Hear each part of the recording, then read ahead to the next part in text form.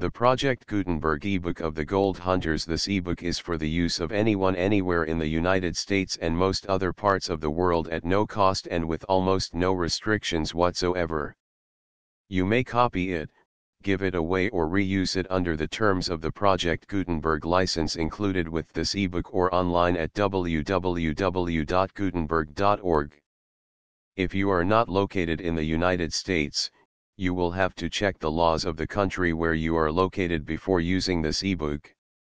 Title: The Gold Hunters, a first-hand picture of life in California mining camps in the early 50s. Author: John David Borthwick. Editor: Horace Kephart. Release date: February 10, 2024. Ebook number 72919. Language: English. Original publication: NYC, Outing Publishing Company, 1917. Credits: Chuck Grief and the online distributed proofreading team at https://www.pgdp.net.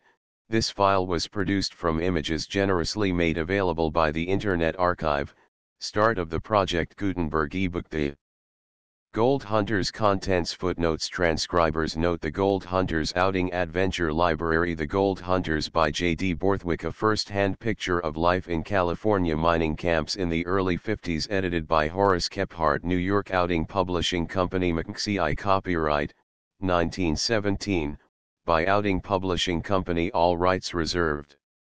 Introduction. California under Spanish and Mexican rule was a lotus land of lazy, good-natured, hospitable friars, of tame and submissive Indian neophytes, of vast savannas swarming with half-wild herds, of orchards and gardens, vineyards and olive groves.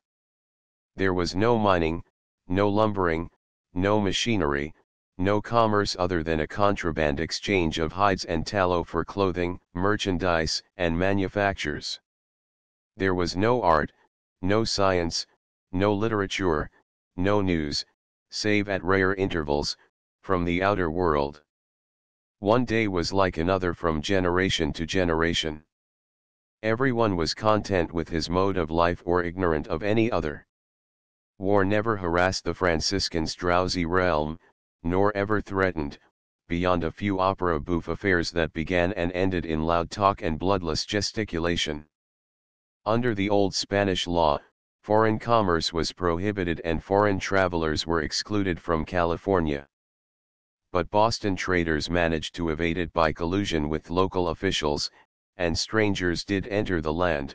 Sailors and merchants of divers nationalities came across seas and settled along the coast, while hunters and trappers crossed overland from the states. Generally they were welcomed and encouraged to establish themselves in California, though in defiance of the Mexican government.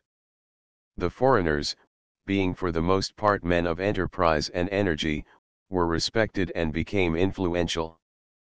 Many of them married into native California families, were naturalized, and acquired large estates.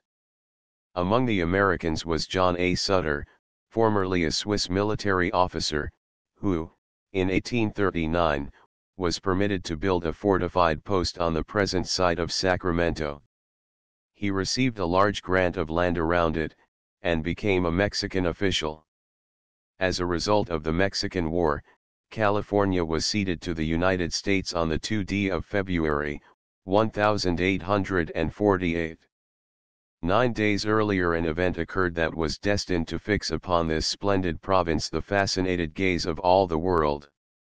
On the 24th of January, at Colonel Sutter's Mill, near the present Coloma, a workman named James W. Marshall discovered gold. Within a few months amazingly rich placers were found in river bars, creeks, and gulches, of this and the surrounding region. During the first year or two of discovery it was not unusual for a miner to wash or dig up 100 ounces of gold in a day. Some lucky strikes were made of 5 to 10 times this amount, and nuggets were picked up of from $1,000 to $20,000 value. Within a few hundred yards of a populous town, a man stubbed his toe against a protruding rock, glaring in wrath at the stumbling block. He was thunderstruck at the sight of more gold than quartz. A market gardener, abusing his sterile soil for producing cabbages that were all stalk, was quickly placated by finding gold adhering to their roots. The cabbage patch was successfully worked for years, and pieces of gold of many pounds weight were taken from it. Stories went abroad of places where the precious metal was blasted out in chunks, of ledges so rich that it could be picked out of the fissures with a bowie knife, of men digging up gold as they would potatoes, and of a competence being amassed by a few hours' work with a tin spoon. For 2 or 3 months the tales that came from the diggings were received with incredulity, but when larger and larger shipments of the yellow metal kept coming to the coast there was a wild stampede for the gold fields. Settlements were completely deserted, homes, farms, and stores abandoned. Ships deserted by their sailors crowded the bay at San Francisco. There were 500 of them in July, 1,850, soldiers deserted wholesale, churches were emptied, town councils ceased to sit, merchants, clerks, lawyers and judges and criminals, everybody, flocked to the foothills. Soon, from Hawaii, Oregon and Sonora, from the eastern states, the South Seas, Australia, South America, and China came an extraordinary flow of the hopeful and adventurous. In the winter of '48 the rush began from the States to Panama, and in the spring across the plains. It is estimated that 80,000 men reached the coast in 1849, about half of them coming overland, 3/4 were Americans. By 1851 the number of actual miners had risen to about 140,000.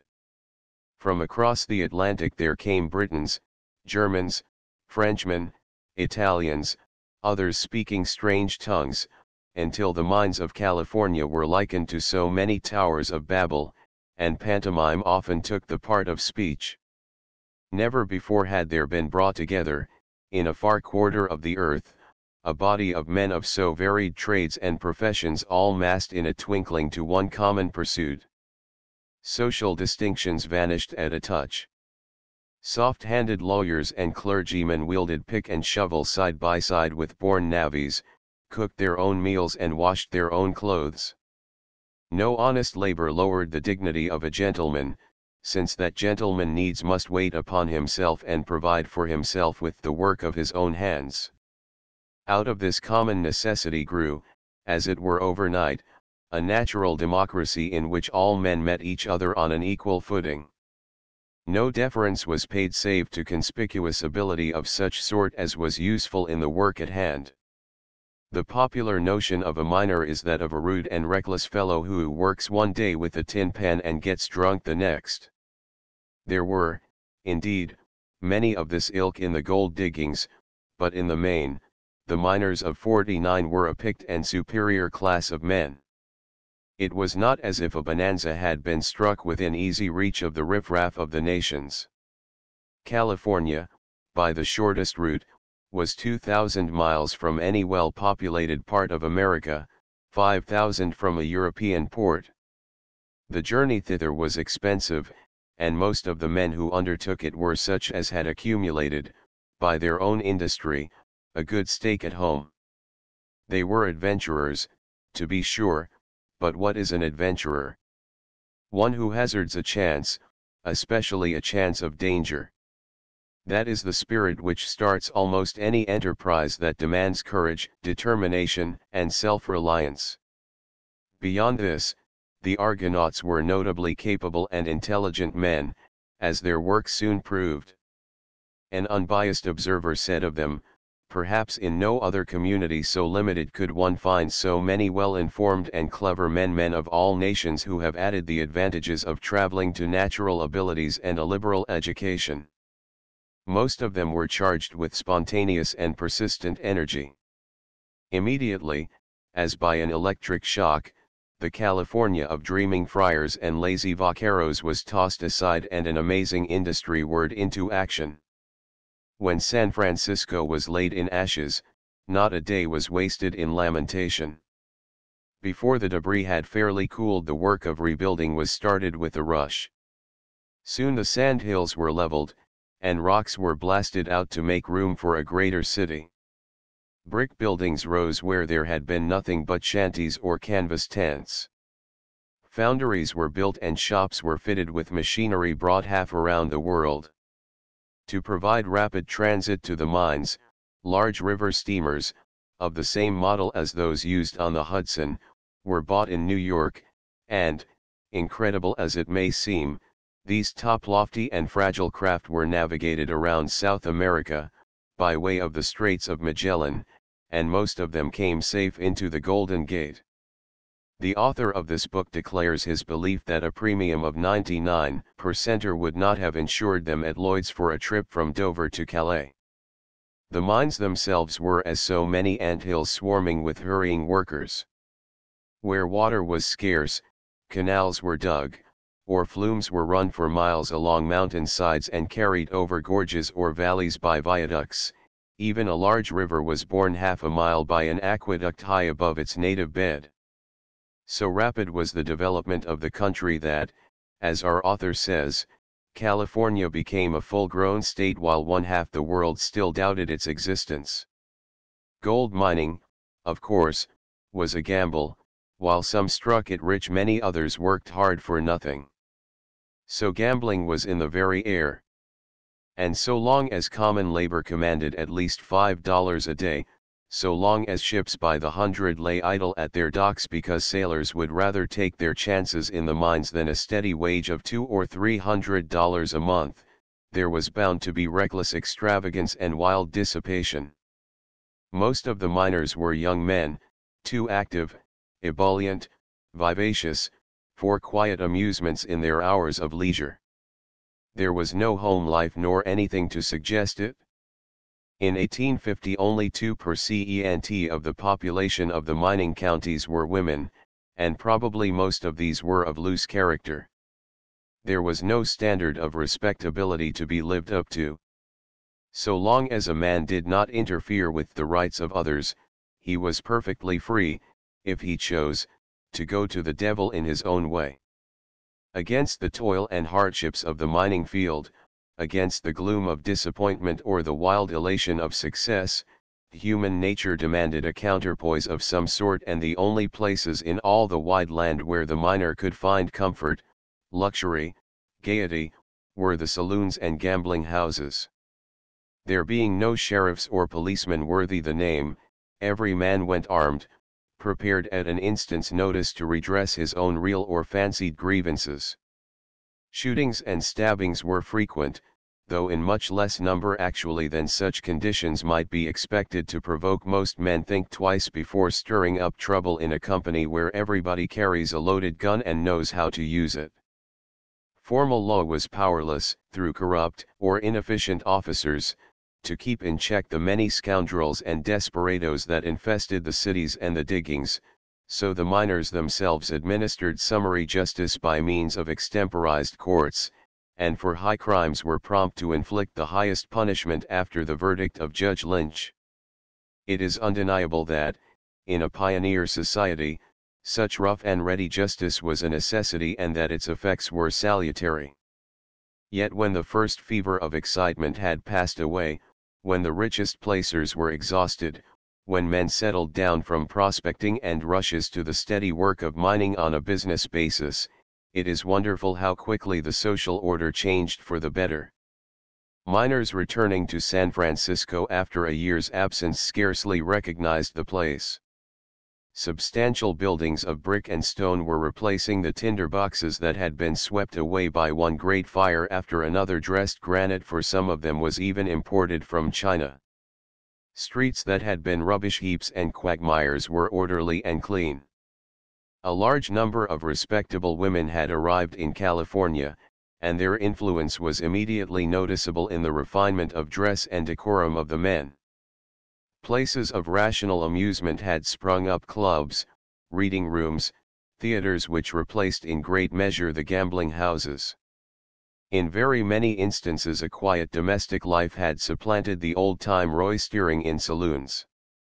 Few, if any, cities ever showed such rapid progress in manners and morals as well as in material things. Many narratives have been published by men who participated in the stirring events of early California. From among them I have chosen, after long research, one written by a British artist, Mr. J. D. Borthwick, and issued in Edinburgh in 1857. The original book is now rare and sought for by collectors of Western Americana. It is here reprinted in full, with certain errors corrected. I do not know of another story by an actual miner that is so well written and so true to that wonderful life in the days of gold. Horace Kephart. October, 1916. Contents page Introduction 5 Chapter I. On to the Goldfields 15-2. Across the Isthmus 38-3. A City in the Making 53-4. Life at High Speed 73V off for the Mines 99-6.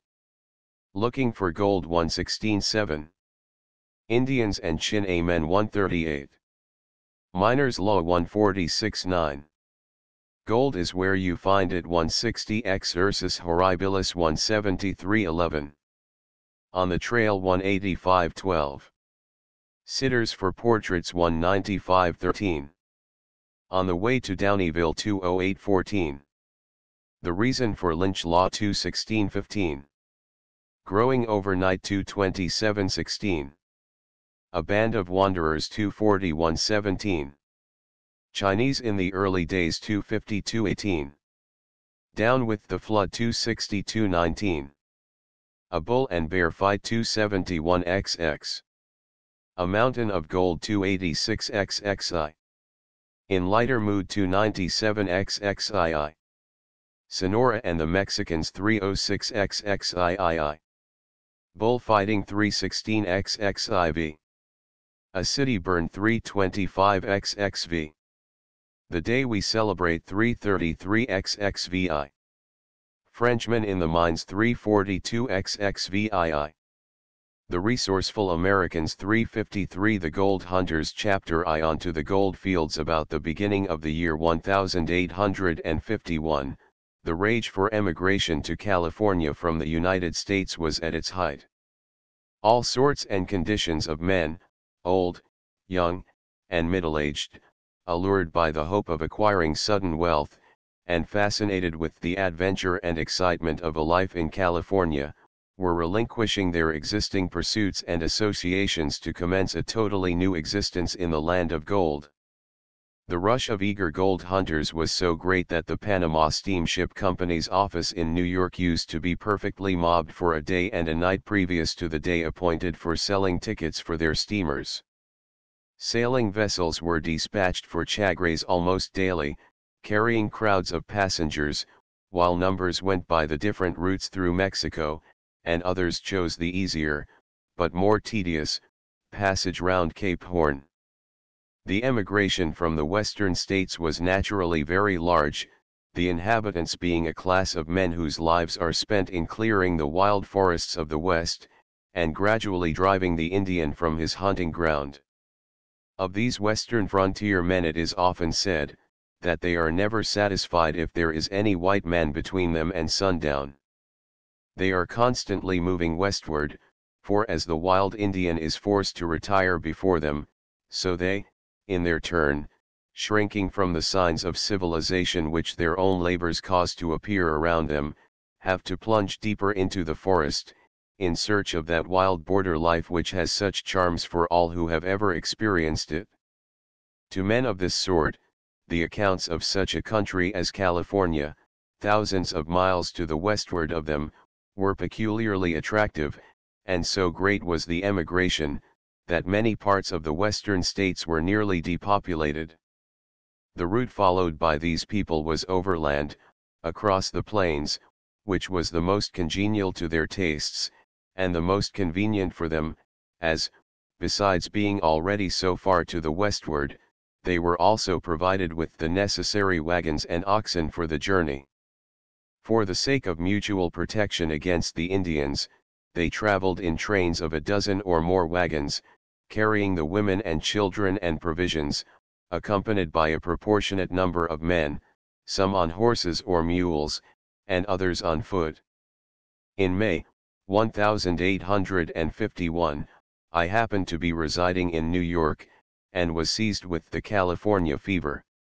My preparations were very soon made, and a day or two afterwards I found myself on board a small bark about to sail for Chagres with a load of California emigrants.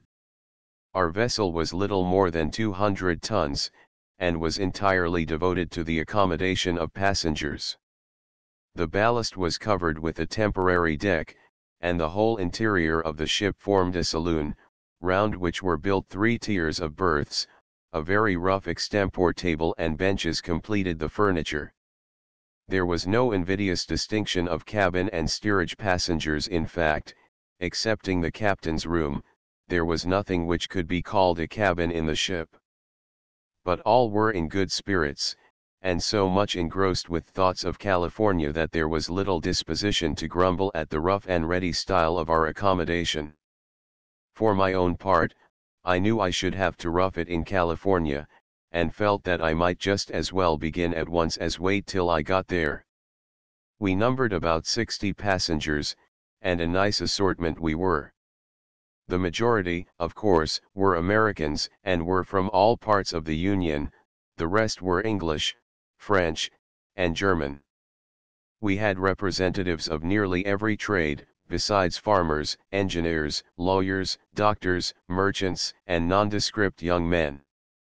The first day out we had fine weather, with just sea enough to afford the uninitiated an opportunity of discovering the difference between the lee and the weather side of the ship. The second day we had a fresh breeze, which towards night blew a gale, and for a couple of days we were compelled to lay to. The greater part of the passengers, being from the interior of the country, had never seen the ocean before, and a gale of wind was a thing they did not understand at all. Those who were not too sick to be able to form an opinion on the subject, were frightened out of their senses, and imagined that all manner of dreadful things were going to happen to the ship. The first night of the gale, I was awakened by an old fool shouting frantically to the company in general to get up and save the ship, because he heard the water rushing into her, and we should sink in a few minutes. He was very emphatically cursed for his trouble by those whose slumbers he had disturbed, and told to hold his tongue, and let those sleep who could, if he were unable to do so himself. It was certainly, however, not very easy to sleep that night. The ship was very crank, and but few of the party had taken the precaution to make fast their luggage. The consequence was, that boxes and chests of all sizes, besides casks of provisions, and other ship's stores, which had got adrift, were cruising about promiscuously, threatening to smash up the flimsy framework on which our berths were built, and endangering the limbs of any one who should venture to turn out. In the morning we found that the cook's galley had fetched way, and the stove was rendered useless. The steward and waiters landlubbers who were only working their passage to Chagres were as sick as the sickest, and so the prospect for breakfast was by no means encouraging. However, there were not more than half a dozen of us who could eat anything, or could even stand on deck, so we roughed it out on cold beef, hard bread, and brandy and water. The sea was not very high, and the ship lay to comfortably and dry, but, in the evening, some of the poor wretches below had worked themselves up to desperation, being sure, every time the ship laid over, that she was never coming up again. At last, one man, who could stand it no longer, jumped out of his berth, and, going down on his knees, commenced clapping his hands, and uttering the most dismal howls and groans, interspersed with disjointed fragments of prayers. He called on all hands to join him, but it was not a form of worship to which many seemed to be accustomed, for only 2 men responded to his call. He very kindly consigned all the rest of the company to a place which I trust none of us may reach, and prayed that for the sake of the 3 righteous men himself and the other 2 the ship might be saved. They continued for about an hour, clapping their hands as if applauding, and crying, and groaning most piteously, so bereft of sense, by fear, that they seemed not to know the meaning of their incoherent exclamations. The captain, however, at last succeeded in persuading them that there was no danger, and they gradually cooled down, to the great relief of the rest of the passengers. The next day we had better weather, but the sick list was as large as ever, and we had to mess again on whatever raw materials we could lay our hands on: red herrings, onions, ham, and biscuit. We deposed the steward as a useless vagabond, and appointed 3 passengers to fill his place, after which we fared a little better, in fact, as well as the provisions at our command would allow. No one grumbled, excepting a few of the lowest class of men in the party, who had very likely never been used to such good living ashore. When we got into the trade winds we had delightful weather, very hot, but with a strong breeze at night, rendering it sufficiently cool to sleep in comfort. The all-engrossing subject of conversation, and of meditation, was of course California, and the heaps of gold we were all to find there. As we had secured our passage only as far as Chagres, our progress from that point to San Francisco was also a matter of constant discussion. We all knew that every steamer to leave Panama, for months to come, was already full, and that hundreds of men were waiting there to take advantage of any opportunity that might occur of reaching San Francisco, but among our passengers there were very few who were traveling in company. They were mostly all isolated individuals, each on his own hook, and every one was perfectly confident that he at least would have no trouble in getting along, whatever might be the fate of the rest of the crowd. We added to the delicacies of our bill of fare occasionally by killing dolphins. They are very good eating, and afford capital sport. They come in small shoals of a dozen or so, and amuse themselves by playing about before the bows of the vessel, when, getting down into the martingale under the bowsprit, one takes the opportunity to let drive at them with the grains, a small 5-pronged harpoon. The dolphin, by the way, is most outrageously and systematically libeled. Instead of being the horrid, big-headed, crooked-backed monster which it is generally represented, it is the most elegant and highly finished fish that swims. For 3 or 4 days before reaching Chagres, all hands were busy packing up, and firing off and reloading pistols, for a revolver and a bowie knife were considered the first items in a California outfit. We soon assumed a warlike appearance, and though many of the party had probably never handled a pistol in their lives before, they tried to wear their weapons in a negligee style, as if they never had been used to go without them. There were now also great consultations as to what sort of hats, coats, and boots should be worn in crossing the isthmus. Wondrous accounts constantly appeared in the New York papers of the dangers and difficulties of these few miles of land and river travel, and most of the passengers, before leaving New York, had been humbugged into buying all manner of absurd and useless articles, many of them made of India rubber, which they had been assured, and consequently believed, were absolutely necessary. But how to carry them all, or even how to use them, was the main difficulty, and would indeed have puzzled much cleverer men. Some were equipped with pots, pans, kettles, drinking cups, knives and forks, spoons, pocket filters, for they had been told that the water on the isthmus was very dirty, India rubber contrivances, which an ingenious man, with a powerful imagination and strong lungs, could blow up and convert into a bed, a boat, or a tent, bottles of cholera preventive, boxes of pills for curing every disease to which human nature is liable, and some men, in addition to all this, determined to be prepared to combat danger in every shape, bade defiance to the waters of the Chagres River by buckling on India rubber life preservers. Others of the party, who were older travelers, and who held all such accoutrements in utter contempt, had merely a small valise with a few necessary articles of clothing, an oilskin coat, and, very probably, a pistol stowed away on some part of their person, which would be pretty sure to go off when occasion required, but not before. At last, After 20 days passage from New York, we made Chagres, and got up to the anchorage towards evening. The scenery was very beautiful. We lay about 3/4 of a mile from shore, in a small bay enclosed by high bluffs, completely covered with dense foliage of every shade of green. We had but little time, however, to enjoy the scenery that evening, as we had scarcely anchored when the rain began to come down in true tropical style. Every drop was a bucketful. The thunder and lightning were terrific, and in good keeping with the rain, which is one of the things for which Chagres is celebrated. Its character as a sickly wretched place was so well known that none of us went ashore that night.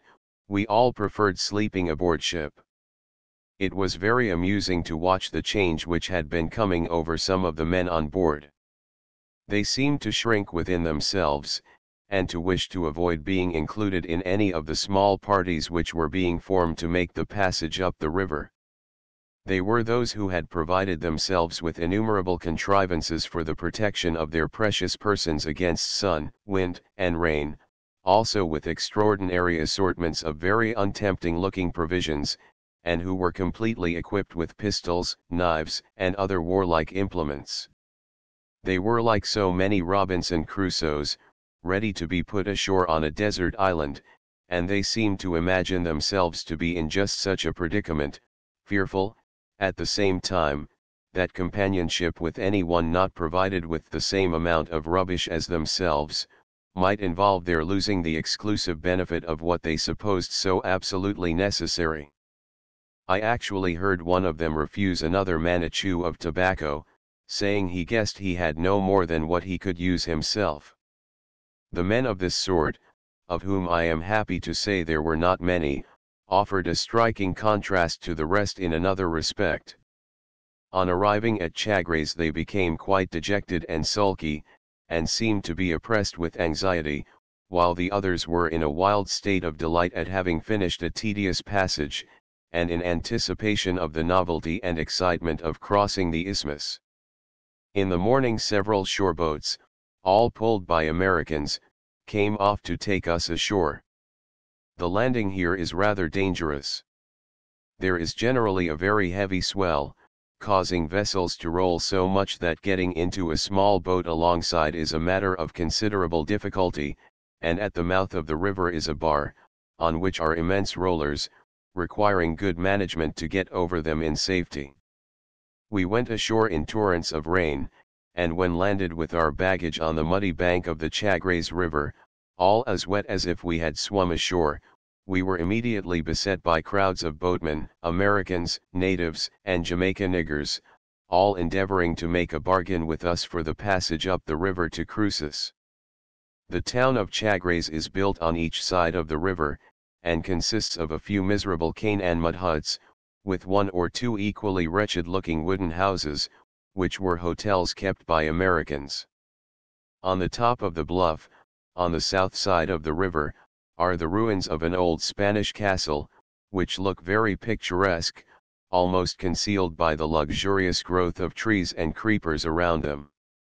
The natives seemed to be a miserable set of people, and the few Americans in the town were most sickly, washed-out-looking objects, with the appearance of having been steeped for a length of time in water.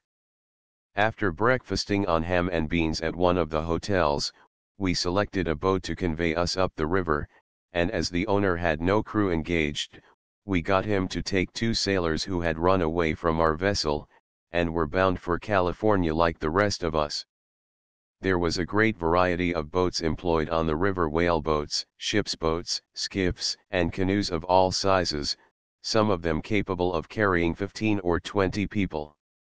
It was still raining heavily when we started, but shortly afterwards the weather cleared up, and we felt in better humor to enjoy the magnificent scenery. The river was from 75 to 100 yards wide, and the banks were completely hidden by the dense mass of vegetation overhanging the water. There was a vast variety of beautiful foliage, and many of the trees were draped in creepers, covered with large flowers of most brilliant colors. One of our party, who was a Scotch gardener, was in ecstasies at such a splendid natural flower show, and gave us long Latin names for all the different specimens. The rest of my fellow passengers were a big fat man from Buffalo, 2 young Southerners from South Carolina, 3 New Yorkers, and a Swede. The boat was rather heavily laden, but for some hours we got along very well, as there was but little current. Towards the afternoon, however, our 2 sailors, who had been pulling all the time, began to flag, and at last said they could go no further without a rest.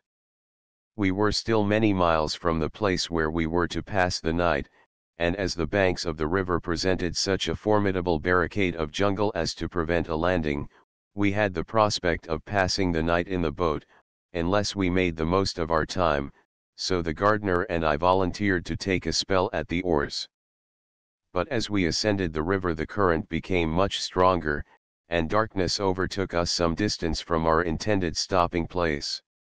It became so very dark that we could not see 6 feet ahead of us, and were constantly bumping against other boats coming up the river.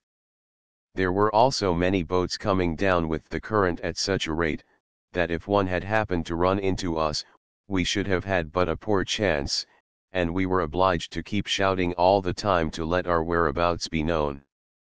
We were several times nearly capsized on snags, and, as we really could not see whether we were making any way or not, we came to the determination of making fast to a tree till the moon should rise.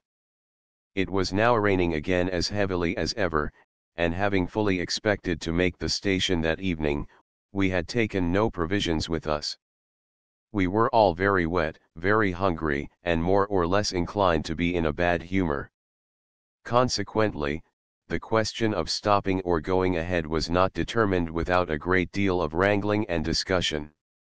However, our 2 sailors declared they would not pull another stroke. The gardener and myself were in favor of stopping, and as none of the rest of our number were at all inclined to exert themselves, the question was thus settled for them, although they continued to discuss it for their own satisfaction for some time afterwards. It was about 8 o'clock, when, catching hold of a bough of a tree 12 or 15 feet from the shore, we made fast. We could not attempt to land, as the shore was so guarded by bushes and sunken branches as to render the nearer approach of the boat impossible. So here we were, 13 of us, with a proportionate pile of baggage, cramped up in a small boat, in which we had spent the day, and were now doomed to pass the night, our miseries aggravated by torrents of rain, nothing to eat, and, worse than that, nothing to drink, but, worse than all, without even a dry match wherewith to light a pipe. If ever it is excusable to chew tobacco, it surely is on such an occasion as this. I had worked a good deal at the oar, and from the frequent alternations we had experienced of scorching heat and drenching rain, I felt as if I could enjoy a nap, notwithstanding the disagreeableness of our position, but, fearing the consequences of sleeping under such circumstances in that climate, I kept myself awake the best way I could. We managed to get through the night somehow, and about 3 o'clock in the morning, as the moon began to give sufficient light to let us see where we were, we got under way again, and after a couple of hours hard pulling, we arrived at the place we had expected to reach the evening before.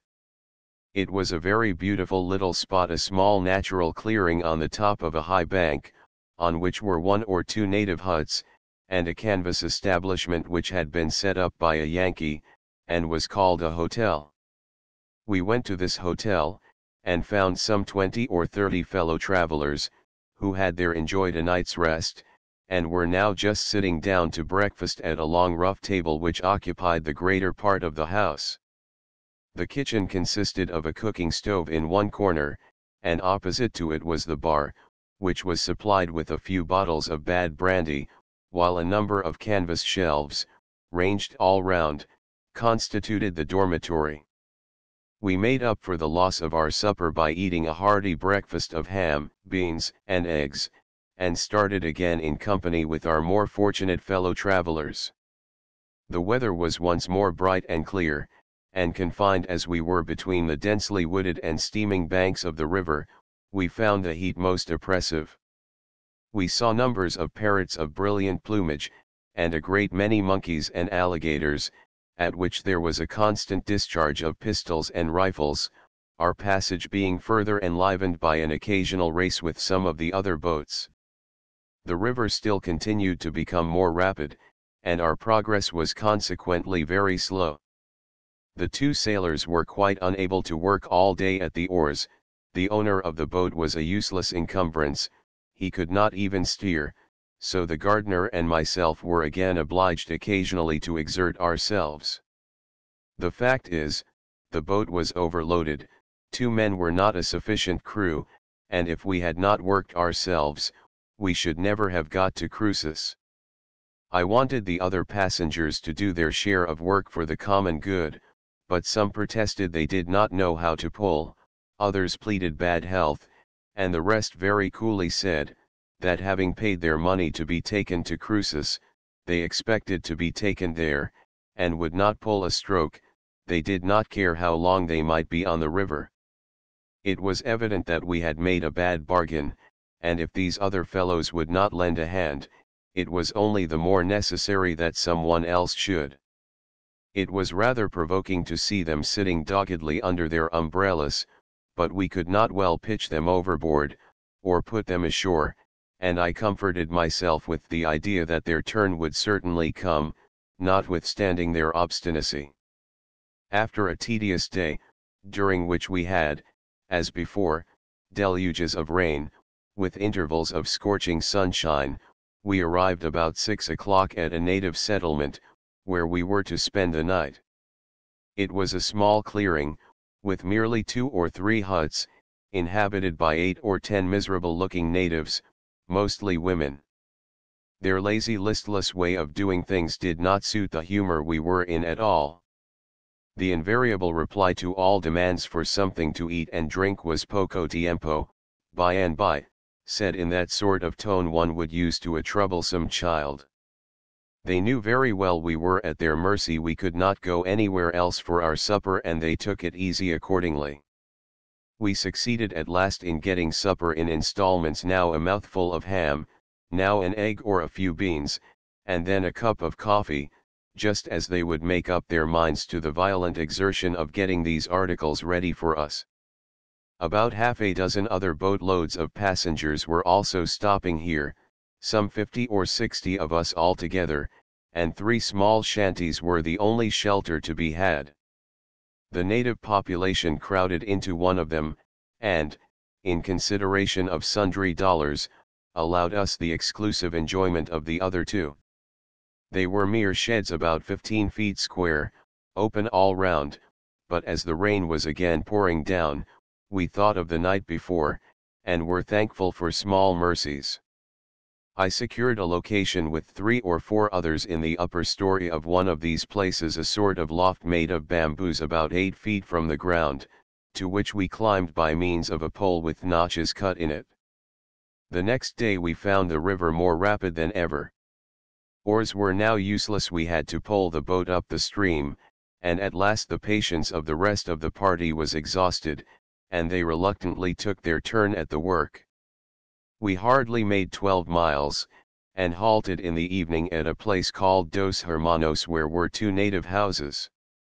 Here we found already about 50 fellow travelers, and several parties arrived after us. On the native landlord we were all dependent for supper, but we, at least, were a little too late, as there was nothing to be had but boiled rice and coffee, not even beans. There were a few live chickens about, which we would soon have disposed of, but cooking was out of the question. It was raining furiously, and there were 60 or 70 of us, all huddled into 2 small places of 15 feet square, together with a number of natives and Jamaica Negroes, the crews of some of the boats. Several of the passengers were in different stages of drunkenness, generally developing itself in a desire to fight, and more particularly to pitch into the natives and niggers. There seemed a prospect of a general set to between black and white, which would have been a bloody one, as all the passengers had either a revolver or a bowie knife. Most of them had both, and the natives were provided with their machetes, half knife, half cutlass, which they always carry, and know how to use. Many of the Americans, however, were of the better class, and used their influence to quiet the more unruly of their countrymen. One man made a most touching appeal to their honor not to kick up a muss, as there was a lady of their own color in the next room, who was in a state of great agitation. The two rooms opened into each other, and were so full of men that one could hardly turn round, and the lady of our own color was of course a myth. However, the more violent of the crowd quieted down a little, and affairs looked more pacific. We passed a most miserable night. We lay down as best we could, and were packed like sardines in a box. All wanted to sleep, but if one man moved, he woke half a dozen others, who again in waking roused all the rest, so sleep was, like our supper, only to be enjoyed in imagination, and all we could do was to wait intently for daylight. As soon as we could see, we all left the wretched place, none of us much improved in temper, or in general condition. It was still raining, and we had the pleasure of knowing that we should not get any breakfast for 2 or 3 hours. We had another severe day on the river, hot sun, heavy rains, and hard work, and in the afternoon we arrived at Gorgona, a small village, where a great many passengers leave the river and take the road to Panama. Cruces is about 7 miles farther up the river, and from there the road to Panama is said to be much better, especially in wet weather, when the Gorgona road is almost impassable. The village of Gorgona consisted of a number of native shanties, built, in the usual style, of thin canes, between any two of which you might put your finger, and fastened together, in basket fashion, with the long woody tendrils with which the woods abound. The roof is of palm leaves, slanting up to a great height, so as to shed the heavy rains. Some of these houses have only 3 sides, others have only 2, while some have none at all, being open all round, and in all of them might be seen one or more natives swinging in a hammock, calmly and patiently waiting for time to roll on, or, it may be, deriving intense enjoyment from the mere consciousness of existence. There was a large canvas house, on which was painted Gorgona Hotel. It was kept by an American, the most unwholesome looking individual I had yet seen. He was the very personification of fever. We had here a very luxurious dinner, having plantains and eggs in addition to the usual fare of ham and beans. The upper story of the hotel was a large loft, so low in the roof that one could not stand straight up in it. In this there were 60 or 70 beds, so close together that there was just room to pass between them, and as those at one end became tenanted, the passages leading to them were filled up with more beds, in such a manner that, when all were put up, not an inch of the floor could be seen. After our fatigues on the river, and the miserable way in which we had passed the night before, such sleeping accommodation as this appeared very inviting, and immediately after dinner I appropriated one of the beds, and slept even until daylight. We met here several men who were returning from Panama, on their way home again. They had been waiting there for some months for a steamer, by which they had tickets for San Francisco, and which was coming round the Horn. She was long overdue, however, and having lost patience, they were going home, in the vain hope of getting damages out of the owner of the steamer. If they had been very anxious to go to California, they might have sold their tickets, and taken the opportunity of a sailing vessel from Panama, but from the way in which they spoke of their grievances, it was evident that they were homesick, and glad of any excuse to turn tail and go back again. We had frequently, on our way up the river, seen different parties of our fellow passengers. At Gorgona we mustered strong, and we found that, notwithstanding the disadvantage we had been under of having an overloaded boat, we had made as good time as any of them. A great many here took the road for Panama, but we determined to go on by the river to Cruces, for the sake of the better road from that place. All our difficulties hitherto were nothing to what we encountered in these last few miles. It was one continual rapid all the way, and in many places some of us were obliged to get out and tow the boat, while the rest used the poles. We were all heartily disgusted with the river, and were satisfied, when we arrived at Cruces, that we had got over the worst of the isthmus, for however bad the road might be, it could not be harder traveling than we had already experienced. Cruces was just such a village as Gorgona, with a similar canvas hotel, kept by equally cadaverous-looking Americans. In establishing their hotels at different points on the Chagres River, the Americans encountered great opposition from the natives, who wished to reap all the benefit of the travel themselves, but they were too many centuries behind the age to have any chance in fair competition, and so they resorted to personal threats and violence, till the persuasive eloquence of Colt's revolvers, and the overwhelming numbers of American travelers, convinced them that they were wrong, and that they had better submit to their fate. One branch of business which the natives had all to themselves was mule driving, and carrying baggage over the road from Cruces to Panama, and at this they had no competition to fear from anyone. The luggage was either packed on mules, or carried on men's backs, being lashed into a sort of wickerwork contrivance, somewhat similar to those used by French porters, and so adjusted with straps that the weight bore directly down on the shoulders.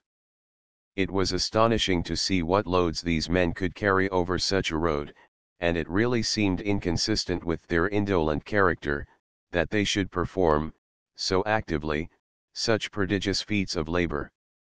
250 pounds weight was an average load for a man to walk off with, doing the 25 miles to Panama in a day and a half, and some men carried as much as 300 pounds. They were well made, and muscular though not large men, and were apparently more of the Negro than the Indian. The journey to Panama was generally performed on mules, but frequently on foot, and as the rest of our party intended to walk, I determined also to forego the luxury of a mule, so, having engaged men to carry our baggage, we set out about 2 o'clock in the afternoon. The weather was fine, and for a short distance out of Cruces the road was easy enough, and we were beginning to think we should have a pleasant journey, but we were very soon undeceived, for it commenced to rain in the usual style, and the road became most dreadful. It was a continual climb over the rocky beds of precipitous gullies, the gully itself perhaps 10 or 12 feet deep, and the dense wood on each side meeting overhead, so that no fresh air relieved one in toiling along.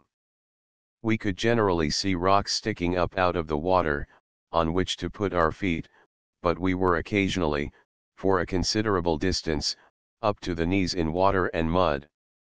The steep banks on each side of us were so close together, that in many places two packed mules could not pass each other, sometimes, indeed, even a single mule got jammed by the trunk projecting on either side of him. It was a most fatiguing walk. When it did not rain, the heat was suffocating, and when it rained, it poured. There was a place called the halfway house, to which we looked forward anxiously as the end of our day's journey, and as it was kept by an American, we expected to find it a comparatively comfortable place. But our disappointment was great, when about dark, we arrived at this halfway house, and found it to be a miserable little tent, not much more than 12 feet square.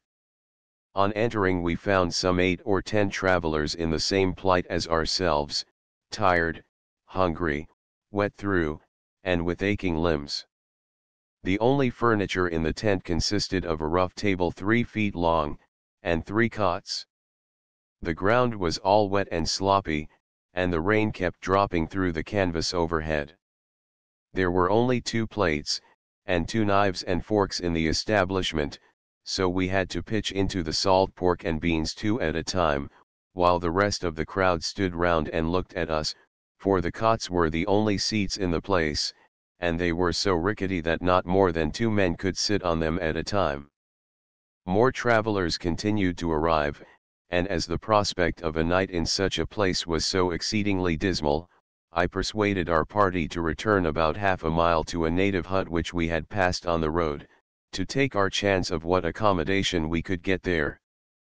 We soon arranged with the woman, who seemed to be the only inhabitant of the house, to allow us to sleep in it, and as we were all thoroughly soaked, every sort of waterproof coat having proved equally useless after the few days' severe trial we had given them, we looked out anxiously for any of the natives coming along with our trunks.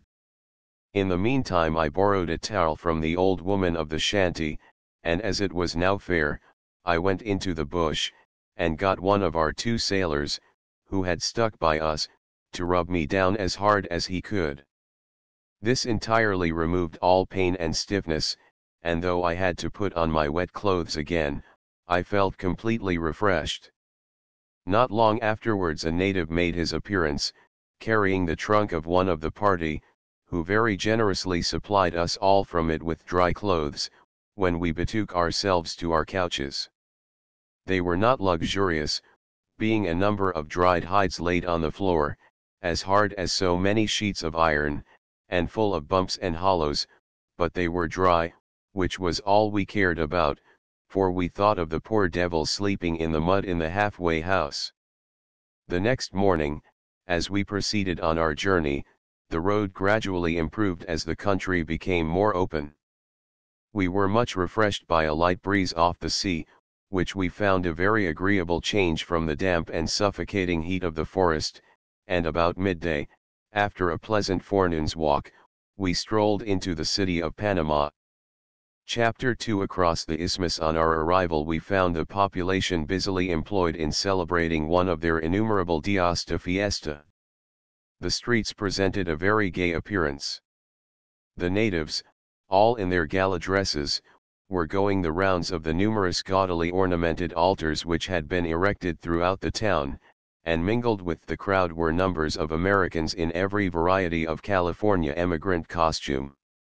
The scene was further enlivened by the music, or rather the noise, of fifes, drums, and fiddles, with singing and chanting inside the churches, together with squibs and crackers, the firing of cannon, and the continual ringing of bells.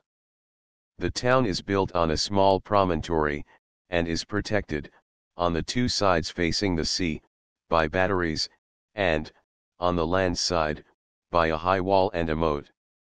A large portion of the town, however, lies on the outside of this.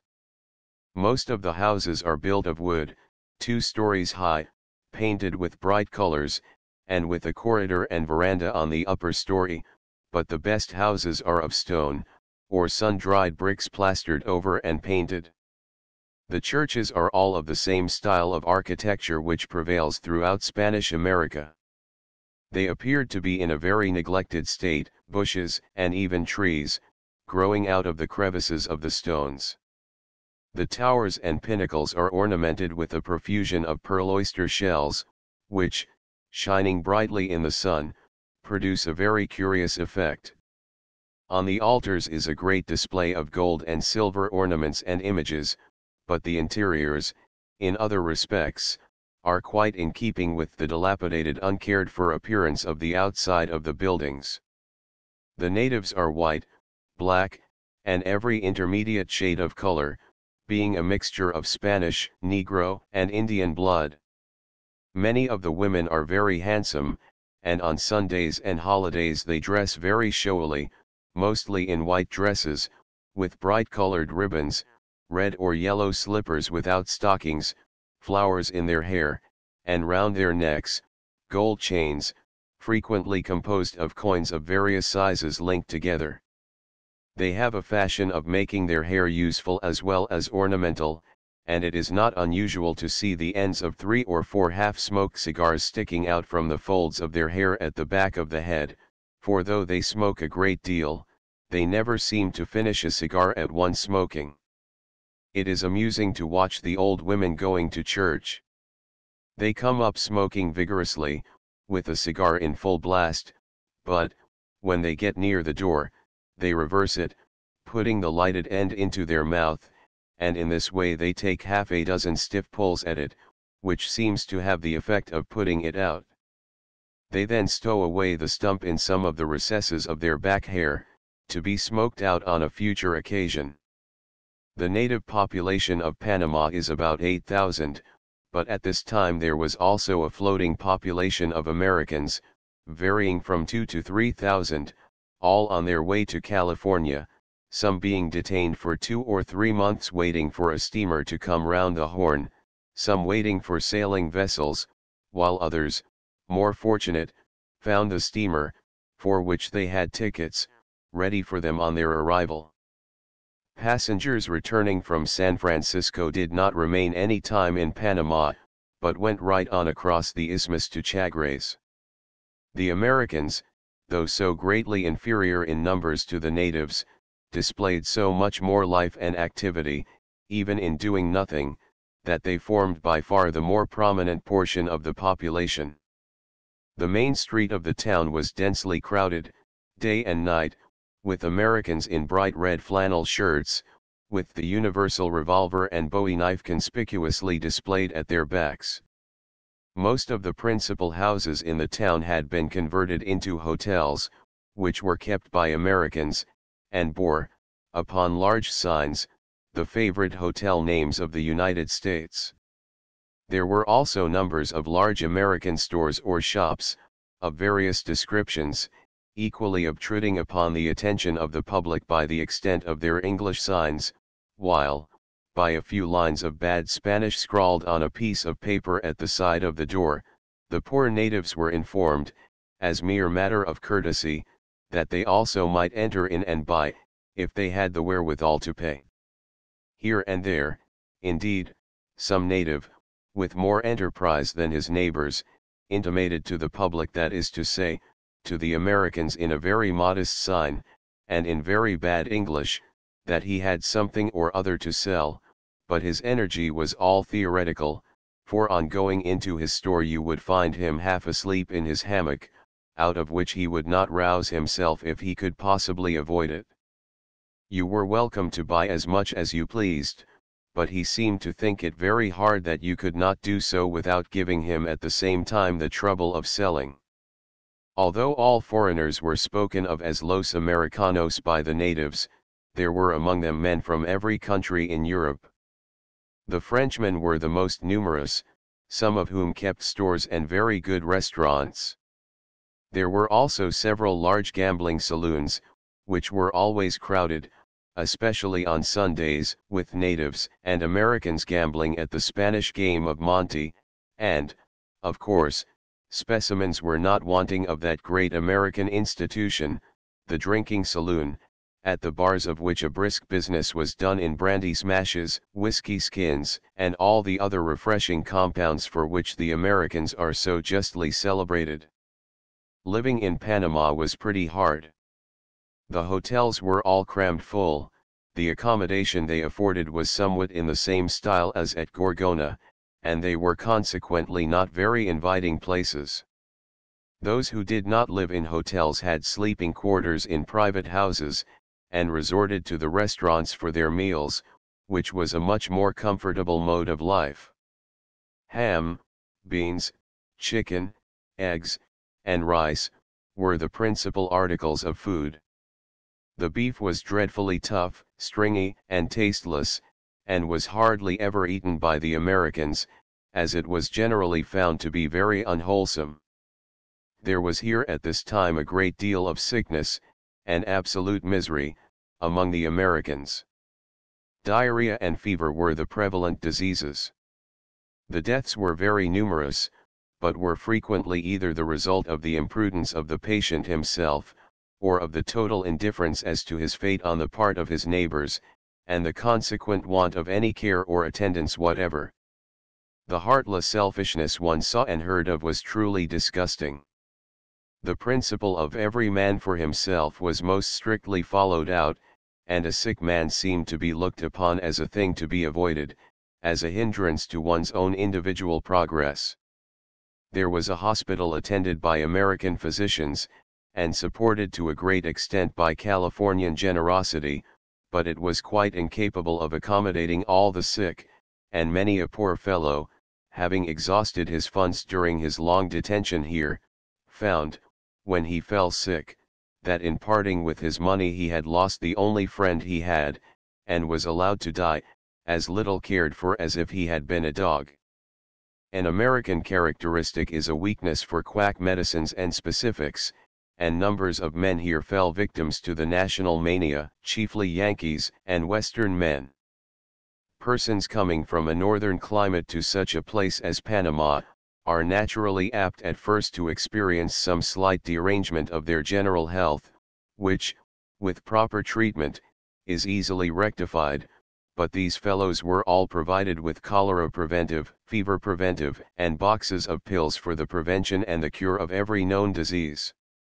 The moment they imagined that there was anything wrong with them, they became alarmed, and dosed themselves with all the medicines they could get hold of, so that when they really were taken ill, they were already half poisoned with the stuff they had been swallowing.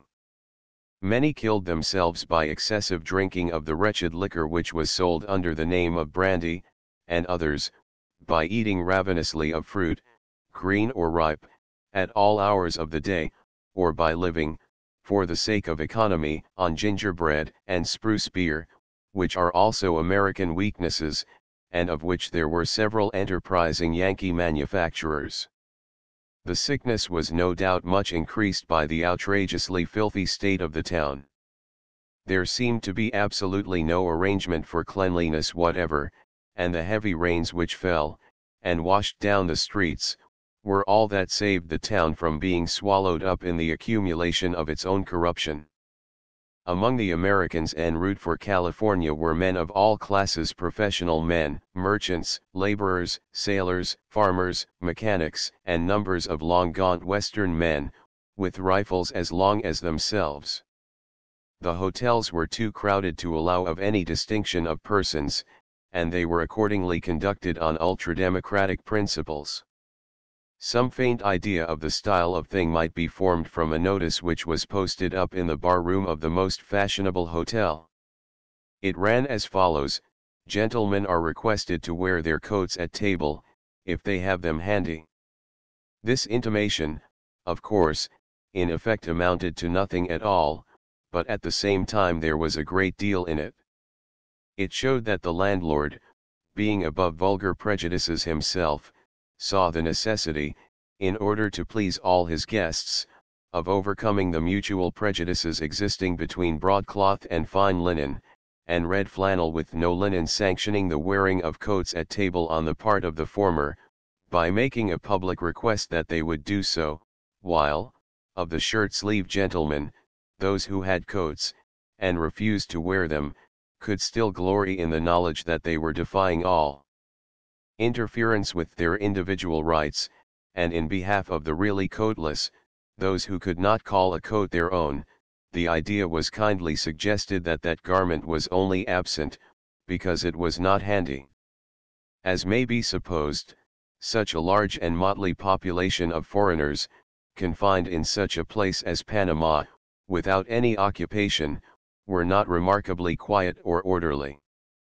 Gambling, drinking, and cockfighting were the principal amusements, and drunken rows and fights, in which pistols and knives were freely used, were of frequent occurrence.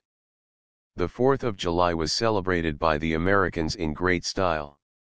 The proceedings were conducted as is customary on such occasions in the United States. A procession was formed, which, headed by a number of fiddles, drums, bugles, and other instruments, all playing Yankee Doodle in a very free and independent manner, marched to the place of celebration, a circular canvas structure, where a circus company had been giving performances.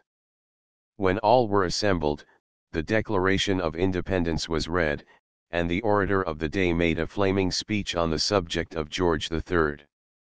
and the universal Yankee nation. A gentleman then got up, and, speaking in Spanish, explained to the native portion of the assembly what all the row was about, after which the meeting dispersed, and the further celebration of the day was continued at the bars of the different hotels.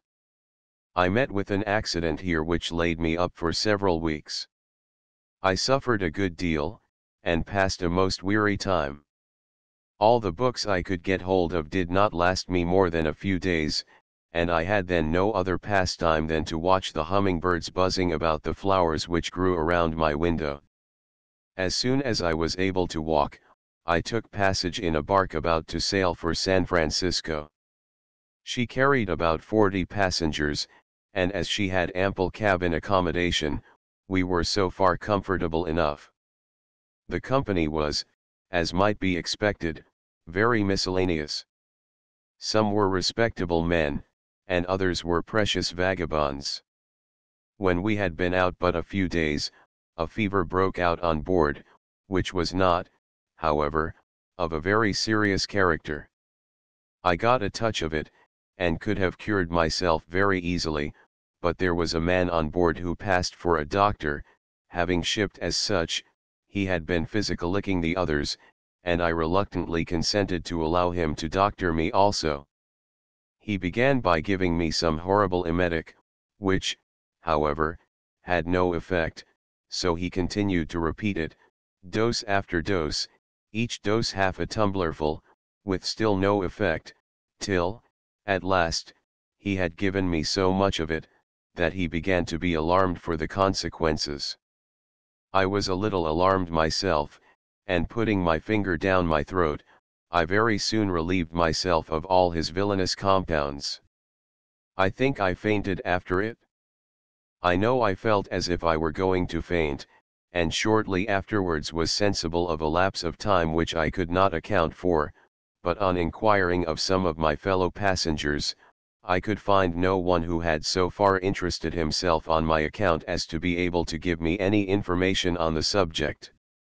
I took my own case in hand after that, and very soon got rid of the fever, although the emetic treatment had so used me up that for a fortnight I was hardly able to stand. We afterwards discovered that this man was only now making his debut as a physician. He had graduated, however, as a shoemaker, a farmer, and I don't know what else besides. Latterly he had practiced as a horse dealer, and I have no doubt it was some horse medicine which he administered to me so freely. We had only 2 deaths on board, and in justice to the doctor, I must say he was not considered to have been the cause of either of them. One case was that of a young man, who, while the doctor was treating him for fever, was at the same time privately treating himself to large doses, taken frequently, of bad brandy, of which he had an ample stock stowed away under his bed. About a day and a half settled him. The other was a much more melancholy case. He was a young Swede, such a delicate, effeminate fellow that he seemed quite out of place among the rough and noisy characters who formed the rest of the party. A few days before we left Panama, a steamer had arrived from San Francisco with a great many cases of cholera on board. Numerous deaths had occurred in Panama, and considerable alarm prevailed there in consequence. The Swede was attacked with fever like the rest of us, but he had no force in him, either mental or bodily, to bear up against sickness under such circumstances, and the fear of cholera had taken such possession of him, that he insisted upon it that he had cholera, and that he would die of it that night. His lamentations were most piteous, but all attempts to reassure him were in vain. He very soon became delirious, and died raving before morning. None of us were doctors enough to know exactly what he died of, but the general belief was that he frightened himself to death. The church service was read over him by the supercargo, many of the passengers merely leaving their cards to be present at the ceremony, and as soon as he was launched over the side, resuming their game where they had been interrupted, and this, moreover, was on a Sunday morning. In future the captain prohibited all card playing on Sundays, but throughout the voyage nearly 1/2 of the passengers spent the whole day, and half the night, in playing the favorite game of poker, which is something like brag, and at which they cheated each other in the most barefaced manner, so causing perpetual quarrels, which, however, never ended in a fight for the reason, as it seemed to me, that as every one wore his bowie knife, the prospect of getting his opponent's knife between his ribs deterred each man from drawing his own, or offering any violence whatever.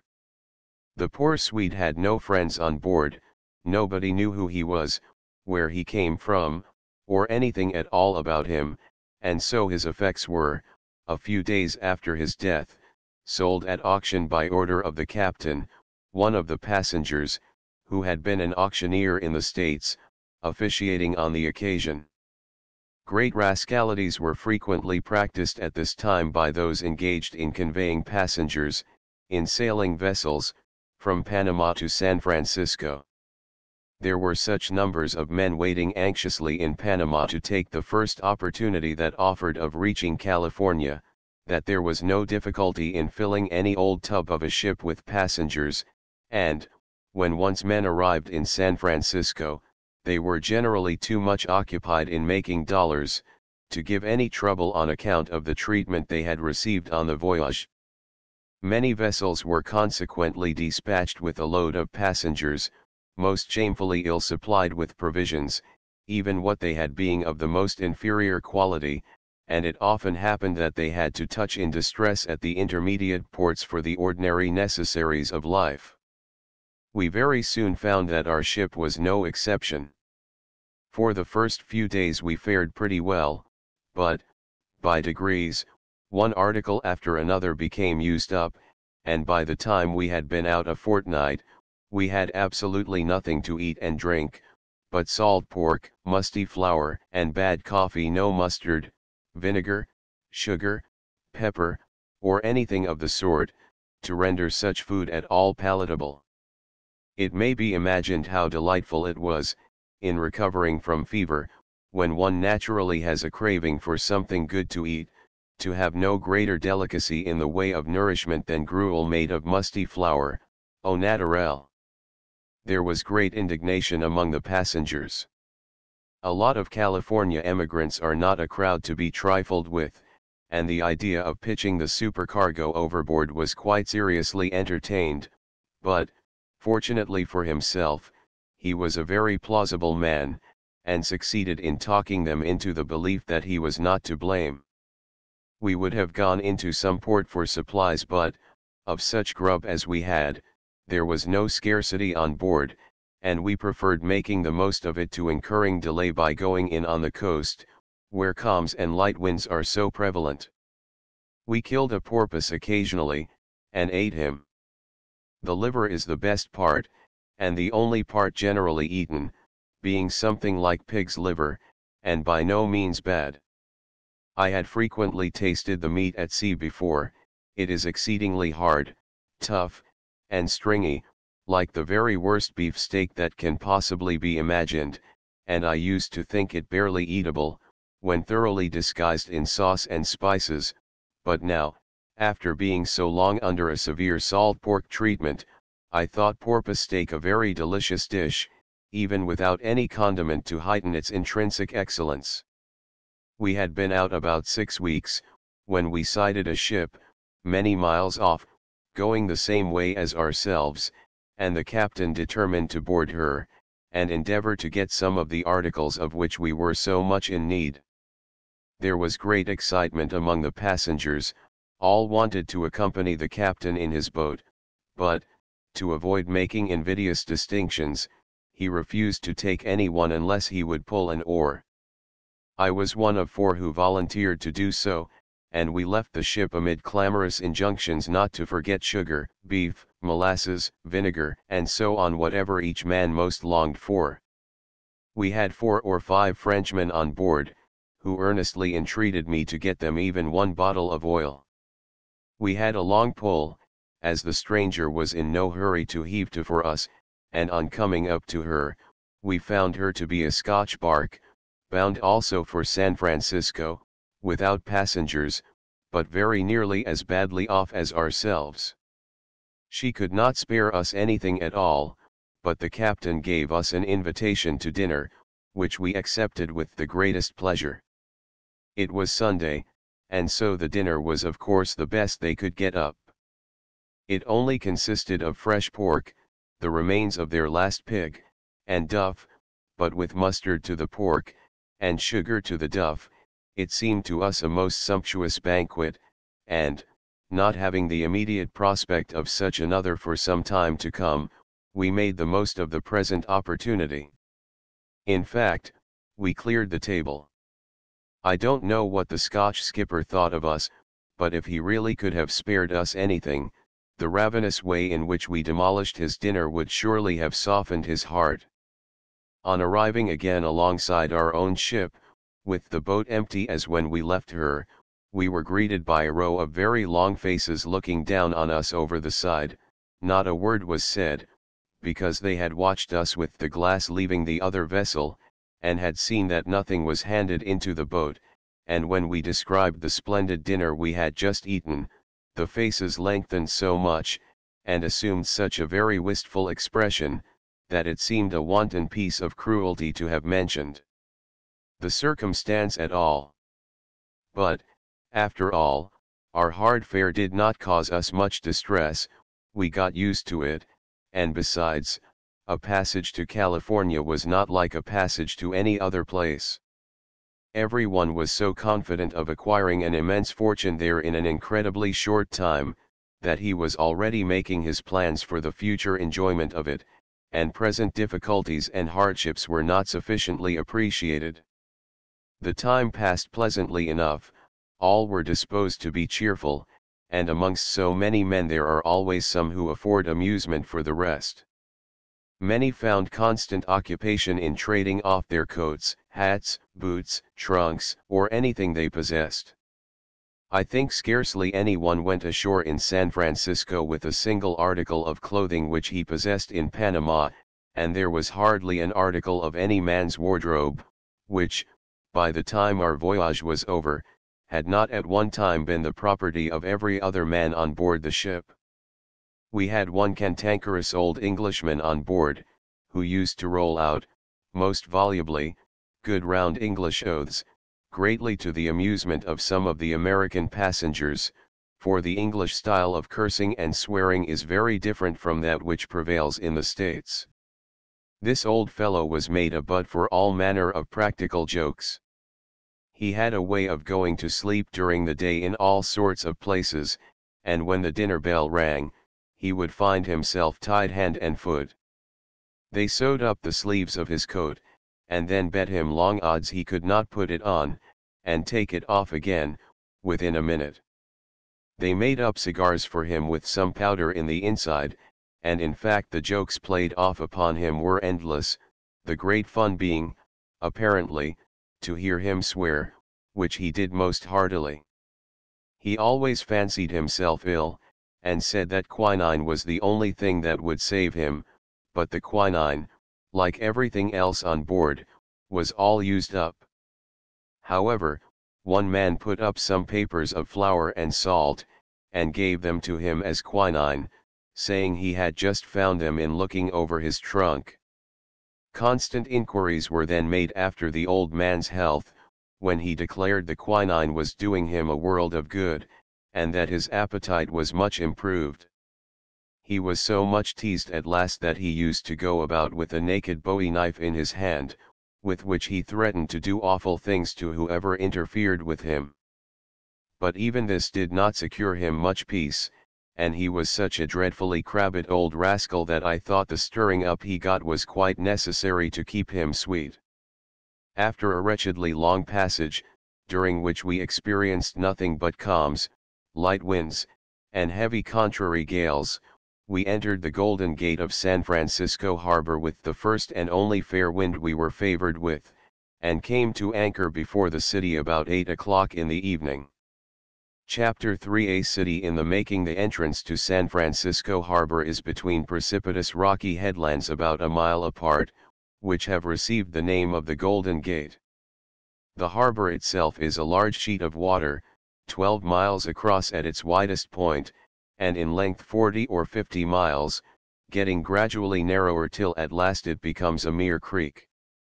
On the north side of the harbor falls in the Sacramento, a large river, to which all the other rivers of California are tributary, and which is navigable for large vessels as far as Sacramento City, a distance of nearly 200 miles. The city of San Francisco lies on the south shore, nearly opposite the mouth of the Sacramento, and 4 or 5 miles from the ocean. It is built on a semicircular inlet, about 2 miles across, at the foot of a succession of bleak sandy hills, covered here and there with scrubby brushwood. Before the discovery of gold in the country, it consisted merely of a few small houses occupied by native Californians, and 1 or 2 foreign merchants engaged in the export of hides and horns. The harbor was also a favorite watering place for whalers and men of war cruising in that part of the world. At the time of our arrival in 1851, hardly a vestige remained of the original village.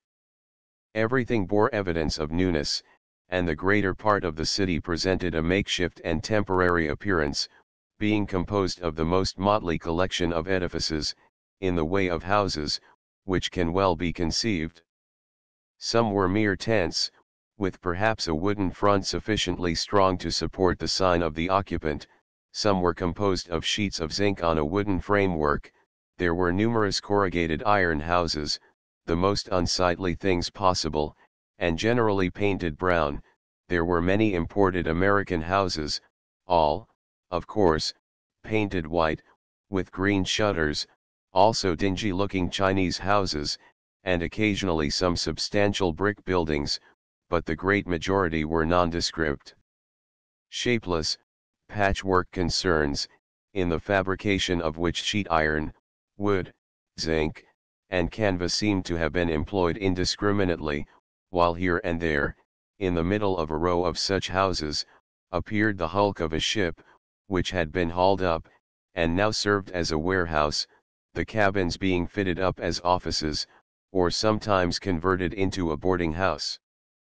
The hills rose so abruptly from the shore that there was not room for the rapid extension of the city, and as sites were more valuable as they were nearer the shipping, the first growth of the city was out into the bay. Already houses had been built out on piles for nearly half a mile beyond the original high water mark, and it was thus that ships, having been hauled up and built in, came to occupy a position so completely out of their element. The hills are of a very loose sandy soil, and were consequently easily graded sufficiently to admit of being built upon, and what was removed from the hills was used to fill up the space gained from the bay. This has been done to such an extent, that at the present day the whole of the business part of the city of San Francisco stands on solid ground, where a few years ago large ships lay at anchor, and what was then high water mark is now more than a mile inland. The principal street of the town was about 3/4 of a mile long, and on it were most of the bankers' offices, the principal stores, some of the best restaurants, and numerous drinking and gambling saloons. In the plaza, a large open square, was the only remaining house of the San Francisco of other days, a small cottage built of sun-dried bricks. 2 sides of the plaza were composed of the most imposing-looking houses in the city, some of which were of brick several stories high, others, though of wood, were large buildings with handsome fronts in imitation of stone, and nearly every one of them was a gambling house. Scattered over the hills overhanging the town, apparently at random, but all on specified lots, on streets which as yet were only defined by rude fences, were habitations of various descriptions, handsome wooden houses of 3 or 4 stories, neat little cottages, iron houses, and tents innumerable. Rents were exorbitantly high, and servants were hardly to be had for money. Housekeeping was consequently only undertaken by those who did not fear the expense, and who were so fortunate as to have their families with them. The population, however, consisted chiefly of single men, and the usual style of living was to have some sort of room to sleep in, and to board at a restaurant. But even a room to oneself was an expensive luxury, and it was more usual for men to sleep in their stores or offices. As for a bed, no one was particular about that. A shakedown on a table, or on the floor, was as common as anything else, and sheets were a luxury but little thought of. Every man was his own servant, and his own porter besides. It was nothing unusual to see a respectable old gentleman, perhaps some old paterfamilias, who at home would have been horrified at the idea of doing such a thing, open his store in the morning himself, take a broom and sweep it out, and then proceed to blacken his boots. The boot-blacking trade, however, was one which sprang up and flourished rapidly. It was monopolized by Frenchmen, and was principally conducted in the plaza, on the long row of steps in front of the gambling saloons. At first the accommodation afforded was not very great. One had to stand upon one foot and place the other on a little box, while a Frenchman, standing a few steps below, operated upon it. Presently armchairs were introduced, and, the boot-blacks working in partnership, time was economized by both boots being polished simultaneously. It was a curious sight to see 30 or 40 men sitting in a row in the most public part of the city having their boots blacked, while as many more stood waiting for their turn. The next improvement was being accommodated with the morning papers while undergoing the operation, and finally, the boot-blacking fraternity, keeping pace with the progressive spirit of the age, opened saloons furnished with rows of easy chairs on a raised platform, in which the patients sat and read the news, or admired themselves in the mirror on the opposite wall. The regular charge for having one's boots polished was 25 cents, an English shilling, the smallest sum worth mentioning in California. In 1851, however, things had not attained such a pitch of refinement as to render the appearance of a man's boots a matter of the slightest consequence. As far as mere eating and drinking went, living was good enough. The market was well supplied with every description of game venison, elk, antelope, grizzly bear, and an infinite variety of wild fowl. The harbor abounded with fish, and the Sacramento River was full of splendid salmon, equal in flavor to those of the Scottish rivers, though in appearance not quite such a highly finished fish, being rather clumsy about the tail. Vegetables were not so plentiful. Potatoes and onions, as fine as any in the world, were the great standby. Other vegetables, though scarce, were produced in equal perfection, and upon a gigantic scale. A beetroot weighing 100 pounds, and that looked like the trunk of a tree, was not thought a very remarkable specimen. The wild geese and ducks were extremely numerous all round the shores of the bay, and many men, chiefly English and French, who would have scorned the idea of selling their game at home, here turned their sporting abilities to good account, and made their guns a source of handsome profit. A Frenchman with whom I was acquainted killed $1,500 worth of game in 2 weeks. There were 2 or 3 French restaurants nearly equal to some of the best in Paris, where the cheapest dinner one could get cost $3, but there were also numbers of excellent French and American houses, at which one could live much more reasonably. Good hotels were not wanting, but they were ridiculously extravagant places, and though flimsy concerns, built of wood, and not presenting very ostentatious exteriors, they were fitted up with all the lavish display which characterizes the fashionable hotels of New York. In fact, all places of public resort were furnished and decorated in a style of most barbaric splendor, being filled with the costliest French furniture, and a profusion of immense mirrors, gorgeous gilding, magnificent chandeliers, and gold and china ornaments, conveying an idea of luxurious refinement which contrasted strangely with the appearance and occupations of the people by whom they were frequented. San Francisco exhibited an immense amount of vitality compressed into a small compass, and a degree of earnestness was observable in every action of a man's daily life. People lived more there in a week than they would in a year in most other places. In the course of a month, or a year, in San Francisco, there was more hard work done, more speculative schemes were conceived and executed, more money was made and lost, there was more buying and selling, more sudden changes of fortune, more eating and drinking, more smoking, swearing, gambling, and tobacco chewing, more crime and profligacy, and, at the same time, more solid advancement made by the people, as a body, in wealth, prosperity, and the refinements of civilization, than could be shown in an equal space of time by any community of the same size on the face of the earth.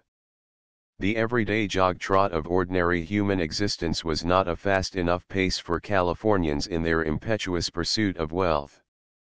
The longest period of time ever thought of was a month. Money was loaned, and houses were rented, by the month, interest and rent being invariably payable monthly and in advance.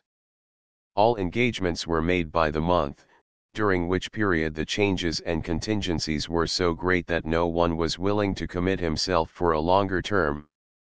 In the space of a month the whole city might be swept off by fire, and a totally new one might be flourishing in its place. So great was the constant fluctuation in the prices of goods, and so rash and speculative was the usual style of business, that no great idea of stability could be attached to anything, and the ever-varying aspect of the streets, as the houses were being constantly pulled down, and rebuilt, was emblematic of the equally varying fortunes of the inhabitants. The streets presented a scene of intense bustle and excitement. The sidewalks were blocked up with piles of goods, in front of the already crowded stores, men hurried along with the air of having the weight of all the business of California on their shoulders, others stood in groups at the corners of the streets, here and there was a drunken man lying groveling in the mud, enjoying himself as uninterruptedly as if he were merely a hog. Old miners, probably on their way home, were loafing about, staring at everything, in all the glory of mining costume. Jealous of every inch of their long hair and flowing beards, and of every bit of California mud which adhered to their ragged old shirts and patchwork pantaloons, as evidences that they, at least, had seen the elephant. Troops of newly arrived Frenchmen marched along, en route for the mines, staggering under their equipment of knapsacks, shovels, picks, tin wash bowls, pistols, knives, swords, and double-barrel guns, their blankets slung over their shoulders, and their persons hung around with tin cups, frying pans, coffee pots, and other culinary utensils, with perhaps a hatchet and a spare pair of boots. Crowds of Chinamen were also to be seen, bound for the diggings, under gigantic basket hats, each man with a bamboo laid across his shoulder, from each end of which was suspended a higgledy-piggledy collection of mining tools, Chinese baskets and boxes, immense boots, and a variety of Chinese fixins, which no one but a Chinaman could tell the use of, all speaking at once, gabbling and chattering their horrid jargon, and producing a noise like that of a flock of geese. There were continuous streams of drays drawn by splendid horses, and loaded with merchandise from all parts of the world, and horsemen galloped about, equally regardless of their own and of other men's lives. 2 or 3 auctioneers might be heard at once, crying their goods with characteristic California vehemence, while some of their neighbors in the same line of business were ringing bells to collect an audience, and at the same time one's ears were dinned with the discord of half a dozen brass bands, braying out different popular airs from as many different gambling saloons. In the midst of it all, the runners, or tutors, for the opposition river steamboats, would be cracking up the superiority of their respective boats at the top of their lungs, somewhat in this style: $1 tonight for Sacramento, by the splendid steamer Senator, the fastest boat that ever turned a wheel from Long Wharf, with feather pillows and curled hair mattresses, mahogany doors, and silver hinges. She has got 8 young lady passengers tonight, that speak all the dead languages, and not a colored man from stem to stern of her. Here an opposition runner would let out upon him, and the two would slang each other in the choicest California Billingsgate for the amusement of the admiring crowd. Standing at the door of a gambling saloon, with one foot raised on the steps, would be a well-dressed young man, playing thimblerig on his leg with a golden pea, for the edification of a crowd of gaping greenhorns, some one of whom would be sure to bite. Not far off would be found a precocious little blackguard of 14 or 15, standing behind a cask, and playing on the head of it a sort of thimblerig game with 3 cards, called French Monte.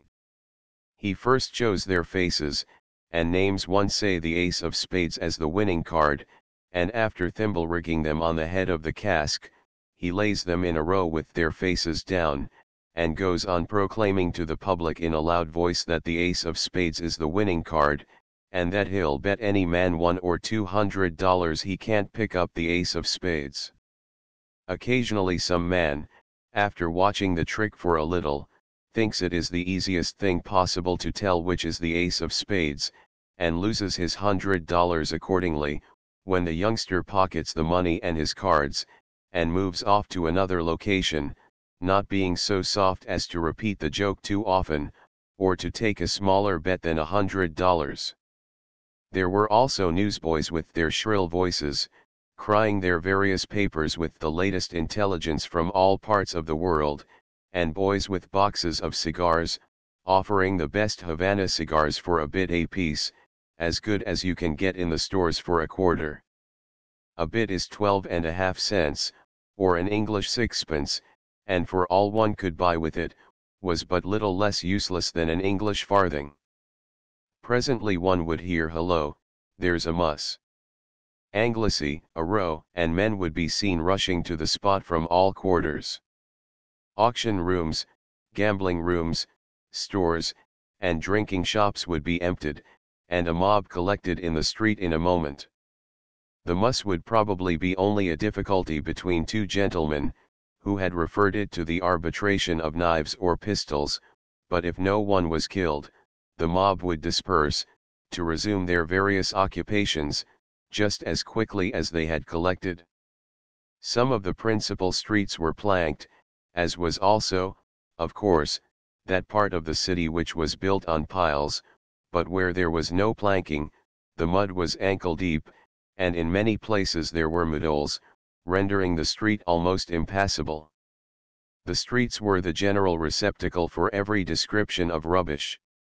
They were chiefly covered with bits of broken boxes and casks, fragments of hampers, iron hoops, old tin cases, and empty bottles. In the vicinity of the numerous Jew slop shops, they were thickly strewed with old boots, hats, coats, and pantaloons, for the majority of the population carried their wardrobe on their backs, and when they bought a new article of dress, the old one which it was to replace was pitched into the street. I often wondered that none of the enterprising old CLO fraternity ever opened a business in California. They might have got shiploads of old clothes for the trouble of picking them up.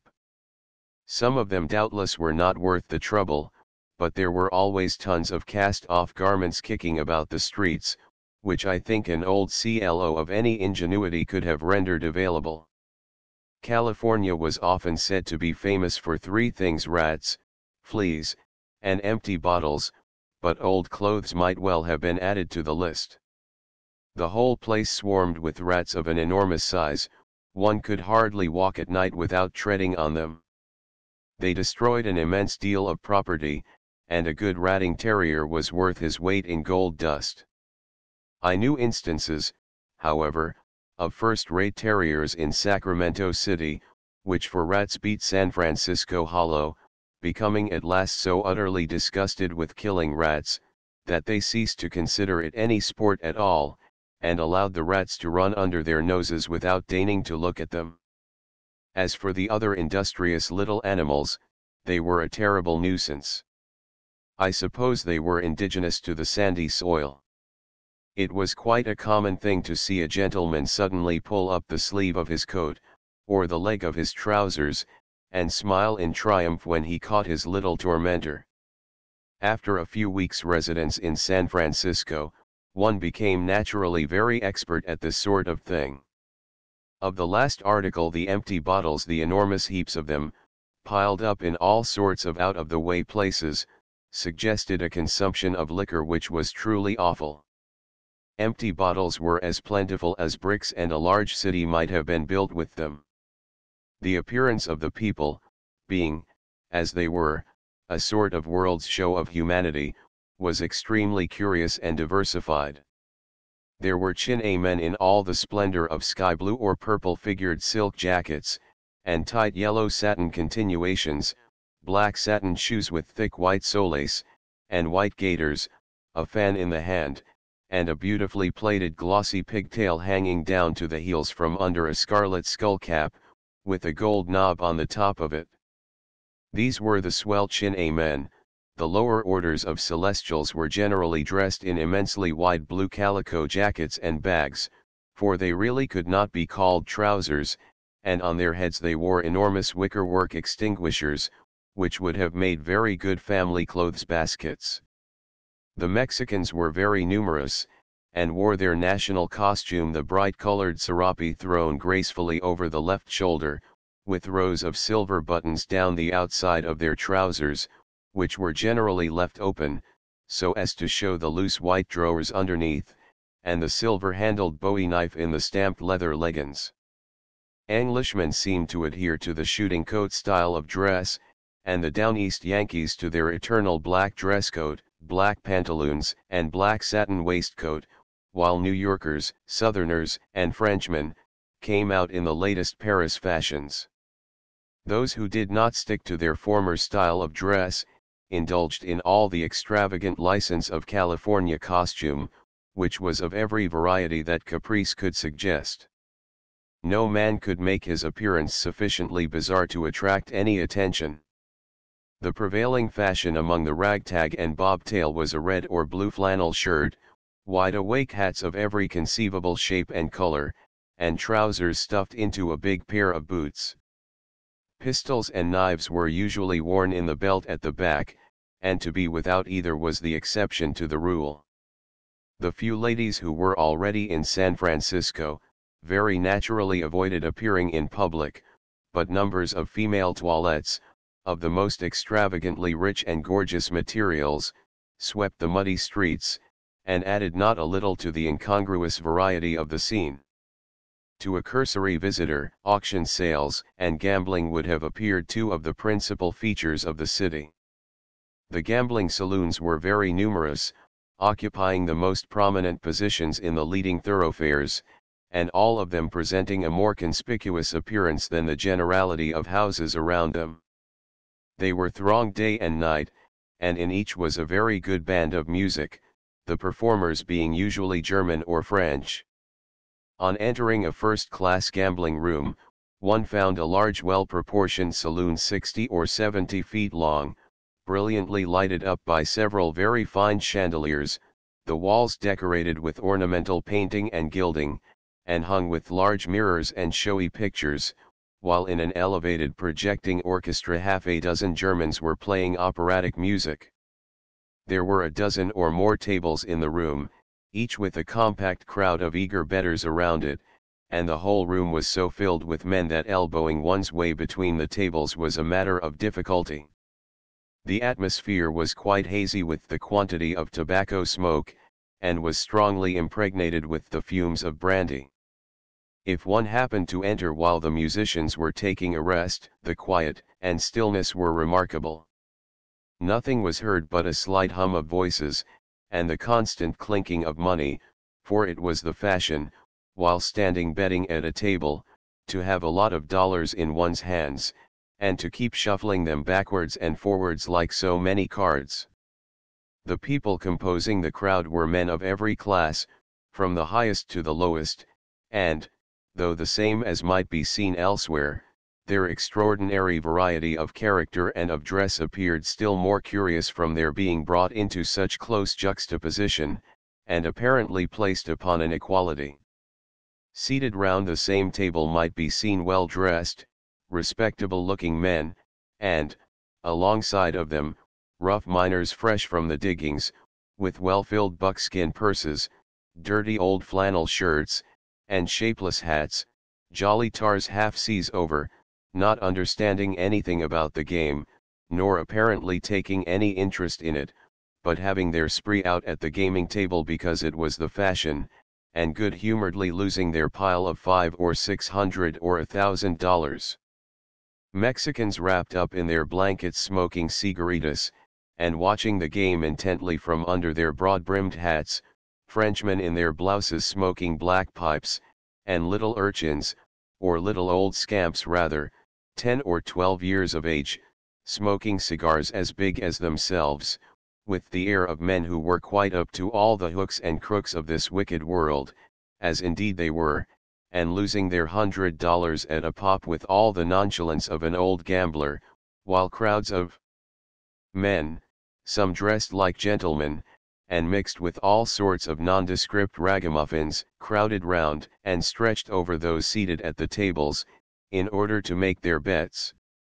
There were dirty, squalid, villainous-looking scoundrels, who never looked straight out of their eyes, but still were always looking at something, as if they were making a note of it, and who could have made their faces their fortunes in some parts of the world, by sitting for murderers, or ruffians generally.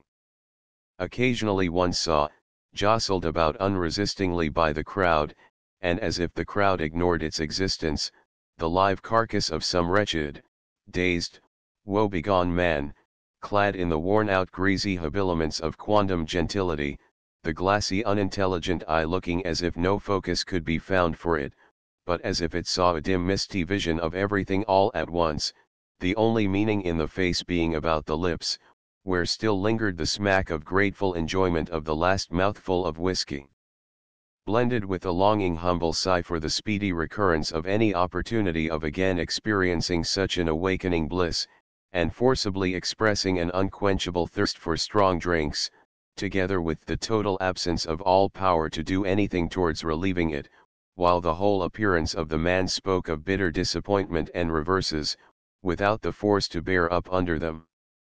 He was the picture of sottish despair, and the name of his duplicates was Legion.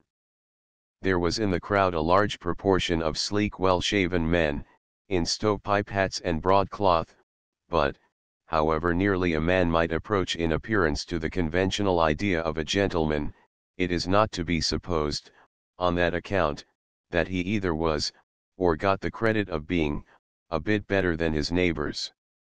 The man standing next him, in the guise of a laboring man, was perhaps his superior in wealth, character, and education.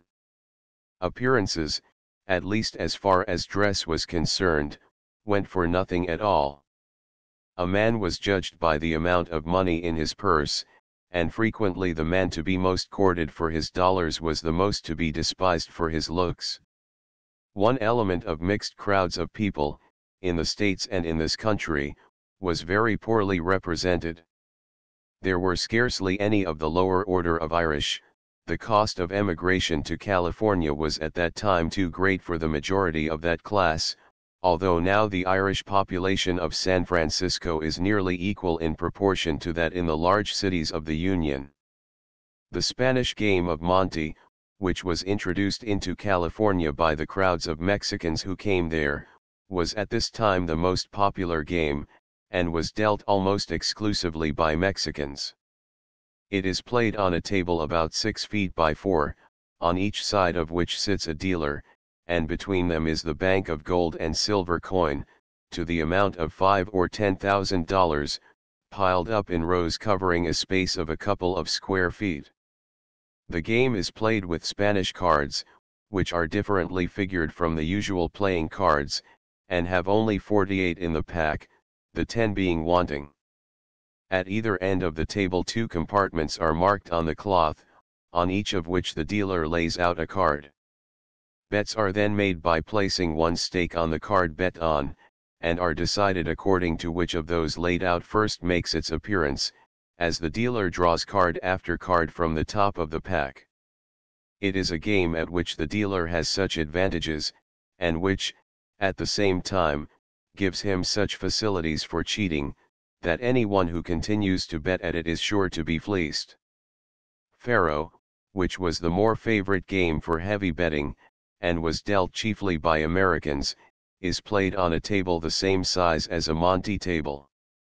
Laid out upon it are all the 13 cards of a suit, on any of which one makes his bets, to be decided according as the same card appears first or second as the dealer draws them 2 by 2 off the top of the pack.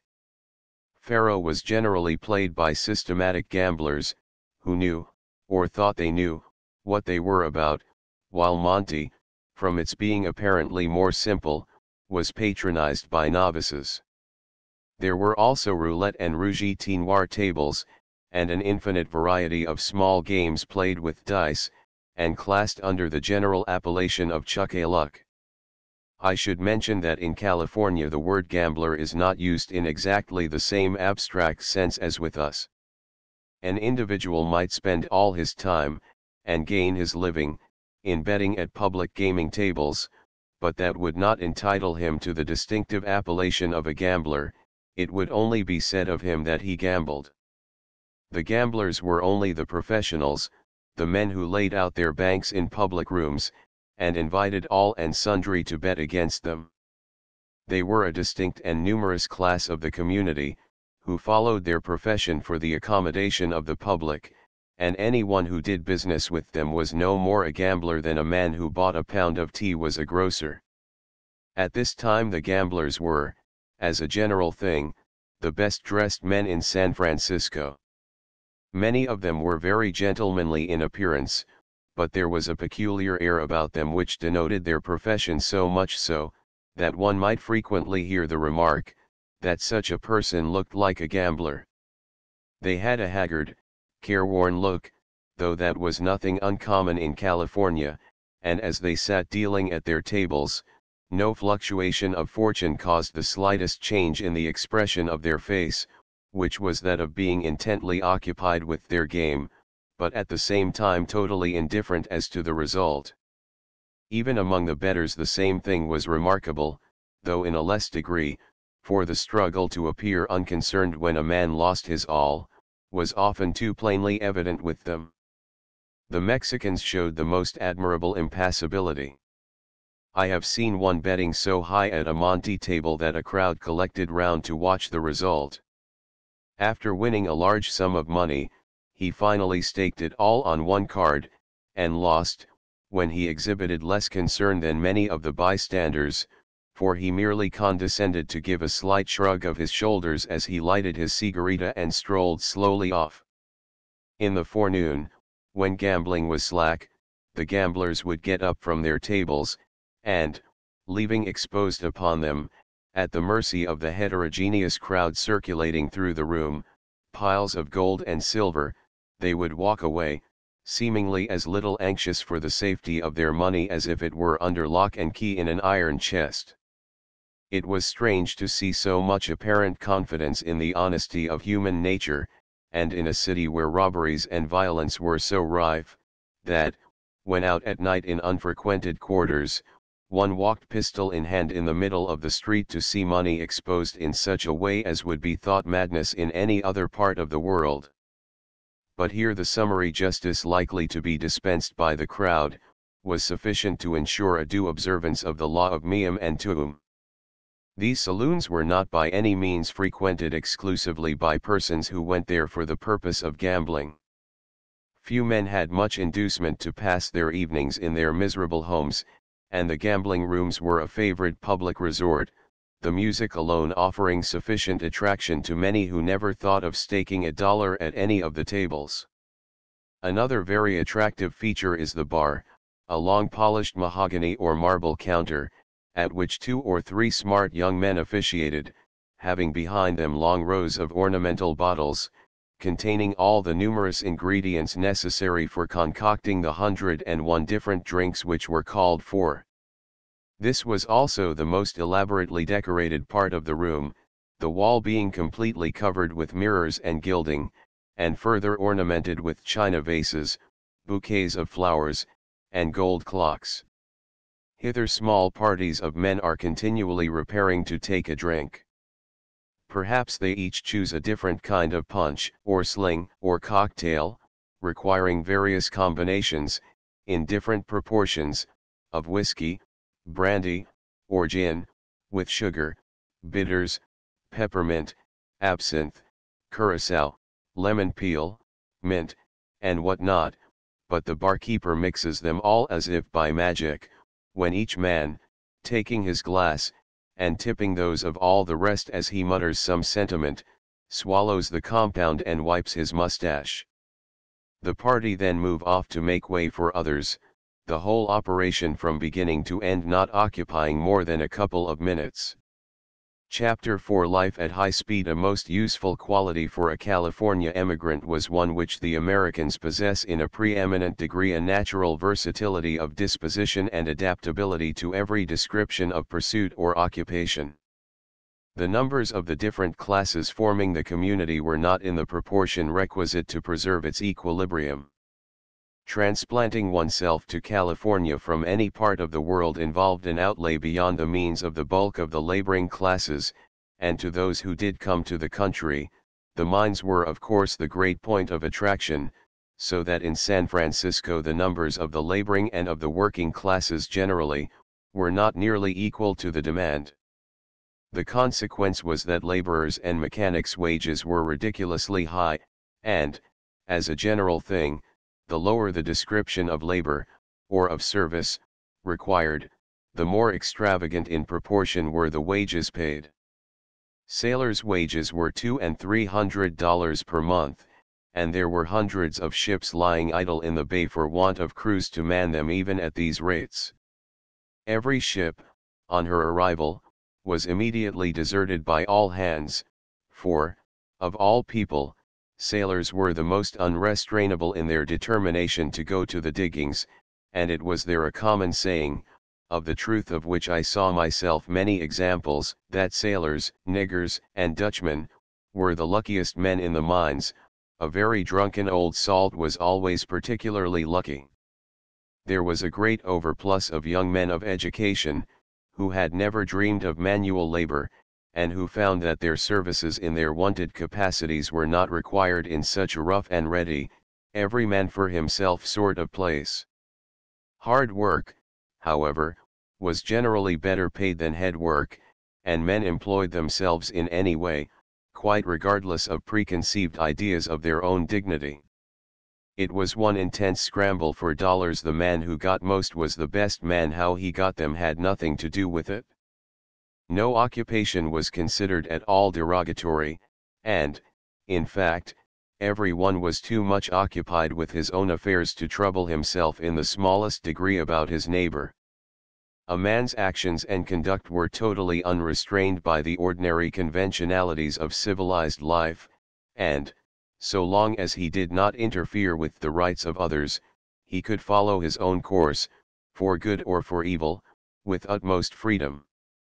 Among so many temptations to err, thrust prominently in one's way, without any social restraint to counteract them, it was not surprising that many men were too weak for such a trial and, to use an expressive, though not very elegant phrase, went to the devil. The community was composed of isolated individuals, each quite regardless of the good opinion of his neighbors, and, the outside pressure of society being removed, men assumed their natural shape, and showed what they really were, following their unchecked impulses and inclinations. The human nature of ordinary life appeared in a bald and naked state, and the natural bad passions of men, with all the vices and depravities of civilization, were indulged with the same freedom which characterizes the life of a wild savage. There were, however, bright examples of the contrary. If there was a lavish expenditure in ministering to vice, there was also munificence in the bestowing of charity.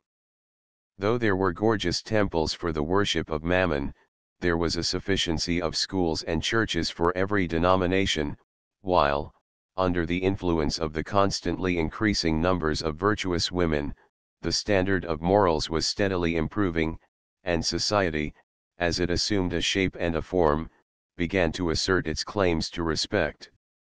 Although employment, of one sort or another, and good pay, were to be had by all who were able and willing to work, there was nevertheless a vast amount of misery and destitution. Many men had come to the country with their expectations raised to an unwarrantable pitch, imagining that the mere fact of emigration to California would ensure them a rapid fortune, but when they came to experience the severe competition in every branch of trade, their hopes were gradually destroyed by the difficulties of the reality. Every kind of business, custom, and employment was solicited with an import unity little known in old countries, where the course of all such things is in so well worn a channel, that it is not easily diverted. But here the field was open, and every one was striving for what seemed to be within the reach of all of foremost rank in his own sphere. To keep one's place in the crowd required an unremitted exercise of the same vigor and energy which were necessary to obtain it, and many a man, though possessed of qualities which would have enabled him to distinguish himself in the quiet routine life of old countries, was crowded out of his place by the multitude of competitors, whose deficiency of merit in other respects was more than counterbalanced by an excess of unscrupulous boldness and physical energy. A polished education was of little service, unless accompanied by an unwonted amount of democratic feeling, for the extreme sensitiveness which it is otherwise apt to produce, unfit a man for taking part in such a hand-to-hand struggle with his fellow men. Drinking was the great consolation for those who had not moral strength to bear up under their disappointments. Some men gradually obscured their intellects by increased habits of drinking, and, equally gradually, reached the lowest stage of misery and want, while others went at it with more force, and drank themselves into delirium tremens before they knew where they were. This is a very common disease in California. There is something in the climate which superinduces it with less provocation than in other countries. But, though drunkenness was common enough, the number of drunken men one saw was small, considering the enormous consumption of liquor. The American style of drinking is so different from that in fashion in the Old World, and forms such an important part of social intercourse, that it certainly deserves to be considered one of the peculiar institutions of the country. In England a man reserves his drinking capacities to enhance the enjoyment of the great event of the day, and to increase the comfortable feeling of repletion which he experiences while ruminating over it. Dinner divides his day into two separate existences, and drinking in the forenoon suggests the idea of a man slinking off into out-of-the-way, mysterious places, and boozily muddling himself in private with quart pots of ale or numerous glasses of brandy and water. With Americans, however, the case is very different. Dinner with them forms no such comfortable epoch in their daily life.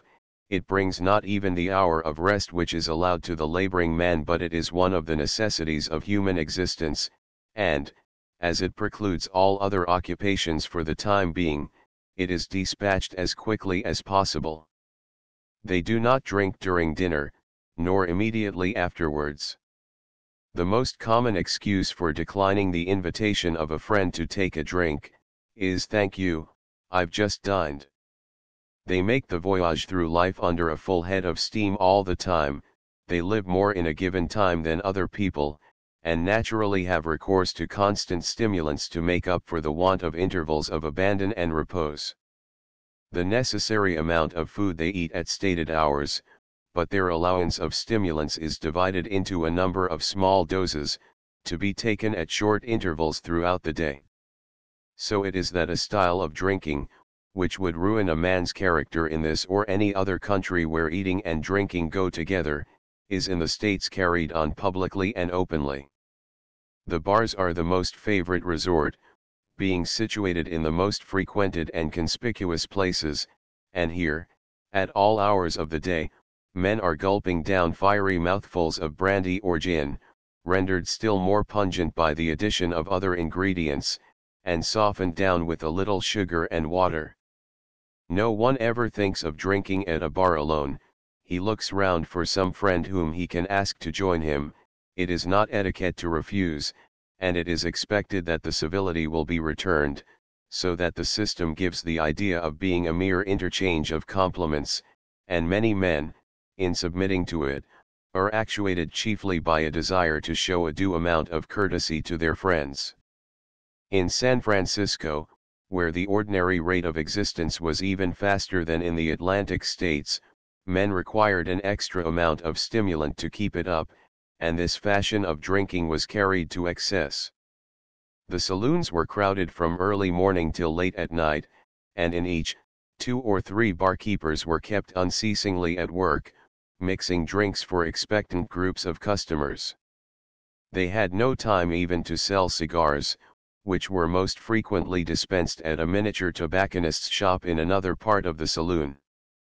Among the proprietors of saloons, or bars, the competition was so great, that, from having, as is usual, merely a plate of crackers and cheese on the counter, they go to the length of laying out, for several hours in the forenoon, and again in the evening, a table covered with a most sumptuous lunch of soups, cold meats, fish, and so on, with 2 or 3 waiters to attend to it. This was all free, there was nothing to pay for it, it was only expected that no one would partake of the good things without taking a drink afterwards. This sort of thing is common enough in New Orleans, but in a place like San Francisco, where the plainest dinner any man could eat cost $1, it did seem strange that such goodly fare should be provided gratuitously for all and sundry. It showed, however, what immense profits were made at the bars to allow of such an outlay, and gave an idea of the rivalry which existed even in that line of business. Another part of the economy of the American bar is an instance of the confidence placed in the discretion of the public, namely, the mode of dispensing liquors. When you ask for brandy, the barkeeper hands you a tumbler and a decanter of brandy, and you help yourself to as much as you please. The price is all the same, it does not matter what or how big a dose one takes, and in the case of cocktails, and such drinks as the barkeeper mixes, you tell him to make it as light, or stiff, as you wish. This is the custom even at the very lowest class of grog shops. They have a story in the States connected with this, so awfully old that I am almost ashamed to repeat it. I have heard it told 1,000 times, and always located in the bar of the Astor House in New York, so we may suppose it to have happened there. A man came up to the bar, and asking for brandy, was handed a decanter of brandy accordingly. Filling a tumbler nearly full, he drank it off, and, laying his shilling on the counter, was walking away, when the barkeeper called after him, "See, stranger, you forgot your change, there's 6pence. "No," he said, "I only gave you a shilling, is not it a shilling a drink?" "Yes," said the barkeeper, "selling it retail we charge a shilling, but a fellow like you taking it wholesale we only charge 6pence. The American barkeeper is quite an institution of himself.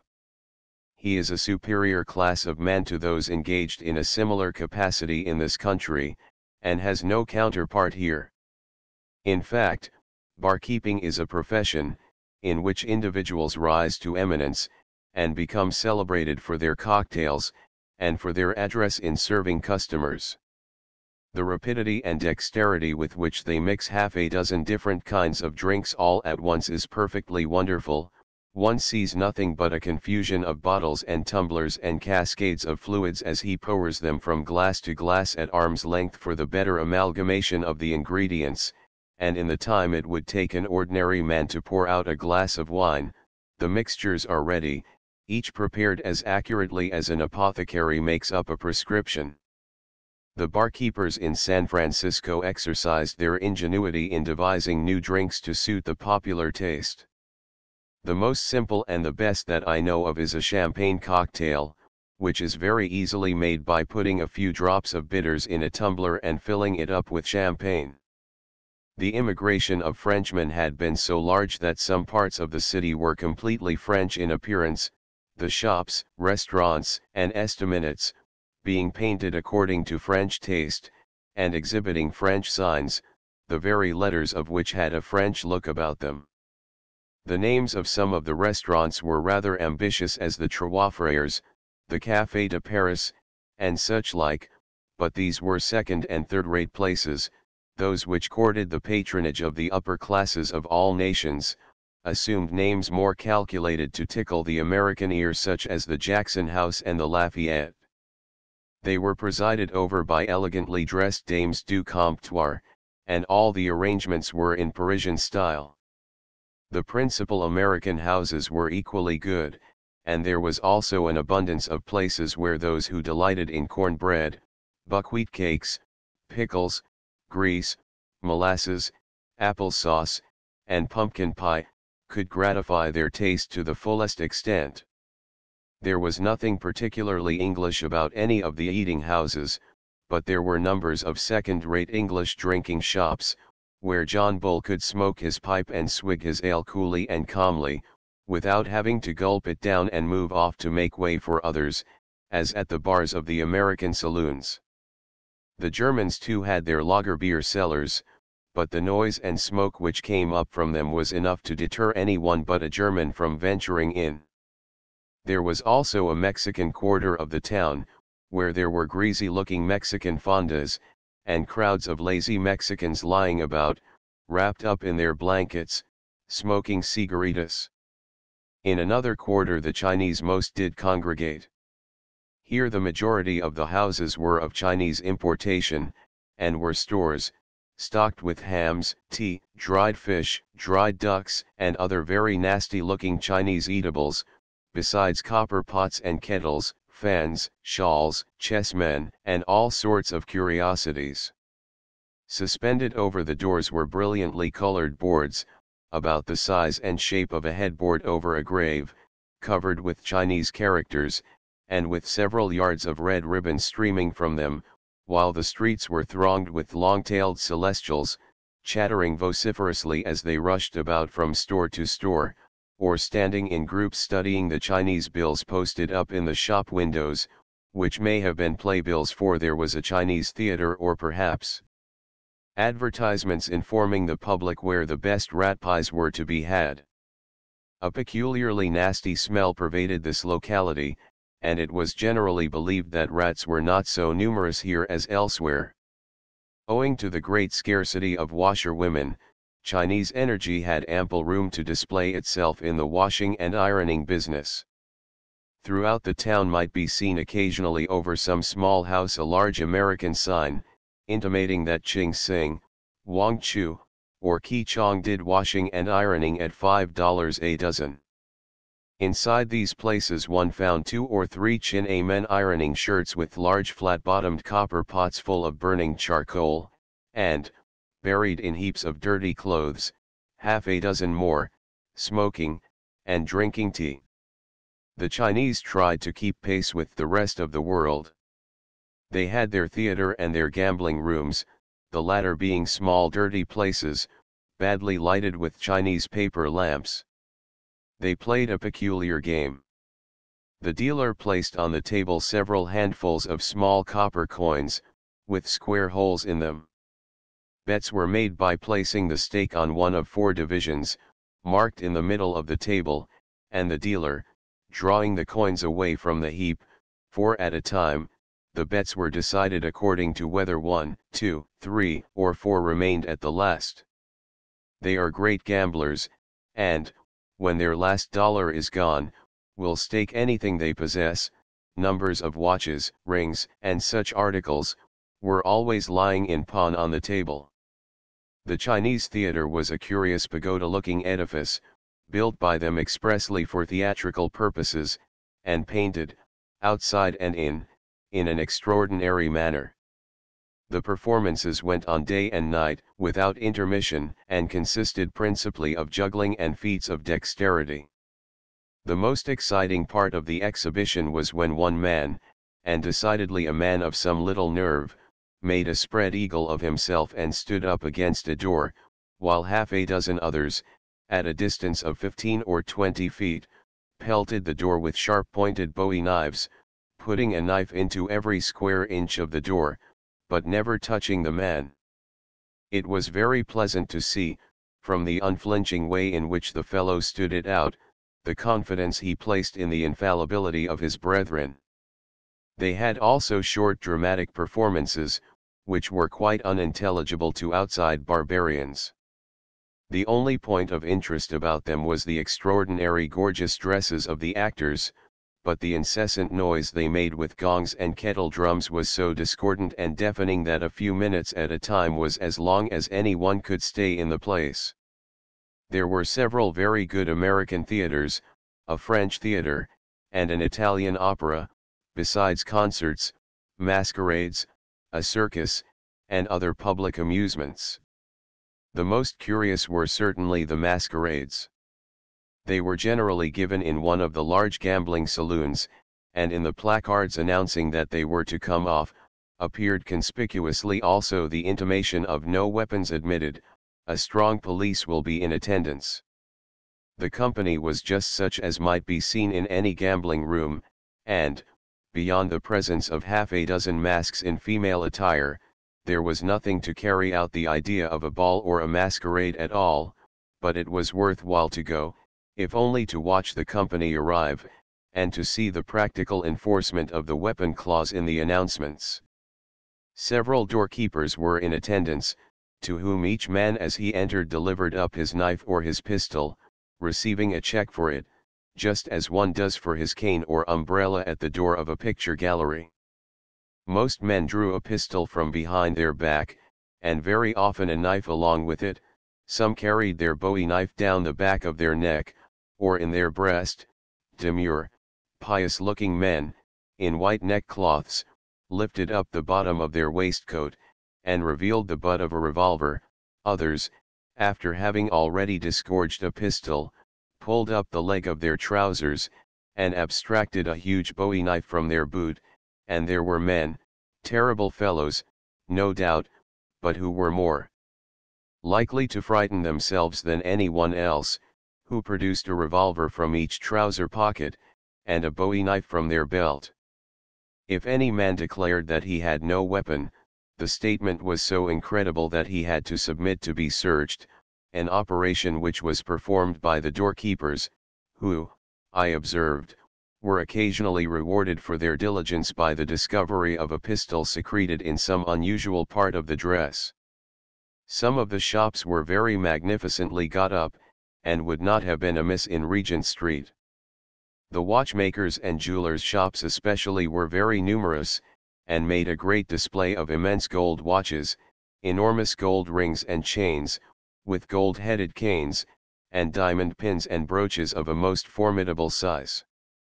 With numbers of men who found themselves possessed of an amount of money which they had never before dreamed of, and which they had no idea what to do with. The purchase of gold watches and diamond pins was a very favorite mode of getting rid of their spare cash.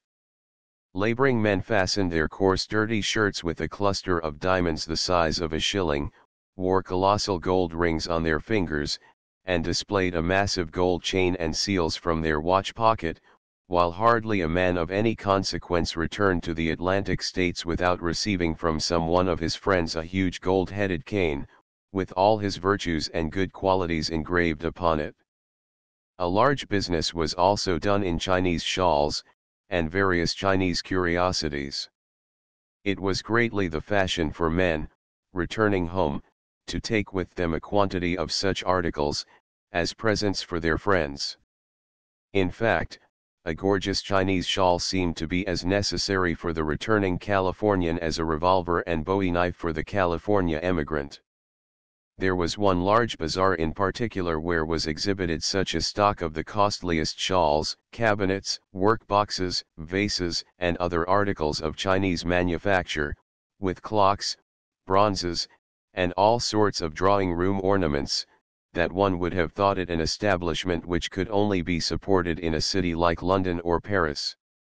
Some of the streets in the upper part of the city presented a very singular appearance. The houses had been built before the grade of the different streets had been fixed by the corporation, and there were places where the streets, having been cut down through the hills to their proper level, were nothing more than wide trenches, with a perpendicular bank on either side, perhaps 40 or 50 feet high, and on the brink of these stood the houses, to which access was gained by ladders and temporary wooden stairs, the unfortunate proprietor being obliged to go to the expense of grading his own lot, and so bringing himself down to a level with the rest of the world. In other places, where the street crossed a deep hollow, it formed a high embankment, with a row of houses at the foot of it, some nearly buried, and others already raised to the level of the street, resting on a sort of scaffolding, while the foundation was being filled in under them. The soil was so sandy that the hills were easily cut down, and for this purpose a contrivance was used called a steam paddy, which did immense execution.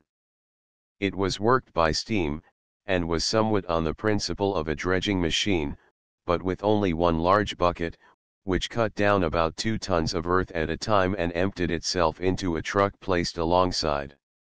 From the spot where the paddy was thus walking into the hills a railway was laid, extending to the shore, and trains of cars were continually rattling down across the streets, taking the earth to fill up those parts of the city which were as yet under water.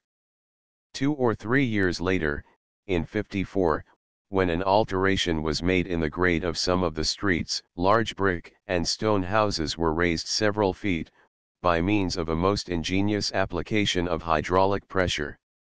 Excavations were made, and under the foundation walls of the houses were inserted a number of cylinders about 2 feet in height, so that the building rested entirely on the heads of the pistons. The cylinders were all connected by pipes with a force pump, worked by a couple of men, who in this way could pump up a 5-story brick building 3 or 4 inches in the course of the day. As the house grew up, props were inserted in case of accidents, and when it had been raised as far as the length of the pistons would allow, the whole apparatus was readjusted, and the operation was repeated till the required height was obtained. I went to witness the process when it was being applied to a large corner brick building, 5 stories high, with about 60 feet frontage each way. The flagged sidewalk was being raised along with it, but there was no interruption of the business going on in the premises, or anything whatever to indicate to the passer-by that the ground was growing under his feet. On going down under the house, one saw that the building was detached from the surrounding ground, and rested on a number of cylinders, but the only appearance of work being done was by 2 men quietly working a pump amid a ramification of small iron pipes. The apparatus had of course to be of an immense strength to withstand the pressure to which it was subjected, and the utmost nicety was required in its adjustment, to avoid straining and cracking the walls, but numbers of large buildings were raised most successfully in this way without receiving the slightest injury. The hackney carriages of San Francisco were infinitely superior to those of any other city in the world. One might have supposed that any old cab which would hold together would have been good enough for such a place, but, on the contrary, the cabs, if cabs they could be called, were large handsome carriages, lined with silk, and brightly painted and polished, drawn by pairs of magnificent horses, in harness, which, like the carriages, was loaded with silver. They would have passed anywhere for showy private equipages, had the drivers only been in livery, instead of being fashionably dressed individuals in kid gloves. A London cabby would have stared in astonishment at an apparition of a stand of such cabs, and also at the fares which were charged. One could not cross the street in them under $5. The scale of cab fares, however, was not out of proportion to the extravagance of other ordinary expenses. The drivers probably received $200 or $300 a month, about £700 a year, and the horses alone were worth from $1,000 to $1,500 each. None of the private carriages came at all near the hacks in splendor. They were mostly of the American buggy character, and were drawn by fast-trotting horses. The Americans have a style and taste in driving peculiarly their own. They study neither grace nor comfort in their attitudes. Speed is the only source of pleasure, and a 3-minute horse, that is to say, one which trots his mile in 3 minutes, is the only horse worth driving, while anything slower than a 240, 2M40s, horse is not considered really fast. A great many very fine horses had been imported from Sydney, but these were chiefly used in drays and under the saddle. The buggy horses were all American, and had made the journey across the plains. The native Californian horses are small, with great powers of endurance, but are generally not very tractable in harness. On the arrival of the fortnightly steamer from Panama with the mails from the Atlantic states and from Europe, the distribution of letters at the post office occasioned a very singular scene. In the United States, the system of delivering letters by postmen is not carried to the same extent as in this country. In San Francisco no such thing existed as a postman, everyone had to call at the post office for his letters. The mail usually consisted of several wagon loads of letter bags, and on its being received, notice was given at the post office at what hour the delivery would commence, a whole day being frequently required to sort the letters, which were then delivered from a row of half a dozen windows, lettered A to E, F to K, and so on through the alphabet. Independently of the immense mercantile correspondence, of course every man in the city was anxiously expecting letters from home, and for hours before the appointed time for opening the windows, a dense crowd of people collected, almost blocking up the two streets which gave access to the post office, and having the appearance at a distance of being a mob, but on coming up to it, one would find that, though closely packed together, the people were all in six strings, twisted up and down in all directions, the commencement of them being the lucky individuals who had been first on the ground, and taken up their position at their respective windows, while each newcomer had to fall in behind those already waiting. Notwithstanding the value of time, and the impatience felt by every individual, the most perfect order prevailed. There was no such thing as a man attempting to push himself in ahead of those already waiting, nor was there the slightest respect of persons. Every newcomer quietly took his position, and had to make the best of it, with the prospect of waiting for hours before he could hope to reach the window. Smoking and chewing tobacco were great aids in passing the time, and many came provided with books and newspapers, which they could read in perfect tranquility, as there was no unnecessary crowding or jostling. The principle of first come first served was strictly adhered to, and any attempt to infringe the established rule would have been promptly put down by the omnipotent majority. A man's place in the line was his individual property, more or less valuable according to his distance from the window, and, like any other piece of property, it was bought and sold, and converted into cash. Those who had plenty of dollars to spare, but could not afford much time, could buy out someone who had already spent several hours in keeping his place. $10 or $15 were frequently paid for a good position, and some men went there early, and waited patiently, without any expectation of getting letters, but for the chance of turning their acquired advantage into cash.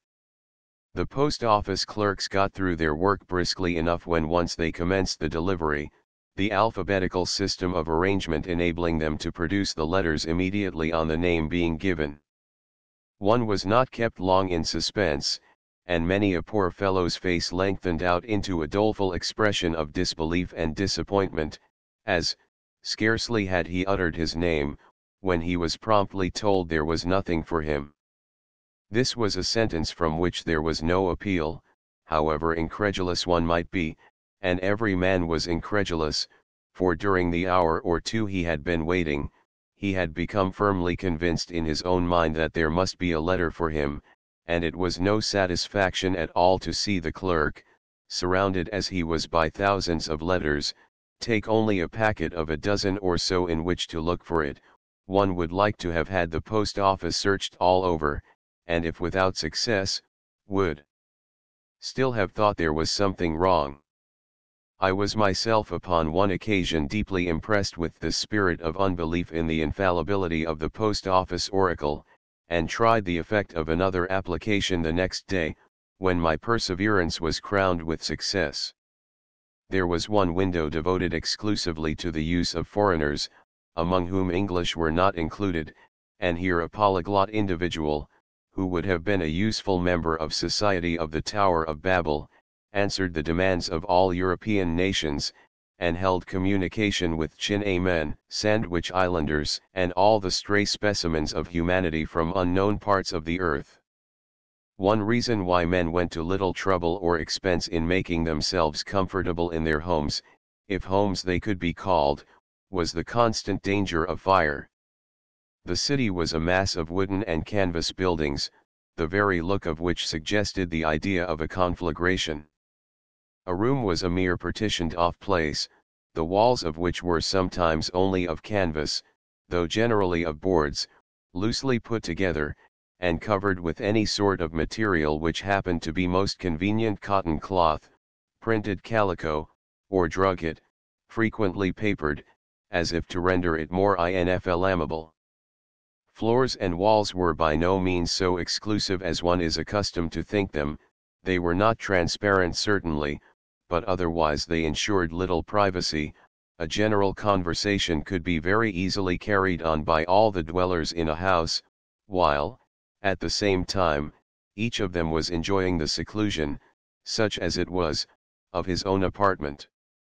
A young lady, who was boarding at one of the hotels, very feelingly remarked that it was a most disagreeable place to live in, because, if any gentleman was to pop the question to her, the report would be audible in every part of the house, and all the other inmates would be waiting to hear the answer she might give.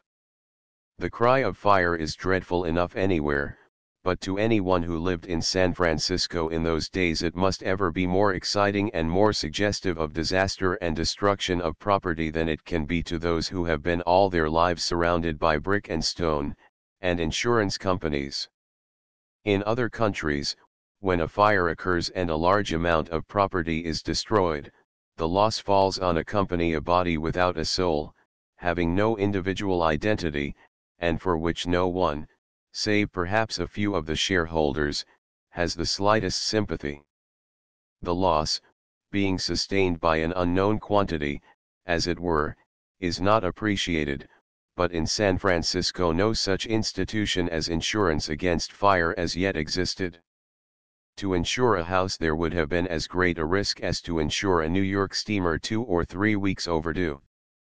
By degrees, brick buildings were superseding those of wood and pasteboard, but still, for the whole city, destruction by fire, sooner or later, was the dreaded and fully expected doom. When such a combustible town once ignited in any one spot, the flames, of course, spread so rapidly that every part, however distant, stood nearly an equal chance of being consumed. The alarm of fire acted like the touch of a magician's wand.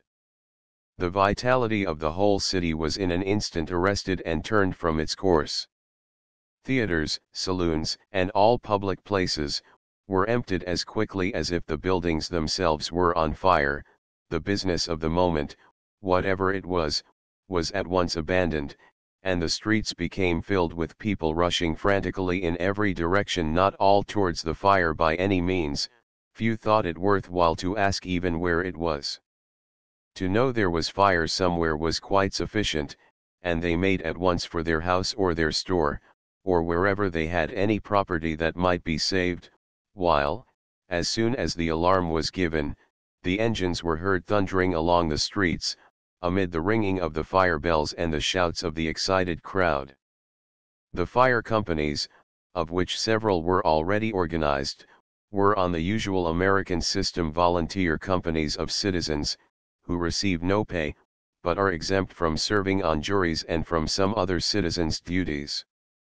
They have crack fire companies just as we have crack regiments, and of these the fast young men of the upper classes are frequently the most enthusiastic members. Each company has its own officers, but they are all under control of a chief engineer, who is appointed by the city, and who directs the general plan of operations at a fire. There is great rivalry among the different companies, who vie with each other in making their turnout as handsome as possible.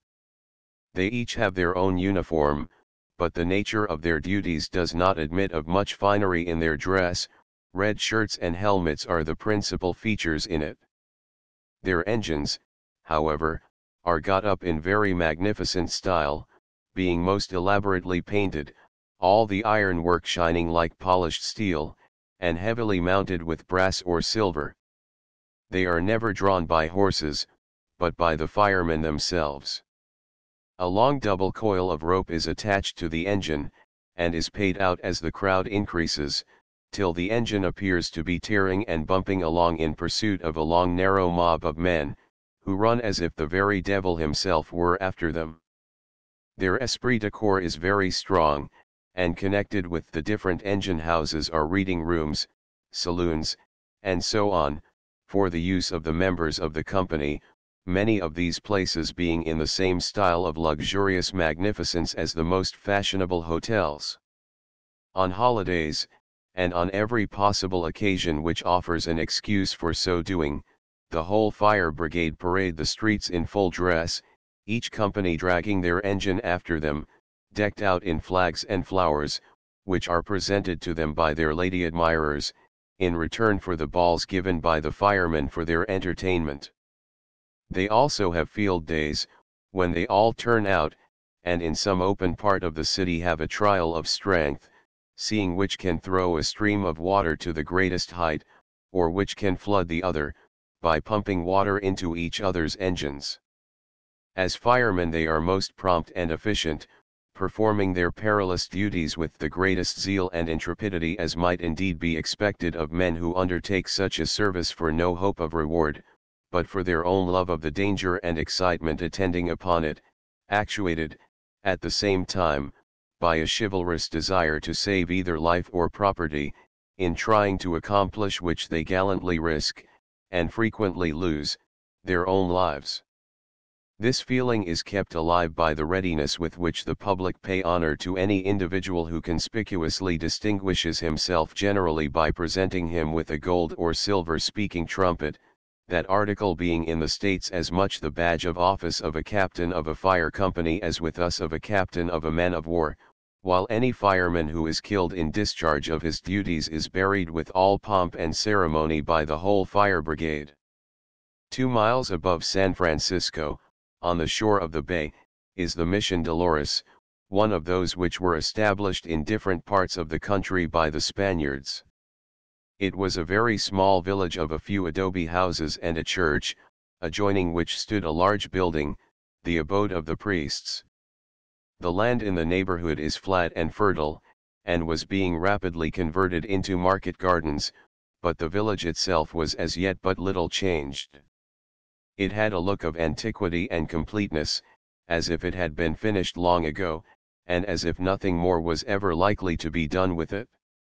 As is the case with all Spanish-American towns, the very style of the architecture communicated an oppressive feeling of stillness, and its gloomy solitude was only relieved by a few listless unoccupied-looking Mexicans and native Californians. The contrast to San Francisco was so great that on coming out here one could almost think that the noisy city he had left but half an hour before had existence only in his imagination, for San Francisco presented a picture of universal human nature boiling over, while here was nothing but human stagnation, a more violent extreme than would have been the wilderness as yet untrodden by man.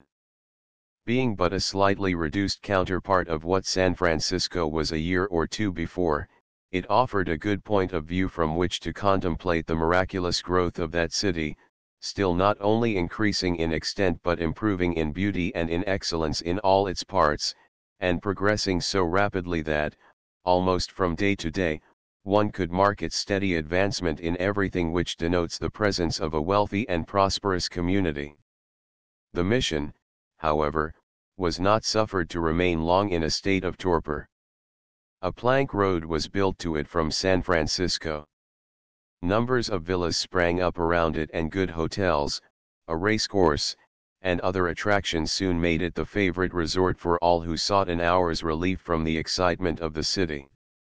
At the very head of the bay, some 60 miles from San Francisco, is the town of San Jose, situated in an extensive and most fertile valley, which was all being brought under cultivation, and where some farmers had already made large fortunes by their onions and potatoes, for the growth of which the soil is peculiarly adapted. San Jose was the headquarters of the native Californians, many of whom were wealthy men, at least in so far as they owned immense estates and thousands of wild cattle. They did not hold their own, however, with the more enterprising people who were now effecting such a complete revolution in the country. Their property became 1,000-fold more valuable, and they had every chance to benefit by the new order of things, but men who had passed their lives in that sparsely populated and secluded part of the world, directing a few half-savage Indians in herding wild cattle, were not exactly calculated to foresee, or to speculate upon, the effects of an overwhelming influx of men so different in all respects from themselves, and even when occasions of enriching themselves were forced upon them, they were ignorant of their own advantages, and were inferior in smartness to the men with whom they had to deal. Still, although too slow to keep up with the pace at which the country was now going ahead, many of them were, nevertheless, men of considerable sagacity, and appeared to no disadvantage as members of the legislature, to which they were returned from parts of the state remote from the mines, and where as yet there were few American settlers. San Jose was quite out of the way of gold hunters, and there was consequently about the place a good deal of the California of other days. It was at that time, however, the seat of government, and, consequently, a large number of Americans were here assembled, and gave some life to the town, which had also been improved by the addition of several new streets of more modern-looking houses than the old mud and tile concerns of the native Californians. Small steamers plied to within a mile or two of the town from San Francisco, and there were also 4 horse coaches which did the 60 miles in about 5 hours. The drive down the valley of the San Jose is in some parts very beautiful. The country is smooth and open, not so flat as to appear monotonous, and is sufficiently wooded with fine oaks, but towards San Francisco it becomes more hilly and bleak. The soil is sandy, indeed, excepting a few spots here and there, it is nothing but sand, and there is hardly a tree 10 feet high within as many miles of the city. Chapter V. Off for the mines. I remained in San Francisco till the worst of the rainy season was over, when I determined to go and try my luck in the mines, so, leaving my valuables in charge of a friend in San Francisco, I equipped myself in my worst suit of old clothes, and, with my blanket slung over my shoulder, I put myself on board the steamer for Sacramento. As we did not start till 5 o'clock in the afternoon, we had not an opportunity of seeing very much of the scenery on the river. As long as daylight lasted, we were among smooth grassy hills and valleys, with but little brushwood, and only here and there a few stunted trees. Some of the valleys are exceedingly fertile, and all those sufficiently watered to render them available for cultivation had already been taken up. We soon, however, left the hilly country behind us, and came upon the vast plains which extend the whole length of California, bounded on one side by the range of mountains which runs along the coast, and on the other side by the mountains which constitute the mining districts. Through these plains flows the Sacramento River, receiving as tributaries all the rivers flowing down from the mountains on either side. The steamer, which was a very fair specimen of the usual style of New York river boat, was crowded with passengers and merchandise. There were not berths for 1/2 of the people on board, and so, in company with many others, I lay down and slept very comfortably on the deck of the saloon till about 3 o'clock in the morning, when we were awakened by the noise of letting off the steam on our arrival at Sacramento. One of not the least striking wonders of California was the number of these magnificent river steamboats which, even at that early period of its history, had steamed round Cape Horn from New York, and now, gliding along the California rivers at the rate of 22 miles an hour, afforded the same rapid and comfortable means of traveling, and sometimes at as cheap rates, as when they plied between New York and Albany. Every traveler in the United States has described the river steamboats. Suffice it to say here, that they lost none of their characteristics in California, and, looking at these long, white, narrow, two-story houses, floating apparently on nothing, so little of the hull of the boat appears above water, and showing none of the lines which, in a ship, convey an idea of buoyancy and power of resistance, but, on the contrary, suggesting only the idea of how easy it would be to smash them to pieces. Following in imagination these fragile-looking fabrics over the 17,000 miles of stormy ocean over which they had been brought in safety, one could not help feeling a degree of admiration and respect for the daring and skill of the men by whom such perilous undertakings had been accomplished. In preparing these steamboats for their long voyage to California, the lower story was strengthened with thick planking, and on the forward part of the deck was built a strong wedge-shaped screen, to break the force of the waves, which might otherwise wash the whole house overboard. They crept along the coast, having to touch at most of the ports on the way for fuel, and passing through the Straits of Magellan, they escaped to a certain extent the dangers of Cape Horn, although equal dangers might be encountered on any part of the voyage. But besides the question of nautical skill and individual daring, as a commercial undertaking the sending such steamers round to California was a very bold speculation. Their value in New York is about $100,000, and to take them round to San Francisco costs about $30,000 more. Insurance is, of course, out of the question.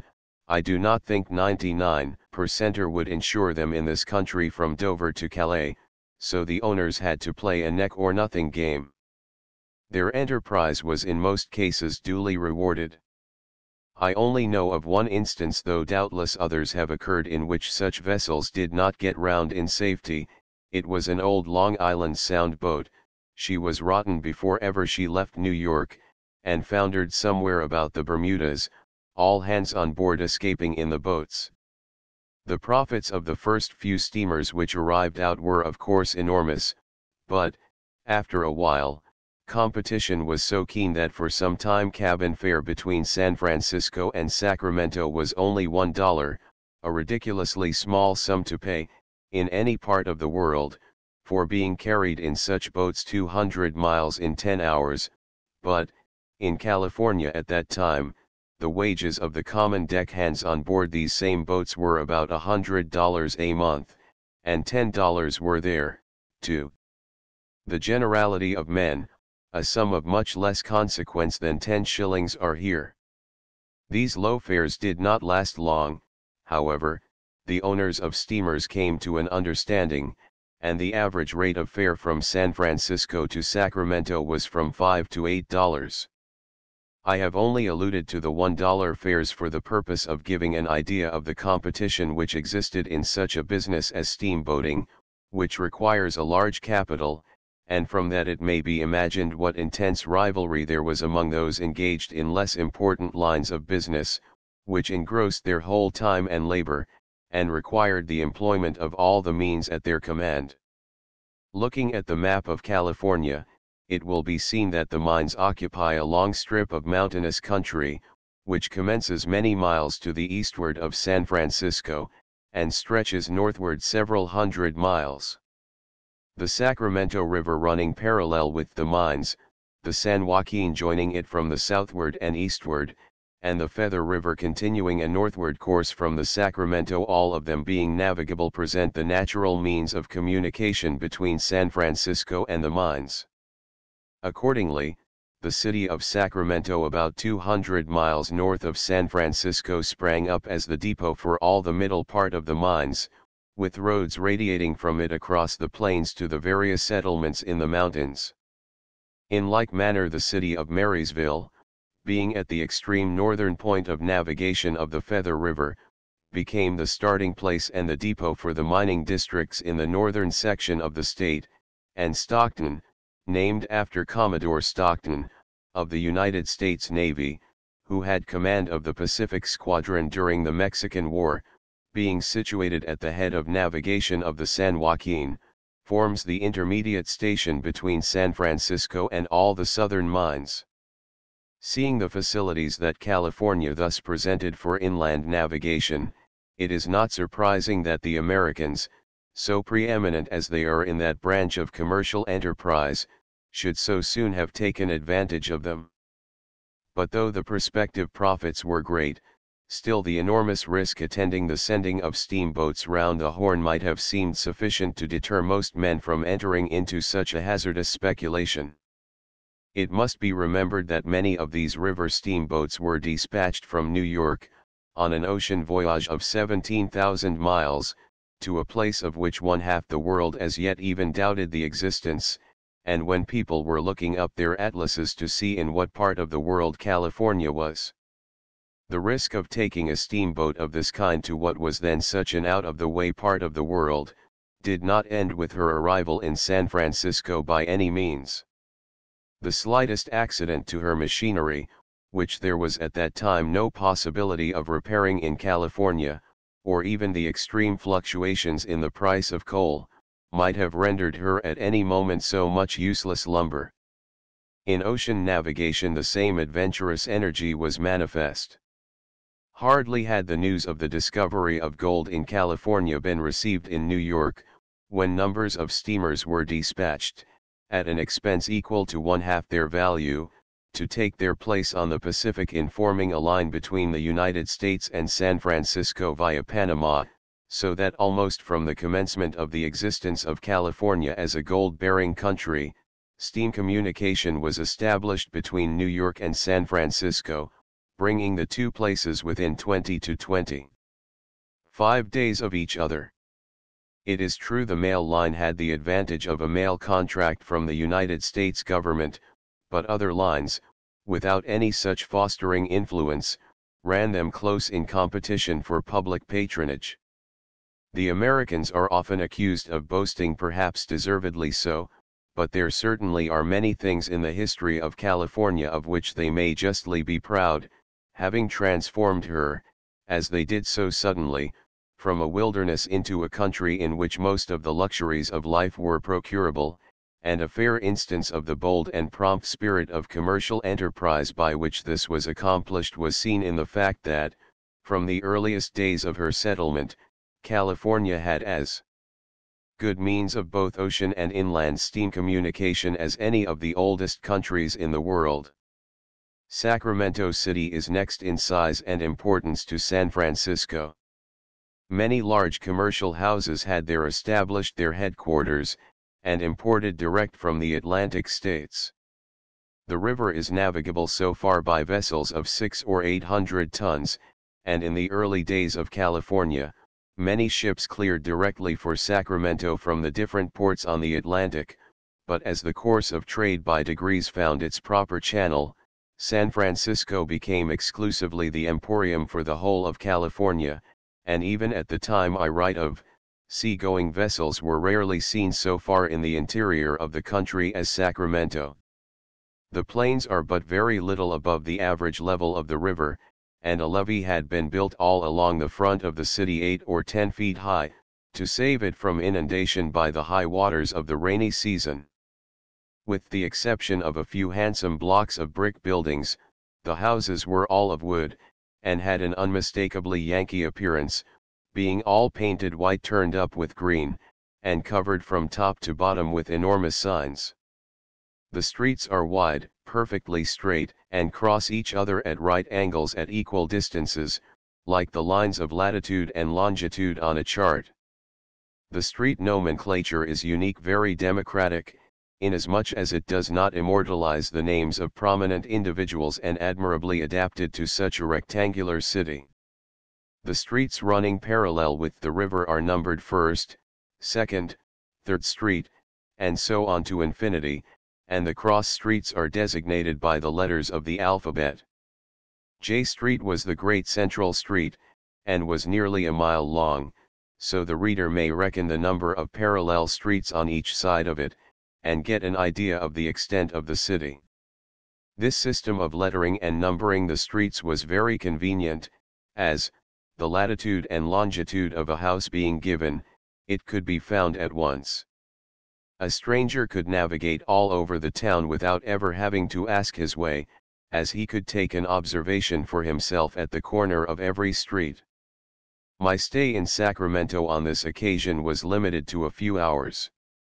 I went to a large hotel, which was also the great staging house, and here I snoozed till about 5 o'clock, when, it being still quite dark, the whole house woke up into active life. About 100 of us breakfasted by candlelight, and, going out into the bar room while day was just dawning, we found, turned out in front of the hotel, about 24 horse coaches, all bound for different places in the mines. The street was completely blocked up with them, and crowds of men were taking their seats, while others were fortifying themselves for their journey at the bar. The coaches were of various kinds. Some were light spring wagons, mere oblong boxes, with 4 or 5 seats placed across them. Others were of the same build, but better finished, and covered by an awning, and there were also numbers of regular American stage coaches, huge high-hung things which carry 9 inside upon 3 seats, the middle one of which is between the 2 doors. The place which I had intended should be the scene of my first mining exploits, was a village rejoicing in the suggestive appellation of Hangtown, designated, however, in official documents as Placerville. It received its name of Hangtown while yet in its infancy from the number of malefactors who had there expiated their crimes at the hands of Judge Lynch. I soon found the stage for that place. It happened to be one of the oblong boxes, and, pitching in my roll of blankets, I took my seat and lighted my pipe that I might the more fully enjoy the scene around me. And a scene it was, such as few parts of the world can now show, and which would have gladdened the hearts of those who mourn over the degeneracy of the present age, and sigh for the good old days of stage coaches. Here, certainly, the genuine old mail coach, the guard with his tin horn, and the jolly old coachman with his red face, were not to be found, but the horses were as good as ever galloped with Her Majesty's mail. The teams were all headed the same way, and with their stages, 4 or 5 abreast, occupied the whole of the wide street for a distance of 60 or 70 yards. The horses were restive, and pawing, and snorting, and kicking, and passengers were trying to navigate to their proper stages through the labyrinth of wheels and horses, and frequently climbing over half a dozen wagons to shorten their journey. Grooms were standing at the leaders' heads, trying to keep them quiet, and the drivers were sitting on their boxes, or seats rather, for they scorn a high seat, and were swearing at each other in a very shocking manner, as wheels got locked, and wagons were backed into the teams behind them, to the discomfiture of the passengers on the back seats, who found horses' heads knocking the pipes out of their mouths. In the intervals of their little private battles, the drivers were shouting to the crowds of passengers who loitered about the front of the hotel, for there, as elsewhere, people will wait till the last moment, and though it is more comfortable to sit than to stand, men like to enjoy their freedom as long as possible, before resigning all control over their motions, and charging with their precious persons a coach or a train, on full cock, and ready to go off, and shoot them out upon some remote part of creation. On each wagon was painted the name of the place to which it ran. The drivers were also bellowing it out to the crowd, and even among such a confusion of coaches a man could have no difficulty in finding the one he wanted. One would have thought that the individual will and locomotive power of a man would have been sufficient to start him on his journey, but in this go-ahead country, people who had to go were not allowed to remain inert till the spirit moved them to go. They had to be hurried up, and of the whole crowd of men who were standing about the hotel, or struggling through the maze of wagons, only 1/2 were passengers, the rest were runners for the various stages, who were exhausting all their persuasive eloquence in entreating the passengers to take their seats and go. They were all mixed up with the crowd, and each was exerting his lungs to the utmost. "Now then, gentlemen," shouts one of them, all aboard for Nevada City. Who's a-goin'? Only 3 seats left, the last chance today for Nevada City, take you there in 5 hours. Who's there for Nevada City? Then, catching sight of some man who betrays the very slightest appearance of helplessness, or of not knowing what he is about, he pounces upon him, saying, "Nevada City, sir, this way just in time," and seizing him by the arm, he drags him into the crowd of stages, and almost has him bundled into that for Nevada City before the poor devil can make it understood that it is Coloma he wants to go to, and not Nevada City. His captor then calls out to some one of his brother runners who is collecting passengers for Coloma, "Oh Bill, where the are you?" "Hello," says Bill from the other end of the crowd. "Here's a man for Coloma," shouts the other, still holding on to his prize in case he should escape before Bill comes up to take charge of him. This sort of thing was going on all the time. It was very ridiculous. Apparently, if 100 men wanted to go anywhere, it required 100 more to dispatch them. There was certainly no danger of any one being left behind. On the contrary, the probability was that any weak-minded man who happened to be passing by would be shipped off to parts unknown before he could collect his ideas. There were few opposition stages, excepting for Marysville, and 1 or 2 of the larger places. They were all crammed full, and of what use these runners or tutors were to anybody, was not very apparent, at least to the uninitiated. But they are a common institution with the Americans, who are not very likely to support such a corps of men if their services bring no return.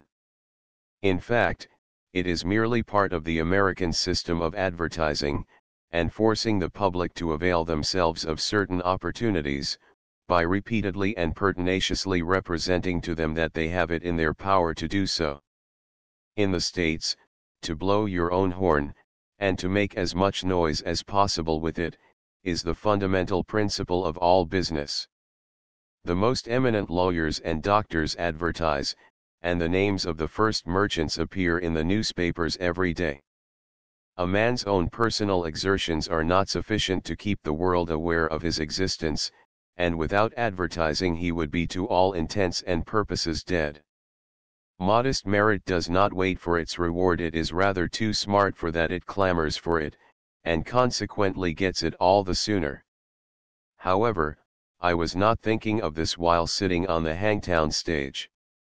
I had too much to look at, and some of my neighbors also took up my attention.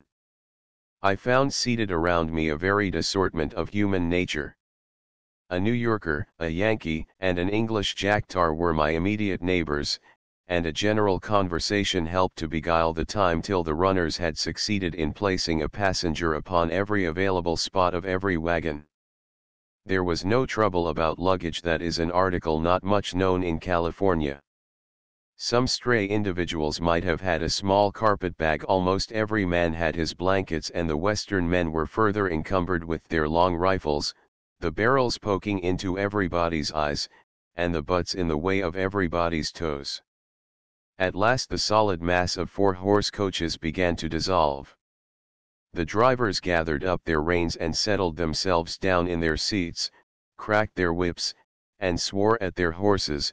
The grooms cleared out the best way they could, the passengers shouted and hurrahed, the teams in front set off at a gallop, the rest followed them as soon as they got room to start, and chevied them up the street, all in a body, for about half a mile, when, as soon as we got out of town, we spread out in all directions to every point of a semicircle, and in a few minutes I found myself one of a small isolated community, with which 4 splendid horses were galloping over the plains like mad. No hedges, no ditches, no houses, no road, in fact it was all a vast open plain, as smooth as a calm ocean. We might have been steering by compass, and it was like going to sea, for we emerged from the city as from a landlocked harbor, and followed our own course over the wide world. The transition from the confinement of the city to the vastness of space was instantaneous, and our late neighbors, rapidly diminishing around us, and getting hull down on the horizon, might have been bound for the uttermost parts of the earth, for all we could see that was to stop them. To sit behind four horses tearing along a good road is delightful at any time, but the mere fact of such rapid locomotion formed only a small part of the pleasure of our journey. The atmosphere was so soft and balmy that it was a positive enjoyment to feel it brushing over one's face like the finest floss silk. The sky was clear and cloudless, the bright sunshine warmed us up to a comfortable temperature, and we were traveling over such an expanse of nature that our progress, rapid as it was, seemed hardly perceptible, unless measured by the fast disappearing chimney tops of the city, or by the occasional clumps of trees we left behind us. The scene all round us was magnificent, and impressed one as much with his own insignificance as though he beheld the countries of the earth from the summit of a high mountain. Out of sight of land at sea one experiences a certain feeling of isolation. There is nothing to connect one's ideas with the habitable globe but the ship on which one stands, but there is also nothing to carry the imagination beyond what one does see, and the view is limited to a few miles. But here, we were upon an ocean of grass-covered earth, dotted with trees, and sparkling in the sunshine with the gorgeous hues of the dense patches of wild flowers, while far beyond the horizon of the plains there rose mountains beyond mountains, all so distinctly seen as to leave no uncertainty as to the shape or the relative position of any one of them, and fading away in regular graduation till the most distant, though clearly defined, seemed still to be the most natural and satisfactory point at which the view should terminate. It was as if the circumference of the earth had been lifted up to the utmost range of vision, and there melted into air. Such was the view ahead of us as we traveled towards the mines, where wavy outlines of mountains appeared one above another, drawing together as they vanished, and at last indenting the sky with the snowy peaks of the Sierra Nevada. On either side of us the mountains, appearing above the horizon, were hundreds of miles distant, and the view behind us was more abruptly terminated by the Coast Range, which lies between the Sacramento River and the Pacific. It was the commencement of spring, and at that season the plains are seen to advantage. But after a few weeks of dry weather the hot sun burns up every blade of vegetation, the ground presents a cracked surface of hard-baked earth, and the roads are ankle-deep in the finest and most penetrating kind of dust, which rises in clouds like clouds of smoke, saturating one's clothes, and impregnating one's whole system. We made a straight course of it across the plains for about 30 miles, changing horses occasionally at some of the numerous wayside inns, and passing numbers of wagons drawn by teams of 6 or 8 mules or oxen, and laden with supplies for the mines. The ascent from the plains was very gradual, over a hilly country, well wooded with oaks and pines. Our pace here was not so killing as it had been. We had frequently long hills to climb, where all hands were obliged to get out and walk, but we made up for the delay by galloping down the descent on the other side. The road, which, though in some places very narrow, for the most part spread out to 2 or 3 times the width of an ordinary road, was covered with stumps and large rocks. It was full of deep ruts and hollows, and roots of trees spread all over it. To anyone not used to such roads or to such driving, an upset would have seemed inevitable. If there was safety in speed, however, we were safe enough, and all sense of danger was lost in admiration of the coolness and dexterity of the driver as he circumvented every obstacle, but without going 1 inch farther than necessary out of his way to save us from perdition. He went through extraordinary bodily contortions, which would have shocked an English coachman out of his propriety, but, at the same time, he performed such feats as no one would have dared to attempt who had never been used to anything worse than an English road. With his right foot he managed a brake, and, clawing at the reins with both hands, he swayed his body from side to preserve his equilibrium, as now on the right pair of wheels, now on the left, he cut the outside edge round a stump or a rock, and when coming to a spot where he was going to execute a difficult maneuver on a piece of road which slanted violently down to one side, he trimmed the wagon as one would a small boat in a squall, and made us all crowd up to the weather side to prevent a capsize. When about 10 miles from the plains, I first saw the actual reality of gold digging. 4 or 5 men were working in a ravine by the roadside, digging holes like so many grave diggers. I then considered myself fairly in the mines, and experienced a disagreeable consciousness that we might be passing over huge masses of gold, only concealed from us by an inch or two of earth. As we traveled onwards, we passed at intervals numerous parties of miners, and the country assumed a more inhabited appearance. Log cabins and clapboard shanties were to be seen among the trees, and occasionally we found about a dozen of such houses grouped together by the roadside, and dignified with the name of a town. For several miles again the country would seem to have been deserted. That it had once been a busy scene was evident from the uptorn earth in the ravines and hollows, and from the numbers of unoccupied cabins, but the cream of such diggings had already been taken, and they were not now sufficiently rich to suit the ambitious ideas of the miners.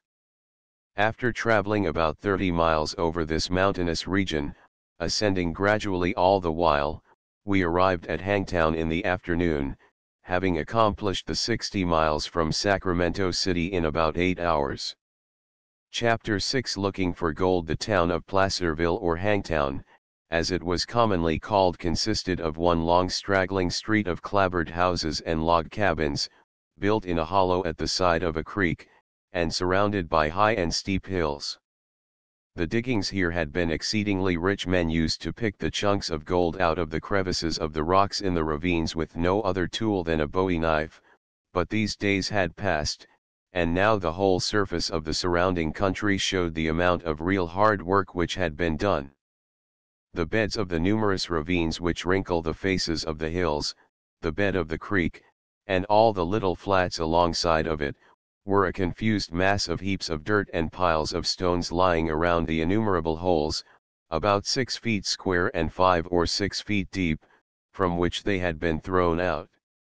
The original course of the creek was completely obliterated, its waters being distributed into numberless little ditches, and from them conducted into the long toms of the miners through canvas hoses, looking like immensely long slimy sea serpents. The number of bare stumps of what had once been gigantic pine trees, dotted over the naked hillside surrounding the town, showed how freely the axe had been used, and to what purpose was apparent in the extent of the town itself, and in the numerous log cabins scattered over the hills, in situations apparently chosen at the caprice of the owners, but in reality with a view to be near to their diggings, and at the same time to be within a convenient distance of water and firewood. Along the whole length of the creek, as far as one could see, on the banks of the creek, in the ravines, in the middle of the principal and only street of the town, and even inside some of the houses, were parties of miners, numbering from 3 or 4 to a dozen, all hard at work, some laying into it with picks, some shoveling the dirt into the long toms, or with long-handled shovels washing the dirt thrown in, and throwing out the stones, while others were working pumps or bailing water out of the holes with buckets. There was a continual noise and clatter, as mud, dirt, stones, and water were thrown about in all directions, and the men, dressed in ragged clothes and big boots, wielding picks and shovels, and rolling big rocks about, were all working as if for their lives, going into it with a will, and a degree of energy, not usually seen among laboring men. It was altogether a scene which conveyed the idea of hard work in the fullest sense of the words, and in comparison with which a gang of railway navvies would have seemed to be merely a party of gentlemen amateurs playing at working pour passer les temps. A stroll through the village revealed the extent to which the ordinary comforts of life were attainable. The gambling houses, of which there were 3 or 4, were of course the largest and most conspicuous buildings, their mirrors, chandeliers, and other decorations, suggesting a style of life totally at variance with the outward indications of everything around them. The street itself was in many places knee-deep in mud, and was plentifully strewed with old boots, hats, and shirts, old sardine boxes, empty tins of preserved oysters, empty bottles, worn-out pots and kettles, old ham bones, broken picks and shovels, and other rubbish too various to particularize.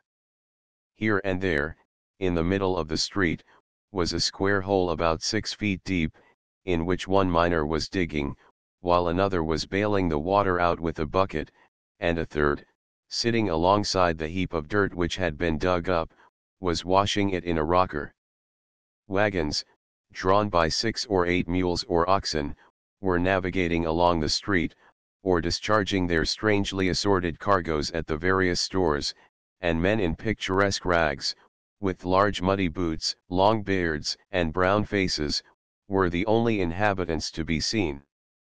There were boarding houses on the table d'hôte principle, in each of which 40 or 50 hungry miners sat down 3 times a day to an oilcloth-covered table, and in the course of about 3 minutes surfeited themselves on salt pork, greasy steaks, and pickles.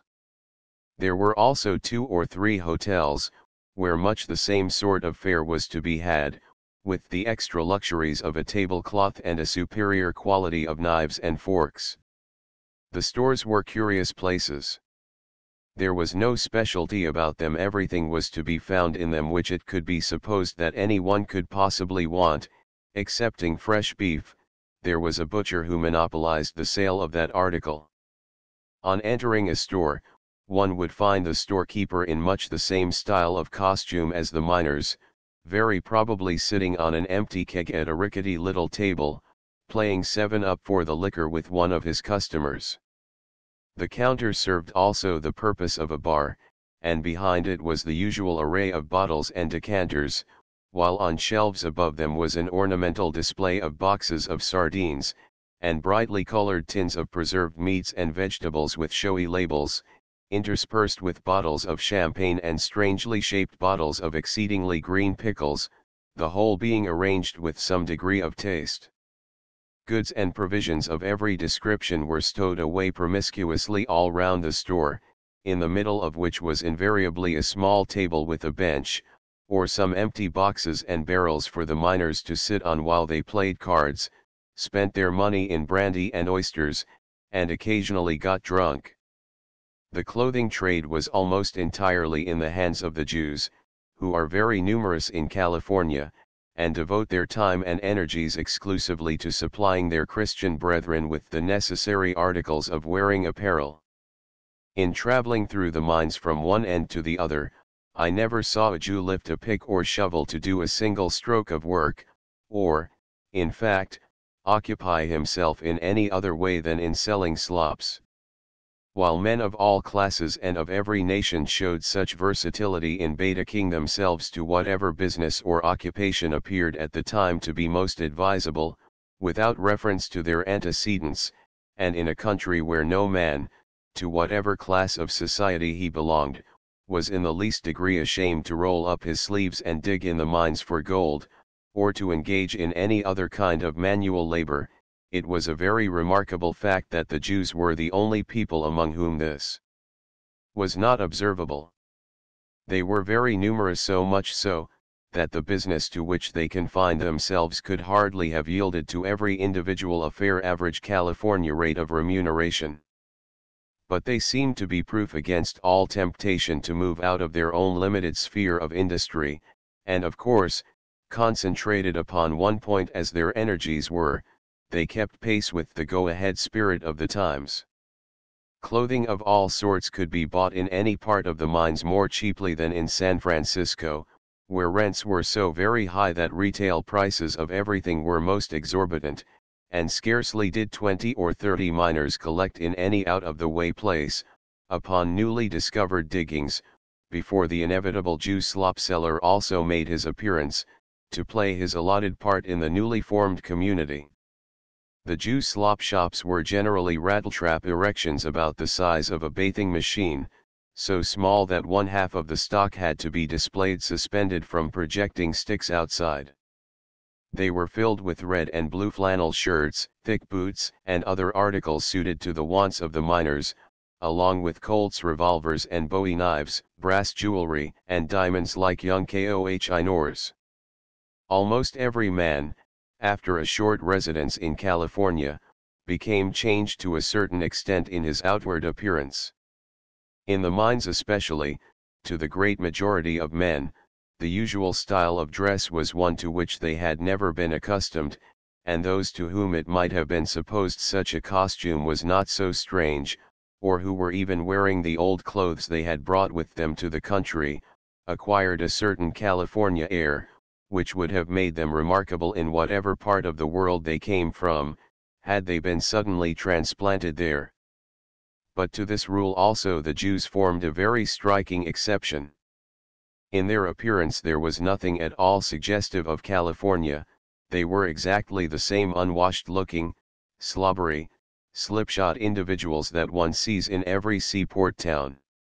During the week, and especially when the miners were all at work, Hangtown was comparatively quiet, but on Sundays it was a very different place.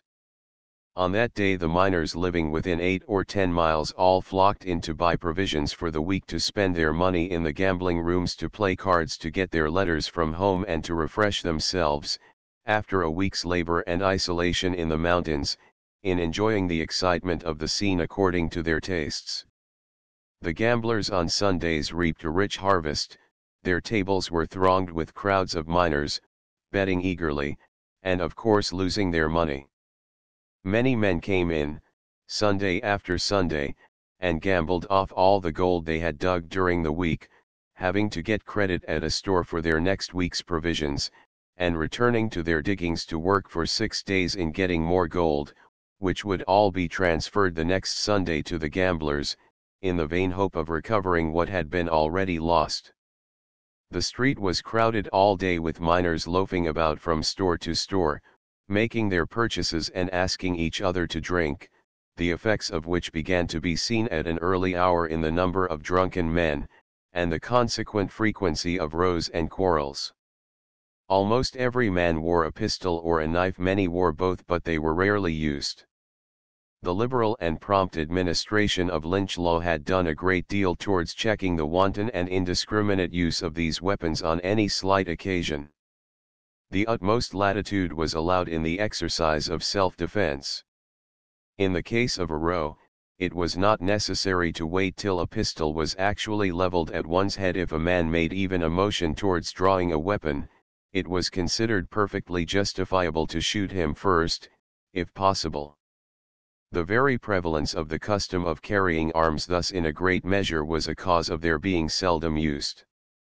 They were never drawn out of bravado, for when a man once drew his pistol, he had to be prepared to use it, and to use it quickly, or he might expect to be laid low by a ball from his adversary, and again, if he shot a man without sufficient provocation, he was pretty sure of being accommodated with a hempen cravat by Judge Lynch. The storekeepers did more business on Sundays than in all the rest of the week, and in the afternoon crowds of miners could be seen dispersing over the hills in every direction, laden with the provisions they had been purchasing, chiefly flour, pork, and beans, and perhaps a lump of fresh beef. There was only one place of public worship in Hangtown at that time, a very neat little wooden edifice, which belonged to some denomination of Methodists, and seemed to be well attended. There was also a newspaper published 2 or 3 times a week, which kept the inhabitants posted up as to what was going on in the world. The richest deposits of gold were found in the beds and banks of the rivers, creeks, and ravines, in the flats on the convex side of the bends of the streams, and in many of the flats and hollows high up in the mountains. The precious metal was also abstracted from the very hearts of the mountains, through tunnels drifted into them for several hundred yards, and in some places real mining was carried on in the bowels of the earth by means of shafts sunk to the depth of a couple of 100 feet. The principal diggings in the neighborhood of Hangtown were surface diggings, but, With the exception of river diggings, every kind of mining operation was to be seen in full force. The gold is found at various depths from the surface, but the dirt on the bedrock is the richest, as the gold naturally in time sinks through earth and gravel, till it is arrested in its downward progress by the solid rock. The diggings here were from 4 to 6 or 7 feet deep, the layer of pay dirt being about a couple of feet thick on the top of the bedrock. I should mention that dirt is the word universally used in California to signify the substance dug, earth, clay, gravel, loose slate, or whatever other name might be more appropriate. The miners talk of rich dirt and poor dirt, and of stripping off so many feet of top dirt before getting to pay dirt, the latter meaning dirt with so much gold in it that it will pay to dig it up and wash it. The apparatus generally used for washing was a long tom, which was nothing more than a wooden trough from 12 to 25 feet long, and about a foot wide. At the lower end it widens considerably, and on the floor there is a sheet of iron pierced with holes half an inch in diameter, under which is placed a flat box a couple of inches deep.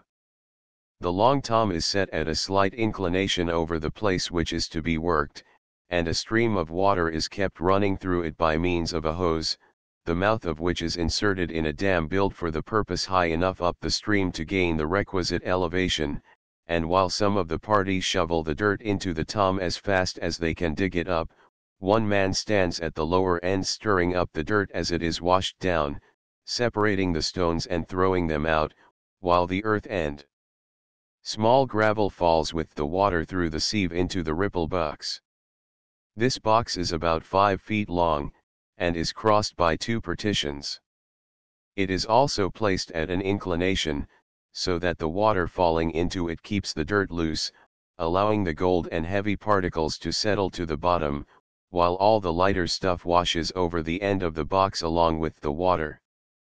When the day's work is over, the dirt is taken from the ripple box and is washed out in a washpan, a round tin dish, 18 inches in diameter, with shelving sides 3 or 4 inches deep. In washing out a panful of dirt, it has to be placed in water deep enough to cover it over, the dirt is stirred up with the hands, and the gravel thrown out, the pan is then taken in both hands, and by an indescribable series of maneuvers all the dirt is gradually washed out of it, leaving nothing but the gold and a small quantity of black sand. This black sand is mineral, some oxide or other salt of iron, and is so heavy that it is not possible to wash it all out, it has to be blown out of the gold afterwards when dry.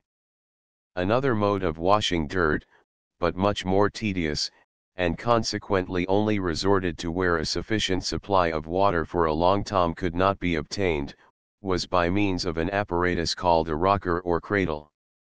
This was merely a wooden cradle, on the top of which was a sieve.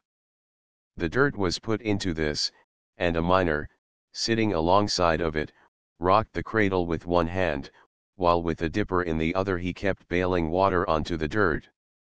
This acted on the same principle as the tom, and had formerly been the only contrivance in use, but it was now seldom seen, as the long tom effected such a saving of time and labor. The latter was set immediately over the claim, and the dirt was shoveled into it at once, while a rocker had to be set alongside of the water, and the dirt was carried to it in buckets from the place which was being worked. 3 men working together with the rocker, one digging, another carrying the dirt in buckets, and the third rocking the cradle, would wash on an average 100 bucketfuls of dirt to the man in the course of the day. With a long tom the dirt was so easily washed that parties of 6 or 8 could work together to advantage, and 400 or 500 bucketfuls of dirt a day to each one of the party was a usual day's work. I met a San Francisco friend in Hangtown practicing his profession as a doctor, who very hospitably offered me quarters in his cabin, which I gladly accepted. The accommodation was not very luxurious, being merely 6 feet of the floor on which to spread my blankets. My host, however, had no better bed himself, and indeed it was as much as most men cared about. Those who were very particular preferred sleeping on a table or a bench when they were to be had. Bunks and shelves were also much in fashion, but the difference in comfort was a mere matter of imagination, for mattresses were not known, and an earthen floor was quite as soft as any wooden board. 3 or 4 miners were also inmates of the doctor's cabin. They were quondam New South Wales squatters, who had been mining for several months in a distant part of the country, and were now going to work a claim about 2 miles up the creek from Hangtown. As they wanted another hand to work their long tom with them, I very readily joined their party. For several days we worked this place, trudging out to it when it was hardly daylight, taking with us our dinner, which consisted of beefsteaks and bread, and returning to Hangtown about dark, but the claim did not prove rich enough to satisfy us, so we abandoned it, and went prospecting, which means looking about for a more likely place. A prospector goes out with a pick and shovel, and a washpan, and to test the richness of a place he digs down till he reaches the dirt in which it may be expected that the gold will be found, and washing out a panful of this, he can easily calculate, from the amount of gold which he finds in it, how much could be taken out in a day's work. An old miner, looking at the few specks of gold in the bottom of his pan, can tell their value within a few cents, calling it a 12 or a 20-cent prospect, as it may be. If, on washing out a panful of dirt, a mere speck of gold remained, just enough to swear by, such dirt was said to have only the color, and was not worth digging. A 12-cent prospect was considered a pretty good one, but in estimating the probable result of a day's work, allowance had to be made for the time and labor to be expended in removing top dirt, and in otherwise preparing the claim for being worked. To establish one's claim to a piece of ground, all that was requisite was to leave upon it a pick or shovel, or other mining tool. The extent of ground allowed to each individual varied in different diggings from 10 to 30 feet square, and was fixed by the miners themselves, who also made their own laws, defining the rights and duties of those holding claims, and any dispute on such subjects was settled by calling together a few of the neighboring miners, who would enforce the due observance of the laws of the diggings. After prospecting for 2 or 3 days we concluded to take up a claim near a small settlement called Middletown, 2 or 3 miles distant from Hangtown. It was situated by the side of a small creek, in a rolling hilly country, and consisted of about a dozen cabins, one of which was a store supplied with flour, pork, tobacco, and other necessaries. We found near our claim a very comfortable cabin, which the owner had deserted, and in which we established ourselves. We had plenty of firewood and water close to us, and being only 2 miles from Hangtown, we kept ourselves well supplied with fresh beef. We cooked our dampers in New South Wales fashion, and lived on the fat of the land, our bill of fare being beefsteaks, damper, and tea for breakfast, dinner, and supper. A damper is a very good thing, but not commonly seen in California, excepting among men from New South Wales. A quantity of flour and water, with a pinch or two of salt, is worked into a dough, and, raking down a good hardwood fire, it is placed on the hot ashes, and then smothered in more hot ashes to the depth of 2 or 3 inches, on the top of which is placed a quantity of the still burning embers. A very little practice enables one to judge from the feel of the crust when it is sufficiently cooked. The great advantage of a damper is, that it retains a certain amount of moisture, and is as good when a week old as when fresh baked.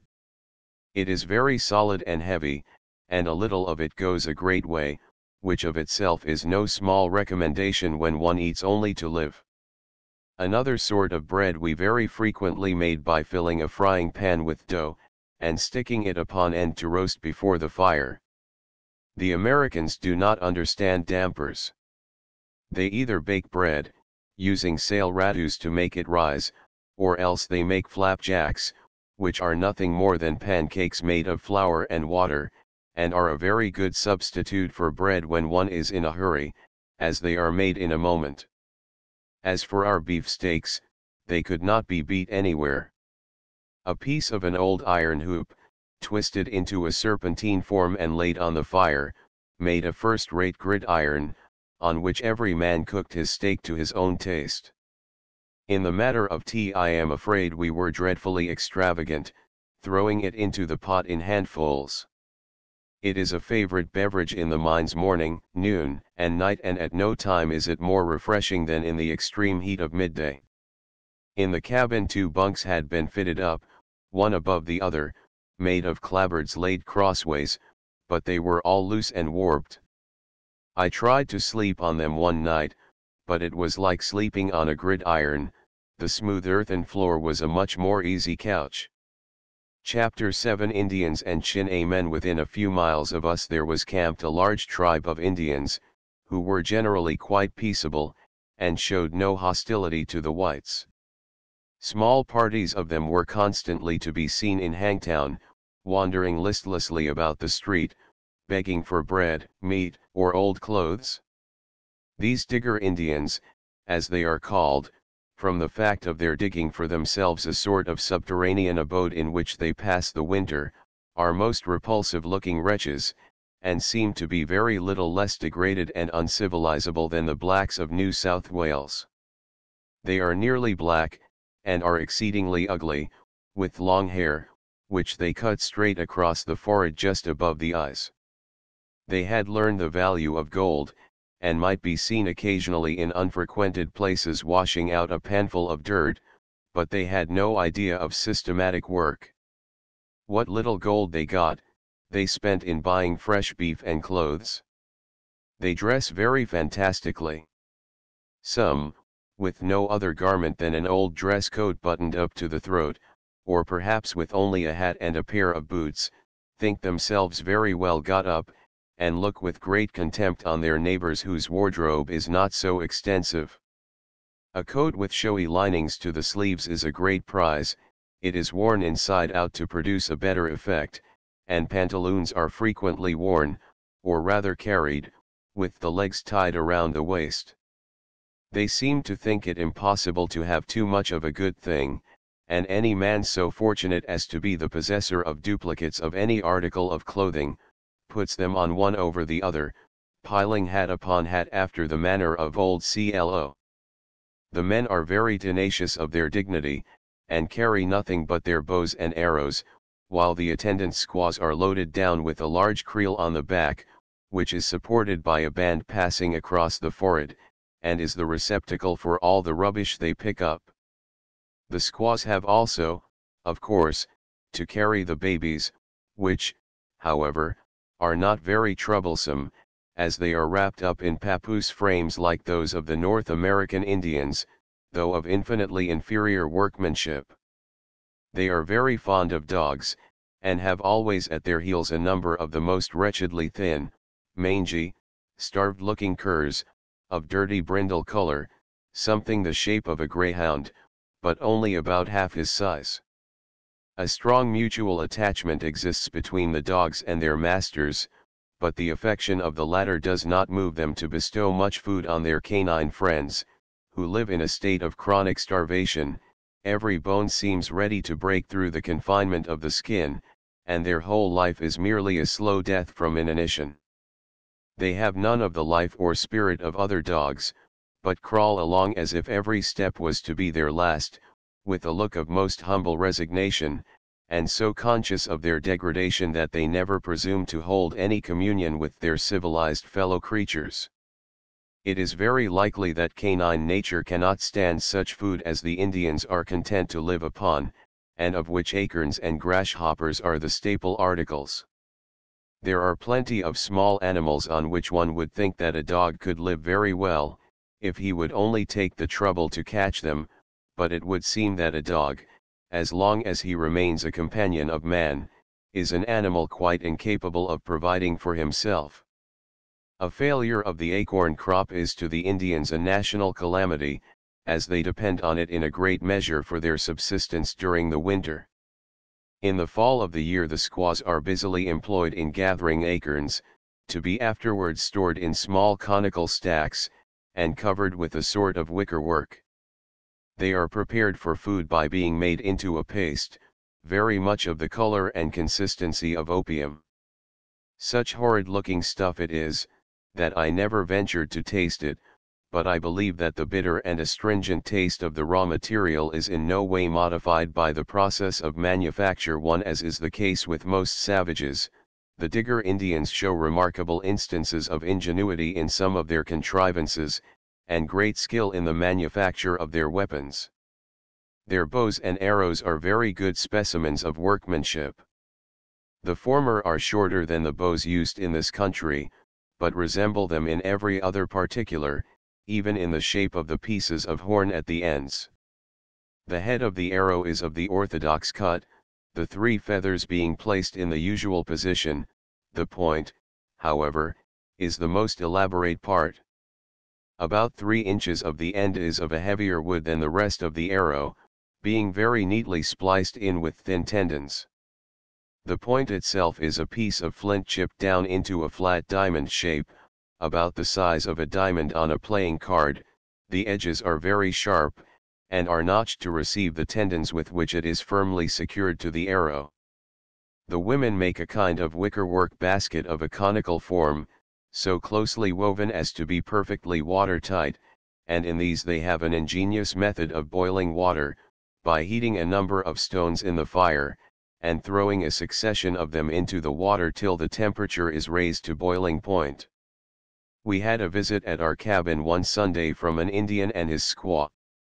She was such a particularly ugly specimen of human nature that I made her sit down, and proceeded to take a sketch of her, to the great delight of her dutiful husband, who looked over my shoulder and reported progress to her. I offered her the sketch when I had finished, but after admiring herself in the bottom of a new tin pannikin, the only substitute for a looking glass which I could find, and comparing her own beautiful face with her portrait, she was by no means pleased, and would have nothing to do with it. I suppose she thought I had not done her justice, which was very likely, for no doubt our ideas of female beauty must have differed very materially. Not many days after we had settled ourselves at Middletown, news was brought into Hangtown that a white man had been killed by Indians at a place called Johnson's Ranch, about 12 miles distant. A party of 3 or 4 men immediately went out to recover the body, and to hunt the Indians. They found the half-burned remains of the murdered man, but were attacked by a large number of Indians, and had to retire, one of the party being wounded by an Indian arrow. On their return to Hangtown there was great excitement. About 30 men, mostly from the western states, turned out with their long rifles, intending, in the first place, to visit the camp of the Middletown tribe, and to take from them their rifles, which they were reported to have bought from the storekeeper there, and after that to lynch the storekeeper himself for selling arms to the Indians, which is against the law, for however friendly the Indians may be, they trade them off to hostile tribes. It happened, however, that on this particular day a neighboring tribe had come over to the camp of the Middletown Indians for the purpose of having a fandango together, and when they saw this armed party coming upon them, they immediately saluted them with a shower of arrows and rifle balls, which damaged a good many hats and shirts, without wounding anyone. The miners returned their fire, killing a few of the Indians, but their party being too small to fight against such odds, they were compelled to retreat, and as the storekeeper, having got a hint of their kind intentions towards him, had made himself scarce, they marched back to Hangtown without having done much to boast of. When the result of their expedition was made known, the excitement in Hangtown was of course greater than ever. The next day crowds of miners flocked in from all quarters, each man equipped with a long rifle in addition to his bowie knife and revolver, while 2 men, playing a drum and a fife, marched up and down the street to give a military air to the occasion. A public meeting was held in one of the gambling rooms, at which the governor, the sheriff of the county, and other big men of the place, were present. The miners about Hangtown were mostly all Americans, and a large proportion of them were men from the western states, who had come by the overland route across the plains, men who had all their lives been used to Indian wiles and treachery, and thought about as much of shooting an Indian as of killing a rattlesnake. They were a rough-looking crowd, long, gaunt, wiry men, dressed in the usual old flannel shirt costume of the mines, with shaggy beards, their faces, hands, and arms as brown as mahogany, and with an expression about their eyes which boded no good to any Indian who should come within range of their rifles. There were some very good speeches made at the meeting. That of a young Kentuckian doctor was quite a treat. He spoke very well, but from the fuss he made it might have been supposed that the whole country was in the hands of the enemy. The eyes of the 30 states of the Union, he said, were upon them, and it was for them, the 31st, to avenge this insult to the Anglo-Saxon race, and to show the wily savage that the American nation, which could dictate terms of peace or war to every other nation on the face of the globe, was not to be trifled with. He tried to rouse their courage, and excite their animosity against the Indians, though it was quite unnecessary, by drawing a vivid picture of the unburied bones of poor Brown, or Jones, the unfortunate individual who had been murdered, bleaching on the mountains of the Sierra Nevada, while his death was still unavenged. If they were cowardly enough not to go out and whip the savage Indians, their wives would spurn them, their sweethearts would reject them, and the whole world would look upon them with scorn. The most common-sense argument in his speech, however, was, that unless the Indians were taught a lesson, there would be no safety for the straggling miners in the mountains at any distance from a settlement. Altogether he spoke very well, considering the sort of crowd he was addressing, and judging from the enthusiastic applause, and from the remarks I heard made by the men around me, he could not have spoken with better effect. The governor also made a short speech, saying that he would take the responsibility of raising a company of 100 men, at $5 a day, to go and whip the Indians. The sheriff followed. He calculated to raise out of that crowd 100 men, but wanted no man to put down his name who would not stand up in his boots, and he would ask no man to go any further than he would go himself. Those who wished to enlist were then told to come round to the other end of the room, when nearly the whole crowd rushed eagerly forward, and the required number were at once enrolled. They started the next day, but the Indians retreating before them, they followed them far up into the mountains, where they remained for a couple of months, by which time the wily savages, it is to be hoped, got properly whipped, and were taught the respect due to white men. We continued working our claim at Middletown, having taken into partnership an old sea captain whom we found there working alone. It paid us very well for about 3 weeks, when, from the continued dry weather, the water began to fail, and we were obliged to think of moving off to other diggings. It was now time to commence preparatory operations before working the beds of the creeks and rivers, as their waters were falling rapidly, and as most of our party owned shares in claims on different rivers, we became dispersed. A young Englishman and myself alone remained, uncertain as yet where we should go. We had gone into Hangtown one night for provisions, when we heard that a great strike had been made at a place called Coon Hollow, about a mile distant. One man was reported to have taken out that day about $1,500. Before daylight next morning we started over the hill, intending to stake off a claim on the same ground, but even by the time we got there, the whole hillside was already pegged off into claims of 30 feet square, on each of which men were commencing to sink shafts, while hundreds of others were prowling about, too late to get a claim which would be thought worth taking up.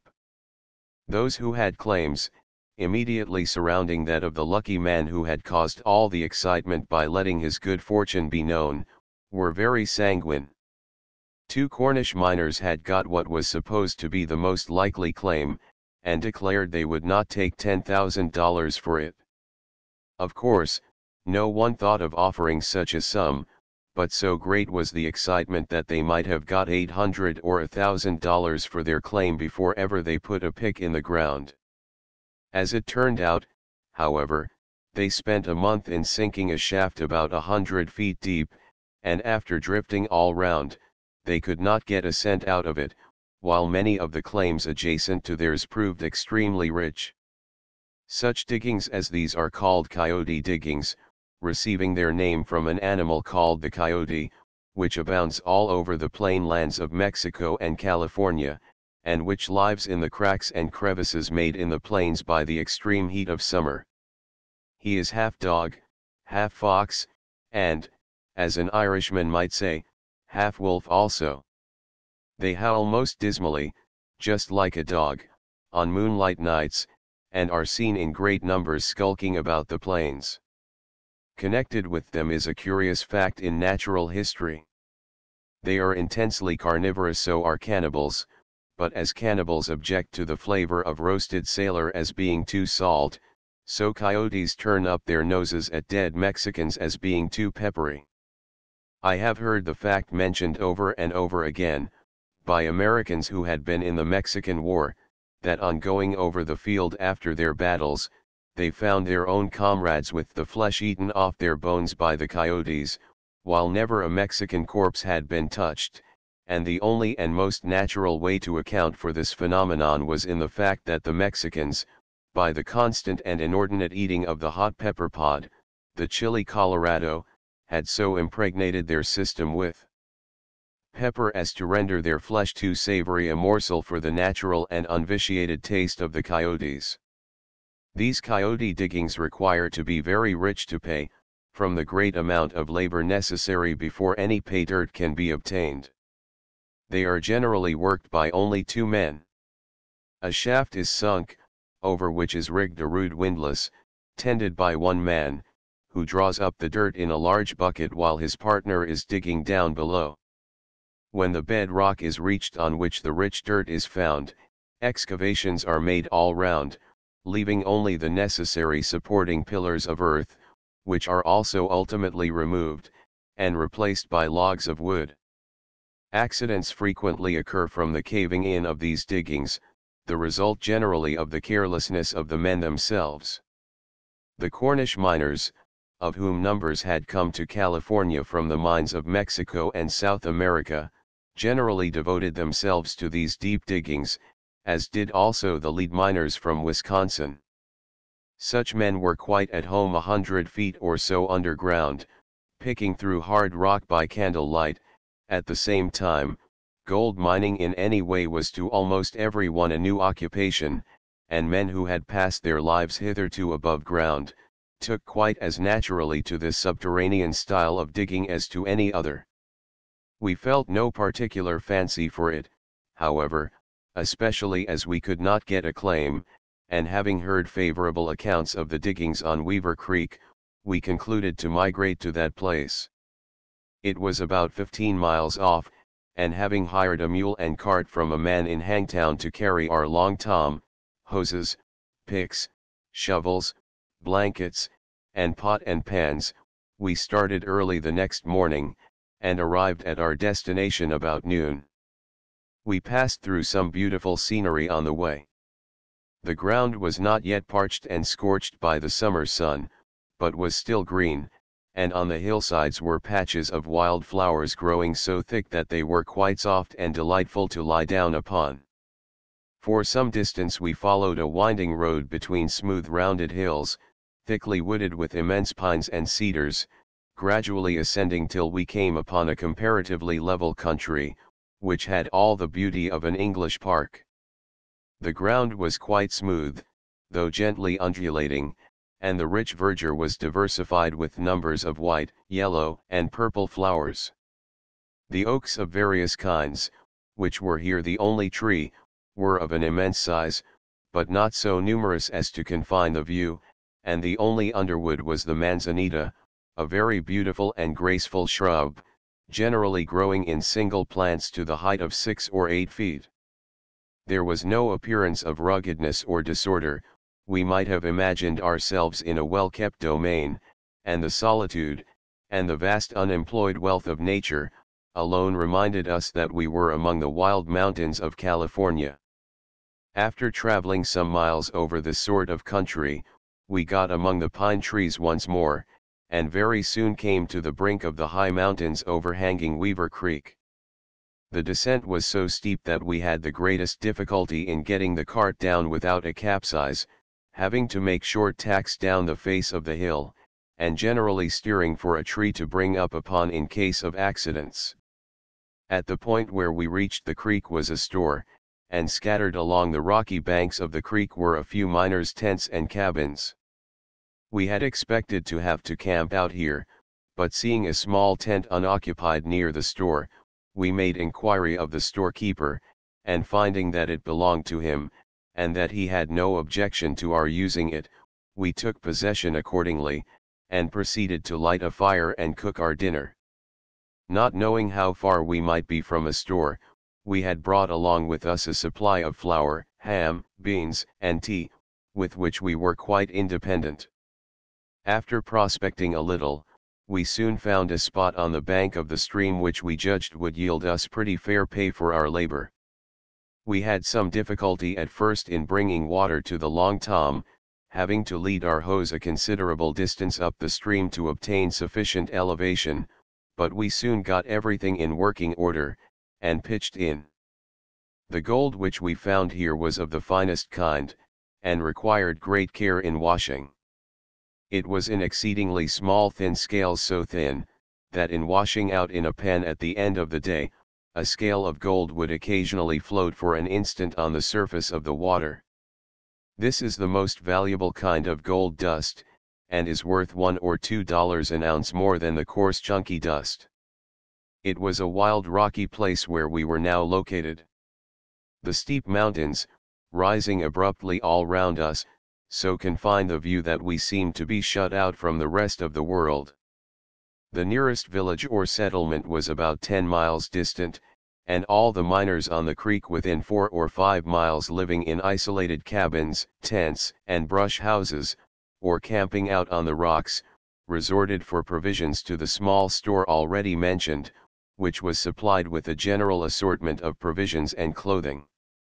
There had still been occasional heavy rains, from which our tent was but poor protection, and we awoke sometimes in the morning, finding small pools of water in the folds of our blankets, and everything so soaking wet, inside the tent as well as outside, that it was hopeless to attempt to light a fire.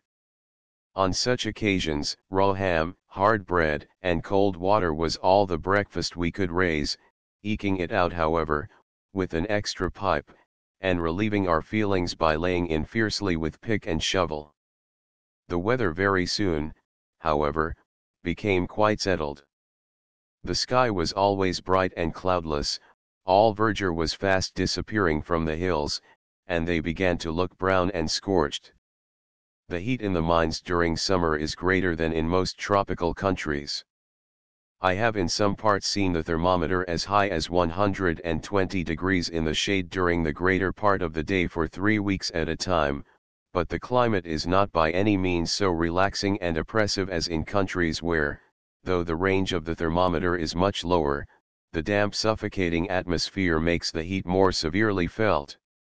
In the hottest weather in California, it is always agreeably cool at night, sufficiently so to make a blanket acceptable, and to enable one to enjoy a sound sleep, in which one recovers from all the evil effects of the previous day's baking, and even the extreme heat of the hottest hours of the day, though it crisps up one's hair like that of a nigger, is still light and exhilarating, and by no means disinclines one for bodily exertion.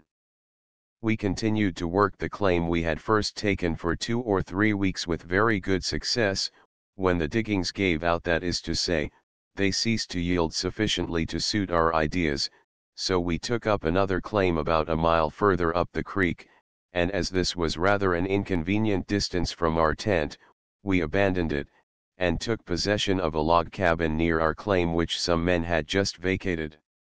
It was a very badly built cabin perched on a rocky platform overhanging the rugged pathway which led along the banks of the creek.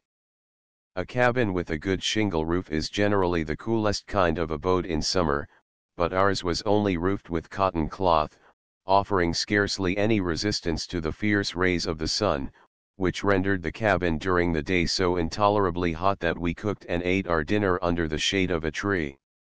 A whole bevy of Chin-A men had recently made their appearance on the creek. Their camp, consisting of a dozen or so of small tents and brush houses, was near our cabin on the side of the hill too near to be pleasant, for they kept up a continual chattering all night, which was rather tiresome till we got used to it. They are an industrious set of people, no doubt, but are certainly not calculated for gold digging. They do not work with the same force or vigor as American or European miners, but handle their tools like so many women, as if they were afraid of hurting themselves. The Americans called it scratching, which was a very expressive term for their style of digging.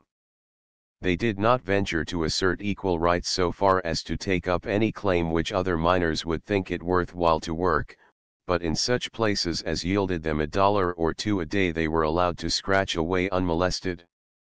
Had they happened to strike a rich lead, they would have been driven off their claim immediately. They were very averse to working in the water, and for 4 or 5 hours in the heat of the day they assembled under the shade of a tree, where they sat fanning themselves, drinking tea, and saying too much hot. On the whole, they seemed a harmless, inoffensive people, but one day, as we were going to dinner, we heard an unusual hullabaloo going on where the Chin-A men were at work, and on reaching the place we found the whole tribe of Celestials divided into 2 equal parties, drawn up against each other in battle array, brandishing picks and shovels, lifting stones as if to hurl them at their adversaries' heads, and every man chattering and gesticulating in the most frantic manner. The miners collected on the ground to see the muss, and cheered the Chin-A men on to more active hostilities. But after taunting and threatening each other in this way for about an hour, during which time, although the excitement seemed to be continually increasing, not a blow was struck nor a stone thrown, the 2 parties suddenly, and without any apparent cause, fraternized, and moved off together to their tents. What all the row was about, or why peace was so suddenly proclaimed, was of course a mystery to us outside barbarians, and the tame and unsatisfactory termination of such warlike demonstrations was a great disappointment, as we had been every moment expecting that the ball would open, and hoped to see a general engagement. It reminded me of the way in which a couple of French Canadians have a set to shaking their fists within an inch of each other's faces. They call each other all the names imaginable, beginning with Sacre Cochon, and going through a long series of still less complimentary epithets, till finally Sacre Astrologe caps the climax. This is a regular smasher. It is supposed to be such a comprehensive term as to exhaust the whole vocabulary. Both parties then give in for want of ammunition, and the fight is over. I presume it was by a similar process that the Chin-A men arrived at a solution of their difficulty. At all events, discretion seemed to form a very large component part of celestial valor. Chapter 8 Miners' Law. The miners on the creek were nearly all Americans, and exhibited a great variety of mankind. Some, it was very evident, were men who had hitherto only worked with their heads, others one would have set down as having been mechanics of some sort, and as having lived in cities, and there were numbers of unmistakable backwoodsmen and farmers from the western states. Of these a large proportion were Missourians, who had emigrated across the plains. From the state of Missouri the people had flocked in thousands to the gold diggings, and particularly from a county in that state called Pike County. The peculiarities of the Missourians are very strongly marked, and after being in the mines but a short time, one could distinguish a Missourian, or a Pike, or Pike County, as they are called, from the natives of any other western state. Their costume was always exceedingly old and greasy looking. They had none of the occasional foppery of the miner, which shows itself in brilliant red shirts, boots with flaming red tops, fancy colored hats, silver-handled bowie knives, and rich silk sashes. It always seemed to me that a Missourian wore the same clothes in which he had crossed the plains, and that he was keeping them to wear on his journey home again. Their hats were felt, of a dirty brown color, and the shape of a short extinguisher. Their shirts had perhaps, in days gone by, been red, but were now a sort of purple. Their pantaloons were generally of a snuffy brown color, and made of some woolly homemade fabric. Suspended at their back from a narrow strap buckled round the waist they carried a wooden-handled bowie knife in an old leathern sheath, not stitched, but riveted with leaden nails, and over their shoulders they wore strips of cotton or cloth as suspenders, mechanical contrivances never thought of by any other men in the mines. As for their boots, there was no peculiarity about them, excepting that they were always old. Their coats, a garment not frequently seen in the mines for at least 6 months of the year, were very extraordinary things, exceedingly tight, short-waisted, long-skirted surtouts of homemade frieze of a grayish-blue color. As for their persons, they were mostly long, gaunt, narrow-chested, round-shouldered men, with long, straight, light-colored, dried-up-looking hair, small thin sallow faces, with rather scanty beard and mustache, and small grey sunken eyes, which seemed to be keenly perceptive of everything around them. But in their movements the men were slow and awkward, and in the towns especially they betrayed a childish astonishment at the strange sights occasioned by the presence of the divers nations of the earth. The fact is, that till they came to California many of them had never in their lives before seen two houses together, and in any little village in the mines they witnessed more of the wonders of civilization than ever they had dreamed of. In some respects, perhaps, the mines of California were as wild a place as any part of the western states of America, but they were peopled by a community of men of all classes, and from different countries, who though living in a rough backwoods style, had nevertheless all the ideas and amenities of civilized life, while the Missourians, having come direct across the plains from their homes in the backwoods, had received no preparatory education to enable them to show off to advantage in such company. And in this they labored under a great disadvantage, as compared with the lower classes of people of every country who came to San Francisco by way of Panama or Cape Horn. The men from the interior of the states learned something even on their journey to New York or New Orleans, having their eyes partially opened during the few days they spent in either of those cities en route, and on the passage to San Francisco they naturally received a certain degree of Polish from being violently shaken up with a crowd of men of different habits and ideas from their own. They had to give way in many things to men whose motives of action were perhaps to them incomprehensible, while of course they gained a few new ideas from being brought into close contact with such sorts of men as they had hitherto only seen at a distance, or very likely had never heard of. A little experience of San Francisco did them no harm, and by the time they reached the mines they had become very superior men to the raw bumpkins they were before leaving their homes. It may seem strange, but it is undoubtedly true, that the majority of men in whom such a change was most desirable became in California more humanized, and acquired a certain amount of urbanity. In fact, they came from civilized countries in the rough state, and in California got licked into shape, and polished.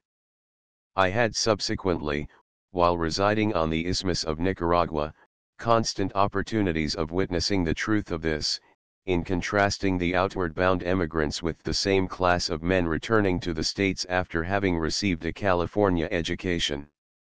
Every fortnight 2 crowds of passengers rushed across the isthmus, one from New York, the other from San Francisco. The great majority in both cases were men of the lower ranks of life, and it is of course to them alone that my remarks apply.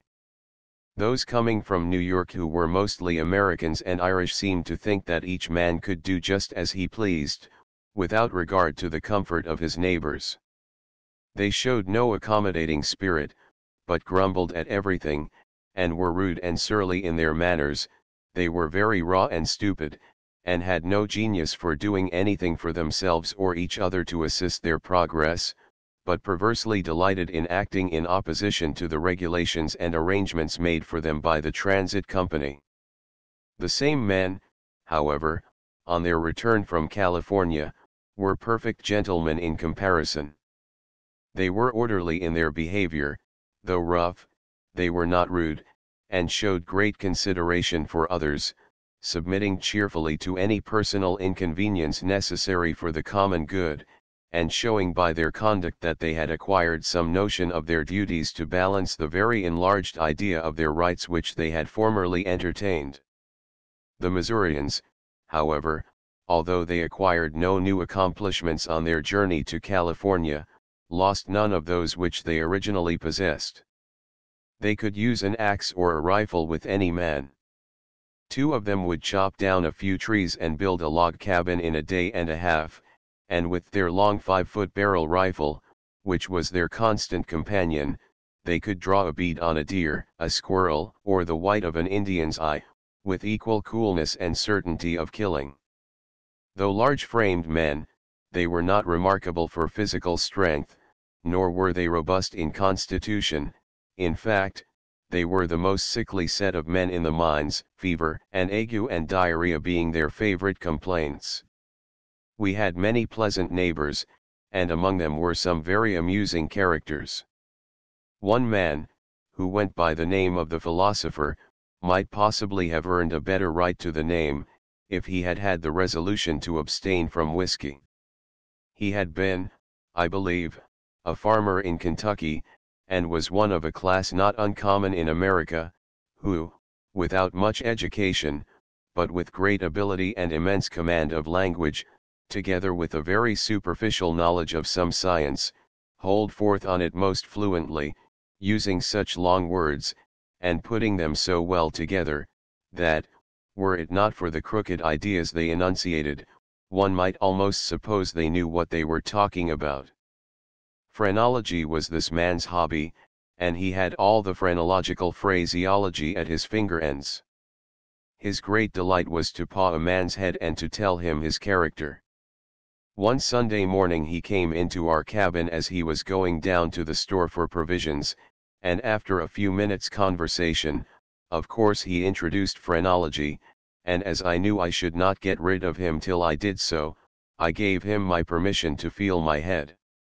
He fingered it all over, and gave me a very elaborate synopsis of my character, explaining most minutely the consequences of the combination of the different bumps, and telling me how I would act in a variety of supposed contingencies.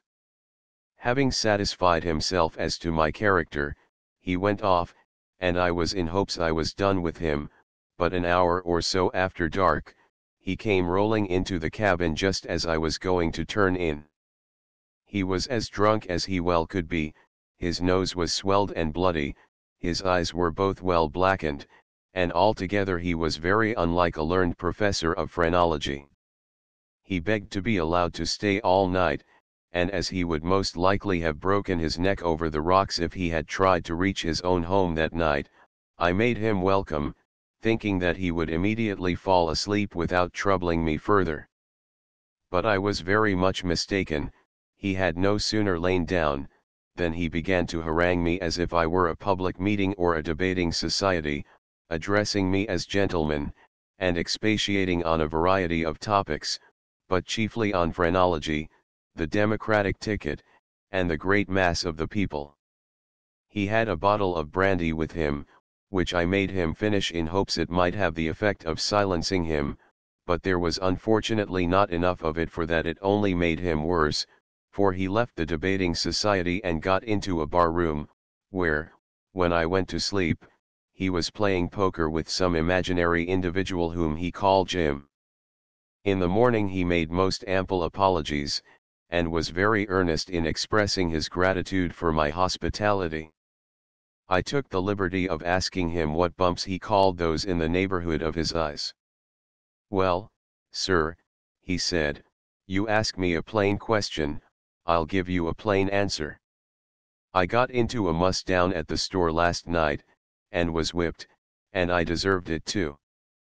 As he was so penitent, I did not press him for further particulars, but I heard from another man the same day that when at the store he had taken the opportunity of an audience to lecture them on his favorite subject, and illustrated his theory by feeling several heads, and giving very full descriptions of the characters of the individuals. At last he got hold of a man who must have had something peculiar in the formation of his cranium, for he gave him a most dreadful character, calling him a liar, a cheat, and a thief, and winding up by saying that he was a man who would murder his father for $5. The natural consequence was that the owner of this enviable character jumped up and pitched into the phrenologist, giving him the whipping which he had so candidly acknowledged, and would probably have murdered him without the consideration of the $5, if the bystanders had not interfered. Very near where we were at work, a party of half a dozen men held a claim in the bed of the creek, and had as usual dug a race through which to turn the water, and so leave exposed the part they intended to work. This they were now anxious to do, as the creek had fallen sufficiently low to admit of it, but they were opposed by a number of miners whose claims lay so near the race that they would have been swamped had the water been turned into it. They could not come to any settlement of the question among themselves, so, as was usual in such cases, they concluded to leave it to a jury of miners, and notice was accordingly sent to all the miners within 2 or 3 miles up and down the creek, requesting them to assemble on the claim in question the next afternoon. Although a miner calculates an hour lost as so much money out of his pocket, yet all were interested in supporting the laws of the diggings, and about 100 men presented themselves at the appointed time. The two opposing parties then, having tossed up for the first pick, chose 6 jurymen each from the assembled crowd. When the jury had squatted themselves all together in an exalted position on a heap of stones and dirt, one of the plaintiffs, as spokesman for his party, made a very pithy speech, calling several witnesses to prove his statements, and citing many of the laws of the diggings in support of his claims. The defendants followed in the same manner, making the most of their case, while the general public, sitting in groups on the different heaps of stones piled up between the holes with which the ground was honeycombed, smoked their pipes and watched the proceedings. After the plaintiff and defendant had said all they had to say about it, the jury examined the state of the ground in dispute. They then called some more witnesses to give further information, and having laid their shaggy heads together for a few minutes, they pronounced their decision, which was, that the men working on the race should be allowed 6 days to work out their claims before the water should be turned in upon them. Neither party was particularly well pleased with the verdict, a pretty good sign that it was an impartial one, but they had to abide by it, for had there been any resistance on either side, the rest of the miners would have enforced the decision of this august tribunal. From it there was no appeal. A jury of miners was the highest court known, and I must say I never saw a court of justice with so little humbug about it.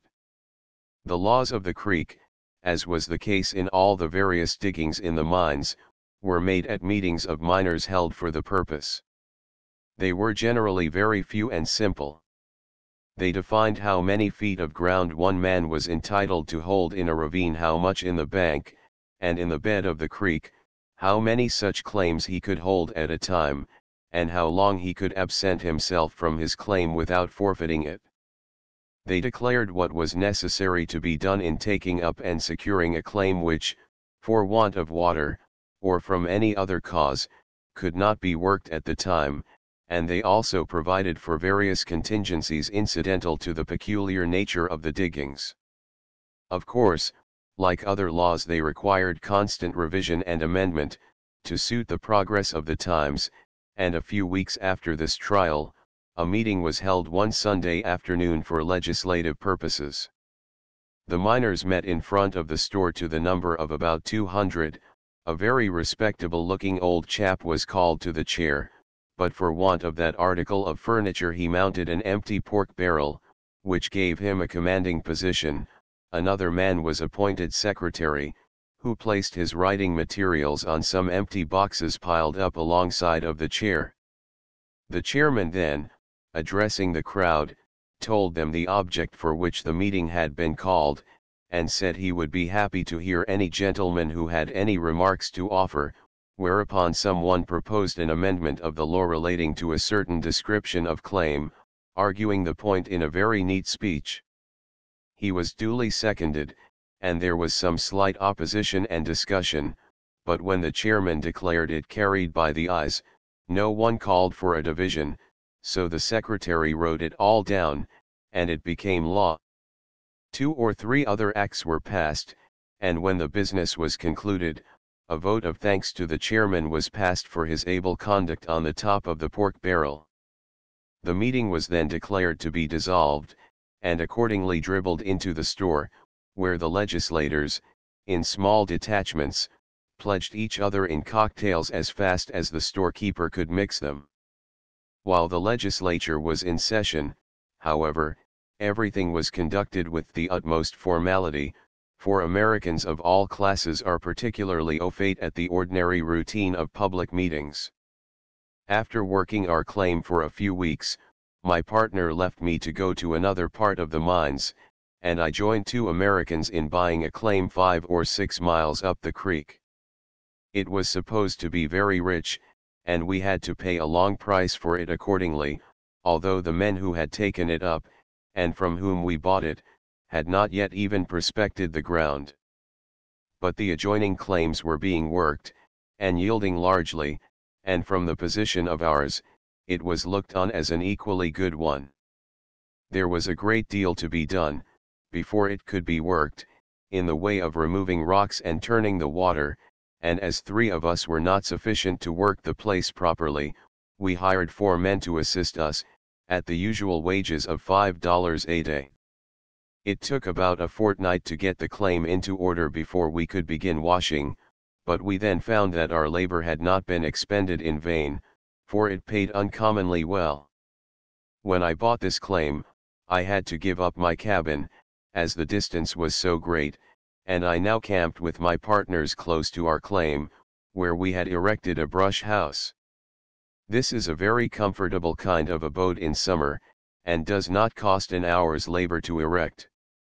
4 uprights are stuck in the ground, and connected with cross pieces, on which are laid heaps of leafy brushwood, making a roof completely impervious to the rays of the sun.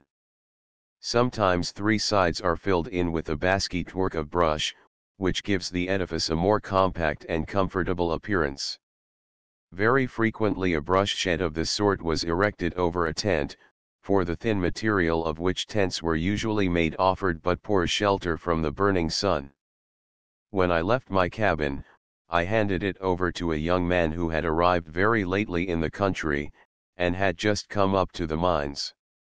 On meeting him a few days afterwards, and asking him how he liked his new abode, he told me that the first night of his occupation he had not slept a wink, and had kept candles burning till daylight, being afraid to go to sleep on account of the rats. Rats, indeed. Poor fellow. I should think there were a few rats, but the cabin was not worse in that respect than any other in the mines. The rats were most active colonizers. Hardly was a cabin built in the most out-of-the-way part of the mountains, before a large family of rats made themselves at home in it, imparting a humanized and inhabited air to the place. They are not supposed to be indigenous to the country. They are a large black species, which I believe those who are learned in rats call the Hamburg breed. Occasionally a pure white one is seen, but more frequently in the cities than in the mines.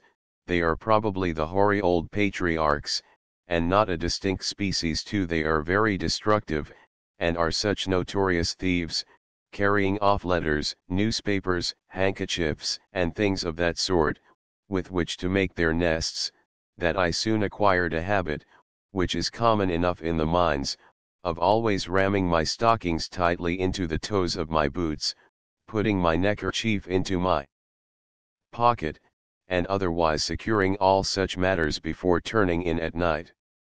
One took these precautions just as naturally, and as much as a matter of course, as when at sea one fixes things in such manner that they shall not fetch way with the motion of the ship. As in civilized life a man winds up his watch and puts it under his pillow before going to bed, so in the mines, when turning in, one just as instinctively sets to work to circumvent the rats in the manner described, and, taking off his revolver, lays it under his pillow, or at least under the coat or boots, or whatever he rests his head on. I believe there are individuals who faint or go into hysterics if a cat happens to be in the same room with them. Anyone having a like antipathy to rats had better keep as far away from California as possible, especially from the mines. The inhabitants generally, however, have no such prejudices. It is a free country, as free to rats as to Chinamen. They increase and multiply and settle on the land very much as they please, eating up your flour, and running over you when you are asleep, without ceremony. No one thinks it worthwhile to kill individual rats. The abstract fact of their existence remains the same. You might as well wage war upon mosquitoes. I often shot rats, but it was for the sport, not for the mere object of killing them. Rat shooting is capital sport, and is carried on in this wise. The most favorable place for it is a log cabin in which the chinks have not been filled up, so that there is a space of 2 or 3 inches between the logs, and the season is a moonlight night. Then when you lie down for the night, it would be absurd to call it going to bed in the mines. You have your revolver charged, and plenty of ammunition at hand. The lights are of course put out, and the cabin is in darkness, but the rats have a fashion of running along the tops of the logs, and occasionally standing still, showing clearly against the moonlight outside. Then is your time to draw a bead upon them and knock them over if you can. But it takes a good shot to do much at this sort of work, and a man who kills 2 or 3 brace before going to sleep has had a very splendid night's shooting. Chapter 9 Gold is where you find it. We worked our claim very successfully for about 6 weeks, when the creek at last became so dry that we had not water enough to run our long tom, and the claim was rendered for the present unavailable. It, of course, remained good to us for next season, but as I had no idea of being there to work it, I sold out my interest to my partners, and, throwing mining to the dogs, I broke out in a fresh place altogether.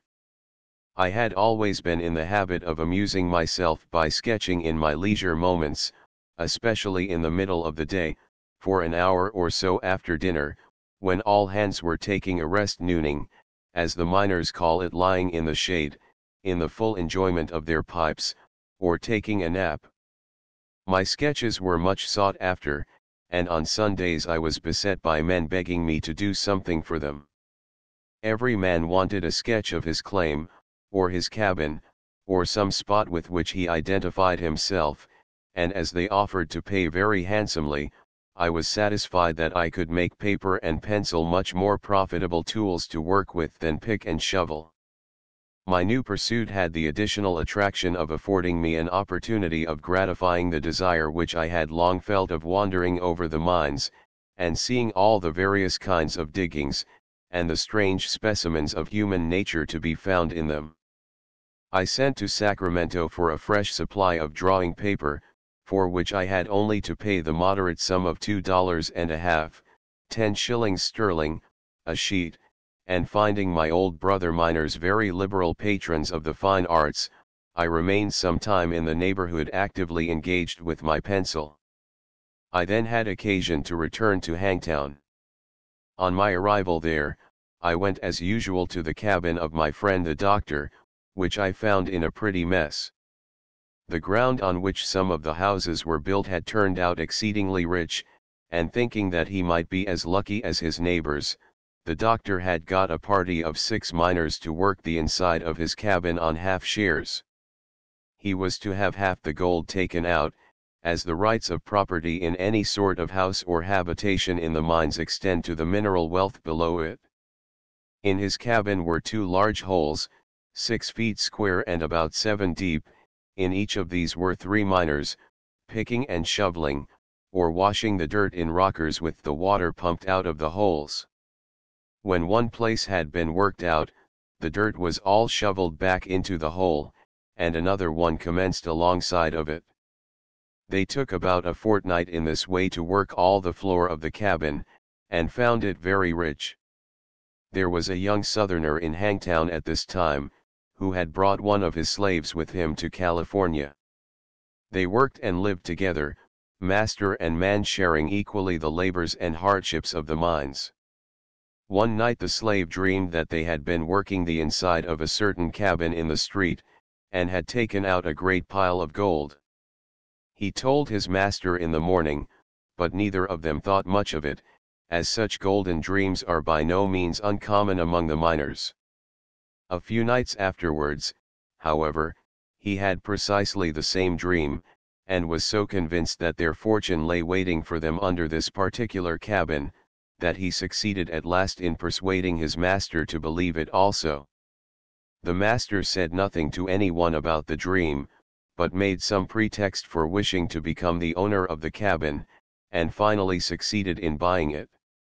He and his slave immediately moved in, and set to work digging up the earthen floor, and the dream proved to be so far true that before they had worked all the ground they had taken out $20,000. There were many slaves in various parts of the mines working with their masters, and I knew frequent instances of their receiving their freedom. Some slaves I have also seen left in the mines by their masters, working faithfully to make money enough wherewith to buy themselves. Of course, as California is a free state, a slave, when once taken there by his master, became free by law, but no man would bring a slave to the country unless one on whose fidelity he could depend. Niggers, in some parts of the mines, were pretty numerous, though by no means forming so large a proportion of the population as in the Atlantic states. As miners they were proverbially lucky, but they were also inveterate gamblers, and did not long remain burdened with their unwanted riches.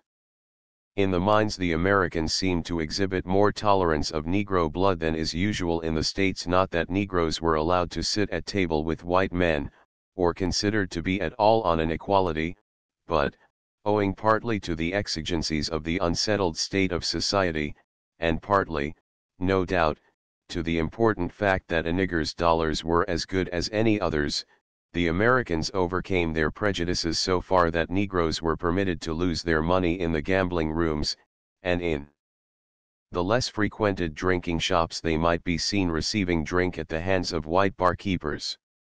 In a town or camp of any size there was always a nigger boarding house, kept, of course, by a darky, for the special accommodation of colored people, but in places where there was no such institution, or at wayside houses, when a Negro wanted accommodation, he waited till the company had finished their meal and left the table before he ventured to sit down.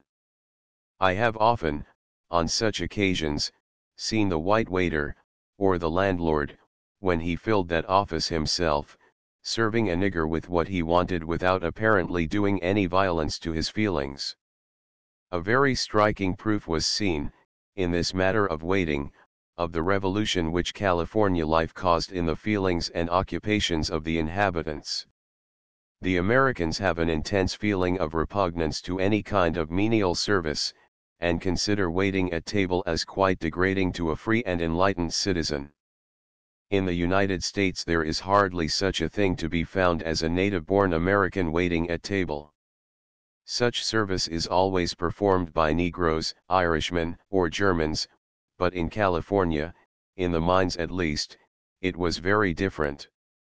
The almighty dollar exerted a still more powerful influence than in the old states, for it overcame all pre-existing false notions of dignity. The principle was universally admitted, and acted on, that no honest occupation was derogatory, and no questions of dignity interfered to prevent a man from employing himself in any way by which it suited his convenience to make his money. It was nothing uncommon to see men of refinement and education keeping restaurants or roadside houses, and waiting on any ragamuffin who chose to patronize them, with as much empressement as an English waiter who expects his customary coppers.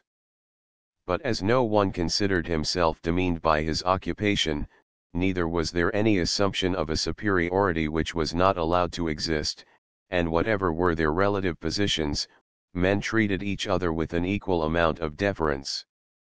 After being detained a few days in Hangtown waiting for letters from San Francisco, I set out for Nevada City, about 70 miles north, intending from there to travel up the Yuba River, and see what was to be seen in that part of the mines.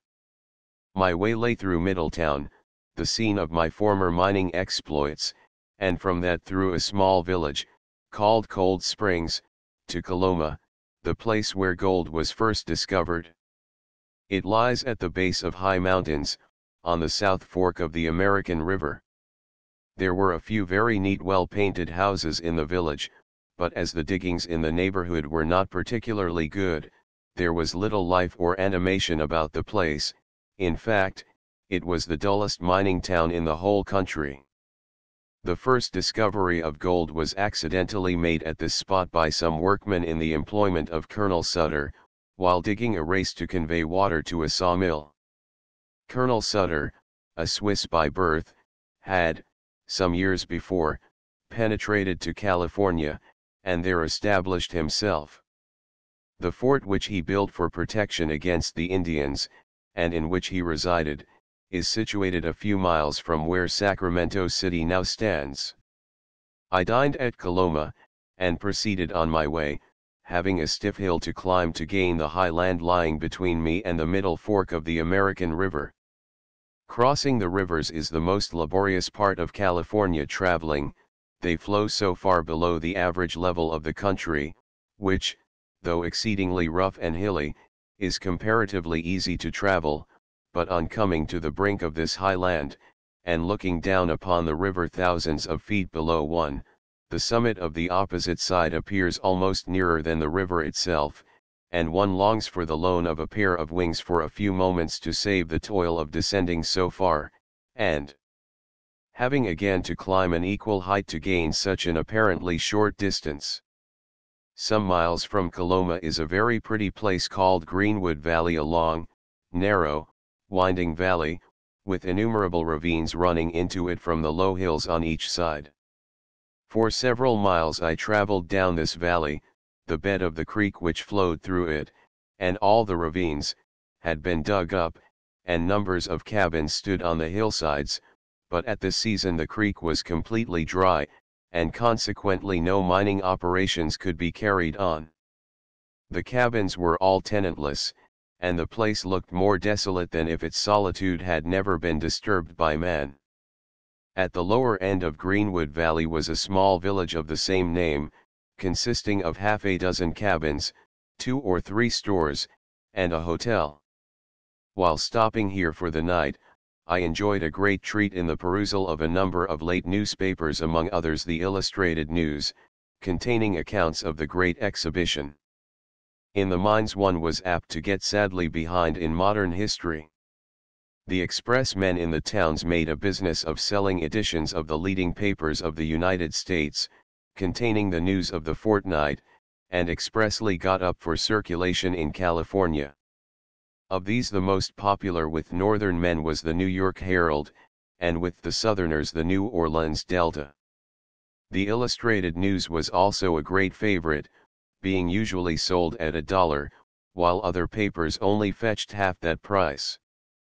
But unless one happened to be in some town or village when the mail from the States arrived, there was little chance of ever seeing a paper, as they were all bought up immediately. I struck the middle fork of the American River at a place called Spanish Bar. The scenery was very grand. Looking down on the river from the summit of the range, it seemed a mere thread winding along the deep chasm formed by the mountains, which were so steep that the pine trees clinging to their sides looked as though they would slip down into the river. The face of the mountain by which I descended was covered with a perfect trellis work of zigzag trails, so that I could work my way down by long or short tacks as I felt inclined. On the mountain on the opposite side I could see the faint line of the trail which I had to follow. It did not look by any means inviting, and I was thankful that, for the present at any rate, I was going downhill. Walking down a long hill, however, so steep that one dare not run, though not quite such hard work at the time as climbing up, is equally fatiguing in its results, as it shakes one's knees all to pieces. I reached the river at last, and crossing over in a canoe, landed on the bar. What they call a bar in California is the flat which is usually found on the convex side of a bend in a river. Such places have nearly always proved very rich, that being the side on which any deposit carried down by the river will naturally lodge, while the opposite bank is generally steep and precipitous, and contains little or no gold. Indeed, there are not many exceptions to the rule that, in a spot where one bank of a river affords good diggings, the other side is not worth working. The largest camps or villages on the rivers are on the bars, and take their name from them. The nomenclature of the mines is not very choice or elegant. The rivers all retain the names given to them by the Spaniards, but every little creek, flat, and ravine, besides of course the towns and villages which have been called into existence, have received their names at the hands of the first one or two miners who have happened to strike the diggings. The individual pioneer has seldom shown much invention or originality in his choice of a name. In most cases he has either immortalized his own by tacking ville or town to the end of it, or has more modestly chosen the name of some place in his native state, but a vast number of places have been absurdly named from some trifling incident connected with their first settlement, such as Shirt Tail Cannon, Whiskey Gulch, Port Wine Diggins, Humbug Flat, Murderer's Bar, Flapjack Cannon, Yankee Jim's, Jackass Gulch, and hundreds of others with equally ridiculous names. Spanish Bar was about half a mile in length, and 300 or 400 yards wide. The whole place was honeycombed with the holes in which the miners were at work. All the trees had been cut down, and there was nothing but the red shirts of the miners to relieve the dazzling whiteness of the heaps of stones and gravel which reflected the fierce rays of the sun and made the extreme heat doubly severe. At the foot of the mountain, as if they had been pushed back as far as possible off the diggings, stood a row of booths and tents, most of them of a very ragged and worn-out appearance. I made for the one which looked most imposing, a canvas edifice, which, from the huge sign all along the front, assumed to be the United States Hotel. It was not far from 12 o'clock, the universal dinner hour in the mines, so I lighted my pipe, and lay down in the shade to compose myself for the great event. The American system of using hotels as regular boarding houses prevails also in California. The hotels in the mines are really boarding houses, for it is on the number of their boarders they depend. The transient custom of travelers is merely incidental. The average rate of board per week at these institutions was $12 or $15, and the charge for a single meal was $1, or $1.50. The United States seemed to have a pretty good run of business. As the hour of noon, feeding time, approached, the miners began to congregate in the bar room. Many of them took advantage of the few minutes before dinner to play cards, while the rest looked on, or took gin cocktails to whet their appetites. At last there could not have been less than 60 or 70 miners assembled in the bar room, which was a small canvas enclosure about 20 feet square. On one side was a rough wooden door communicating with the salle à manger. To get as near to this as possible was the great object, and there was a press against it like that at the pit door of a theater on a benefit night. As 12 o'clock struck, the door was drawn aside, displaying the banqueting hall, an apartment somewhat larger than the bar room, and containing 2 long tables well supplied with fresh beef, potatoes, beans, pickles, and salt pork. As soon as the door was opened there was a shout, a rush, a scramble, and a loud clatter of knives and forks, and in the course of a very few minutes 50 or 60 men had finished their dinner. Of course many more rushed into the dining room than could find seats, and the disappointed ones came out again looking rather foolish, but they guessed there would be plenty to eat at the second table. Having had some experience of such places, I had intended being one of the second detachment myself, and so I guessed likewise that there would be plenty to eat at the second table, and calculated also that I would have more time to eat it in than at the first. We were not kept long waiting. In an incredibly short space of time the company began to return to the bar room, some still masticating a mouthful of food, others picking their teeth with their fingers, or with sharp-pointed bowie knives, and the rest, with a most provokingly complacent expression about their eyes, making horrible motions with their jaws, as if they were wiping out their mouths with their tongues, determined to enjoy the last lingering aftertaste of the good things they had been eating, rather a disgusting process to a spectator at any time, but particularly aggravating to hungry men waiting for their dinner. When they had all left the dining room, the door was again closed while the table was being relaid. In the meantime there had been constant fresh arrivals, and there were now almost as many waiting for the second table as there had been for the first. A crowd very quickly began to collect round the door, and I saw that to dine at number 2, as I had intended, I must enter into the spirit of the thing, so I elbowed my way into the crowd, and secured a pretty good position behind a tall Kentuckian, who I knew would clear the way before me. Very soon the door was opened, when in we rushed pell-mell. I labored under the disadvantage of not knowing the diggings, being a stranger. I did not know the lay of the tables, or whereabouts the joints were placed, but immediately on entering I caught sight of a good-looking roast of beef at the far end of one of the tables, at which I made a desperate charge.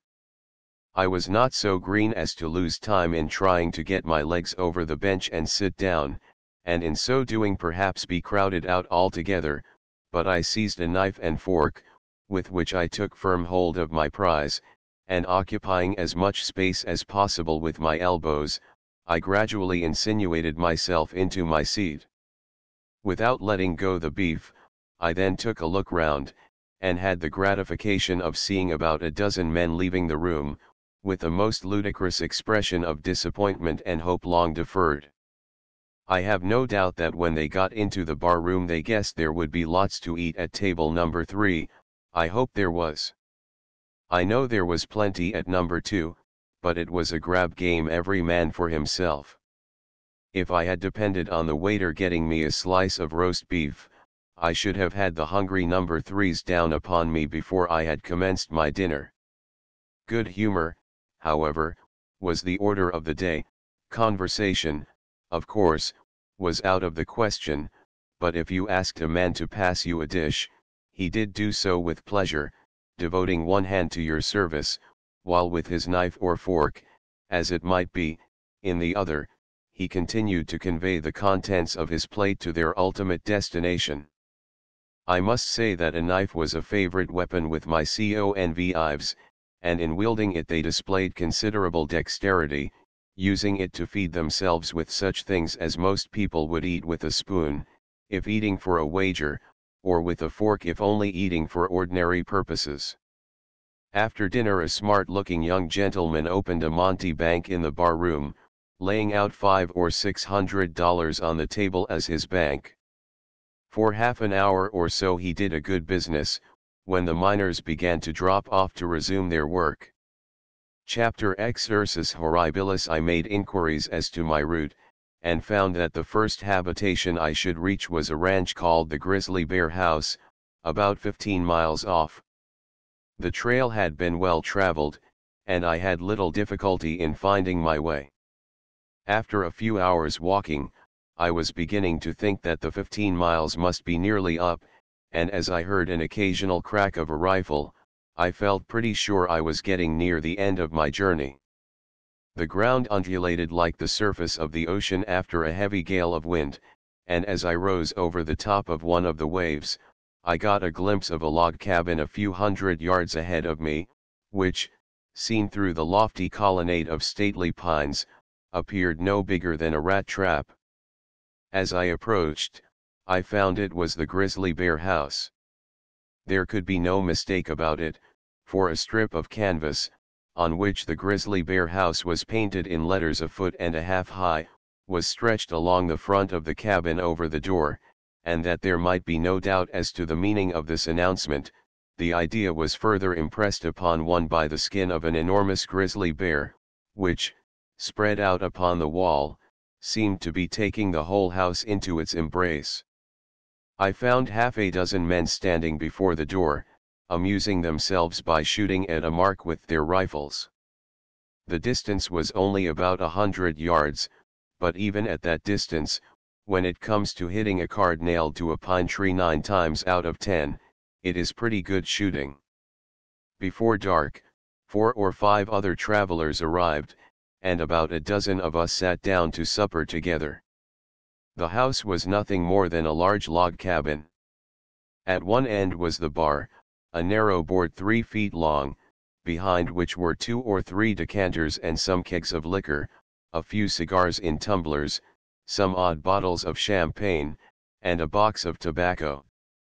A couple of benches and a table occupied the center of the house, and sacks of flour and other provisions stood in the corners. Out in the forest, behind the cabin, was a cooking stove, with a sort of awning over it.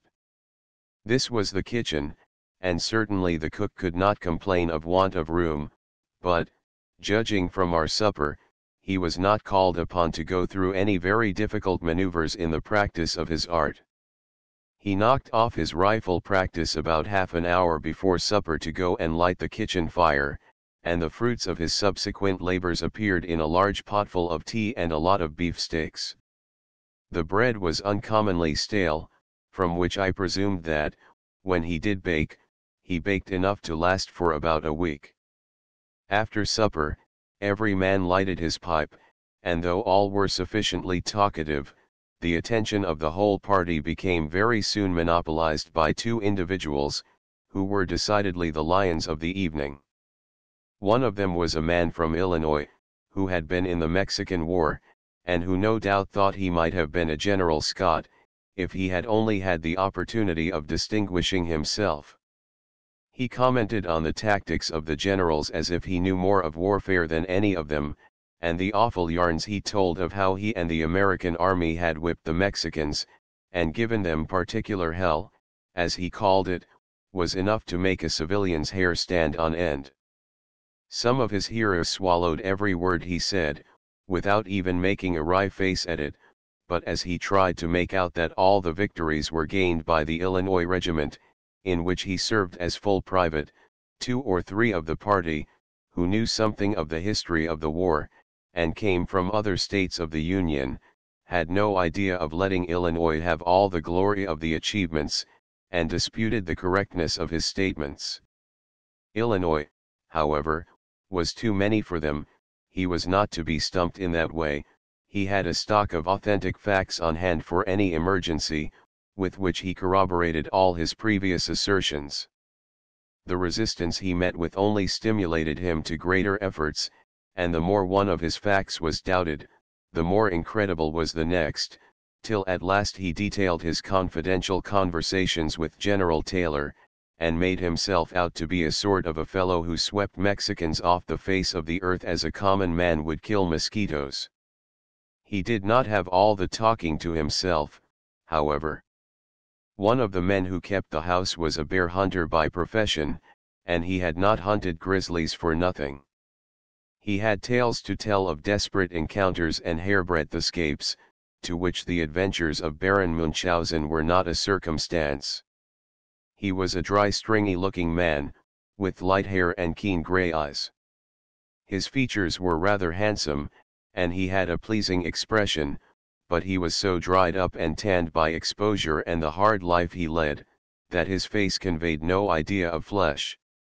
One would rather have expected, on cutting into him, to find that he was composed of gutta percha, or something of that sort, and only colored on the outside. He and Illinois listened to each other's stories with silent contempt.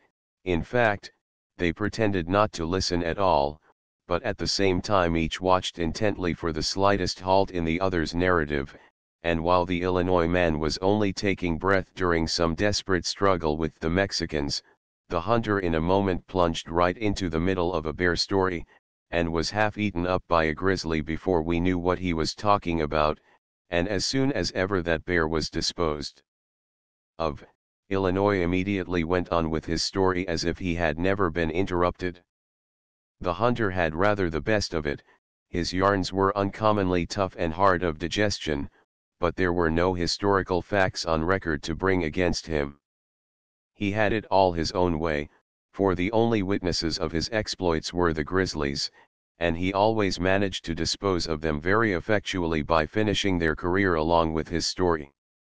He showed several scars on different parts of his gutta percha person which he received from the paws of the grizzlies, and he was not the sort of customer whose veracity one would care to question, especially as implicit faith so much increased one's interest in his adventures. One man nearly got into a scrape by laughing at the most thrilling part of one of his best stories. After firing twice at a bear without effect, the bear, infuriated by the balls planted in his carcass, was rushing upon him. He took to flight, and, loading as he ran, he turned and put a ball into the bear's left eye. The bear winked a good deal, but did not seem to mind it much. He only increased his pace, so the hunter, loading again, turned round and put a ball into his right eye, whereupon the bear, now winking considerably with both eyes, put his nose to the ground, and began to run him down by scent. At this critical moment, a great stupid-looking lout, who had been sitting all night with his eyes and mouth wide open, sucking in and swallowing everything that was said, had the temerity to laugh incredulously. The hunter flared up in a moment. "What are you a-laughing at?" he said.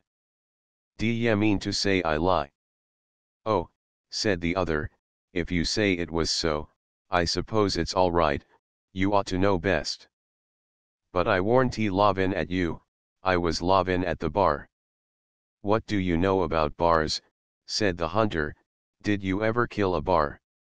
The poor fellow had never killed a bar, so the hunter snuffed him out with a look of utter contempt and pity, and went on triumphantly with his story, which ended in his getting up a tree, where he sat and peppered the bear as it went smelling round the stump, till it at last fell mortally wounded, with I don't know how many balls in its body.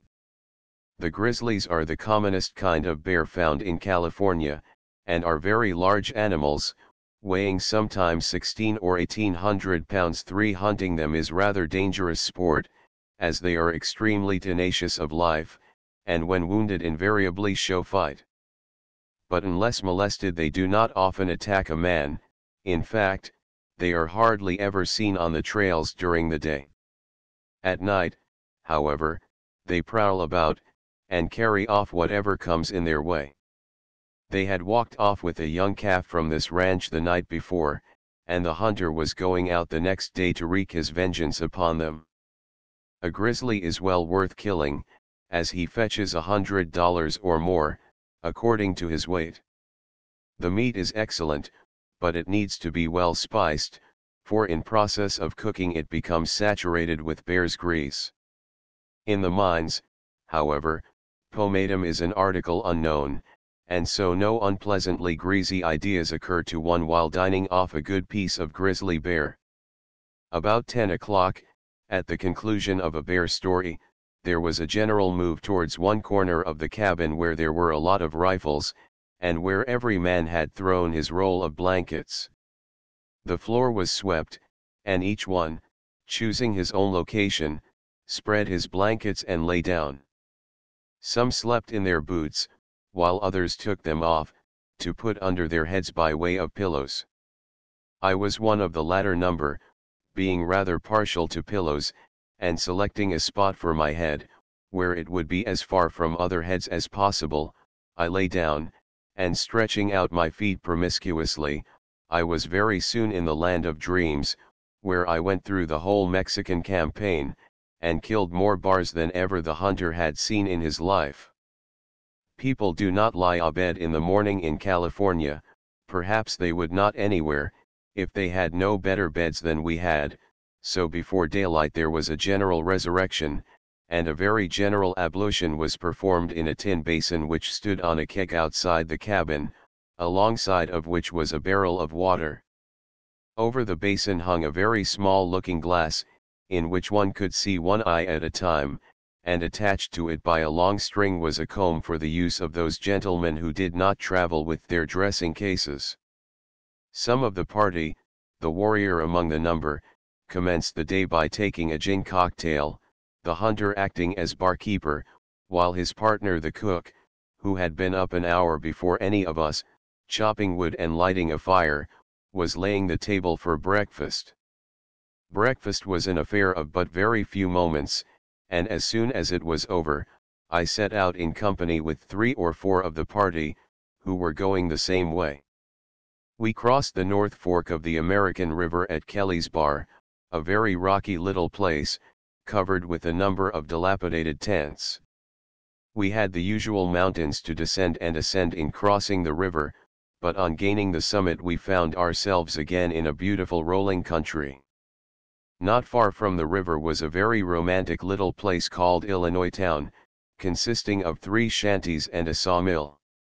The pine trees in the neighborhood were of an enormous size, and were being fast converted into lumber, which was in great demand for various mining operations, and sold at $120 per 1,000 feet. We fared sumptuously on stewed squirrels at a solitary shanty in the forest a few miles farther on. These little wayside inns, or ranches, as they are usually called in the mines, are generally situated in a spot which offers some capabilities of cultivation, and where water, the great desideratum in the mountains, is to be had all the year. The owners employ themselves in fencing in and clearing the land, and by degrees give the place an appearance of comfort and civilization. One finds such places in all the different stages of improvement, from a small tent or log cabin, with the wild forest around it as yet undisturbed, to good frame houses with 2 or 3 rooms, a boarded floor and windows, and surrounded by several acres of cleared land under cultivation. Oats and barley are the principal crops raised in the mountains. In some of the little valleys a species of wild oats, which makes excellent hay, grows very luxuriantly. In passing through one such place, where the grasshoppers were in clouds, we found a number of Indian squaws catching them with small nets attached to a short stick, in the style of an angler's landing net. I believe they bruise them and knead them into a paste, somewhat of the consistency of potted shrimps. It may be as palatable also, but I cannot speak from experience on that point. My companions, as we traveled on, branched off one by one to their respective destinations, and I was again alone when I got to the ranch where I intended to pass the night. It was somewhat the same style of thing as the Grizzly Bear house, but the house was larger, and the accommodation more luxurious, inasmuch as we had canvas bunks or shelves to sleep upon. I went on next day along with a young miner from Georgia, who was also bound for Nevada. We dined at a place where we crossed Bear River, and a villainous bad dinner it was, nothing but bad salt pork, bad pickled onions, and bad bread. On resuming our journey, we were joined by a man who said he always liked to have company on that road. Several robberies and murders had been committed on it of late, and he very kindly pointed out to us, as we passed it, the exact spot where, a few days before, one man had been shot through the head, and another through the hat. One was robbed of 75 cents, the other of $800. It was a very romantic place, and well calculated for the operations of the gentlemen of the road, Being a little hollow darkened by the spreading branches of a grove of oak trees, the underwood was thick and very high, and as the trail twisted round trees and bushes, a traveler could not see more than a few feet before or behind him. We had our revolvers in readiness, but I was not very apprehensive, as 3 men, all showing pistols in their belts, are rather more than those ruffians generally care to tackle. We arrived at Nevada City between 5 and 6 o'clock, when I took a look round to find the most likely place for a good supper, being particularly ravenous after the long walk and the salt pork dinner. I found a house bearing the sign of Hotel de Paris, and my choice was made at once. As I had half an hour to wait for supper, I strolled about the town to see what sort of a place it was. It is beautifully situated on the hills bordering a small creek, and had once been surrounded by a forest of magnificent pine trees, which, however, had been made to become useful instead of ornamental, and nothing now remained to show that they had existed but the numbers of stumps all over the hillsides. The bed of the creek, which had once flowed past the town, was now choked up with heaps of tailings, the washed dirt from which the gold has been extracted, the white color of the dirt rendering it still more unsightly. All the water of the creek was distributed among a number of small troughs, carried along the steep banks on either side at different elevations, for the purpose of supplying various quartz mills and long toms. The town itself, or, I should say, the city, for from the moment of its birth it has been called Nevada City, is, like all mining towns, a mixture of staring white frame houses, dingy old canvas booths, and log cabins. The only peculiarity about the miners was the white mud with which they were bespattered, especially those working in underground diggings, who were easily distinguished by the quantity of dry white mud on the tops of their hats. The supper at the Hotel de Paris was the best got-up thing of the kind I had sat down to for some months. We began with soup, rather flimsy stuff, but pretty good, then bouillie, followed by filet de boeuf, with cabbage, carrots, turnips, and onions. After that came what the landlord called a goddamn respiff, with green peas, and the whole wound up with a salad of raw cabbage, a cup of good coffee, and cognac. I did impartial justice to every department, and rose from the table powerfully refreshed. The company were nearly all French miners, among whom was a young Frenchman whom I had known in San Francisco, and whom I hardly recognized in his miner's costume. We passed the evening together in some of the gambling rooms, where we heard pretty good music, and as there were no sleeping quarters to be had at the house where I dined, I went to an American hotel close to it. It was in the usual style of a boarding house in the mines, but it was a 3-decker. All round the large sleeping apartment were 3 tiers of canvas shelves, partitioned into spaces 6 feet long, on one of which I laid myself out, choosing the top tier in case of accidents. Next door was a large thin wooden building, in which a theatrical company were performing. They were playing Richard, and I could hear every word as distinctly as if I had been in the stage box. I could even fancy I saw King Dick rolling his eyes about like a man in a fit, when he shouted for a horse, a horse. The fight between Richard and Richmond was a very tame affair. They hit hard while they were at it, but it was too soon over. It was 1-2, 1-2, a thrust, and down went Dick. I heard him fall, and could hear him afterwards gasping for breath and scuffling about on the stage in his dying agonies. After King Richard was disposed of, the orchestra, which seemed to consist of 2 fiddles, favored us with a very miscellaneous piece of music. There was then an interlude performed by the audience, hooting, yelling, whistling, and stamping their feet, and that being over, the curtain rose, and we had Bombast's Furioso. It was very creditably performed, but, under the peculiar circumstances of the case, it did not sound to me nearly so absurd as the tragedy. Some half-dozen men, the only occupants of the room besides myself, had been snoring comfortably all through the performances, and now about a dozen more came in and rolled themselves onto their respective shelves. They had been at the theater, but I am sure they had not enjoyed it so much as I did. Chapter 11. On the trail. In this part of the country the pine trees are of an immense size, and of every variety. The most graceful is what is called the sugar pine. It is perfectly straight and cylindrical, with a comparatively smooth bark, and, till about 4/5 of its height from the ground, without a branch or even a twig. The branches then spread straight out from the stem, drooping a good deal at the extremities from the weight of the immense cones which they bear. These are about 1.5 feet long, and under each leaf is a seed the size of a cherry stone, which has a taste even sweeter than that of a filbert. The Indians are very fond of them, and make the squaws gather them for winter food. A peculiarity of the pine trees in California is that the bark, from within 8 or 10 feet of the ground up to where the branches commence, is completely riddled with holes, such as might be made with musket balls.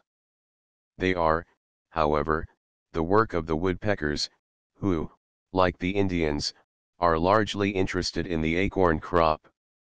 They are constantly making these holes, in each of which they stow away an acorn, leaving it as tightly wedged in as though it were driven in with a sledge-hammer.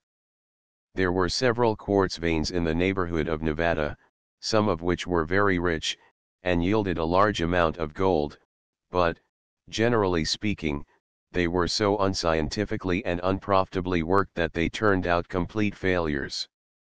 Quartz mining is a scientific operation, of which many of those who undertook to work the veins had no knowledge whatever, nor had they sufficient capital to carry on such a business.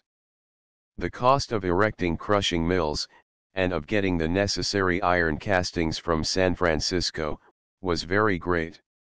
A vast deal of labor had to be gone through in opening the mine before any returns could be received, and, moreover, the method then adopted of crushing the quartz and extracting the gold was so defective that not more than 1/2 of it was saved.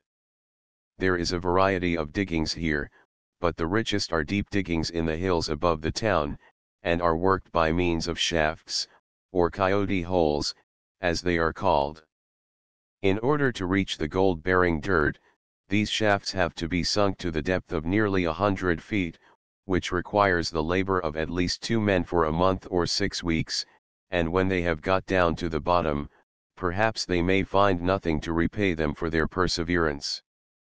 The miners always calculate their own labor at $5 a day for every day they work, that being the usual wages for hired labor, and if a man, after working for a month in sinking a hole, finds no pay dirt at the bottom of it, he sets himself down as a loser of $150.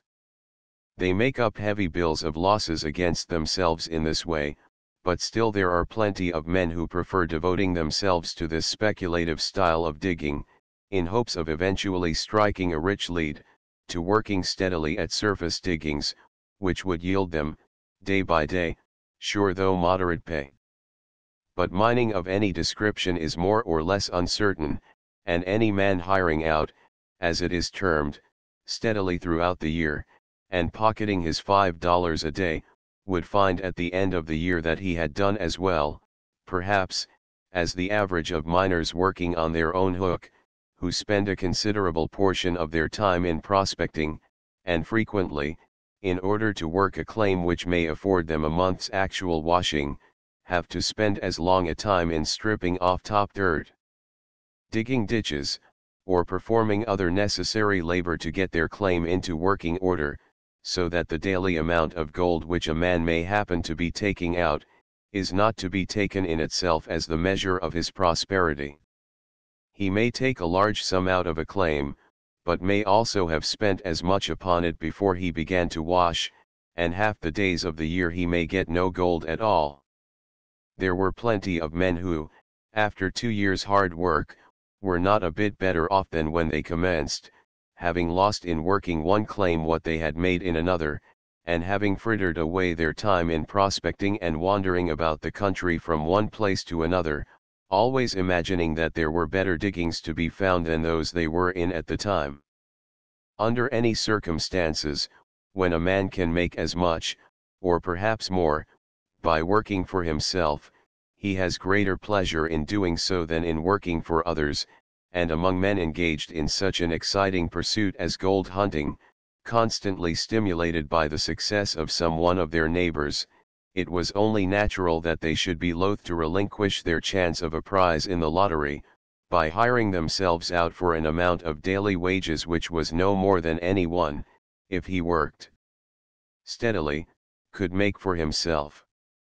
Those who did hire out were of two classes: cold-blooded philosophers, who calculated the chances, and stuck to their theory unmoved by the temptations around them, and men who had not sufficient inventive energy to direct their own labor and render it profitable. The average amount of gold taken out daily at that time by men who really did work, was, I should think, not less than $8, but the average daily yield of the mines to the actual population was probably not more than $3 or $4 per head, owing to the great number of loafers, who did not work more than perhaps one day in the week, and spent the rest of their time in bar rooms, playing cards and drinking whiskey. They led a listless life of mild dissipation, for they never had money enough to get very drunk. They were always in debt for their board and their whiskey at the boarding house where they lived, and when hard pressed to pay up, they would hire out for a day or two to make enough for their immediate wants, and then return to loaf away their existence in a bar room, as long as the boarding house keeper thought it advisable to give them credit. I never, in any part of the mines, was in a store or boarding house that was not haunted by some men of this sort. Other men, with more energy in their dissipation, and old sailors especially, would have periodical bursts, more intense but of shorter duration. After mining steadily for a month or two, and saving their money, they would set to work to get rid of it as fast as possible. An old sailor went about it most systematically. For the reason, as I supposed, that when going to have a spree, he imagined himself to have come ashore off a voyage, he generally commenced by going to a Jew slop shop, where he rigged himself out in a new suit of clothes. He would then go the round of all the bar rooms in the place, and insist on every one he found there drinking with him, informing them at the same time, though it was quite unnecessary, for the fact was very evident, that he was on the spree. Of course, he soon made himself drunk, but before being very far gone he would lose the greater part of his money to the gamblers. Cursing his bad luck, he would then console himself with a rapid succession of drinks, pick a quarrel with someone who was not interfering with him, get a licking, and be ultimately rolled into a corner to enjoy the more passive phase of his debauch. On waking in the morning he would not give himself time to get sober, but would go at it again, and keep at it for a week, most affectionately and confidentially drunk in the forenoon, fighting drunk in the afternoon, and dead drunk at night. The next week he would get gradually sober, and, recovering his senses, would return to his work without a cent in his pocket, but quite contented and happy, with his mind relieved at having had what he considered a good spree. $400 or $500 was by no means an unusual sum for such a man to spend on an occasion of this sort, even without losing much at the gaming table. The greater part of it went to the barkeepers for drinks, for the height of his enjoyment was every few minutes to ask half a dozen men to drink with him. The amount of money thus spent at the bars in the mines must have been enormous.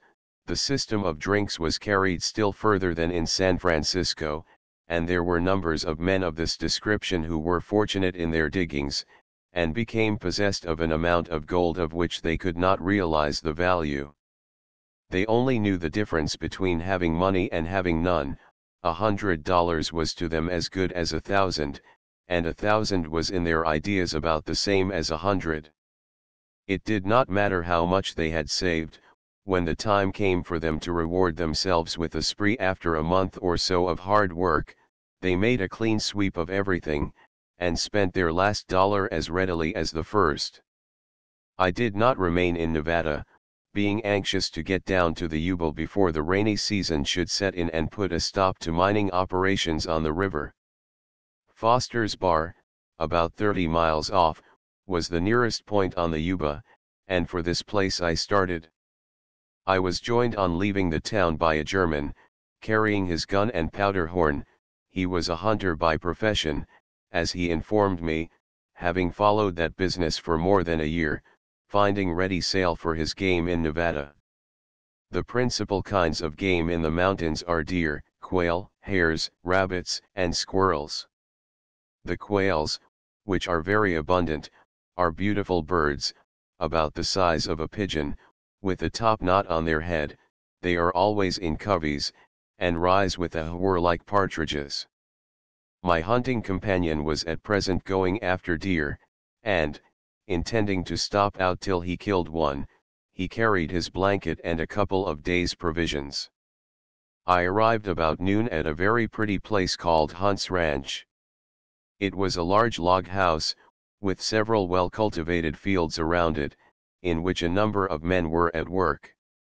At dinner here there was the most extensive set out of vegetables I ever saw in the country, consisting of green peas, French beans, cauliflower, tomatoes, onions, cucumbers, pumpkins, squash, and watermelons. It was a long time since I had seen such a display, and not knowing when I might have another opportunity, I pitched into them right and left. I was lighting my pipe in the bar room after dinner, when a man walked in whom I recognized at once as one of my fellow passengers from New York to Chagres. I was very glad to see him, as he was one of the most favorable specimens of that crowd, and according to the custom of the country, we immediately ratified our renewed acquaintance in a brandy cocktail.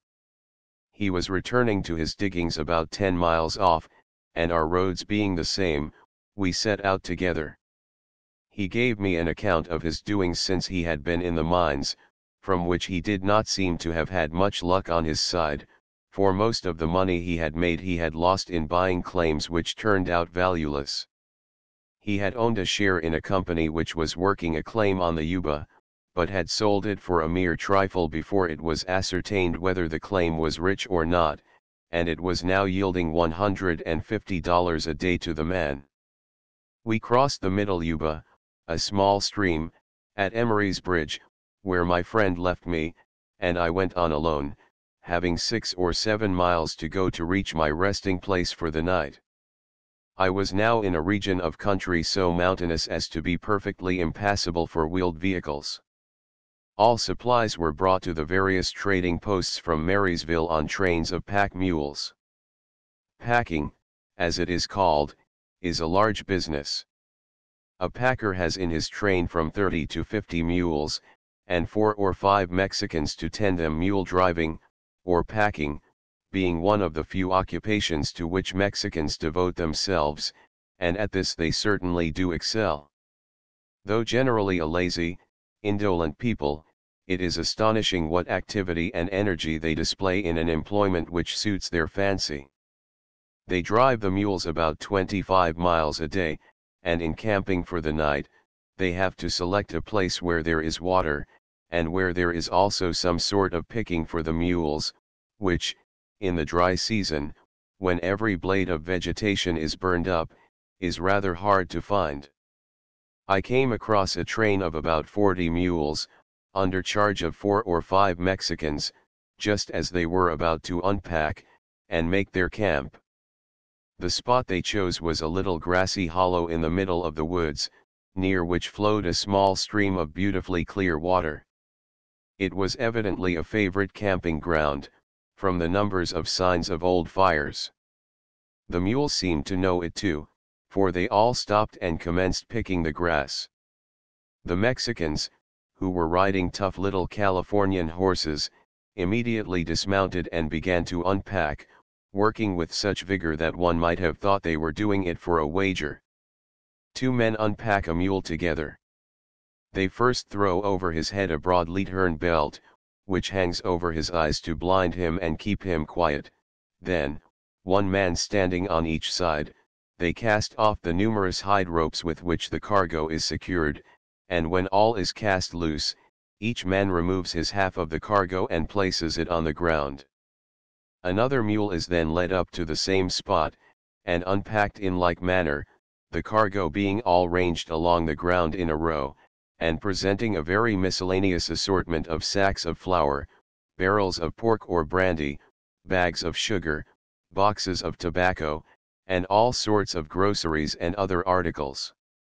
When all the cargoes have been unpacked, they then take off the aparejos, or large Mexican pack saddles, examining the back of each mule to see if it is galled. The pack saddles are all set down in a row parallel with the cargo, the girth and saddle cloth of each being neatly folded and laid on the top of it. The place where the mules have been unpacked, between the saddles and the cargo, is covered with quantities of rawhide ropes and other lashings, which are all coiled up and stowed away in a heap by themselves. Every mule, as his saddle is taken off, refreshes himself by rolling about in the dust, and when all are unsaddled, the bell horse is led away to water. The mules all follow him, and are left to their own devices till morning. The bell horse of a train of mules is a very curious institution. He is generally an old white horse, with a small bell hung round his neck. He carries no cargo, but leads the van in tow of a Mexican. The mules will follow him through thick and thin, but without him they will not move a step. In the morning the mules are hunted up and driven into camp, when they are tied together in a row behind their pack saddles, and brought round one by one to be saddled and packed. To pack a mule well, considerable art is necessary. His load must be so divided that there is an equal weight on each side, else the mule works at great disadvantage. If his load is not nicely balanced and tightly secured, he cannot so well pick his way along the steep mountain trails, and, as not unfrequently happens, topples over and rolls down to some place from which no mule returns. Chapter 12 Sitters for Portraits. I arrived about dusk at a ranch called the Grass Valley House, situated in a forest of pines. It was a clapboard house, built round an old log cabin which formed one corner of the building, and was now the private apartment of the landlord and his wife.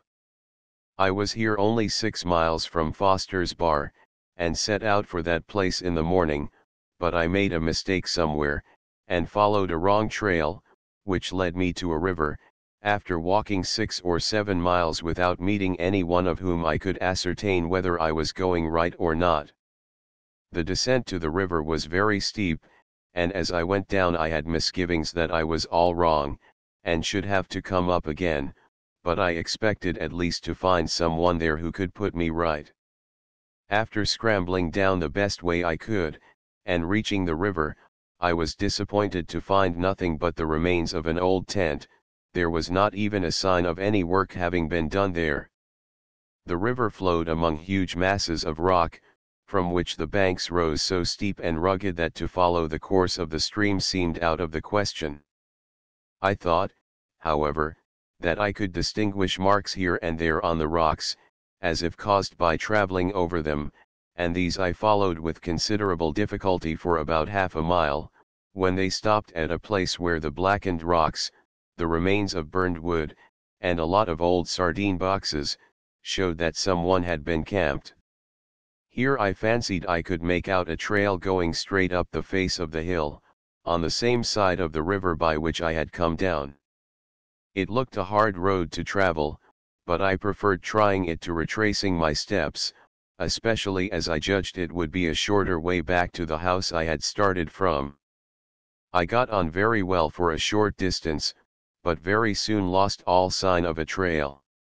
I was determined, however, to make my way up, which I did by dint of catching hold of branches of trees and bushes, and on my hands I had to place my greatest dependence, for the loose soil was covered with large stones, which gave way under my feet, and which I could hear rolling down far below me. Sometimes I came to a bare face of rock, up which I had to work my passage by means of the crevices and projecting ledges. It was useless to consider whether more formidable obstacles were still before me. My only chance was to go ahead, for if I had attempted to go down again, I should have found the descent rather too easy, and probably have broken my neck. It was dreadfully hot, and I was carrying my blanket slung over my shoulder, which, catching on trees and rocks, impeded my progress considerably, and though I was in pretty good condition for this sort of work, I had several times to get astride of a tree and take a spell. At last, after a great deal of scrambling and climbing, my shins barked, my clothes nearly torn off my back, and my eyes half scratched out by the bushes, completely blown, and suffocated with the heat, I arrived at a place where I considered that I had got over the worst of it, as the ascent seemed to become a little more practicable. I was dying of thirst, and would have given a very long price for a drink of water, but the nearest water I expected to find was at a spring about 5 miles off, which I had passed in the morning. I could not help thinking what a delightful thing a quart pot of Bass's pale ale would be, with a lump of ice in it. Then I thought I would prefer a sherry cobbler, but I could not drink that fast enough, and then it seemed that a quart pot of ale would not be enough, that I would like to drink it out of a bucket. I quaffed in imagination gigantic goblets, one after another, of all sorts of delicious fluids, but none of them did me any good, and so I concluded that I had better think of something else till I reached the spring. The rest of the mountain was not very hard traveling, and when once on the top of the range, I struck off in a direction which I thought would hit my old trail. I very soon got onto it, and after half an hour's walking, I found the spring, where, as the Missourians say, you may just bet your life, I did drink. It was about 3 o'clock, and I thought my safest plan was to return to the house I had started from in the morning, about 6 miles off, where, on my arrival, I learned that I had been misled by an Indian trail, and had traveled far out of the right direction. It was too late to make a fresh start that day, so I was doomed to pass another night here, and in the evening amused myself by sketching a train of pack mules which had camped near the house. I was just setting off in the morning, when 2 or 3 men, who had seen me sketching the evening before, came and asked me to take their likenesses for them. As they were very anxious about it, I made them sit down, and very soon polished them all off, improving so much on their personal appearance, that they evidently had no idea before that they were such good-looking fellows, and expressed themselves highly satisfied. As I was finishing the last one, an old fellow came in, who, seeing what was up, was seized with a violent desire to have his sweet countenance pictured off likewise, to send to his wife. It struck me that his wife must be a woman of singular taste if she ever wished to see his face again. He was just about the ugliest man I ever saw in my life. He wanted to comb his hair, poor fellow, and make himself look as presentable as possible, but I had no mercy on him, and, making him sit down as he was, I did my best to represent him about 50% uglier than he really was. He was in great distress that he had not better clothes on for the occasion, so, to make up for caricaturing his features, I improved his costume, and gave him a very spicy black coat, black satin waistcoat, and very stiff stand-up collars. The fidelity of the likeness he never doubted, being so lost in admiration of his dress, that he seemed to think the face a matter of minor importance altogether. I did not take many portraits in the mines, but from what little experience I had, I invariably found that men of a lower class wanted to be shown in the ordinary costume of the 19th century, that is to say, in a coat, waistcoat, white shirt, and neckcloth, while gentlemen miners were anxious to appear in character, in the most ragged style of California dress. I went to Foster's Bar after dinner with a man who was on his way there from Downeyville, a town about 30 miles up the river. He told me that he and his partner had gone there a few months before, and had worked together for some time, When they separated, his partner joining a company which had averaged $100 a day to each man ever since, while my friend had bought a share in another company, and, after working hard for 6 weeks, had not, as he expressed it, made enough to pay for his grub. Such is mining. Foster's Bar is a place about half a mile long, with the appearance of having slipped down off the face of the mountains, and thus formed a flat along the side of the river. The village or camp consisted of a few huts and cabins, and all around on the rocks, wherever it suited their convenience, were parties of miners camping out. I could only see one place which purported to be a hotel, and to it I went. It was a large canvas house, the front part of which was the bar room, and behind it the dining room. Alongside of the former an addition had been made as a sleeping apartment, and here, when I felt inclined to turn in about 10 o'clock, I was accommodated with a cot. A gambling room in San Francisco is a tolerably quiet place, where little else is heard but good music or the chinking of dollars, and where, if it were necessary, one could sleep comfortably enough. But a gambling room in a small camp in the mines is a very different affair. There not so much ceremony is observed, and the company are rather more apt to devote themselves to the social enjoyment of drinking, quarreling, and kicking up a row generally. In this instance the uproar beat all my previous experience, and sleeping was out of the question. The bar room, I found, was also the gambling room of the diggings. 4 or 5 Monte tables were in full blast, and the room was crowded with all the rowdies of the place. As the night wore on and the brandy began to tell, they seemed to be having a general fight, and I half expected to see some of them pitched through the canvas into the sleeping apartment, or perhaps pistols might be used, in which case I should have had as good a chance of being shot as anyone else. I managed to drop off asleep during a lull in the storm, but when I awoke at daylight, it was only then finally subsiding. I found that some man had broken a Monte bank, and, on the strength of his good fortune, had been treating the company to an unlimited supply of brandy all night, which fully accounted for the row, but I did not fancy such sleeping quarters, and made up my mind to camp out while I remained in those diggings. I selected a very pretty spot at the foot of a ravine, in which was a stream of water, and, buying a tin coffee pot and some tea and sugar, I was completely set up. There was a baker and butcher in the camp, so I had very little trouble in my cooking arrangements, having merely to boil my pot, and then raking down the fire with my foot, lay a steak on the embers. The weather was very hot and dry, but it was getting late in the season, and I generally awoke in the morning like the flowers the Irishman sings about to Molly Bawn, with their rosy faces wet with dew.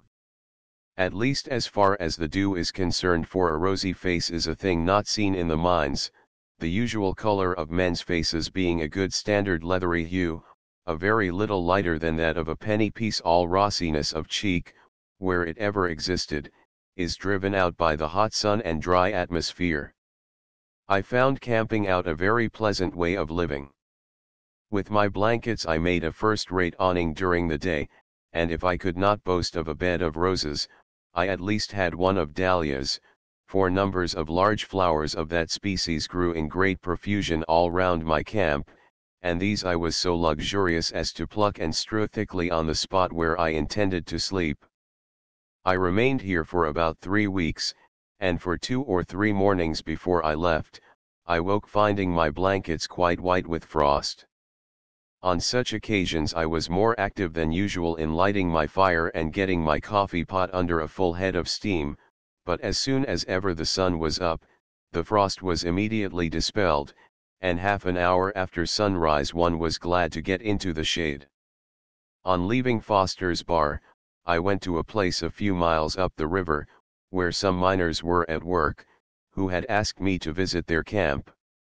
The river here flowed through a narrow rocky gorge, a sort of place which, in California, is called by its Spanish name a canon, and was flumed for a distance of nearly half a mile, that is to say, it was carried past in an aqueduct supported on uprights, being raised from its natural bed, which was thus laid bare and rendered capable of being worked.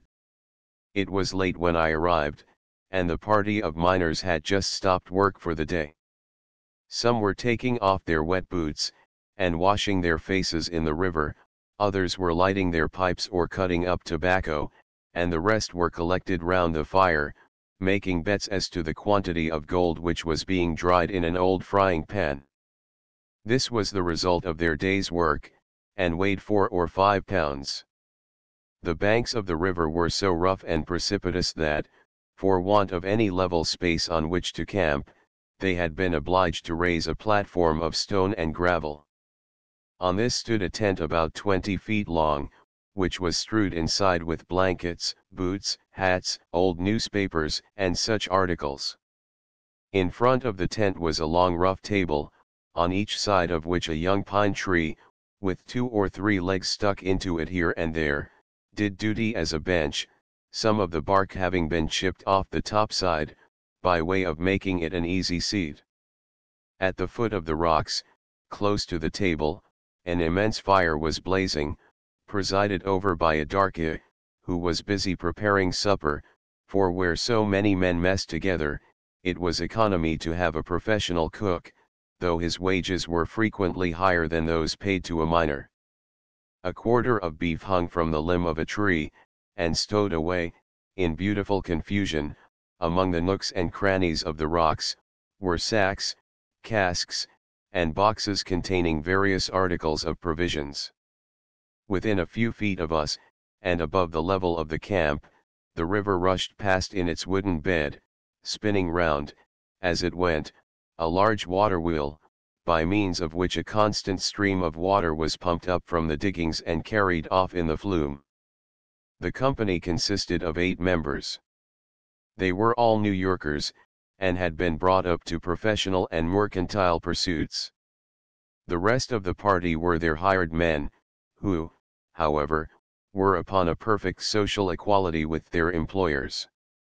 When it was time to turn in, I was shown a space on the gravelly floor of the tent, about 6 feet by 1½ where I might stretch out and dream that I dwelt in marble halls. About a dozen men slept in the tent, the others lying outside on the rocks. My intention was from this camp to go on to Downeyville, about 40 miles up the river, but I had first to return to Foster's Bar for some drawing paper which I had ordered from Sacramento.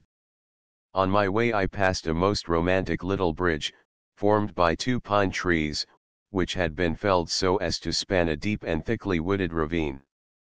I sat down among the bushes a short distance off the trail, and was making a sketch of the place, when presently a man came along riding on a mule.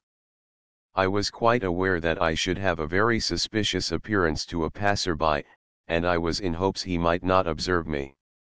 I had no object in speaking to him, especially as, had I hailed him from my ambuscade, he might have been apt to reply with his revolver.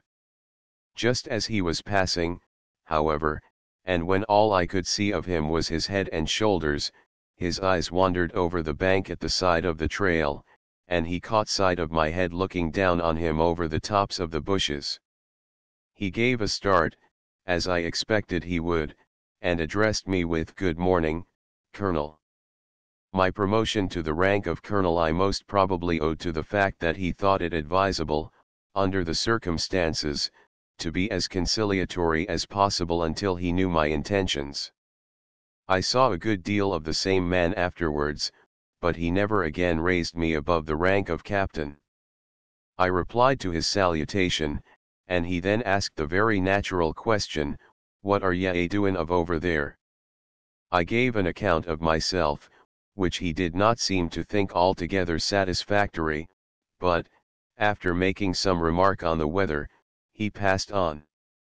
About an hour later, when I arrived at Foster's Bar, I found him sitting in a store with some half-dozen miners, to whom he had been recounting how he had seen a man concealed in the bushes off the trail. He expressed himself as having been awful scared, and said that he had his pistol out, and was thinking of shooting all the time he was speaking to me. I told him I had mine lying by my side, and would have returned the compliment, when, by way of showing me what sort of a chance I should have stood, he stuck up a card on a tree at about 20 paces, and put 6 balls into it one after another out of his heavy navy revolver. I confessed I could not beat such shooting as that, and was very well pleased that he had not taken it into his head to make a target of me. It seemed that he was an express carrier, and as his partner had been robbed but a few days before, very near the place of our meeting, his suspicions of me were not at all unreasonable. I was very desirous of seeing a friend of mine who was mining at a place about 20 miles off, so, having hired a mule for the journey, I set off early next morning, intending to return the same night. My way was through a part of the country very little traveled, and the trails were consequently very indistinct, but I got full directions how to find my way, where to leave the main trail, which side to take at a place where the trail forked, where I should cross another, and so on, also where I should pass an old cabin, a forked pine tree, and other objects, by which I might know that I was on the right road. The man who gave me my directions said he hardly expected that I would be able to keep the right trail. I had some doubts about it myself, but I was determined to try at all events, and for 7 or 8 miles I got along very well, knowing I was right by the landmarks which I had passed. The numbers of Indian trails, however, branching off to right and left were very confusing, being not a bit less indistinct than the trail I was endeavoring to follow. At last I felt certain that I had gone wrong, but as I fancied I was not going far out of the right direction, I kept on, and shortly afterwards came upon a small camp called Toole's Diggings. I was told here that I had only come 5 miles out of my way, and after dining and getting some fresh directions, I set out again. Having ridden for nearly an hour, I came to an Indian camp, situated by the side of a small stream in a very dense part of the forest. At first I could see no one but some children amusing themselves with a swing hung from a branch of an oak tree, but as I was going past, a number of Indians came running out from their brush huts. They were friendly Indians, and had picked up a few words of English from loafing about the camps of the miners. The usual style of salutation to them is, "How do ye do?" to which they reply in the same words, but if you repeat the question, as if you really wanted to know the state of their health, they invariably answer "fuss rate."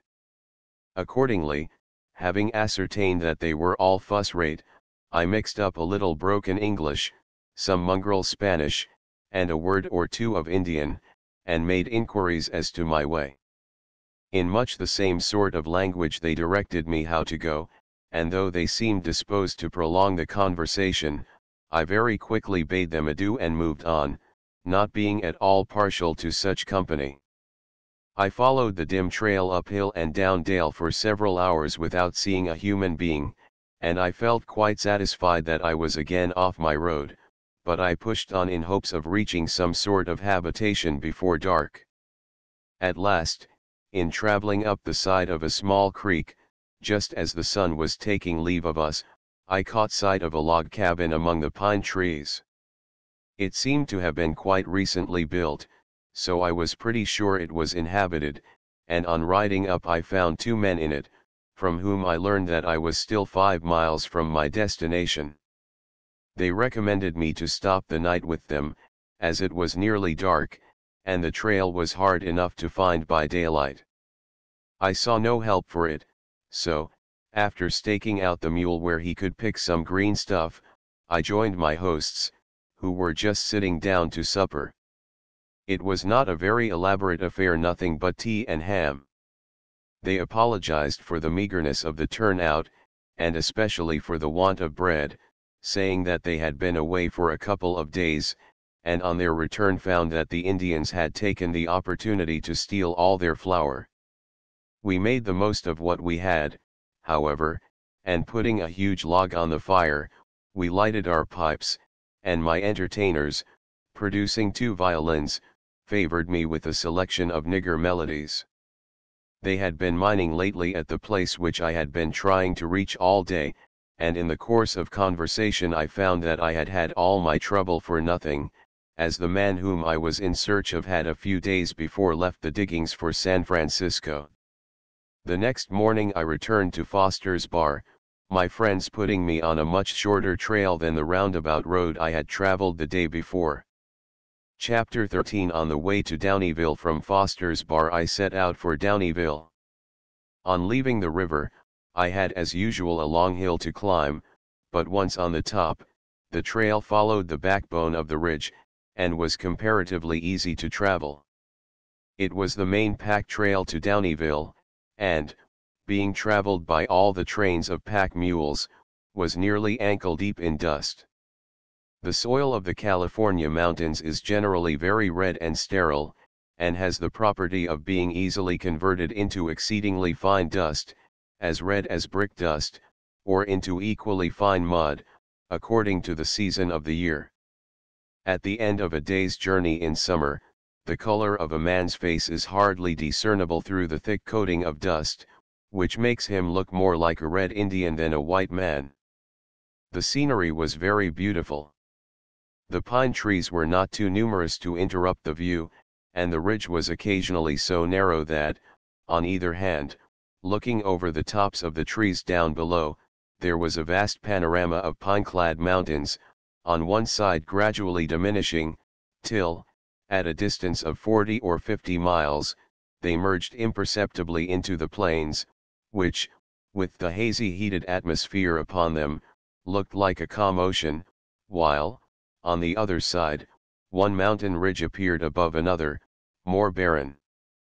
As they became more lofty, till at last they faded away into a few hardly discernible snowy peaks. It was a pleasing change when sometimes a break occurred in the ridge, and the trail dipped into a dark shady hollow, and, winding its way through the dense mass of underwood, crossed a little stream of water, and, leading up the opposite bank, gained once more the open ground on the summit. I traveled about 15 miles without meeting anyone, and arrived at Slate Range House, a solitary cabin, so called from being situated at the spot where one begins to descend to Slate Range, a place where the banks of the river are composed of huge masses of slate. I dined here, and shortly afterwards overtook a little Englishman, whose English accent sounded very refreshing. He had been in the country since before the existence of gold was discovered, but from his own account he did not seem to have profited much in his gold hunting exploits from having had such a good start. I stopped all night at Oak Valley, a small camp, consisting of 3 cabins and a hotel, and in the morning I resumed my journey in company with 2 miners, who had a pack horse loaded with their mining tools, their pots and pans, their blankets, and all the rest of it. The horse, however, did not seem to approve of the arrangement, for, after having gone about a couple of miles, he wheeled round, and set off back again through the woods as hard as he could, split, the pots and pans banging against his ribs, and making a fearful clatter. My companions started in chase of their goods and chattels, but thinking the pair of them quite a match for the old horse, and not caring how the race turned out, I left them to settle it among themselves, and went on my way. I met several trains of pack mules, the jingling of the bell on the bell horse, and the shouts of the Mexican muleteers, generally announcing their approach before they came in sight. They were returning to Marysville, and as they have no cargo to bring down from the mines, the mules were jogging along very cheerily. When loaded, they relieved their feelings by grunting and groaning at every step. The next place I came to was a ranch called the Nigger Tent. It was originally a small tent, kept by an enterprising nigger for the accommodation of travelers, but as his fortunes prospered, he had built a very comfortable cabin, which, however, retained the name of the old establishment. In the afternoon I arrived at the place where the trail leaves the summit of the range, and commences to wind down the steep face of the mountain to Downeyville. There was a ranch and a spring of deliciously cold water, which was very acceptable, as the last 10 miles of my journey had been uphill nearly all the way, and the heat was intense, but not a drop of water was to be found on the road. I overtook 2 or 3 miners on their way to Downeyville, and went on in company with them. As we descended, we got an occasional view between the pine trees of the little town far down below us, so completely surrounded by mountains that it seemed to be at the bottom of an immense hole in the ground. I had heard so much of Downeyville, that on reaching the foot of the mountain I was rather disappointed at first to find it apparently so small a place, but I very soon discovered that there was a great deal compressed into a small compass. There was only one street in the town, which was 300 or 400 yards long. Indeed, the mountain at whose base it stood was so steep that there was not room for more than one street between it and the river. This was the depot, however, for the supplies of a very large mining population. All the miners within 8 or 10 miles depended on Downeyville for their provisions, and the street was consequently always a scene of bustle and activity, being crowded with trains of pack mules and their Mexican drivers. The houses were nearly all of wood, many of them well-finished 2-story houses, with columns and verandas in front. The most prominent places in the town were of course the gambling saloons, fitted up in the usual style of showy extravagance, with the exception of the mirrors, for as everything had to be brought 70 or 80 miles over the mountains on the backs of mules, very large mirrors were a luxury hardly attainable.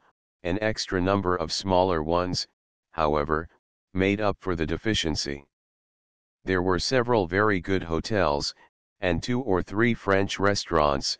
The other houses in the town were nearly all stores, the mining population living in tents and cabins, all up and down the river. I put up at a French house, which was kept in very good style by a pretty little French woman, and had quite the air of being a civilized place.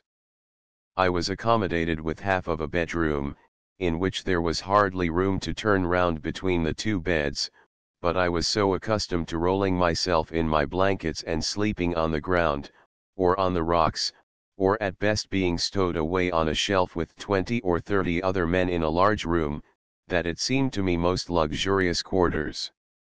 The salle à manger was underneath me, and as the floor was very thin, I had the full benefit of all the conversation of those who indulged in late suppers, whilst next door was a 10-pin alley, in which they were banging away at the pins all night long, but such trifles did not much disturb my slumbers.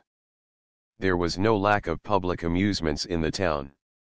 The same company which I had heard in Nevada were performing in a very comfortable little theater, not a very highly decorated house, but laid out in the orthodox fashion, with boxes, pit, and gallery, and a company of American glee singers, who had been concertizing with great success in the various mining towns, were giving concerts in a large room devoted to such purposes.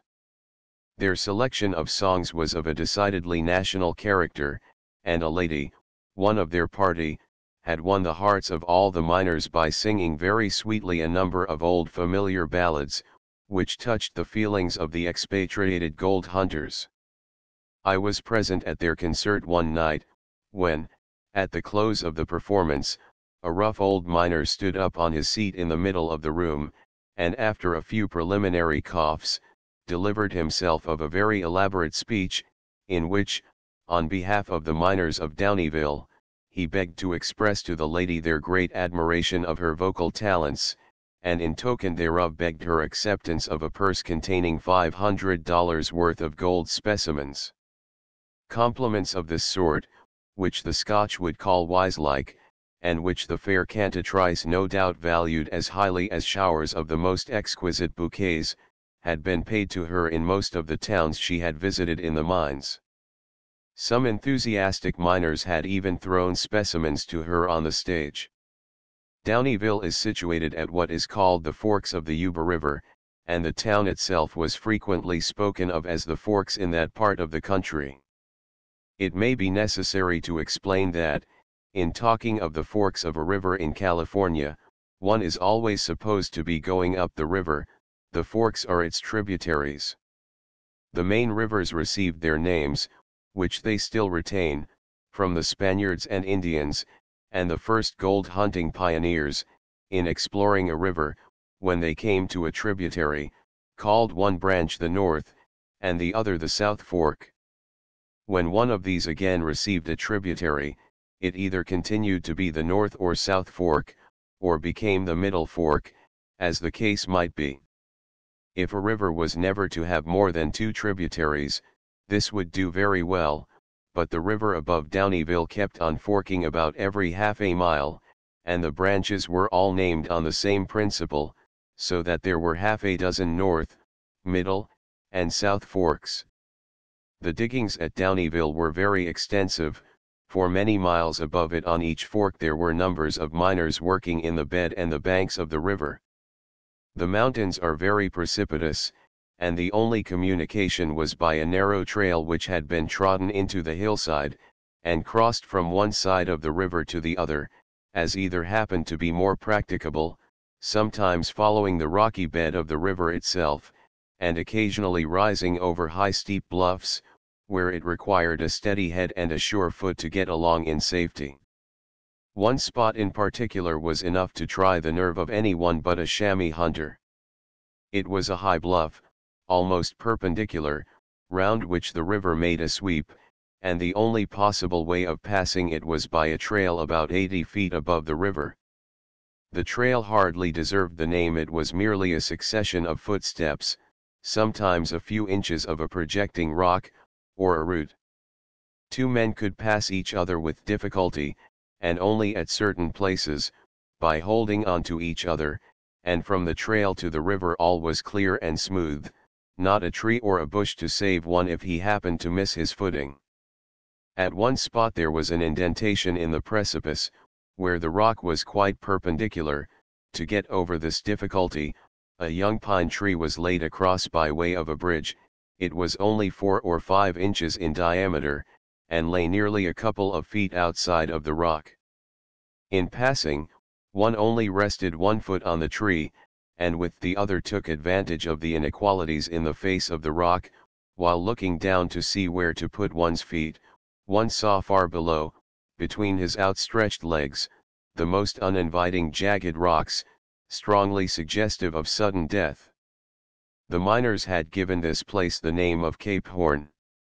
Those who were camped on the river above it, were so used to it that they passed along with a hop, step, and a jump, though carrying a week's provisions on their backs, but a great many men had fallen over, and been instantly killed on the rocks below.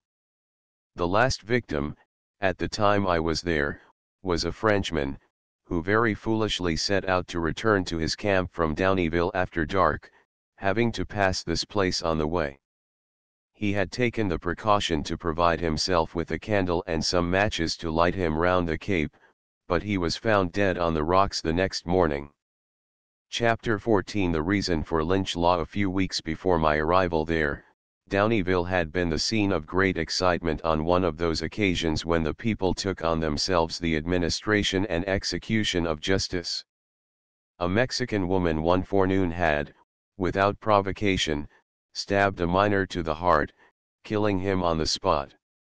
The news of the murder spread rapidly up and down the river, and a vast concourse of miners immediately began to collect in the town.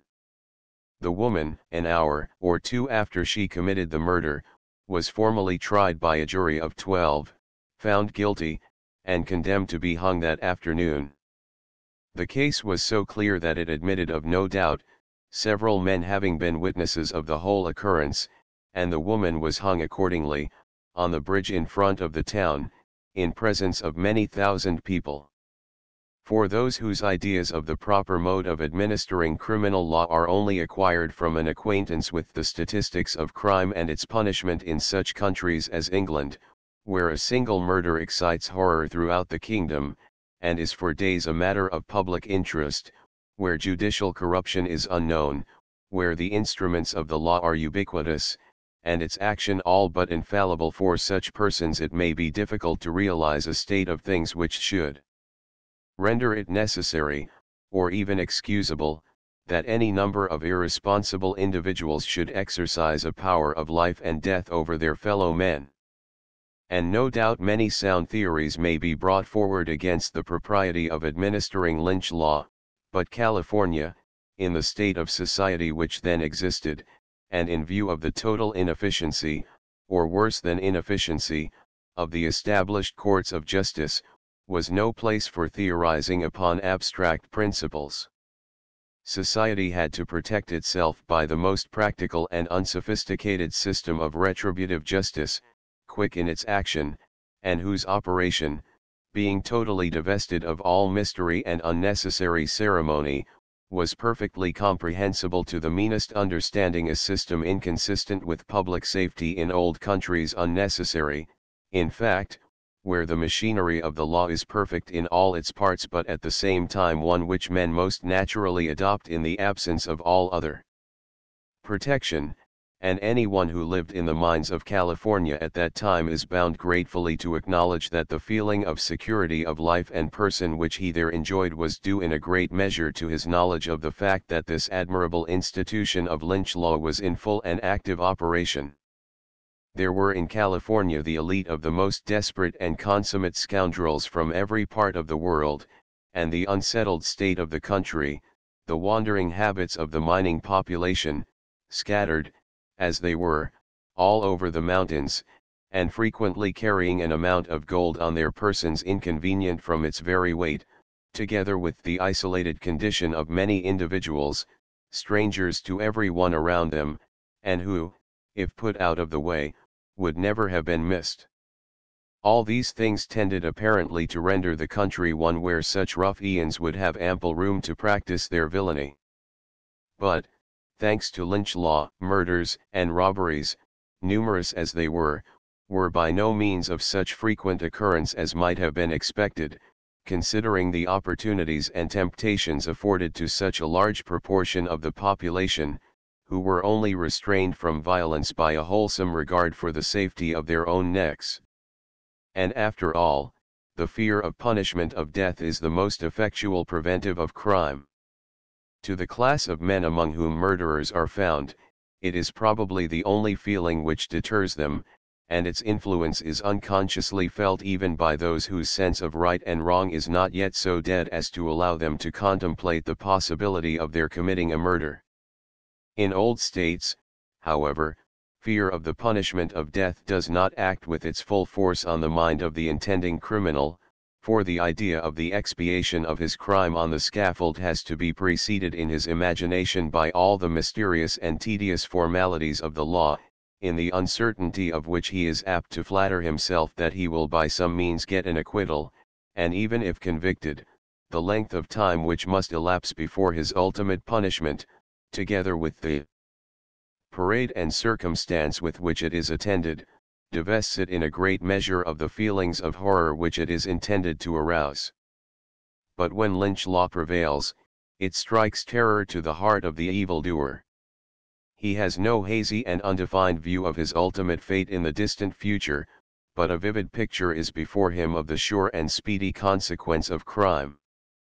The formalities and delays of the law, which are instituted for the protection of the people, are for the same reason abolished, and the criminal knows that, instead of being tried by the elaborate and intricate process of law, his very ignorance of which leads him to overestimate his chance of escape, he will have to stand before a tribunal of men who will try him, not by law, but by hard, straightforward common sense, and from whom he can hope for no other verdict than that which his own conscience awards him, while execution follows so close upon sentence, that it forms, as it were, but part of the same ceremony, for Californians were eminently practical and earnest, what they meant to do they did right off, with all their might, and as if they really meant to do it, and lynch law was administered with characteristic promptness and decision.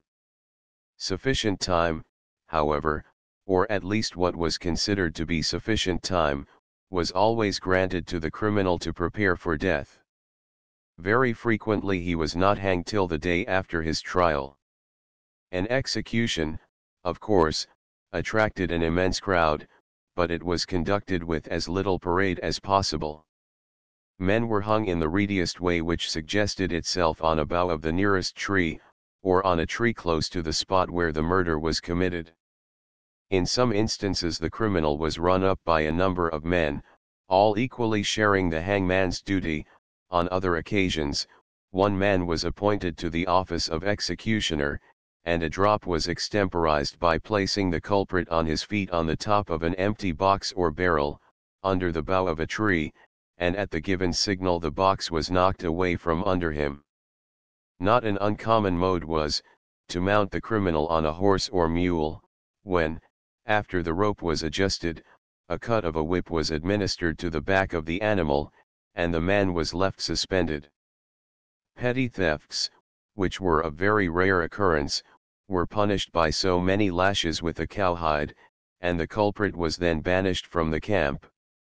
A man who would commit a petty theft was generally such a poor miserable devil as to excite compassion more than any other feeling, and not unfrequently, after his chastisement, a small subscription was raised for him, to help him along till he reached some other diggings.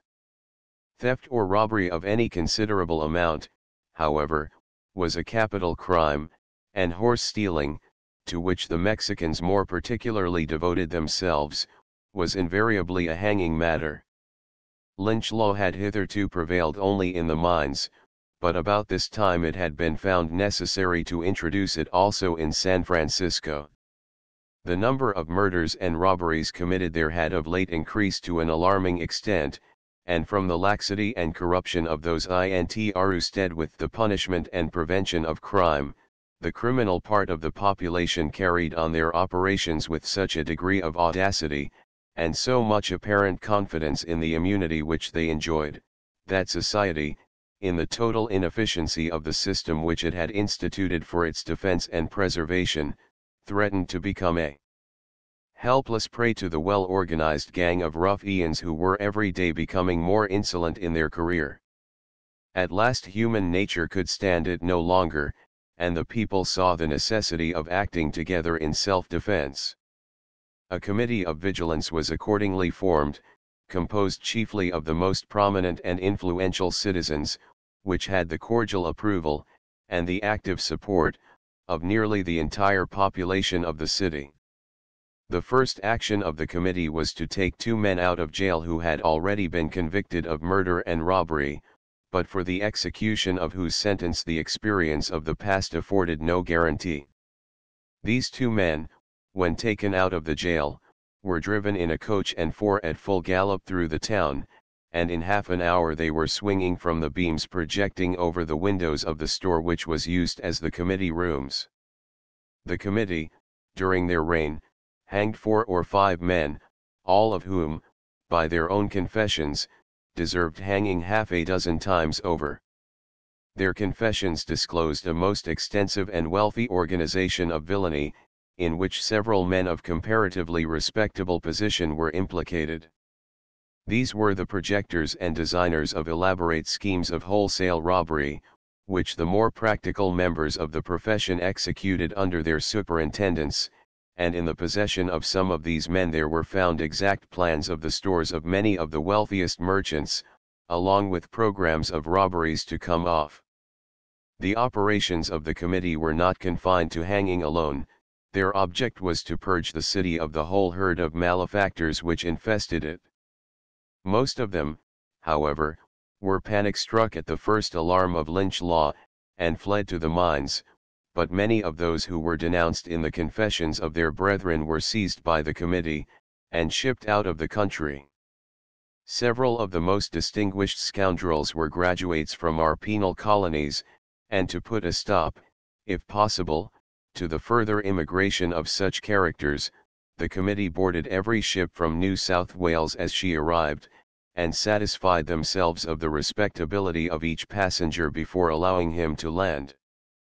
The authorities, of course, were greatly incensed at the action of the Vigilance Committee in taking from them the power they had so badly used, but they could do nothing against the unanimous voice of the people, and had to submit with the best grace they could.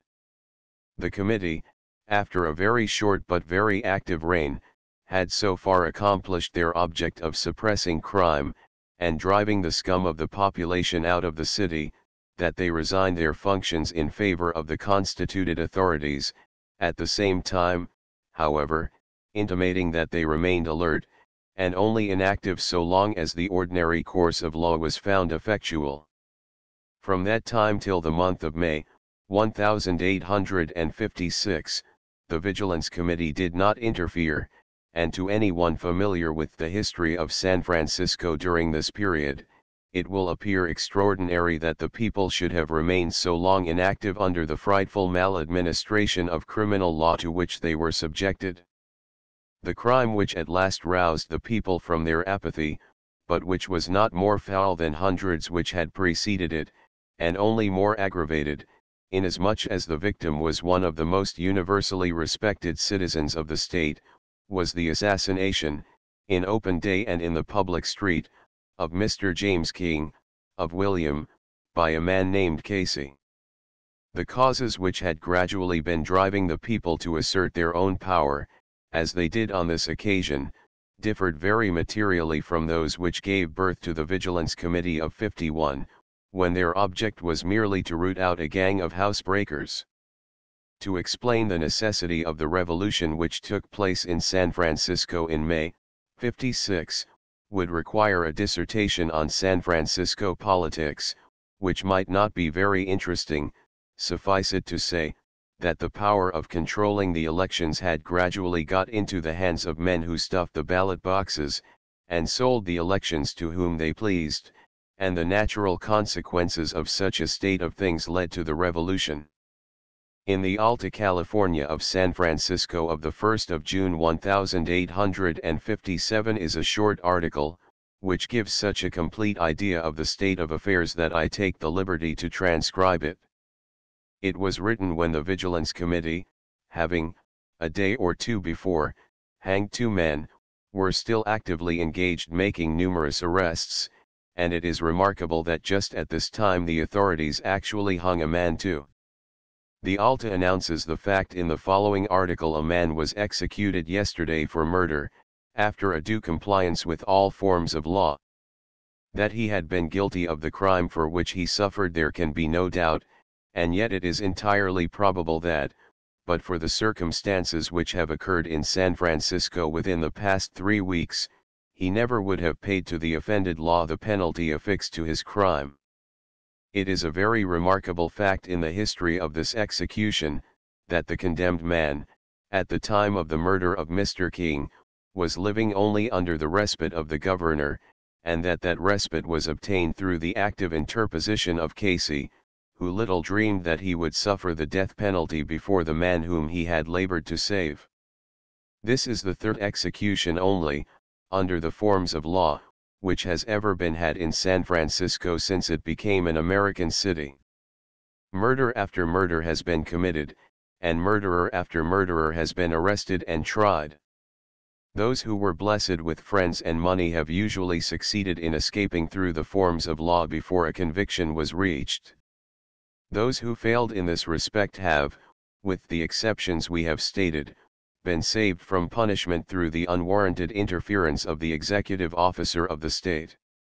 So murder has enjoyed in San Francisco almost a certain immunity from punishment, and the consequence has been that it has stalked abroad high-handed and bold. Over a year ago, we understood the district attorney to state, in an argument before a jury in a murder case, that, since the settlement of San Francisco by the American people, there had been 1,200 murders committed here. We thought at the time the number stated was unduly large, and think so still, but it has been large enough, beyond doubt, to give us the unenviable reputation we have obtained abroad. And yet, in spite of these facts, but 3 criminals have suffered the death penalty awarded to the crimes of which they have been guilty. These were all friendless, moneyless men. A sad commentary this on that motto, equal and exact justice to all, which we delight to blazon over our Constitution and laws. Was it not time for a changed time, if need be, for a revolution which should inaugurate a new state of things, which should give an assurance that human life should be protected from the hand of the gentlemanly and moneyed assassin, as well as from the miserable, the poor, and the friendless? Such a revolution has been made by the people, and it has been the inauguration of a new and bright era in our history, in which an assurance has been given that neither the technicalities of a badly administered law, nor the interference of the executive, can save the murderer from the punishment he justly merits. It has been brought about by the very evils it is intended to remedy. Had crime been punished here as it should have been, had the law done its duty, Casey would never have dared to shoot down the lamented king in broad daylight, with the hope that through the forms of law he would escape punishment. There would have been no necessity for a vigilance committee, no need of a revolution. Let us hope that in future the law will be no longer a mockery, but become, what it was intended by its founders to be, a terror to evildoers.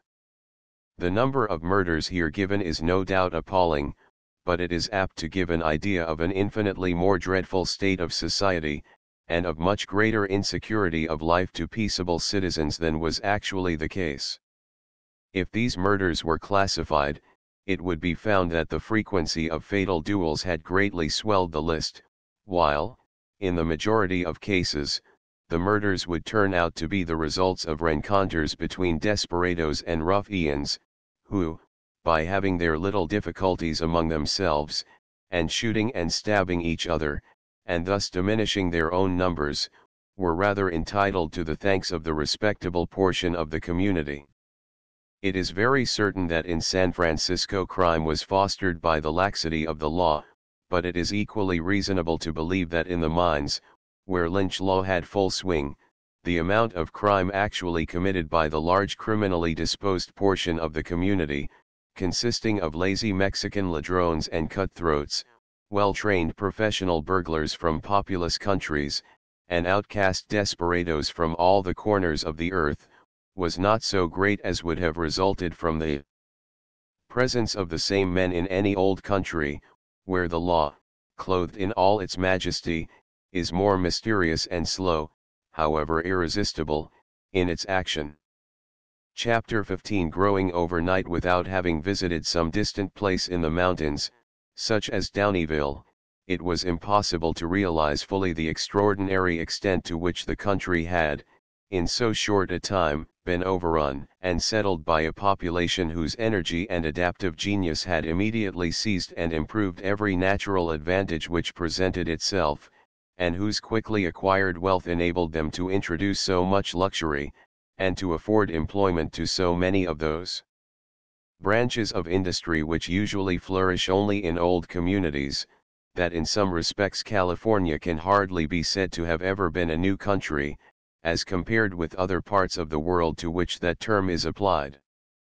The men who settled the country imparted to it a good deal of their own nature, which knows no period of boyhood. The Americans spring at once from childhood, or almost from infancy, to manhood, and California, no less rapid in its growth, became a full-grown state, while one half the world still doubted its existence.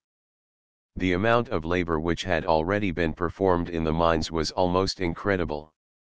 Every river and creek from one end to the other presented a busy scene.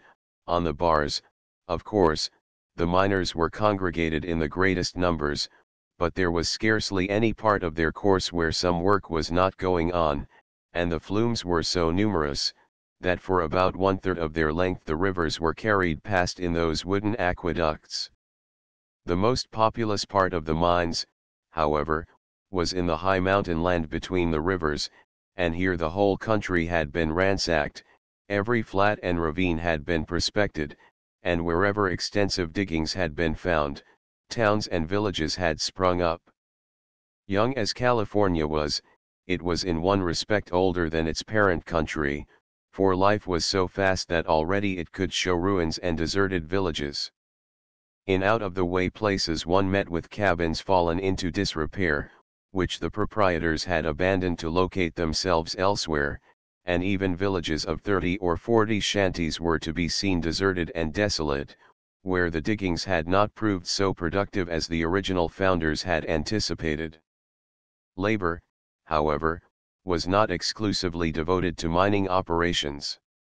Roads had in many parts been cut in the sides of the mountains, bridges had been built, and innumerable sawmills, most of them driven by steam power, were in full operation, many of them having been erected in anticipation of a demand for lumber, and before any population existed around them.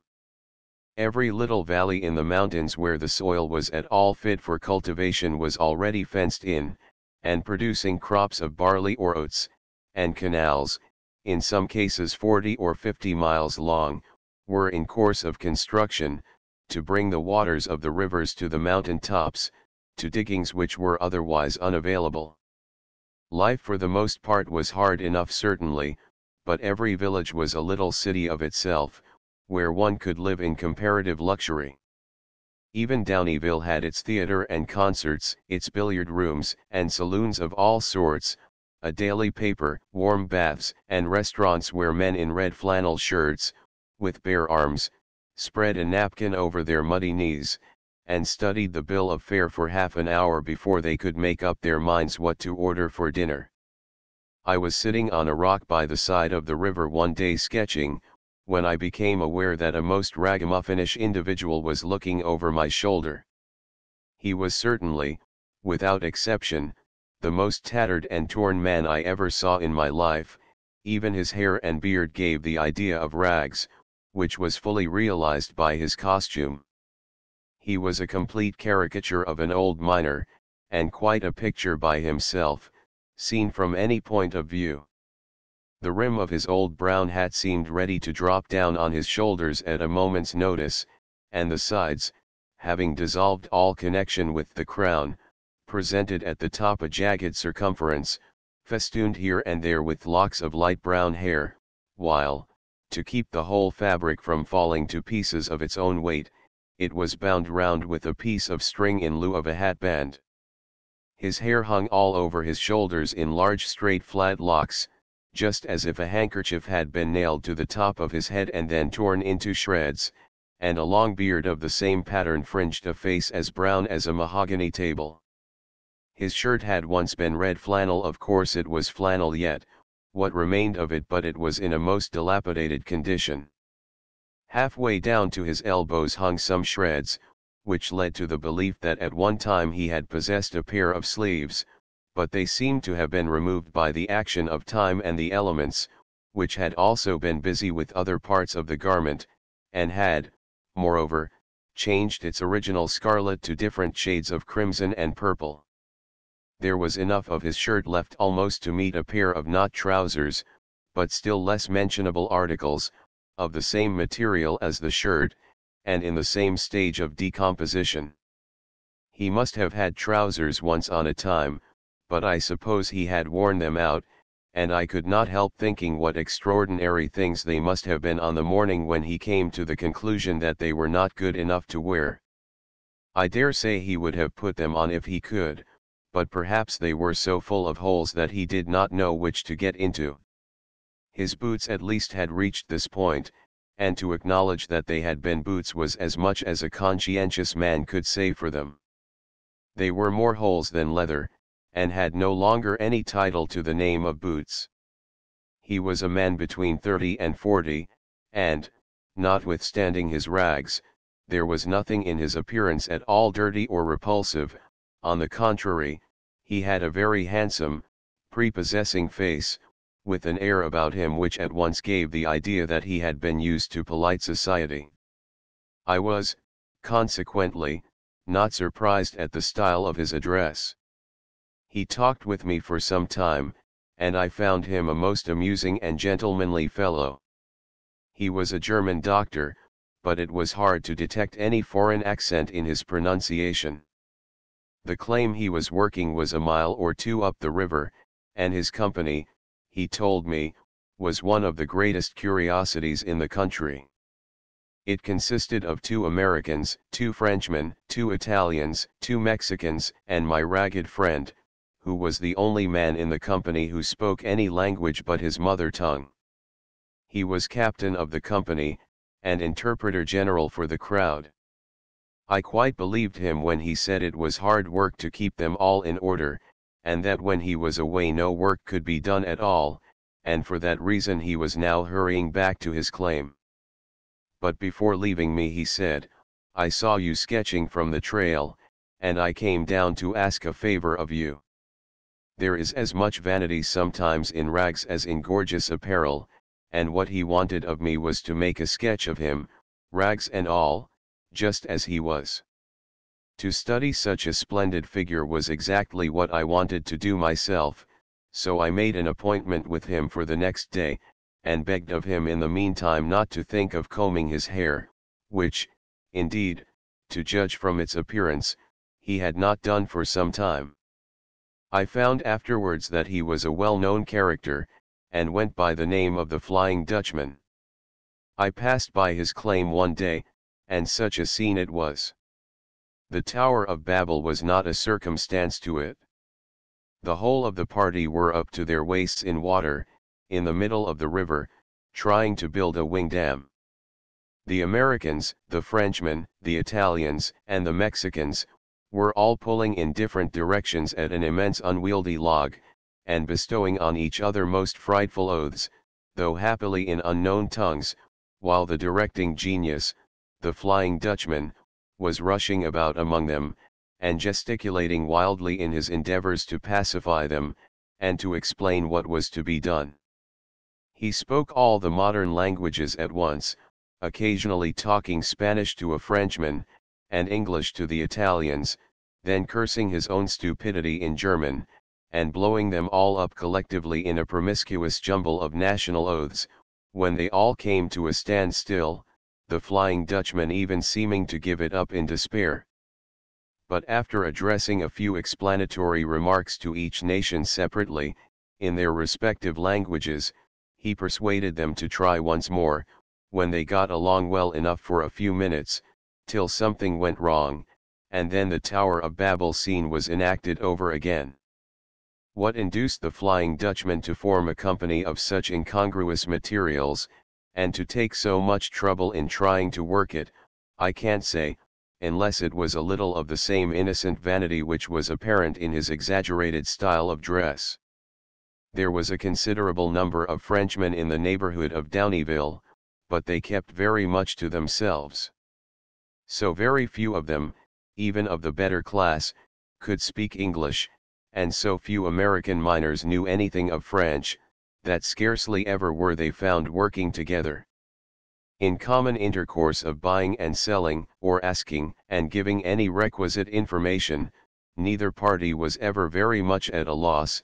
A few words of broken English, a word or two of French, and a large share of pantomime, carried them through any conference. When any one capable of acting as interpreter happened to be present, the Frenchman, in his impatience, was constantly asking him "Chuist ce chu il did? Chuist ce chu il did?" This caught the ear of the Americans more than anything else, and a cascade came at last to be a synonym for a parlez-vous. The Dutchmen in the mines, under which denomination are included all manner of Germans, showed much greater aptitude to amalgamate with the people around them. Frenchmen were always found in gangs, but Dutchmen were usually met with as individuals, and more frequently associated with Americans than with their own countrymen. For the most part they spoke English very well, and there were none who could not make themselves perfectly intelligible. But in making such a comparison between the Germans and the French, it would not be fair to leave unmentioned the fact that the great majority of the former were men who had the advantage of having lived for a greater or less time in the United States, while the Frenchmen had nearly all immigrated in shiploads direct from their native country. About 30 miles above Downieville is one of the highest mountains in the mines. The view from the summit, which is composed of several rocky peaks in line with each other, like the teeth of a saw, was said to be one of the finest in California, and I was desirous of seeing it, but the mountain was on the verge of settlement, and there was no camp or house of accommodation nearer to it than Downeyville. However, the Frenchman in whose house I was staying told me that a friend of his, who was mining there, would be down in a day or two, and that he would introduce me to him. He came down the next day for a supply of provisions, and I gladly took the opportunity of returning with him. The trail followed the river all the way, and was very rough, many parts of it being nearly as bad as Cape Horn. The Frenchman had a pack mule loaded with his stock of provisions, which gave him an infinity of trouble. He was such a bad packer that the cargo was constantly shifting, and requiring to be repacked and secured. At one spot, where there was a steep descent from the trail to the river of about 100 feet, the whole cargo broke loose, and fell to the ground. The only article, however, which rolled off the narrow trail was a keg of butter, which went bounding down the hill till it reached the bottom, where at one smash it buttered the whole surface of a large flat rock in the middle of the river. The Frenchman climbed down by a circuitous route to recover what he could of it, while I remained to repack the cargo. Without further accident we arrived about dark at my companion's cabin, where we found his partners just preparing supper, and a very good supper it was, for, with only the ordinary materials of flour, ham, and beef, it was astonishing what a very superior mess a Frenchman could get up. After smoking an infinite number of pipes, I stretched out on the floor, with my feet to the fire, and slept like a top till morning, when, having got directions from the Frenchman as to my route, I set out to climb the mountain. The cabin was situated at the base of one of the spurs into which the mountain branched off, and was about 8 miles distant from the summit. When I had got about halfway up, I came in sight of a quartz grinding establishment, situated on an exceedingly steep place, where a small stream of water came dashing over the rocks. In the face of the hill a step had been cut out, on which a cabin was built, and immediately below it were 2 rasters in full operation. These are the most primitive kind of contrivances for grinding quartz. They are circular places, 10 or 12 feet in diameter, flagged with flat stones, and in these the quartz is crushed by 2 large heavy stones dragged round and round by a mule harnessed to a horizontal beam, to which they are also attached. The quartz is already broken up into small pieces before being put into the raster, and a constant supply of water is necessary to facilitate the operation, the stuff, while being ground, having the appearance of a rich white mud. The Mexicans, who use this machine a great deal, have a way of ascertaining when the quartz is sufficiently ground, by feeling it between the finger and thumb of one hand, while with the other they feel the lower part of their ear, and when the quartz has the same soft velvety feel, it is considered fine enough, and the gold is then extracted by amalgamation with quicksilver. A considerable amount of work had been done at this place. The quartz vein was several hundred yards above the rasters, and from it there was laid a double line of railway on the face of the mountain, for the purpose of bringing down the quartz. The loaded car was intended to bring up the empty one, but the railway was so steep that it looked as if a car, once started, would never stop till it reached the river, 2 or 3 miles below. The vein was not being worked just now, and I only found one man at the place, who was employed in keeping the 2 mules at work in the rasters. He told me that the ascent from that point was so difficult that it would be dark before I could return, and persuaded me to pass the night with him, and start early the next morning. The nights had been getting pretty chilly lately, and up here it was particularly so, but with the aid of a blazing fire we managed to make ourselves comfortable. I lay down before the fire, with the prospect of having a good sleep, but woke in the middle of the night, feeling it most bitterly cold. The fact is, the log cabin was merely a log cage, the chinks between the logs having never been filled up, and it had come on to blow a perfect hurricane. The spot where the cabin stood was very much exposed, and the gusts of wind blew against it and through it as if it would carry us all away. This pleasant state of things lasted 2 days, during which time I remained a prisoner in the cabin, as the force of the wind was so great that one could scarcely stand outside, and the cold was so intense that the pools in the stream which ran past were covered with ice. The cabin was but poor protection, the wind having full play through it, even blowing the tin plates off the table while we were at dinner, and heavy gusts coming down the chimney filled the cabin with smoke, ashes, and burning wood. 2 days of this was rather miserable work, but with the aid of my pencil and 2 or 3 old novels I managed to weather it out. The 3rd day the gale was over, and though still cold, the weather was beautifully bright and clear. On setting out on my expedition to the summit of the mountain, I had first to climb up the railway, which went as far as the top of the ridge, where the quartz cropped out in large masses. From this there was a gradual ascent to the summit, about 4 miles distant, over ground which was stony, like a newly macadamized road, and covered with wiry brushwood waist high.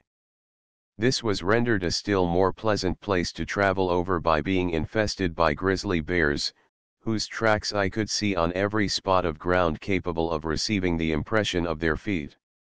At last I arrived at the foot of the immense masses of rock which formed the summit of the mountain, and the only means of continuing the ascent was by climbing up long slides of loose sharp-cornered stones of all sizes.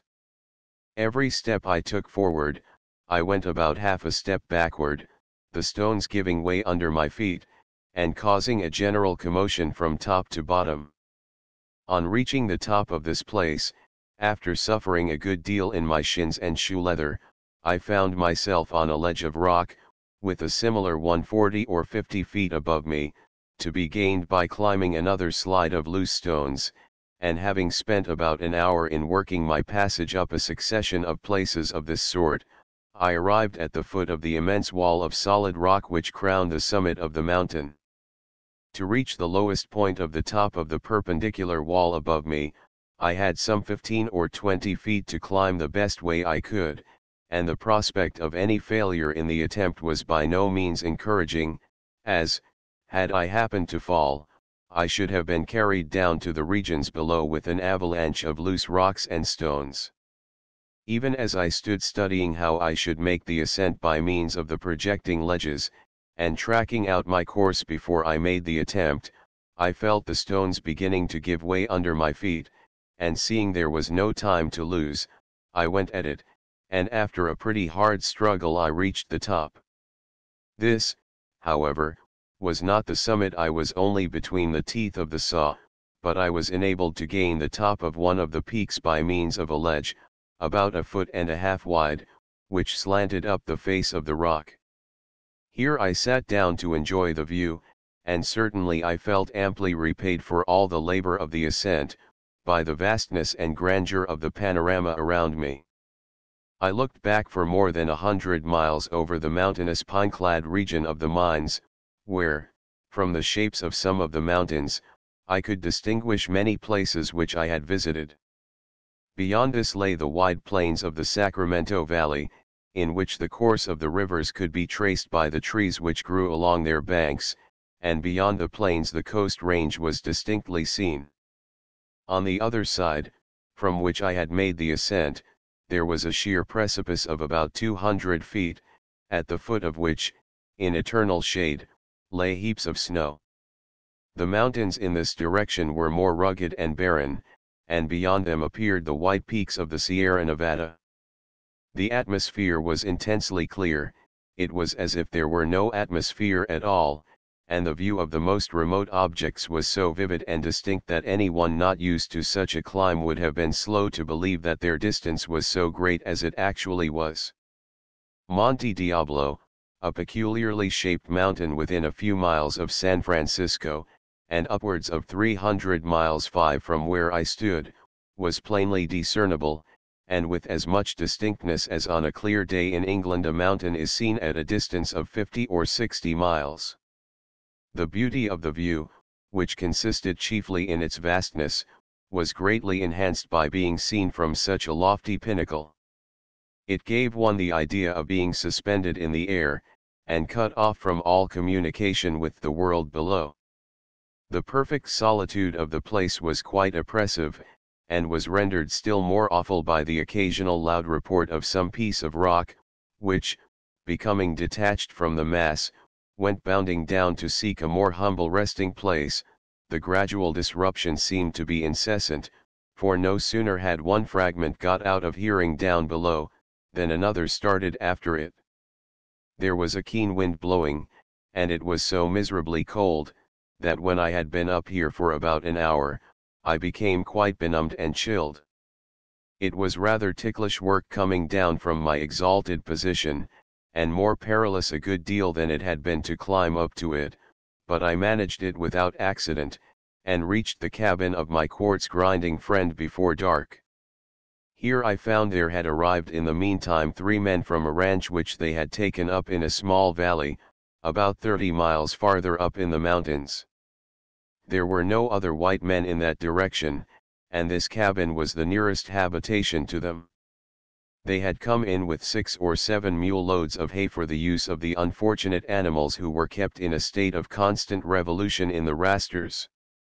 Chapter 16. A band of wanderers. I returned to Downieville the next day, and as the weather was now getting rather cold and disagreeable, and I did not wish to be caught quite so far up in the mountains by the rainy season, I began to make my way down the river again to more accessible diggings.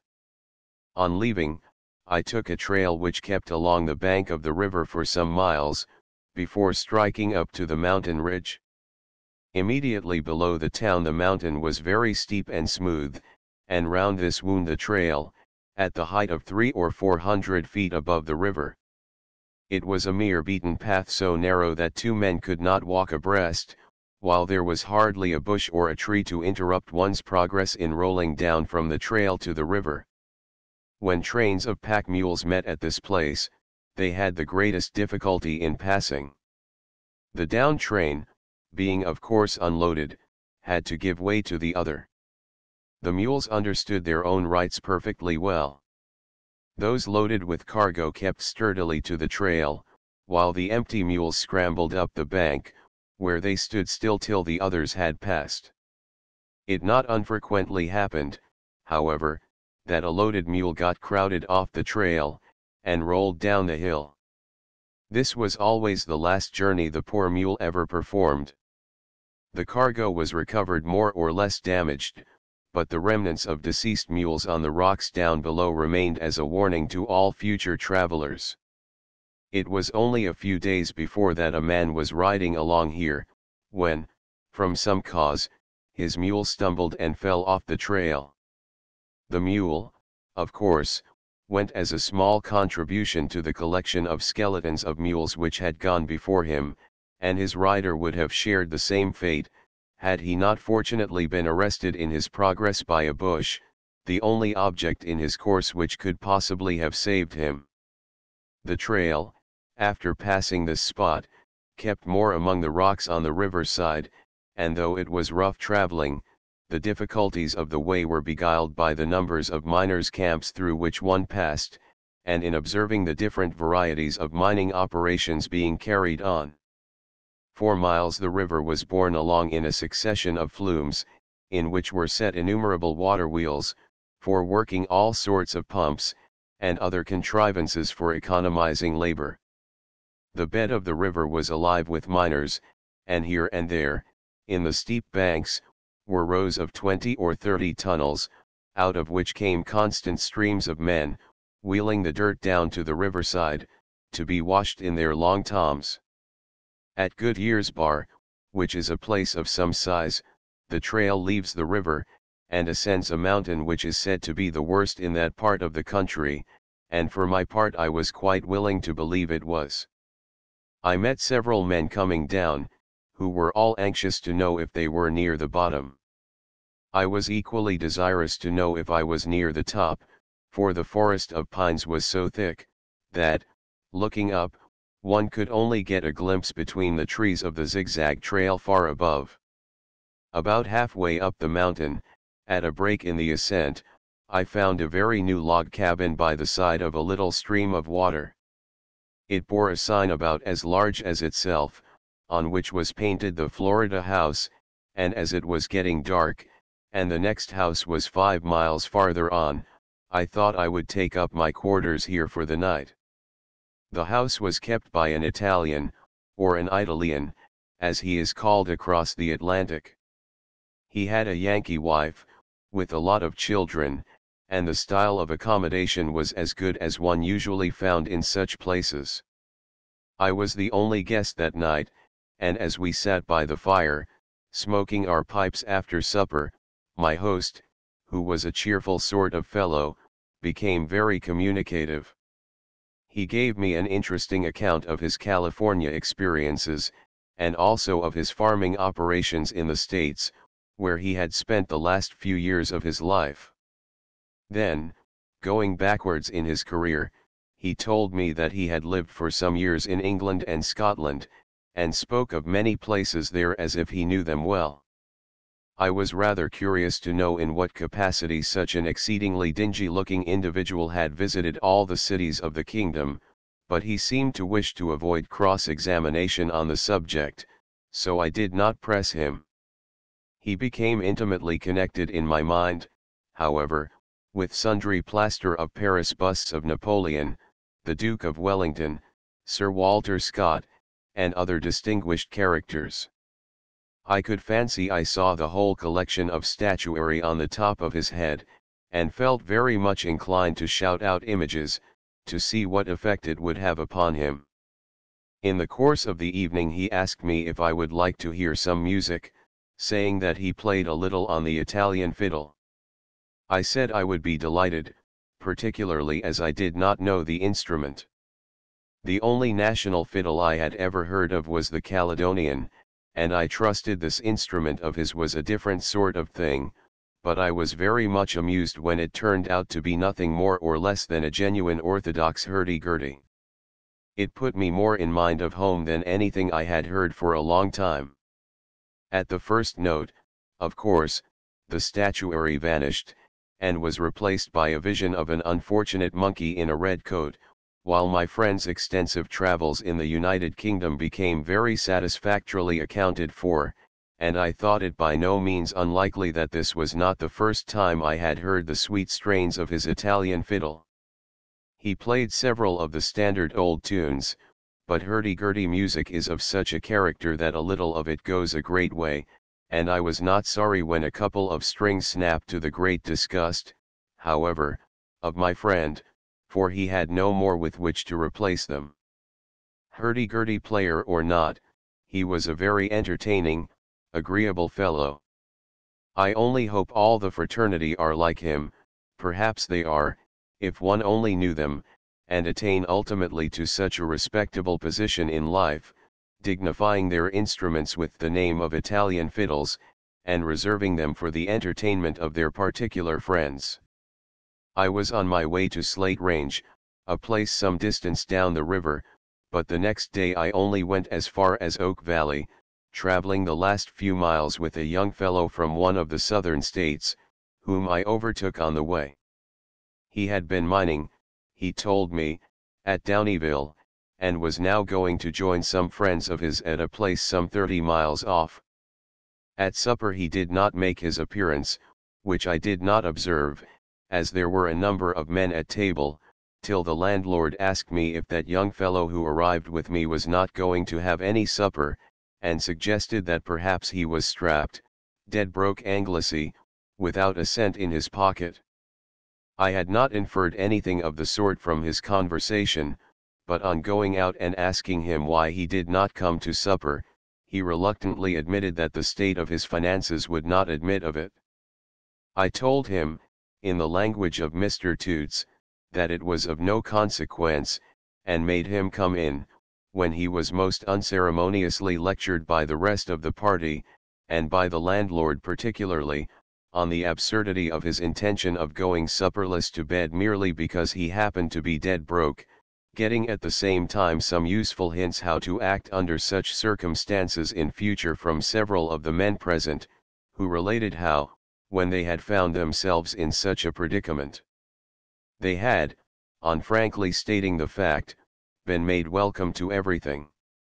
To be dead broke was really, as far as a man's immediate comfort was concerned, a matter of less importance in the mines than in almost any other place.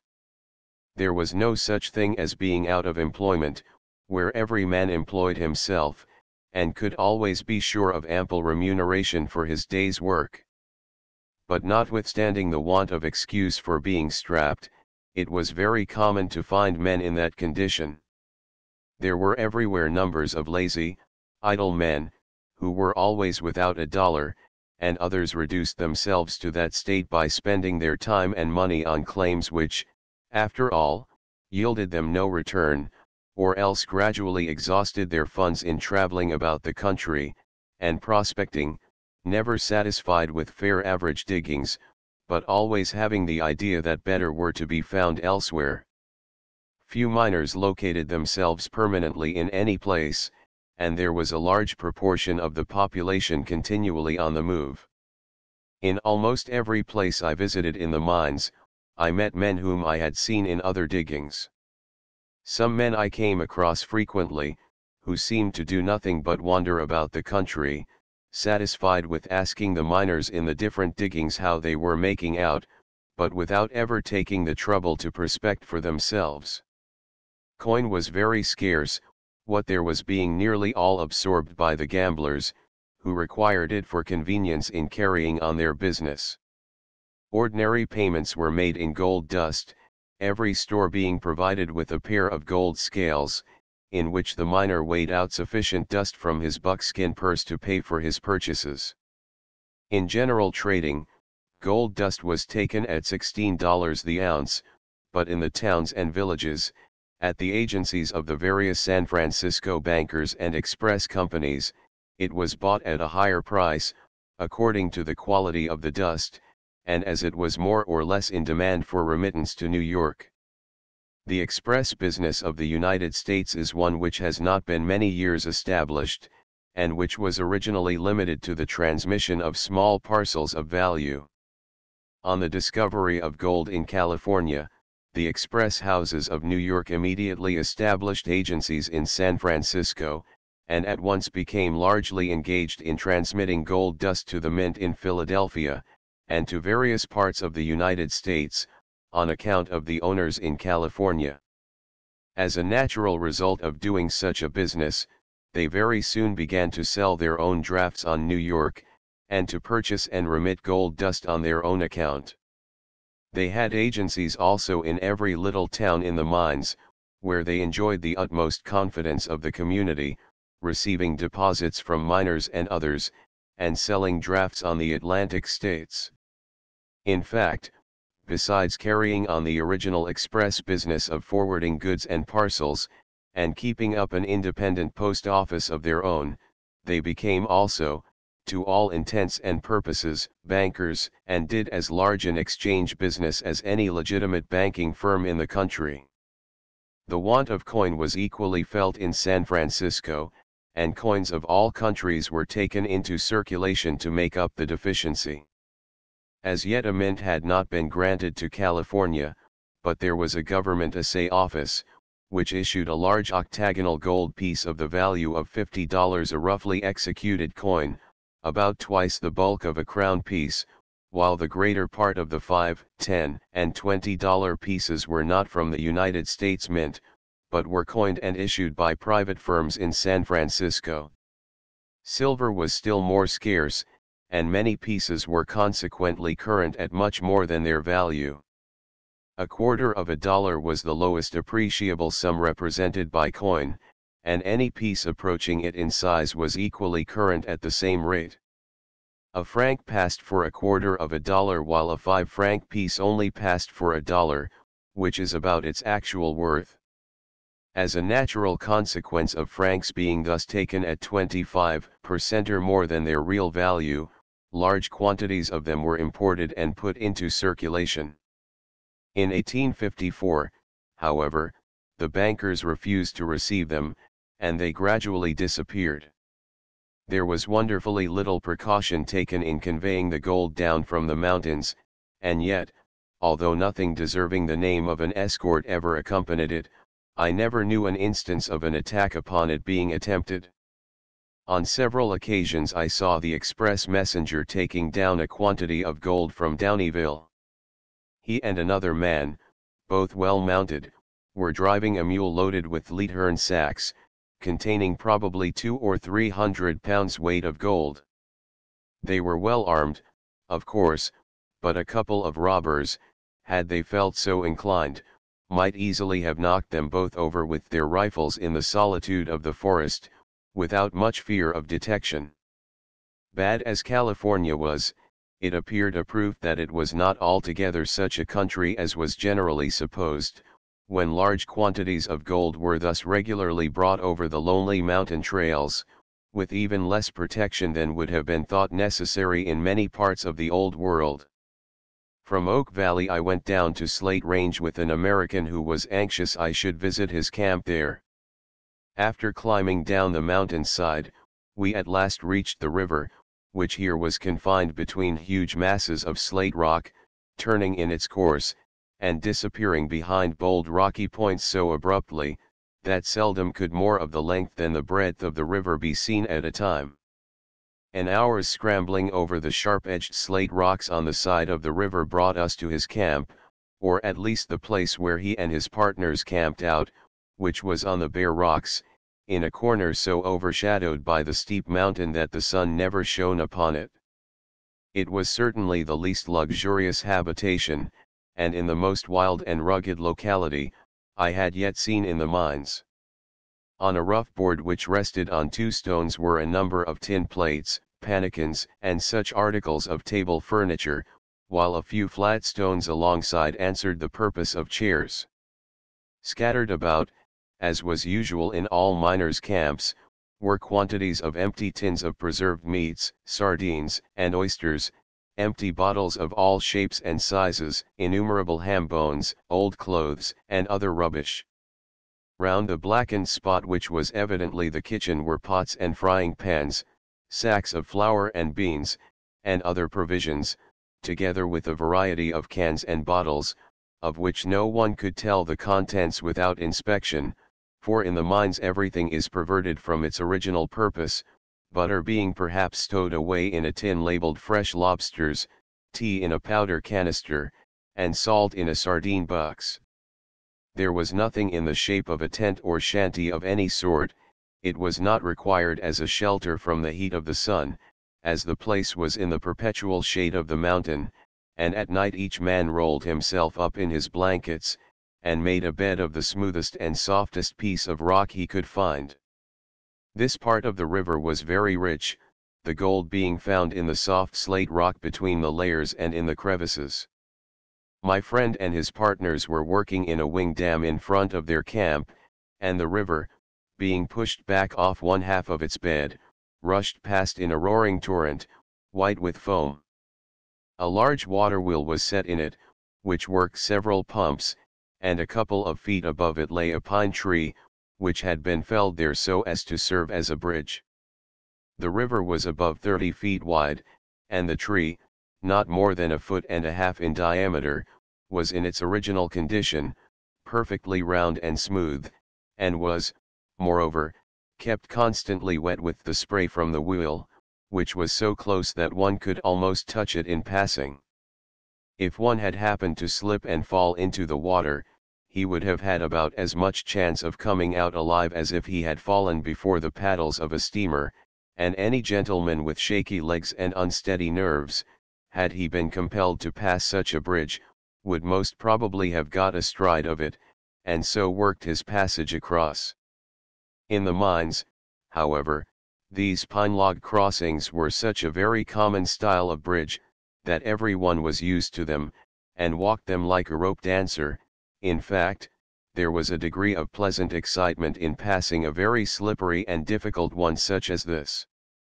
Chapter 17 Chinese In the early days while at this camp, I went down the river 2 or 3 miles to see a place called Mississippi Bar, where a company of Chin-A men were at work. After an hour's climbing along the rocky banks, and having crossed and recrossed the river some half-dozen times on pine logs, I at last got down among the Celestials. There were about 150 of them here, living in a perfect village of small tents, all clustered together on the rocks. They had a claim in the bed of the river, which they were working by means of a wing dam. A wing dam, I may here mention, is one which first runs halfway across the river, then down the river, and back again to the same side, thus damming off a portion of its bed without the necessity of the more expensive operation of lifting up the whole river bodily in a flume. The Chinamen's dam was 200 or 300 yards in length, and was built of large pine trees laid one on the top of the other. They must have had great difficulty in handling such immense logs in such a place, but they are exceedingly ingenious in applying mechanical power, particularly in concentrating the force of a large number of men upon one point. There were Chin-A men of the better class among them, who no doubt directed the work, and paid the common men very poor wages, poor at least for California. A Chinaman could be hired for $2, or at most $3 a day by anyone who thought their labor worth so much, but those at work here were most likely paid at a still lower rate, for it was well known that whole shiploads of Chin-A men came to the country under a species of bondage to some of their wealthy countrymen in San Francisco, who, immediately on their arrival, shipped them off to the mines under charge of an agent, keeping them completely under control by some mysterious celestial influence, quite independent of the accepted laws of the country.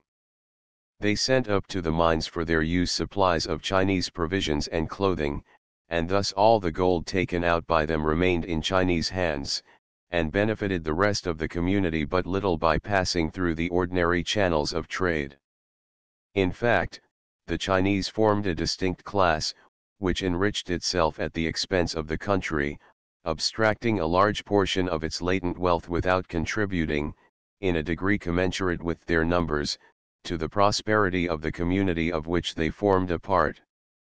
The individuals of any community must exist by supplying the wants of others, and when a man neither does this, nor has any wants of his own but those which he provides for himself, he is of no use to his neighbors, but when, in addition to this, he also diminishes the productiveness of the country, he is a positive disadvantage in proportion to the amount of public wealth which he engrosses, and becomes a public nuisance. What is true of an individual is true also of a class, and the Chinese, though they were no doubt, as far as China was concerned, both productive and consumptive, were considered by a very large party in California to be merely destructive as far as that country was interested. They were, of course, not altogether so, for such a numerous body as they were could not possibly be so isolated as to be entirely independent of others, but any advantage which the country derived from their presence was too dearly paid for by the quantity of gold which they took from it, and the propriety of expelling all the Chinese from the state was long discussed, both by the press and in the legislature, but the principles of the American Constitution prevailed. The country was open to all the world, and the Chinese enjoyed equal rights with the most favored nation. In some parts of the mines, however, the miners had their own ideas on the subject, and would not allow the Chin-A men to come among them, but generally they were not interfered with, for they contented themselves with working such poor diggings as it was not thought worth while to take from them. This claim on the Yuba was the greatest undertaking I ever saw attempted by them. They expended a vast deal of unnecessary labor in their method of working, and their individual labor, in effect, was as nothing compared with that of other miners. A company of 15 or 20 white men would have wing-dammed this claim, and worked it out in 2 or 3 months, while here were about 150 Chin-A men humbugging round it all the season, and still had not worked one half the ground.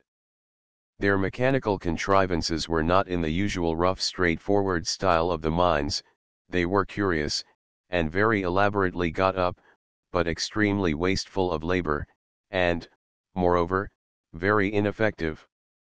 The pumps which they had at work here were an instance of this. They were on the principle of a chain pump, the chain being formed of pieces of wood about 6 inches long, hinging on each other, with cross pieces in the middle for buckets, having about 6 square inches of surface.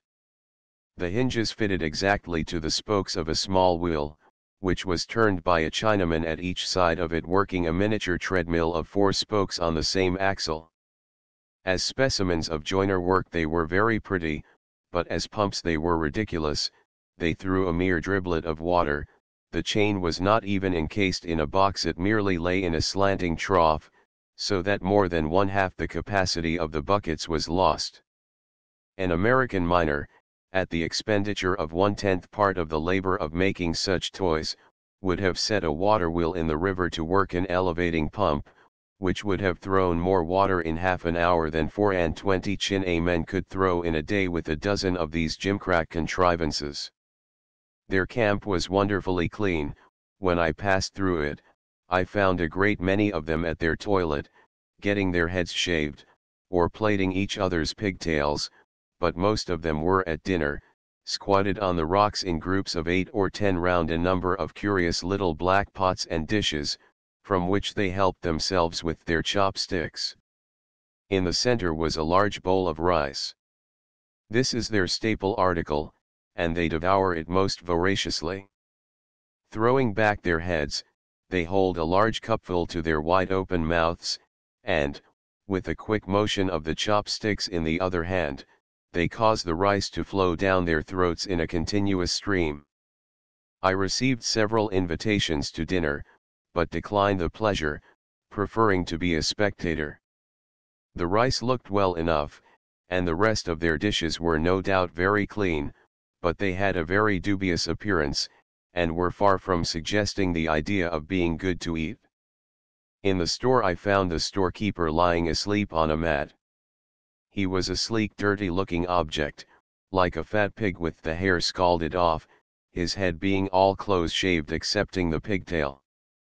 His opium pipe lay in his hand, and the lamp still burned beside him, so I supposed he was already in the 7th heaven.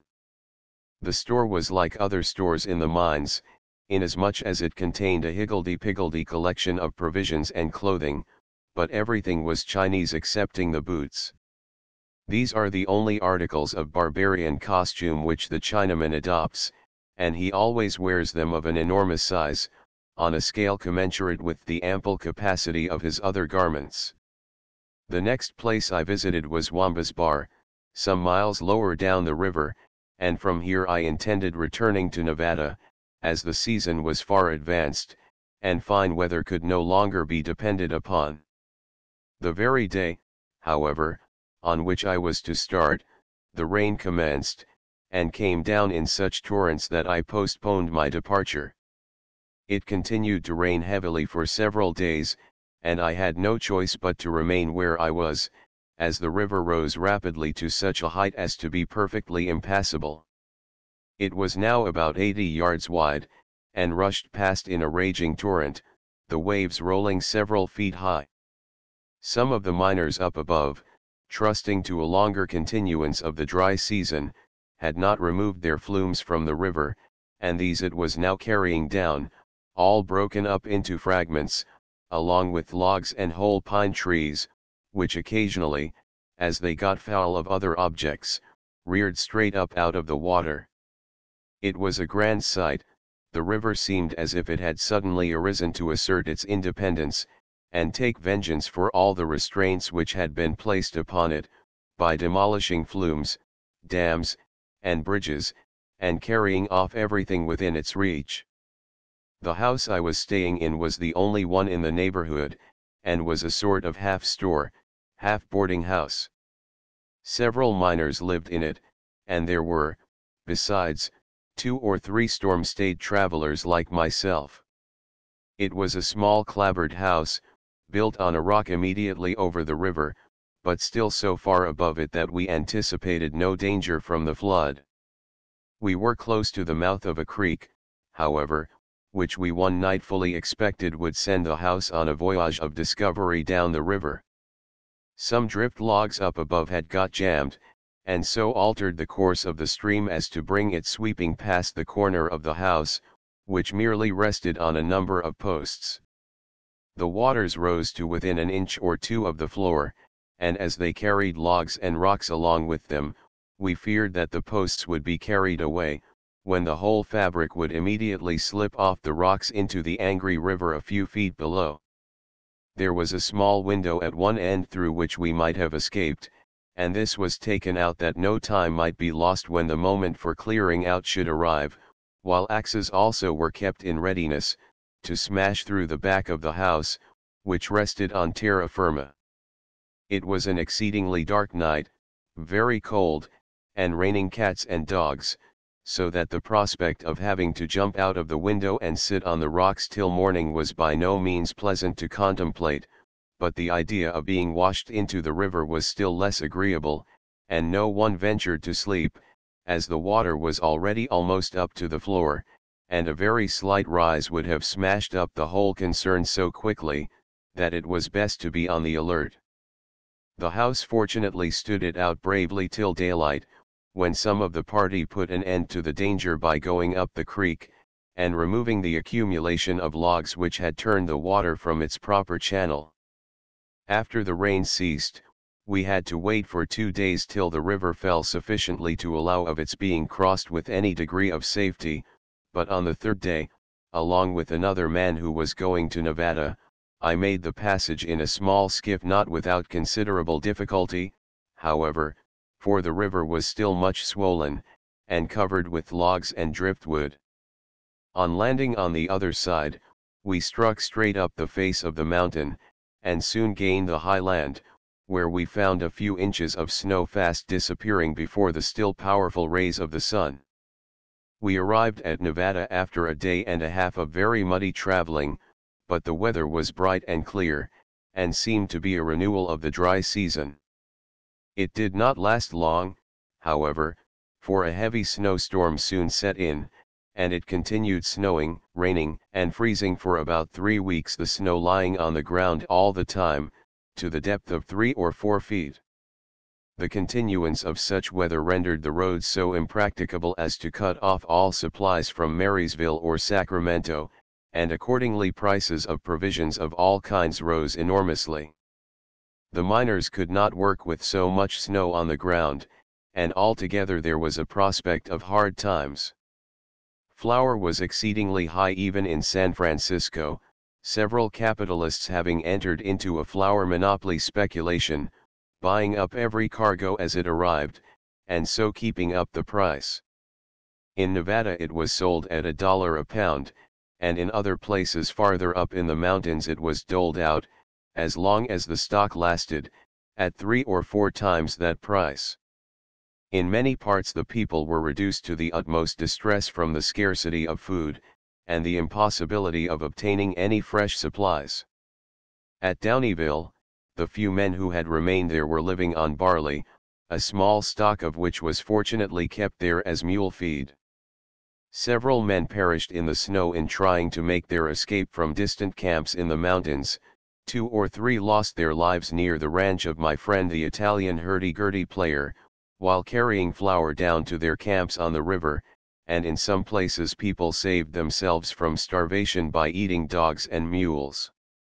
Men kept pouring into Nevada from all quarters, starved out of their own camps, and all bearing the same tale of starvation and distress, and glad to get to a place where food was to be had.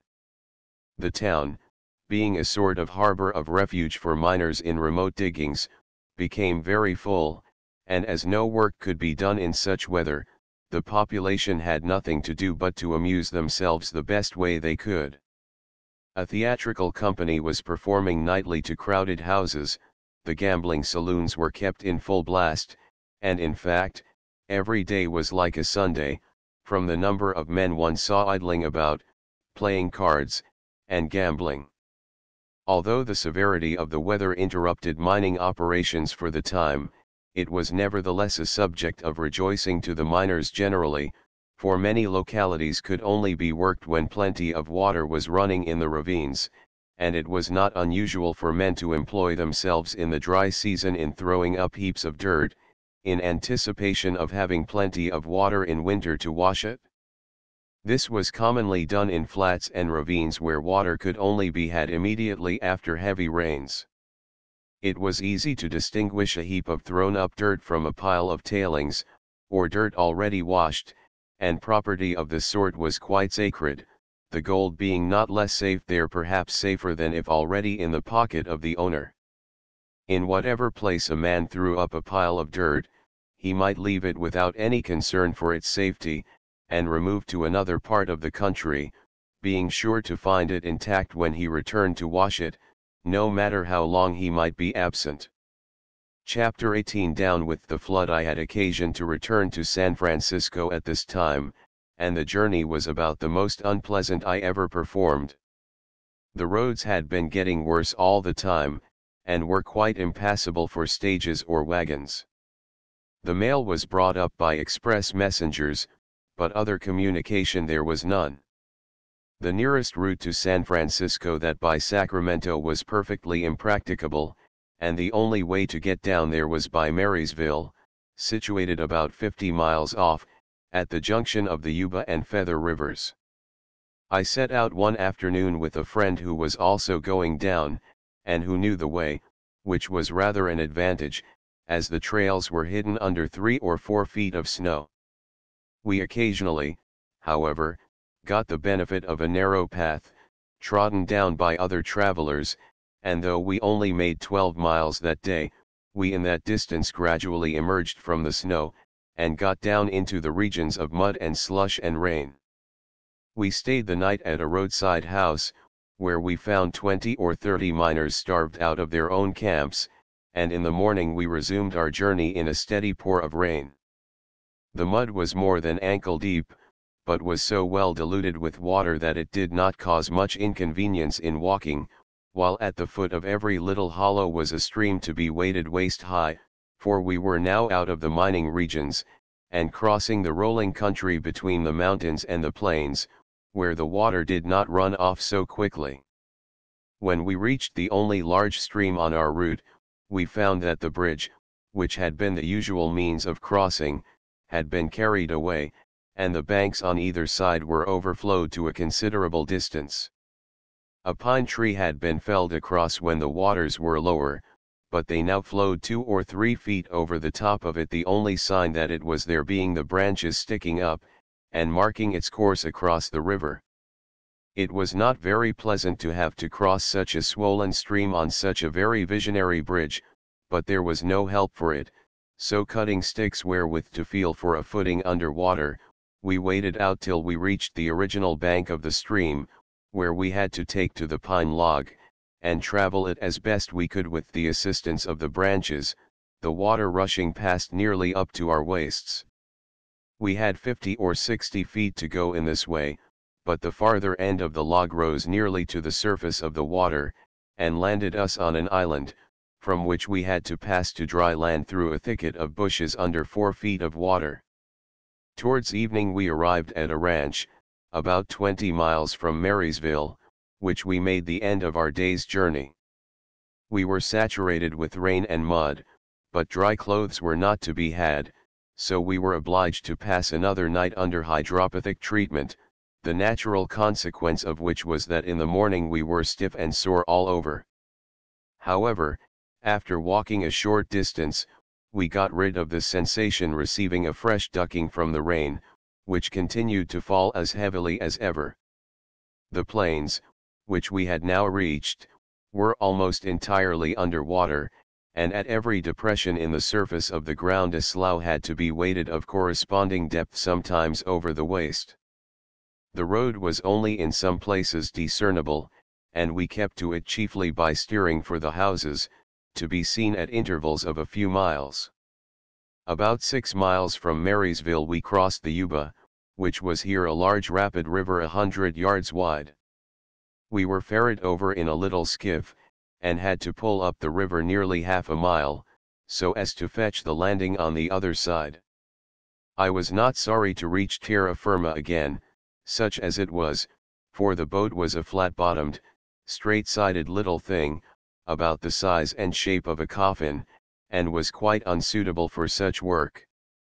The waves were running so high that it was with the utmost difficulty we escaped being swamped, and all the swimming that could have been done in such a current would not have done anyone much good.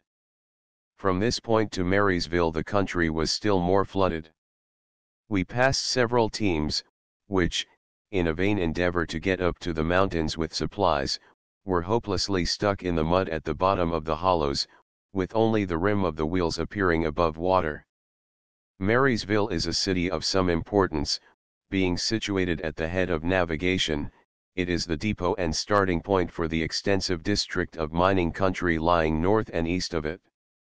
It is well laid out in wide streets, containing numbers of large brick and wooden buildings, and the ground it stands upon is 10 or 12 feet above the usual level of the river.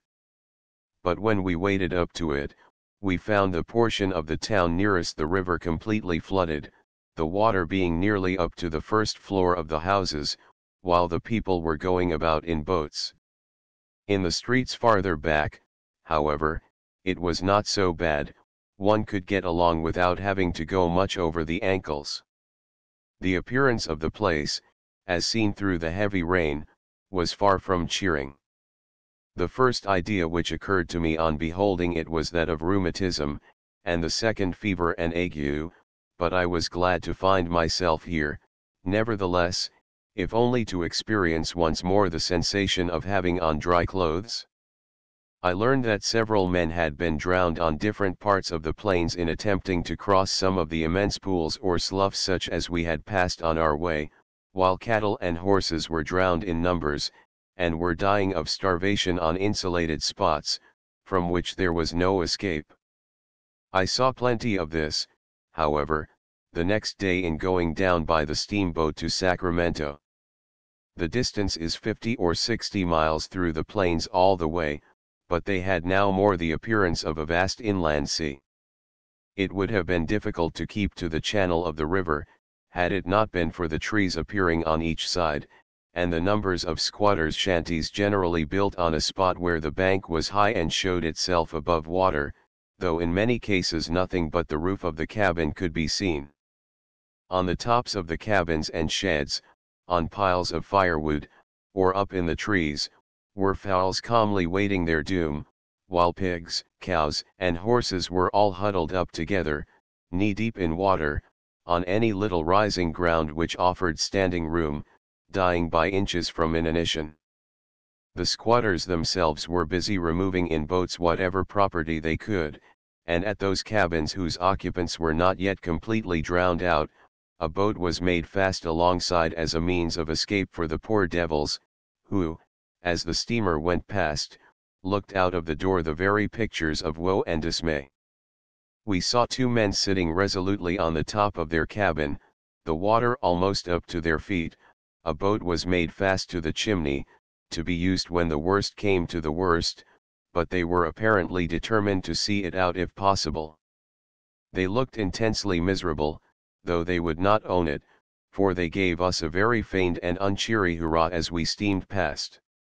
The loss sustained by these settlers was very great. The inconvenience of being for a time floated off the face of the earth in a small boat was bad enough of itself, but to have the greater part of their worldly possessions floating around them, in the shape of the corpses of what had been their livestock, must have rather tended to damp their spirits. However, Californians are proof against all such reverses. They are like India rubber, the more severely they are cast down, the higher they rise afterwards. It was hardly possible to conceive what an amount of rain and snow must have fallen to lay such a vast extent of country under water, and though the weather was now improving, the rain being not so constant, or so heavy, it would still be some time before the waters could subside, as the snow which had fallen in the mountains had yet to find its way down, and would serve to keep up the flood. Sacramento City was in as wretched a plight as a city can well be in. The only dry land to be seen was the top of the levee built along the bank of the river in front of the town. All the rest was water, out of which rose the houses, or at least the upper parts of them. The streets were also many canals crowded with boats and barges carrying on the customary traffic, watermen plied for hire in the streets instead of cabs, and independent gentlemen poled themselves about on rafts, or on extemporized boats made of empty boxes. In one part of the town, where the water was not deep enough for general navigation, a very curious style of conveyance was in use.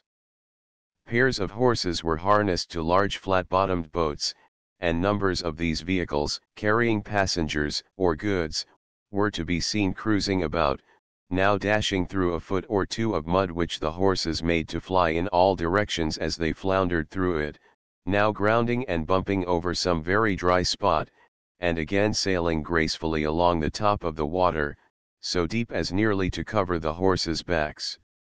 The water in the river was some feet higher than that in the town, and it was fortunate that the levee did not give way, or the loss of life would have been very great.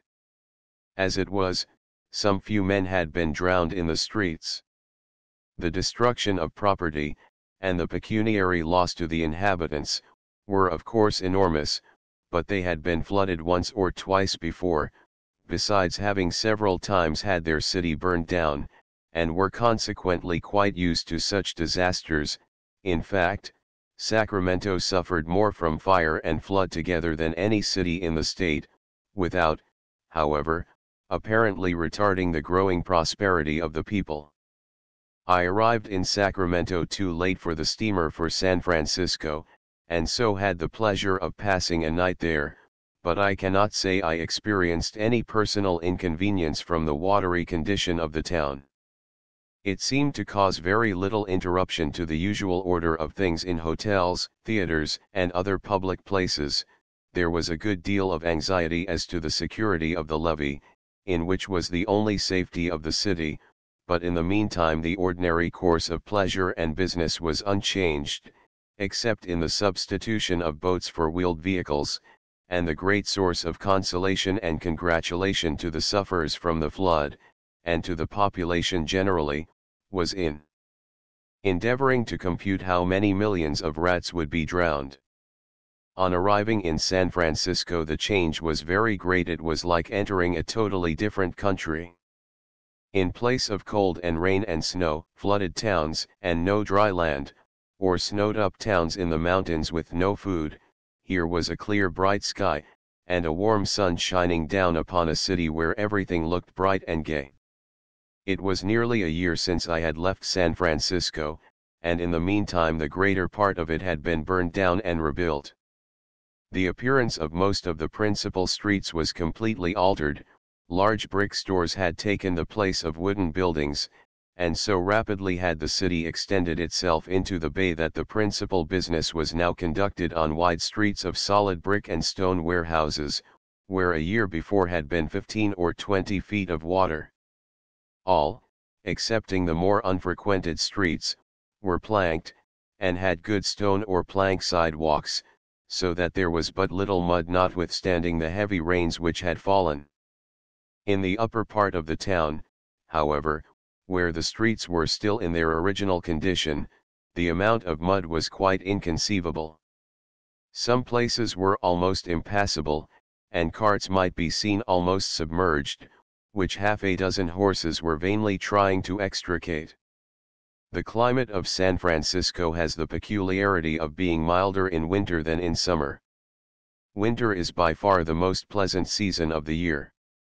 It is certainly the rainy season, but it only rains occasionally, and when it does it is not cold. The ordinary winter weather is soft, mild, subdued sunshine, not unlike the Indian summer of North America. The San Francisco summer, however, is the most disagreeable and trying season one can be subjected to. In the morning and forenoon it is generally beautifully bright and warm, one feels inclined to dress as one would in the tropics, but this cannot be done with safety, for one has to be prepared for the sudden change in temperature which occurs nearly every day towards the afternoon, when there blows in off the sea a cold biting wind, chilling the very marrow in one's bones. The cold is doubly felt after the heat of the forepart of the day, and to some constitutions such extreme variations of temperature within the 24 hours are no doubt very injurious, especially as the wind not unfrequently brings a damp fog along with it. The climate is nevertheless generally considered salubrious, and is thought by some people to be one of the finest in the world.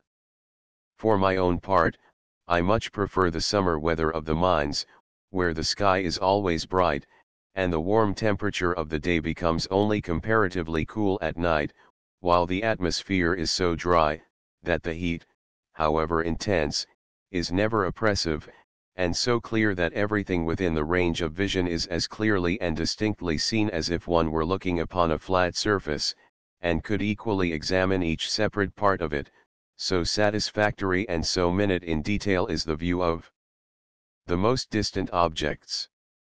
Considering the very frequent use of pistols in San Francisco, it is a most providential circumstance that the climate is in a high degree favorable for the cure of gunshot wounds.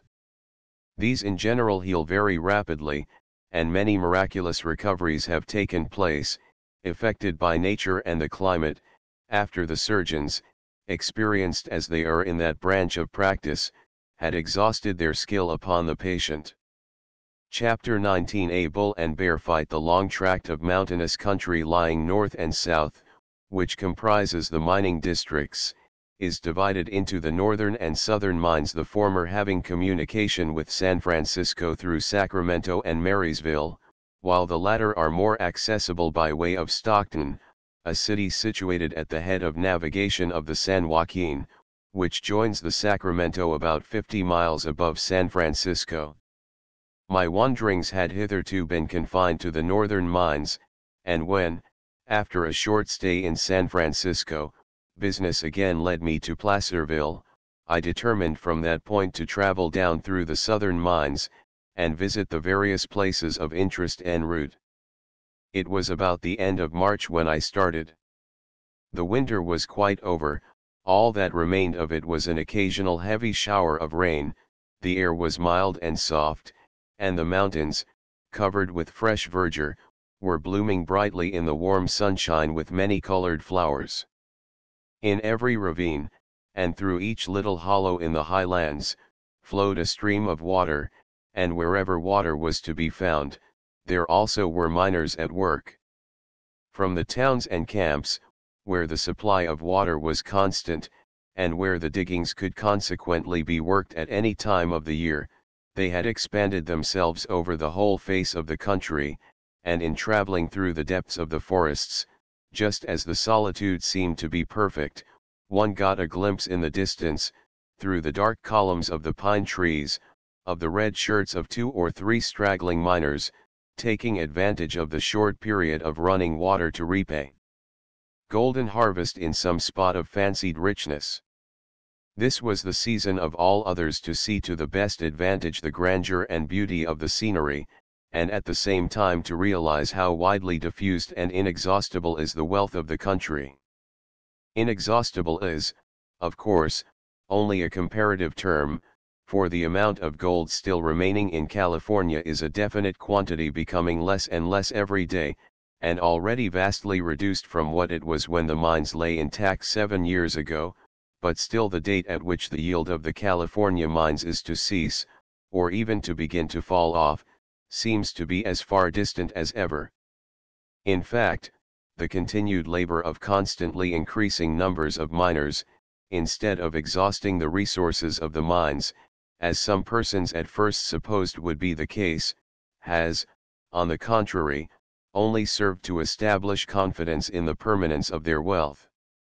It is true that such diggings are now rarely to be met with as were found in the early days, when the pioneers, pitching, as if by instinct, on those spots where the superabundant richness of the country had broken out, dug up gold as they would potatoes, nor is the average yield to the individual miner so great as it was in those times. Subsequent research, however, has shown that the gold is not confined to a few localities, but that the whole country is saturated with it. The mineral produce of the mines increases with the population, though not in the same ratio, for only a certain proportion of the immigrants betake themselves to mining, the rest finding equally profitable occupation in the various branches of mechanical and agricultural industry which have of late years sprung up, while the miner, though perhaps not actually taking out as much gold as in 1849, is nevertheless equally prosperous, for he lives amid the comforts of civilized life, which he obtains at a reasonable rate, instead of being reduced to a half-savage state, and having to pay fabulous prices for every article of consumption. The first large camp on my way south from Hangtown was McElhone Hill, about 60 miles distant, and as there were no very interesting localities in the intermediate country, I traveled direct to that place. After passing through a number of small camps, I arrived about noon of the second day at Jacksonville, a small village called after General Jackson, of immortal memory. I had noticed a great many French miners at work as I came along, and so I was prepared to find it rather a French-looking place. Half the signs over the stores and hotels were French, and numbers of Frenchmen were sitting at small tables in front of the houses playing at cards. As I walked up the town I nearly stumbled over a young grizzly bear, about the size of two Newfoundland dogs rolled into one, which was chained to a stump in the middle of the street. I very quickly got out of his way, but I found afterwards that he was more playful than vicious. He was the pet of the village, and was delighted when he could get anyone to play with, though he was rather beyond the age at which such a playmate is at all desirable. I don't think he was likely to enjoy long even the small amount of freedom he possessed. He would probably be caged up and shipped to New York, for a live grizzly is there a valuable piece of property, worth a good deal more than the same weight of bear's meat in California, even at $2 a pound. From this place there was a steep descent of 2 or 3 miles to the McElhone River, which I crossed by means of a good bridge, and, after ascending again to the upper world by a long winding road, I reached the town of McElhone Hill, which is situated on the very brink of the high land overhanging the river. It lies in a sort of semicircular amphitheater of about a mile in diameter, surrounded by a chain of small eminences, in which gold was found in great quantities. The diggings were chiefly deep diggings, worked by means of coyote holes, 100 feet deep, and all the ground round the town was accordingly covered with windlasses and heaps of dirt. The heights at each end of the amphitheater had proved the richest spots, and were supposed to have been volcanoes. But many hills in the mines got the credit of having been volcanoes, for no other reason than that they were full of gold, and this was probably the only claim to such a distinction which could be made in this case. The population was a mixture of equal proportions of French, Mexicans, and Americans, with a few straight Chine men, Chileans, and such like. The town itself, with the exception of 2 or 3 wooden stores and gambling saloons, was all of canvas. Many of the houses were merely skeletons clothed in dirty rags of canvas, and it was not difficult to tell what part of the population they belonged to, even had there not been crowds of lazy Mexicans vegetating about the doors.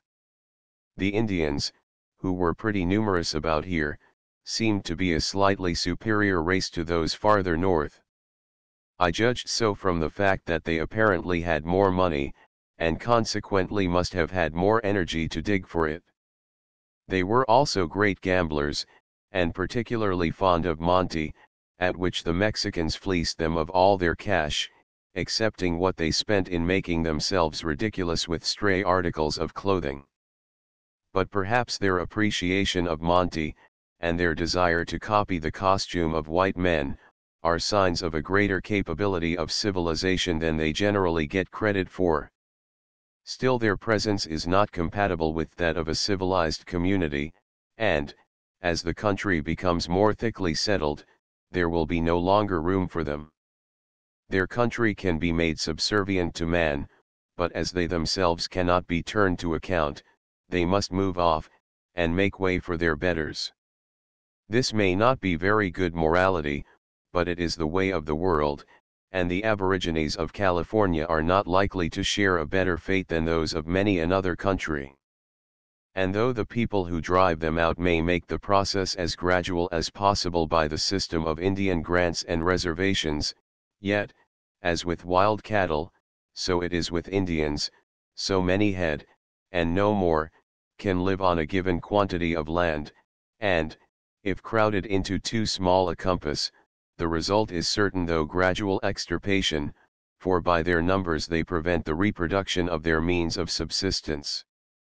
At the time of my arrival in McCallum Hill, the town was posted all over with placards, which I had also observed stuck upon trees and rocks by the roadside as I traveled over the mountains. They were to this effect: war, war, war.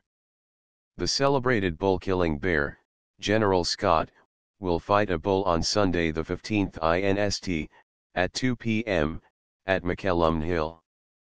The bear will be chained with a 20-foot chain in the middle of the arena. The bull will be perfectly wild, young, of the Spanish breed, and the best that can be found in the country. The bull's horns will be of their natural length, and not sawed off to prevent accidents. The bull will be quite free in the arena, and not hampered in any way whatever. The proprietors then went on to state that they had nothing to do with the humbugging which characterized the last fight, and begged confidently to assure the public that this would be the most splendid exhibition ever seen in the country. I had often heard of these bull and bear fights as popular amusements in some parts of the state, but had never yet had an opportunity of witnessing them, so, on Sunday the 15th, I found myself walking up towards the arena, among a crowd of miners and others of all nations, to witness the performances of the redoubted General Scott.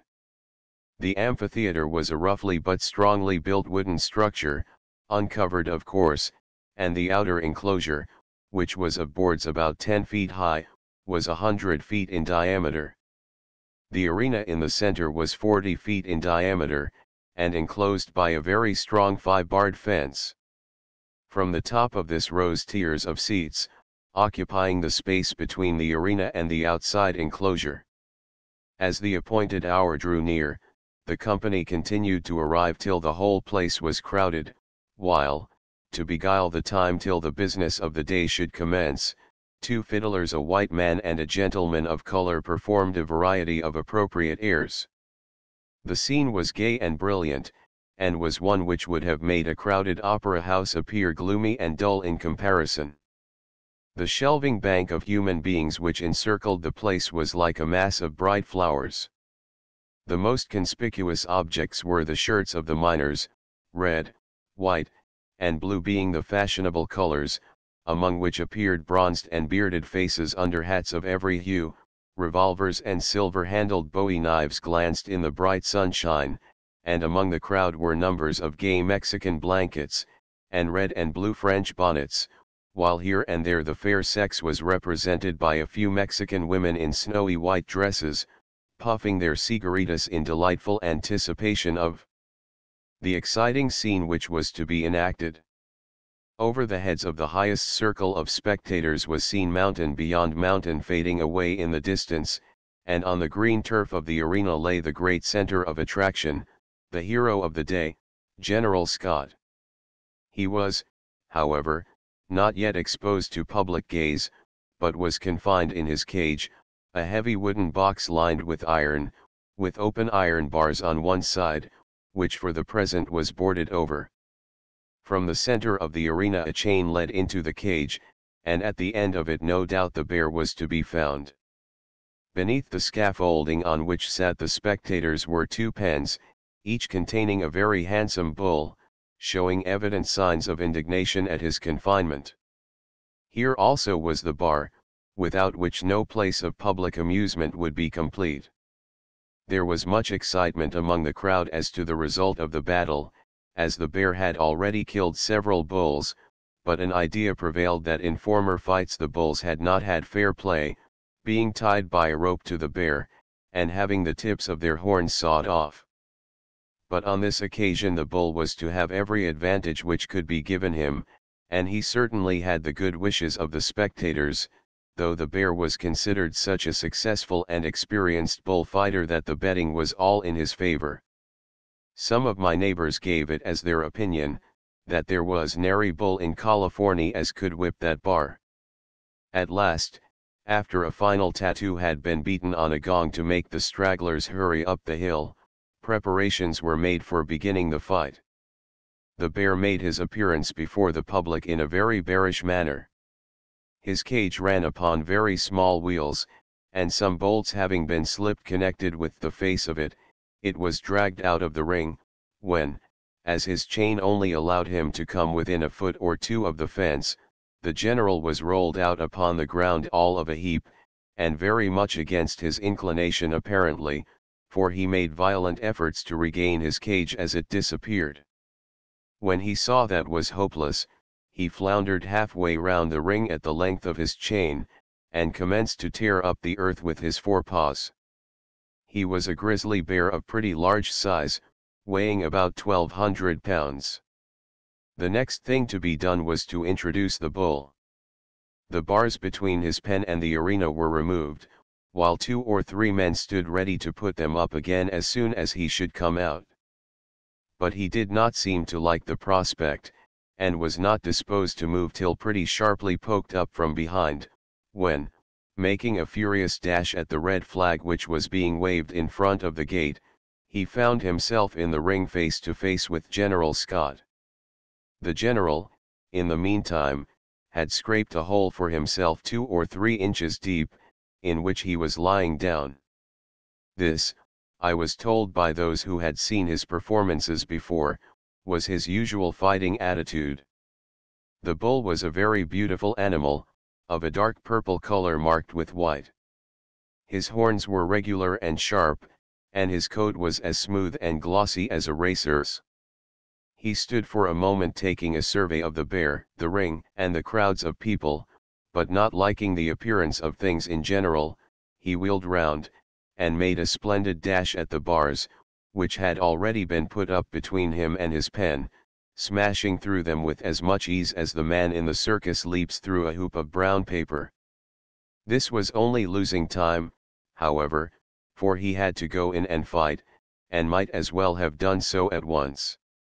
He was accordingly again persuaded to enter the arena, and a perfect barricade of bars and boards was erected to prevent his making another retreat.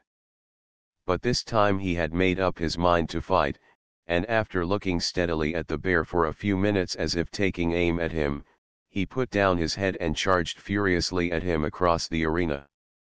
The bear received him crouching down as low as he could, and though one could hear the bump of the bull's head and horns upon his ribs, he was quick enough to seize the bull by the nose before he could retreat. This spirited commencement of the battle on the part of the bull was hailed with uproarious applause, and by having shown such pluck, he had gained more than ever the sympathy of the people. In the meantime, the bear, lying on his back, held the bull's nose firmly between his teeth, and embraced him round the neck with his forepaws, while the bull made the most of his opportunities in stamping on the bear with his hind feet. At last the general became exasperated at such treatment, and shook the bull savagely by the nose, when a promiscuous scuffle ensued, which resulted in the bear throwing his antagonist to the ground with his forepaws. For this feat the bear was cheered immensely, and it was thought that, having the bull down, he would make short work of him, but apparently wild beasts do not tear each other to pieces quite so easily as is generally supposed, for neither the bear's teeth nor his long claws seemed to have much effect on the hide of the bull, who soon regained his feet, and, disengaging himself, retired to the other side of the ring, while the bear again crouched down in his hole. Neither of them seemed to be very much the worse of the encounter, excepting that the bull's nose had rather a ragged and bloody appearance, but after standing a few minutes, steadily eyeing the general, he made another rush at him. Again poor Bruin's ribs resounded, but again he took the bull's nose into chancery, having seized him just as before. The bull, however, quickly disengaged himself, and was making off, when the general, not wishing to part with him so soon, seized his hind foot between his teeth, and, holding on by his paws as well, was thus dragged round the ring before he quitted his hold. This round terminated with shouts of delight from the excited spectators, and it was thought that the bull might have a chance after all. He had been severely punished, however, his nose and lips were a mass of bloody shreds, and he lay down to recover himself. But he was not allowed to rest very long, being poked up with sticks by men outside, which made him very savage. He made several feints to charge them through the bars, which, fortunately, he did not attempt, for he could certainly have gone through them as easily as he had before broken into his pen. He showed no inclination to renew the combat, but by goading him, and waving a red flag over the bear, he was eventually worked up to such a state of fury as to make another charge. The result was exactly the same as before, only that when the bull managed to get up after being thrown, the bear still had hold of the skin of his back. In the next round both parties fought more savagely than ever, and the advantage was rather in favor of the bear. The bull seemed to be quite used up, and to have lost all chance of victory. The conductor of the performances then mounted the barrier, and, addressing the crowd, asked them if the bull had not had fair play, which was unanimously allowed. He then stated that he knew there was not a bull in California which the general could not whip, and that for $200 he would let in the other bull, and the three should fight it out till one or all were killed. This proposal was received with loud cheers, and 2 or 3 men going round with hats soon collected, in voluntary contributions, the required amount. The people were intensely excited and delighted with the sport, and double the sum would have been just as quickly raised to ensure a continuance of the scene. A man sitting next to me, who was a connoisseur in bear fights, and passionately fond of the amusement, informed me that this was the finest fight ever fit in the country. The second bull was equally handsome as the first, and in as good condition. On entering the arena, and looking around him, he seemed to understand the state of affairs at once. Glancing from the bear lying on the ground to the other bull standing at the opposite side of the ring, with drooping head and bloody nose, he seemed to divine at once that the bear was their common enemy, and rushed at him full tilt. The bear, as usual, pinned him by the nose, but this bull did not take such treatment so quietly as the other.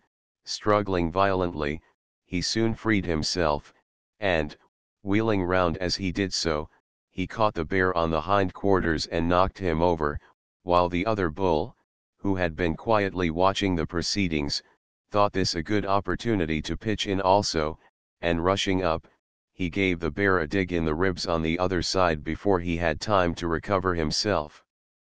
The poor general between the two did not know what to do, but struck out blindly with his forepaws with such a suppliant pitiable look that I thought this the most disgusting part of the whole exhibition. After another round or two with the fresh bull, it was evident that he was no match for the bear, and it was agreed to conclude the performances. The bulls were then shot to put them out of pain, and the company dispersed, all apparently satisfied that it had been a very splendid fight. The reader can form his own opinion as to the character of an exhibition such as I have endeavored to describe.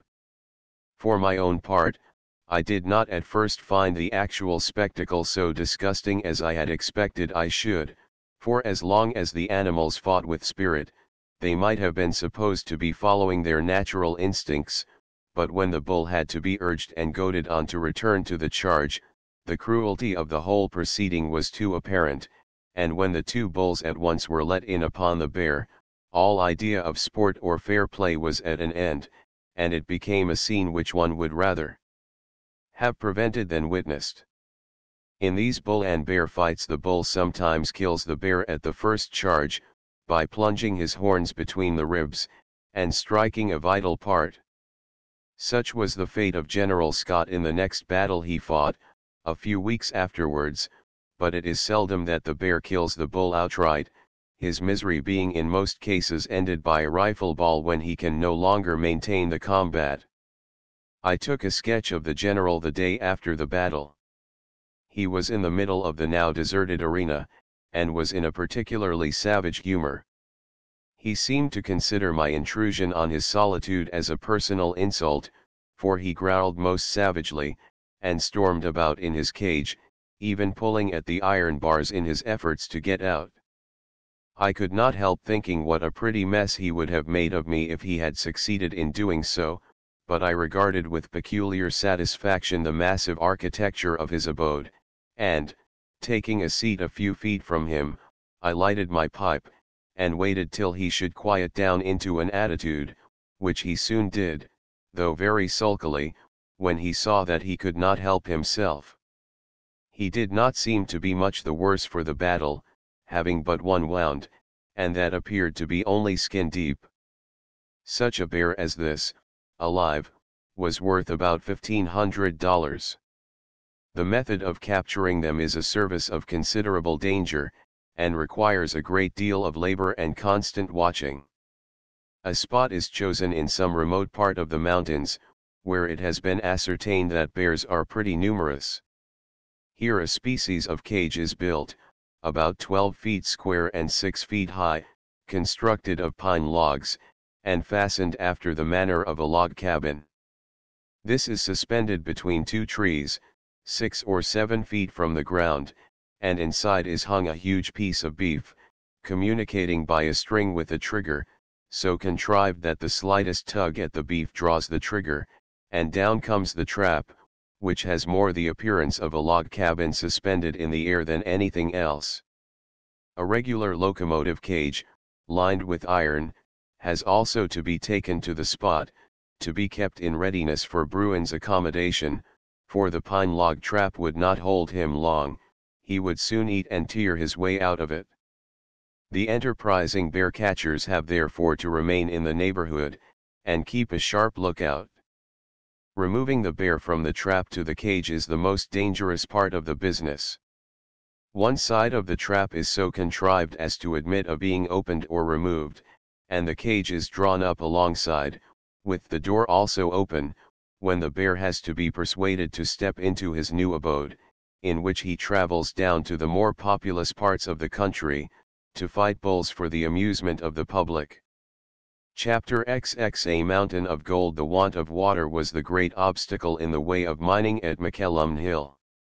As it stood so much higher than the surrounding country, there were no streams which could be introduced, and the only means of getting a constant supply was to bring the water from the McKellum River, which flowed past, 3,000 or 4,000 feet below the diggings. In order to get the requisite elevation to raise the waters so far above their natural channel, it was found necessary to commence the canal some 50 or 60 miles up the river.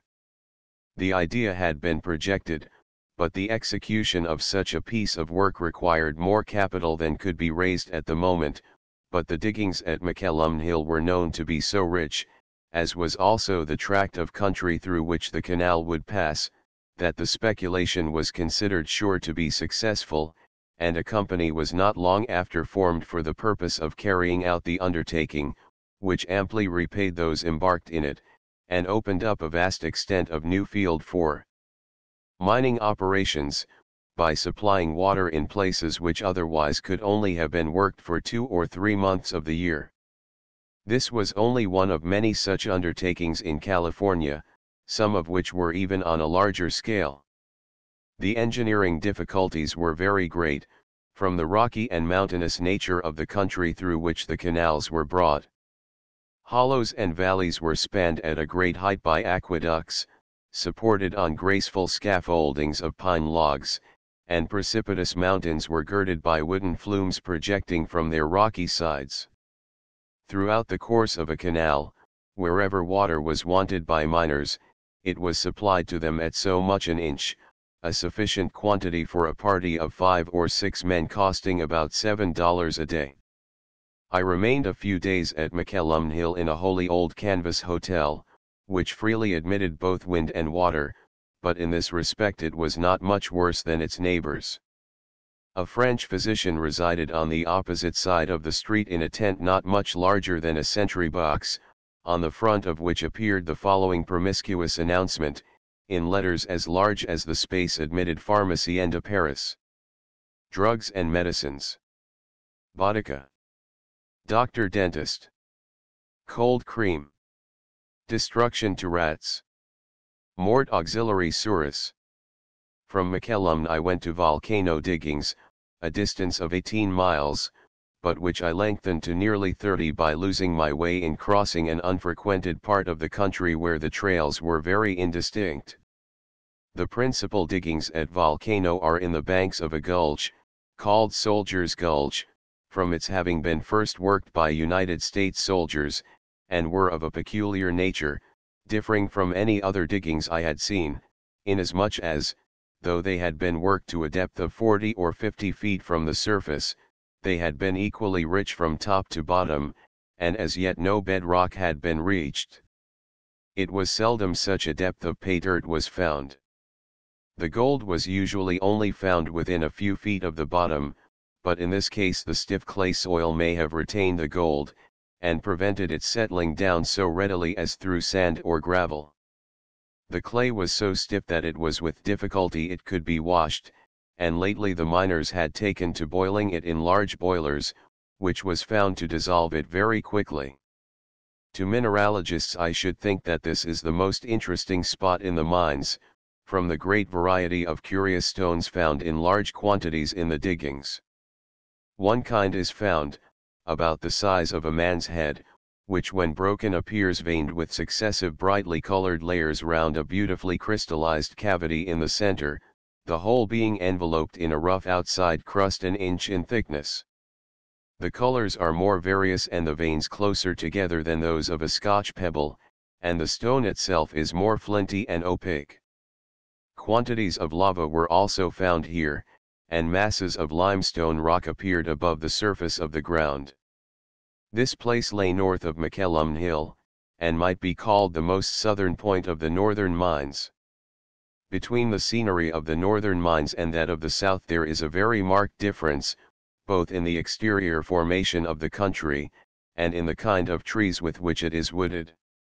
In both the surface of the country is smooth, that is to say, there is an absence of ruggedness of detail. The mountains appear to have been smoothed down by the action of water, but, both north and south, the country as a whole is rough in the extreme, the mountain sides, as well as the tablelands, being covered with swellings, and deeply indented by ravines. An acre of level land is hardly to be found.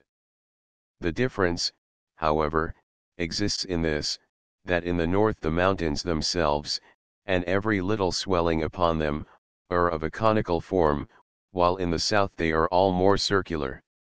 The mountains spread themselves out in hemispherical projections one beyond another, and in many parts of the country are found groups of eminences of the same form, and as symmetrical as if they had been shaped by artificial means. There is just as much symmetry in the conical forms of the northern mines, but they appear more natural, and the pyramidal tops of the pine trees are quite in keeping with the outlines of the country which they cover, and it is remarkable that where the conical formation ceases, there also the pine ceases to be the principal tree of the country.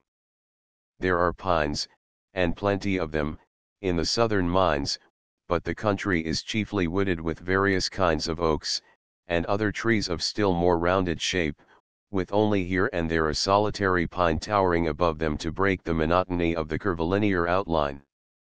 As might be expected from this circular formation, the rivers in the south do not follow such a sharp zigzag course as in the north, they take wider sweeps, the mountains are not so steep, and the country generally is not so rough. In fact, there is scarcely any camp in the southern mines which is not accessible by wheeled vehicles.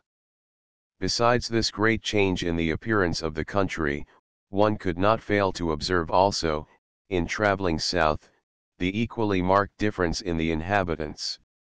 In the north, one saw occasionally some straggling Frenchmen and other European foreigners, here and there a party of Chine men, and a few Mexicans engaged in driving mules, but the total number of foreigners was very small. The population was almost entirely composed of Americans, and of these the Missourians and other Western men formed a large proportion. The southern mines, however, were full of all sorts of people. There were many villages peopled nearly altogether by Mexicans, others by Frenchmen. In some places there were parties of 200 or 300 Chileans forming a community of their own. The Chinese camps were very numerous, and besides all such distinct colonies of foreigners, every town of the southern mines contained a very large foreign population. The Americans, however, were of course greatly the majority, but even among them one remarked the comparatively small number of Missourians and such men, who are so conspicuous in the North. There was still another difference in a very important feature, in fact, the most important of all: the gold. The gold of the northern mines is generally flaky, in exceedingly small thin scales; that of the south is coarse gold, round and chunky. The rivers of the north afford very rich diggings, while in the south they are comparatively poor, and the richest deposits are found in the flats and other surface diggings on the highlands. In the north there were no such canvas towns as McElum Hill. Log cabins and frame houses were the rule, and canvas the exception, while in the southern mines the reverse was the case, excepting in some of the larger towns.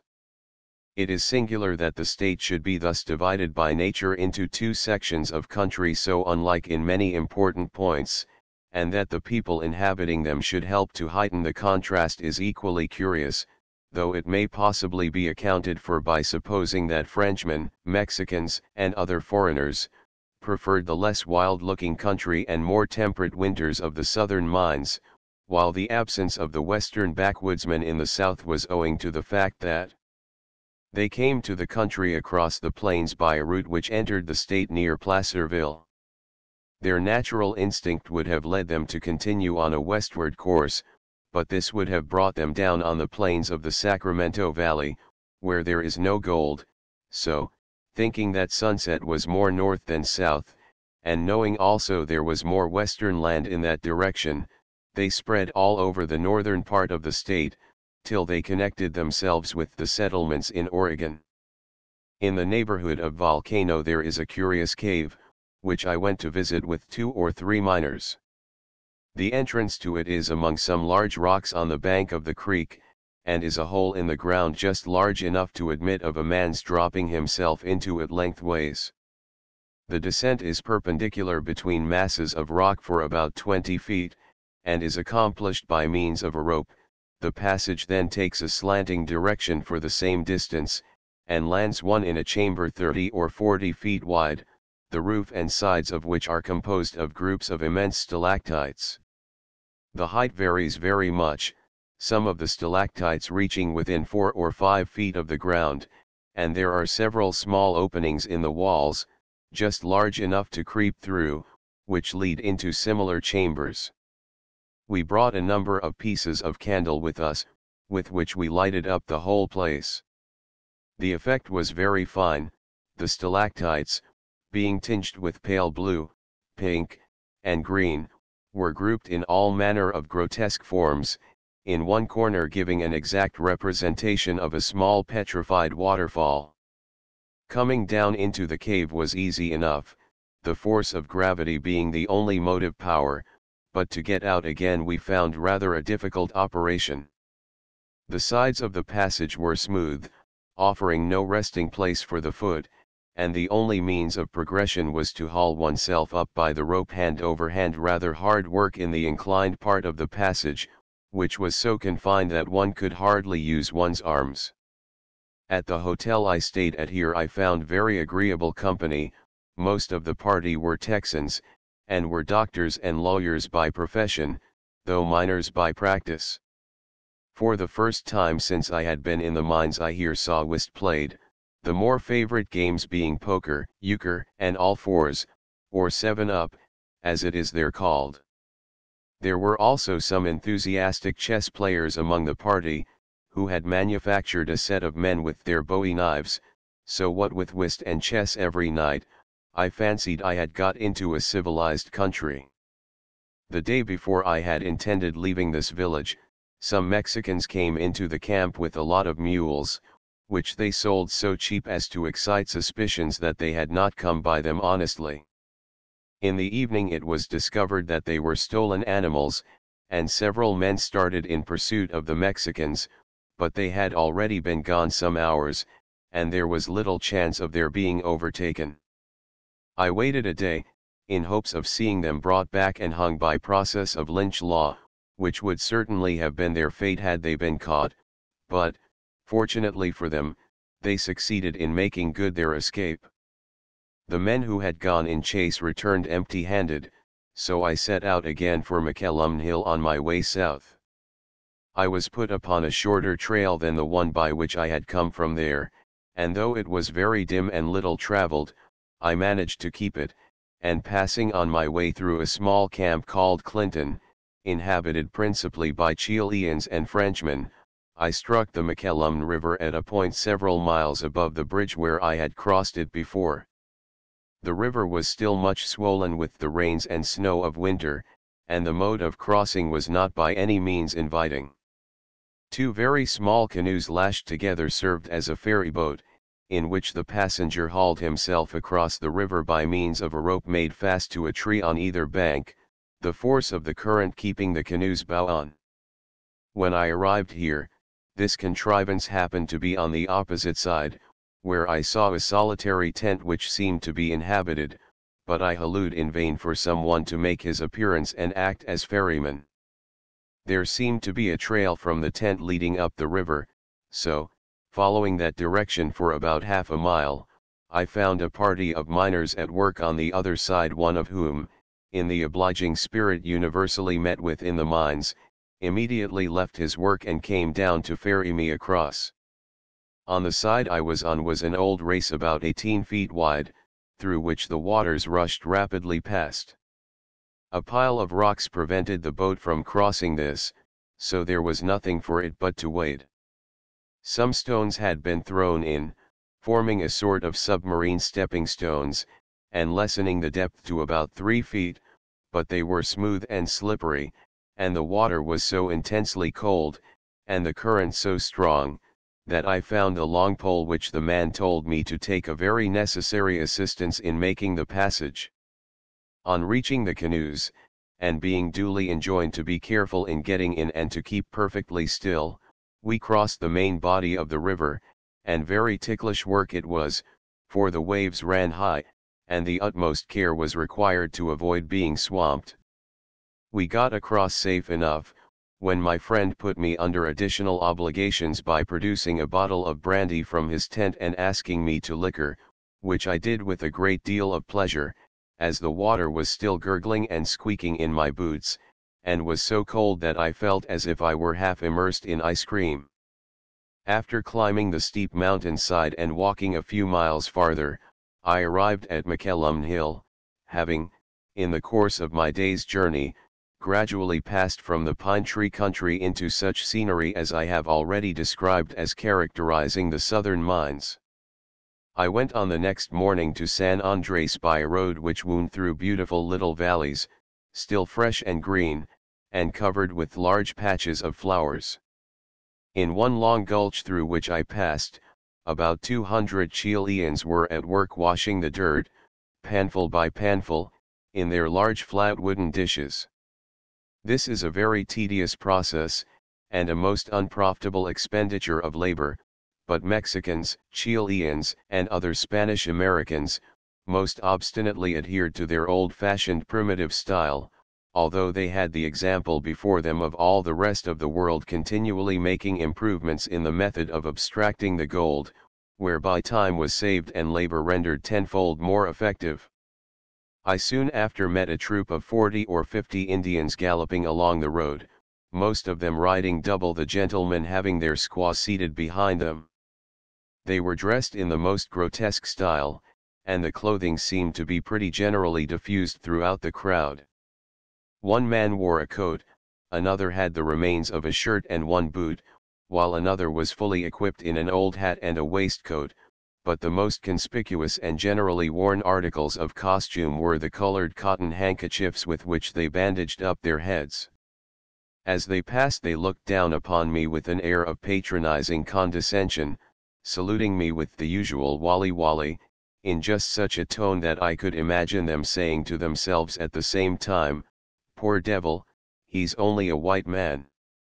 They all had their bows and arrows, and some were armed besides with old guns and rifles, but they were doubtless only going to pay a friendly visit to some neighboring tribe. They were evidently anticipating a pleasant time, for I never before saw Indians exhibiting such boisterous good humor. A few miles in from San Andres I crossed the Calaveras, which is here a wide river, though not very deep. There was neither bridge nor ferry, but fortunately some Mexicans had camped with a train of pack mules not far from the place, and from them I got an animal to take me across.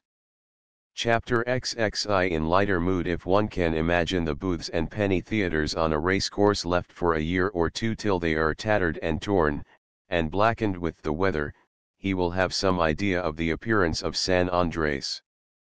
It was certainly the most out at elbows and disorderly looking camp I had yet seen in the country. The only wooden house was the San Andres Hotel, and here I took up my quarters. It was kept by a Missourian doctor, and being the only establishment of the kind in the place, was quite full. We sat down 40 or 50 at the table d'hôte. The Mexicans formed by far the most numerous part of the population. The streets, for there were two streets at right angles to each other, and the gambling rooms were crowded with them, loafing about in their blankets doing nothing. There were 3 gambling rooms in the village, all within a few steps of each other, and in each of them was a Mexican band playing guitars, harps and flutes. Of course, one heard them all 3 at once, and as each played a different tune, the effect, as may be supposed, was very pleasing. The sleeping apartments in the hotel itself were all full, and I had to take a cot in a tent on the other side of the street, which was a sort of colony of the parent establishment. It was situated between 2 gambling houses, one of which was kept by a Frenchman, who, whenever his musicians stopped to take breath or brandy, began a series of doleful airs on an old barrel organ. Till how late in the morning they kept it up I cannot say, but whenever I happened to awake in the middle of the night, my ears were still greeted by these sweet sounds. There was one canvas structure, differing but little in appearance from the rest, excepting that a small wooden cross surmounted the roof over the door. This was a Roman Catholic church.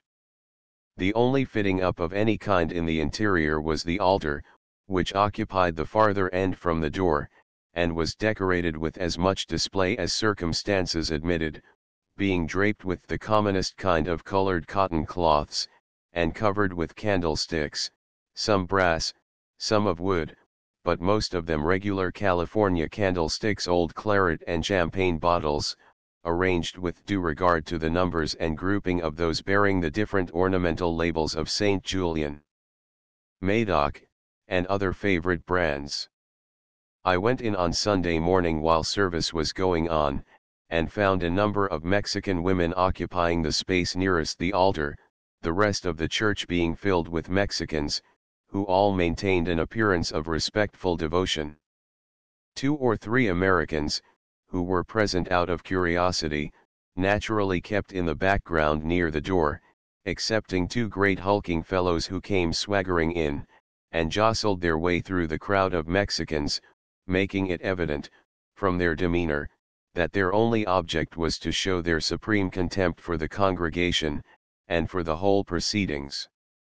Presently, however, the entire congregation went down on their knees, leaving these 2 awkward louts standing in the middle of the church as sheepish-looking a pair of asses as one could wish to see. They were hemmed in by the crowd of kneeling Mexicans. There was no retreat for them, and it was extremely gratifying to see how quickly their bullying impudence was taken out of them, and that it brought upon them a punishment which they evidently felt so acutely. The officiating priest, who was a Frenchman, afterwards gave a short sermon in Spanish, which was listened to attentively, and the people then dispersed to spend the remainder of the day in the gambling rooms. The same afternoon a drove of wild California cattle passed through the camp, and as several head were being drafted out, I had an opportunity of witnessing a specimen of the extraordinary skill of the Mexican in throwing the lasso. Galloping in among the herd, and swinging the riata round his head, he singles out the animal he wishes to secure, and, seldom missing his aim, he throws his lasso so as to encircle its horns. As soon as he sees that he has accomplished this, he immediately wheels round his horse, who equally well understands his part of the business, and stands prepared to receive the shock when the bull shall have reached the length of the rope. In his endeavors to escape, the bull then gallops round in a circle, of which the center is the horse, moving slowly round, and leaning over with one of his forefeet planted well out, so as to enable him to hold his own in the struggle. An animal, if he is not very wild, may be taken along in this way, but generally another man rides up behind him, and throws his lasso so as to catch him by the hind leg. This requires great dexterity and precision, as the lasso has to be thrown in such a way that the bull shall put his foot into the noose before it reaches the ground. Having an animal secured by the horns and a hind foot, they have him completely under command. One man drags him along by the horns, while the other steers him by the hind leg. If he gets at all obstreperous, however, they throw him, and drag him along the ground.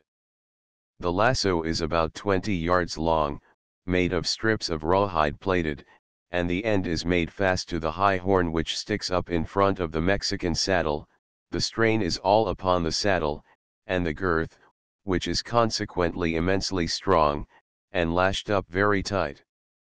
The Mexican saddles are well adapted for this sort of work, and the Mexicans are unquestionably splendid horsemen, though they ride too long for English ideas, the knee being hardly bent at all.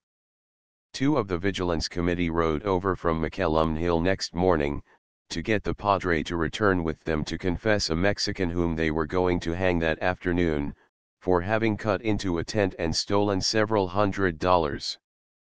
I unfortunately did not know anything about it till it was so late that had I gone there I should not have been in time to see the execution, not that I cared for the mere spectacle of a poor wretch hanging by the neck, but I was extremely desirous of witnessing the ceremonies of an execution by Judge Lynch, and though I was 2 or 3 years cruising about in the mines, I never had the luck to be present on such an occasion.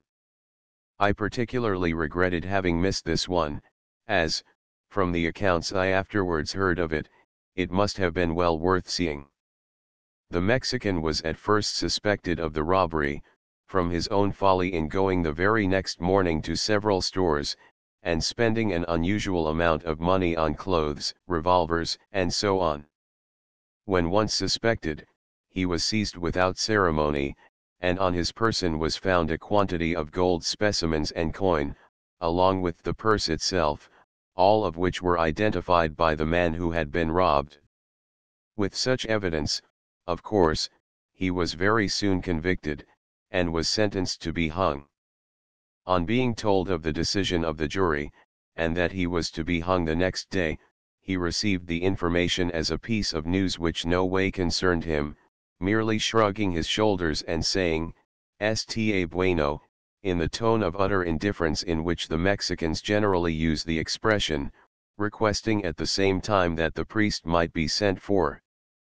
When he was led out to be hanged, he walked along with as much nonchalance as any of the crowd, and when told at the place of execution that he might say whatever he had to say, he gracefully took off his hat, and blowing a farewell whiff of smoke through his nostrils, he threw away the cigarita he had been smoking, and, addressing the crowd, he asked forgiveness for the numerous acts of villainy to which he had already confessed, and politely took leave of the world with "Adios, caballeros." He was then run up to a butcher's derrick by the Vigilance Committee, all the members having hold of the rope, and thus sharing the responsibility of the act. A very few days after I left San Andres, a man was lynched for a robbery committed very much in the same manner. But if stringent measures were wanted in one part of the country more than another, it was in such flimsy canvas towns as these two places, where there was such a population of worthless Mexican canaille, who were too lazy to work for an honest livelihood. I went on in a few days to Angel's Camp, a village some miles farther south, composed of well-built wooden houses, and altogether a more respectable and civilized-looking place than San Andres. The inhabitants were nearly all Americans, which no doubt accounted for the circumstance. While walking round the diggings in the afternoon, I came upon a Chinese camp in a gulch near the village. About 100 China men had here pitched their tents on a rocky eminence by the side of their diggings. When I passed they were at dinner or supper, and had all the curious little pots and pans and other fixins which I had seen in every Chinese camp, and were eating the same dubious-looking articles which excite in the mind of an outside barbarian a certain degree of curiosity to know what they are composed of, but not the slightest desire to gratify it by the sense of taste. I was very hospitably asked to partake of the good things, which I declined, but as I would not eat, they insisted on my drinking, and poured me out a pannikin full of brandy, which they seemed rather surprised I did not empty. They also gave me some of their cigaritas, the tobacco of which is aromatic, and very pleasant to smoke, though wrapped up in too much paper. The Chinese invariably treated in the same hospitable manner anyone who visited their camps, and seemed rather pleased than otherwise at the interest and curiosity excited by their domestic arrangements. In the evening, a ball took place at the hotel I was staying at, where, though none of the fair sex were present, dancing was kept up with great spirit for several hours. For music the company were indebted to two amateurs, one of whom played the fiddle and the other the flute. It is customary in the mines for the fiddler to take the responsibility of keeping the dancers all right. He goes through the dance orally, and at the proper intervals his voice is heard above the music and the conversation, shouting loudly his directions to the dancers, ladies' chain, set to your partner, with other dancing school words of command, and after all the legitimate figures of the dance had been performed, out of consideration for the thirsty appetites of the dancers, and for the good of the house, he always announced, in a louder voice than usual, the supplementary finale of "Promenade to the bar, and treat your partners." This injunction, as may be supposed, was most rigorously obeyed, and the ladies, after their fatigues, tossed off their cocktails and lighted their pipes just as in more polished circles they eat ice creams and sip lemonade. It was a strange sight to see a party of long-bearded men, in heavy boots and flannel shirts, going through all the steps and figures of the dance with so much spirit, and often with a great deal of grace, hearty enjoyment depicted on their dried-up sunburned faces, and revolvers and bowie knives glancing in their belts, while a crowd of the same rough-looking customers stood around, cheering them on to greater efforts, and occasionally dancing a step or two quietly on their own account. Dancing parties such as these were very common, especially in small camps where there was no such general resort as the gambling saloons of the larger towns. Wherever a fiddler could be found to play, a dance was got up. Waltzes and polkas were not so much in fashion as the lancers, which appeared to be very generally known, and, besides, gave plenty of exercise to the light fantastic toes of the dancers, for here men danced, as they did everything else, with all their might, and to go through the lancers in such company was a very severe gymnastic exercise. The absence of ladies was a difficulty which was very easily overcome, by a simple arrangement whereby it was understood that every gentleman who had a patch on a certain part of his inexpressibles should be considered a lady for the time being. These patches were rather fashionable, and were usually large squares of canvas, showing brightly on a dark ground, so that the ladies of the party were as conspicuous as if they had been surrounded by the usual quantity of white muslin. A pas seul sometimes varied the entertainment.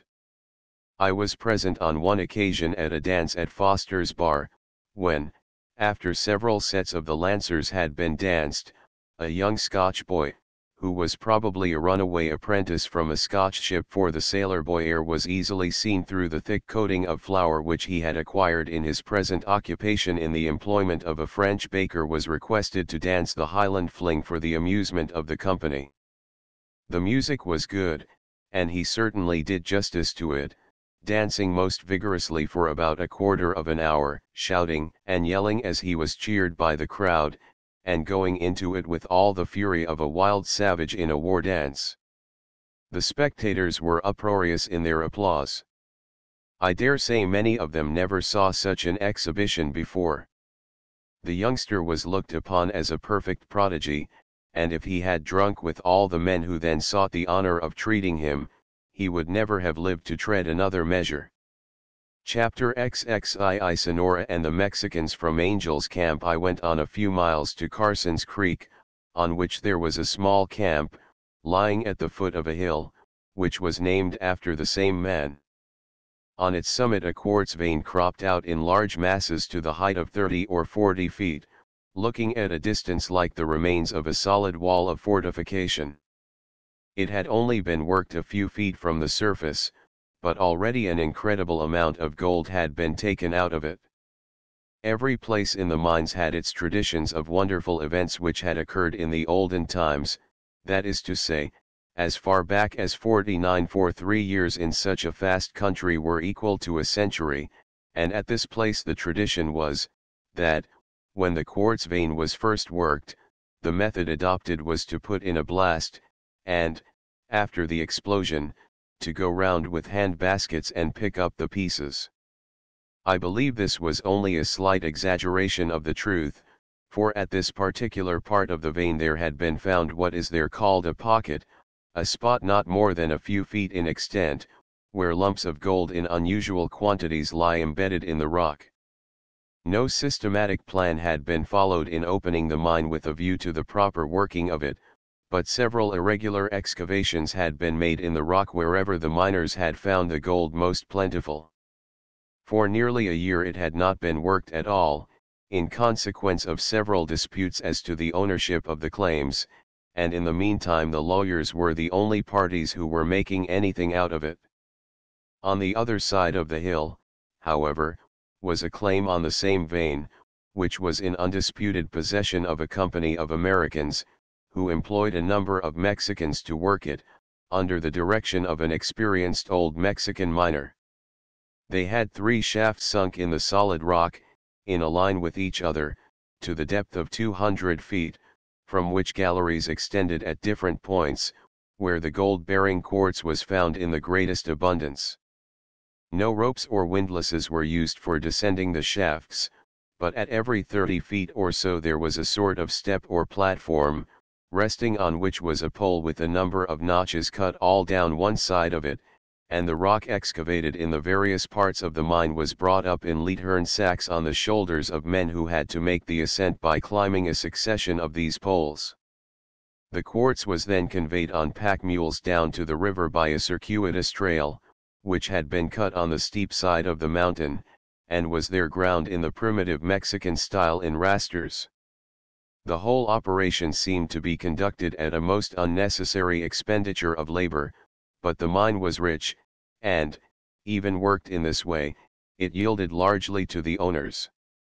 Numerous small wooden crosses were placed throughout the mine, in niches cut in the rock for their reception, and each separate part of the mine was named after a saint who was supposed to take those working in it under his immediate protection.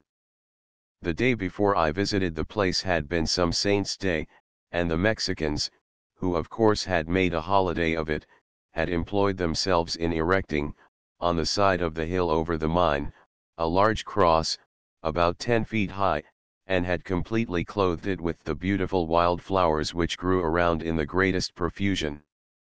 In fact, it was a gigantic cruciform nosegay, the various colors of which were arranged with a great deal of taste. This mine is on the great quartz vein which traverses the whole state of California. It has a direction northeast and southwest, perfectly true by compass, and from many points where an extensive view of the country is obtained, it can be distinctly traced for a great distance as it crops out here and there, running up a hillside like a colossal stone wall, and then disappearing for many miles, till, true to its course, it again shows itself crowning the summit of some conical-shaped mountain, and appearing in the distant view like so many short white strokes, all forming parts of the same straight line. The general belief was that at one time all the gold in the country had been embedded in quartz, which, being decomposed by the action of the elements, had set the gold at liberty, to be washed away with other debris, and to find a resting place for itself. Rich diggings were frequently found in the neighborhood of quartz veins, but not invariably so, for different local causes must have operated to assist the gold in traveling from its original starting point. As a general rule, the richest diggings seemed to be in the rivers at those points where the eddies gave the gold an opportunity of settling down instead of being borne further along by the current, or in those places on the highlands where, owing to the flatness of the surface or the want of egress, the debris had been retained while the water ran off, for the first idea one formed from the appearance of the mountains was, that they had been very severely washed down, but that there had been sufficient earth and debris to cover their nakedness, and to modify the sharp angularity of their formation. I crossed the Stanislaus, a large river, which does not at any part of its course afford very rich diggings, by a ferry which was the property of 2 or 3 Englishmen, who had lived for many years in the Sandwich Islands. The force of the current was here very strong, and by an ingenious contrivance was made available for working the ferry. A stout cable was stretched across the river, and traversing on this were 2 blocks, to which were made fast the head and stern of a large scow. By lengthening the stern line, the scow assumed a diagonal position, and, under the influence of the current and of the opposing force of the cable, she traveled rapidly across the river, very much on the same principle on which a ship holds her course with the wind abeam. Ferries or bridges, on much traveled roads, were very valuable property. They were erected at those points on the rivers where the mountain on each side offered a tolerably easy ascent, and where, in consequence, a line of travel had commenced. But very frequently more easy routes were found than the one first adopted. Opposition ferries were then started, and the public got the full benefit of the competition between the rival proprietors, who sought to secure the traveling custom by improving the roads which led to their respective ferries. In opposition to this ferry on the Stanislaus, another had been started a few miles down the river, so the Englishmen, in order to keep up the value of their property and maintain the superiority of their route, had made a good wagon road, more than a mile in length, from the river to the summit of the mountain. After ascending by this road and traveling 5 or 6 miles over a rolling country covered with magnificent oak trees, and in many places fenced in and under cultivation, I arrived at Sonora, the largest town of the southern mines. It consisted of a single street, extending for upwards of a mile along a sort of hollow between gently sloping hills. Most of the houses were of wood, a few were of canvas, and 1 or 2 were solid buildings of sun-dried bricks. The lower end of the town was very peculiar in appearance as compared with the prevailing style of California architecture. Ornament seemed to have been as much consulted as utility, and the different tastes of the French and Mexican builders were very plainly seen in the high-peaked overhanging roofs, the staircases outside the houses, the corridors round each story, and other peculiarities, giving the houses which were painted, moreover, buff and pale blue, quite an old-fashioned air alongside of the staring white rectangular fronts of the American houses. There was less pretense and more honesty about them than about the American houses, for many of the latter were all front, and gave the idea of a much better house than the small rickety clapboard or canvas concern which was concealed behind it. But these facades were useful as well as ornamental, and were intended to support the large signs, which conveyed an immense deal of useful information. Some small stores, in fact, seemed bursting with intelligence, and were broken out all over with short spasmodic sentences in English, French, Spanish, and German, covering all the available space save the door, and presenting to the passerby a large amount of desultory reading as to the nature of the property within and the price at which it could be bought. This, however, was not by any means peculiar to Sonora. It was the general style of thing throughout the country. The Mexicans and the French also were very numerous, and there was an extensive assortment of other Europeans from all quarters, all of whom, save French, English, and Italians, are in California classed under the general denomination of Dutchmen, or more frequently DD Dutchmen, merely for the sake of euphony. Sonora is situated in the center of an extremely rich mining country, more densely populated than any other part of the mines. In the neighborhood are a number of large villages, one of which, Columbia, only 2 or 3 miles distant, was not much inferior in size to Sonora itself. The place took its name from the men who first struck the diggings and camped on the spot, a party of miners from the state of Sonora in Mexico. The Mexicans discovered many of the richest diggings in the country, not altogether, perhaps, through good luck, for they had been gold hunters all their lives, and may be supposed to have derived some benefit from their experience. They seldom, however, remained long in possession of rich diggings, never working with any vigor. They spent most of their time in the passive enjoyment of their cigaritas, or in playing monte, and were consequently very soon run over and driven off the field by the rush of more industrious and resolute men. There were a considerable number of Mexicans to be seen at work round Sonora, but the most of those living in the town seemed to do nothing but bask in the sun and loaf about the gambling rooms. How they managed to live was not very apparent, but they can live where another man would starve. I have no doubt they could subsist on cigaritas alone for several days at a time. I got very comfortable quarters in one of the French hotels, of which there were several in the town, besides a number of good American houses, German restaurants, where lager beer was drunk by the gallon, Mexican fondas, which had an exceedingly greasy look about them, and also a Chinese house, where everything was most scrupulously clean. In this latter place a Chinese woman, dressed in European style, sat behind the bar and served out drinkables to thirsty outside barbarians, while 3 Chin-A men entertained them with celestial music from a drum something like the top of a skull covered with parchment and stuck upon 3 sticks, a guitar like a long stick with a knob at the end of it, and a sort of fiddle with 2 strings. I asked the Chinese landlord, who spoke a little English, if the woman was his wife. "Oh, no," he said, very indignantly, "only hired woman, China woman, hired her for show, that's all." Some of these Chin-A men are pretty smart fellows, and this was one of them. The novelty of the show, however, wore off in a few days, and the China woman disappeared, probably went to show herself in other diggings. One could live here in a way which seemed perfectly luxurious after cruising about the mountains among the small out-of-the-way camps, for, besides having a choice of good hotels, one could enjoy most of the comforts and conveniences of ordinary life.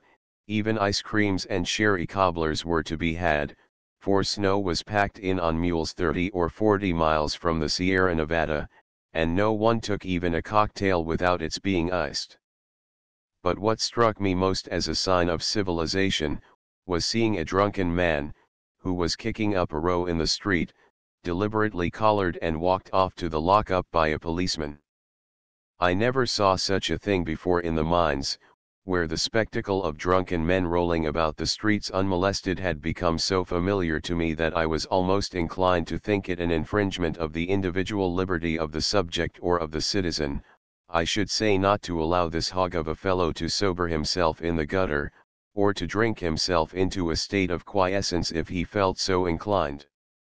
This policeman represented the whole police force in his own proper person, and truly he had no sinecure. He was not exactly like one of our own bluebottles, he was not such a stoical observer of passing events, nor so shut out from all social intercourse with his fellow men. There was nothing to distinguish him from other citizens, except perhaps the unusual size of his revolver and bowie knife, and his official dignity did not prevent him from mixing with the crowd and taking part in whatever amusement was going on. The people here dressed better than was usual in other parts of the mines. On Sundays especially, when the town was thronged with miners, it was quite gay with the bright colors of the various costumes. There were numerous specimens of the genuine old miner to be met with the miner of 49, whose pride it was to be clothed in rags and patches, but the prevailing fashion was to dress well. Indeed there was a degree of foppery about many of the swells, who were got up in a most gorgeous manner. The weather was much too hot for anyone to think of wearing a coat, but the usual style of dress was such as to appear quite complete without it. In fact, a coat would have concealed the most showy article of dress, which was a rich silk handkerchief, scarlet, crimson, orange, or some bright hue, tied loosely across the breast, and hanging over one shoulder like a shoulder belt. Some men wore flowers, feathers, or squirrels' tails in their hats. Occasionally the beard was worn plaited and coiled up like a twist of tobacco, or was divided into 3 tails hanging down to the waist. One man, of original ideas, who had very long hair, brought it down on each side of the face, and tied it in a large bow knot under his chin, and many other eccentricities of this sort were indulged in. The numbers of Mexican women with their white dresses and sparkling black eyes were by no means an unpleasing addition to the crowd, of which the Mexicans themselves formed a conspicuous part in their variegated blankets and broad-brimmed hats. There were men in bonnets rouges and bonnets blues, the cut of whose mustache and beard was of itself sufficient to distinguish them as Frenchmen, while here and there some forlorn individual exhibited himself in a black coat and a stovepipe hat, looking like a bird of evil omen among a flock of such gay plumage. Chapter XXIII Bullfighting. A company of Mexican bullfighters were at this time performing in Sonora every Sunday afternoon. The amphitheater was a large well-built place, erected for the purpose on a small hill behind the street. The arena was about 30 yards in diameter, and enclosed in a very strong 6-barred fence, gradually rising from which, all round, were several tiers of seats, shaded from the sun by an awning. I took the first opportunity of witnessing the spectacle, and found a very large company assembled, among whom the Mexicans and Mexican women in their gay dresses figured conspicuously. A good band of music enlivened the scene till the appointed hour arrived, when the bullfighters entered the arena. The procession was headed by a clown in a fantastic dress, who acted his part throughout the performances uncommonly well, cracking jokes with his friends among the audience, and singing comic songs. Next came 4 men on foot, all beautifully dressed in satin jackets and knee breeches, slashed and embroidered with bright colors. 2 horsemen, armed with lances, brought up the rear. After marching round the arena, they stationed themselves in their various places, one of the horsemen being at the side of the door by which the bull was to enter. The door was then opened, and the bull rushed in, the horseman giving him a poke with his lance as he passed, just to waken him up. The footmen were all waving their red flags to attract his attention, and he immediately charged at one of them, but, the man stepping gracefully aside at the proper moment, the bull passed on and found another red flag waiting for him, which he charged with as little success. For some time they played with the bull in this manner, hopping and skipping about before his horns with so much confidence, and such apparent ease, as to give one the idea that there was neither danger nor difficulty in dodging a wild bull.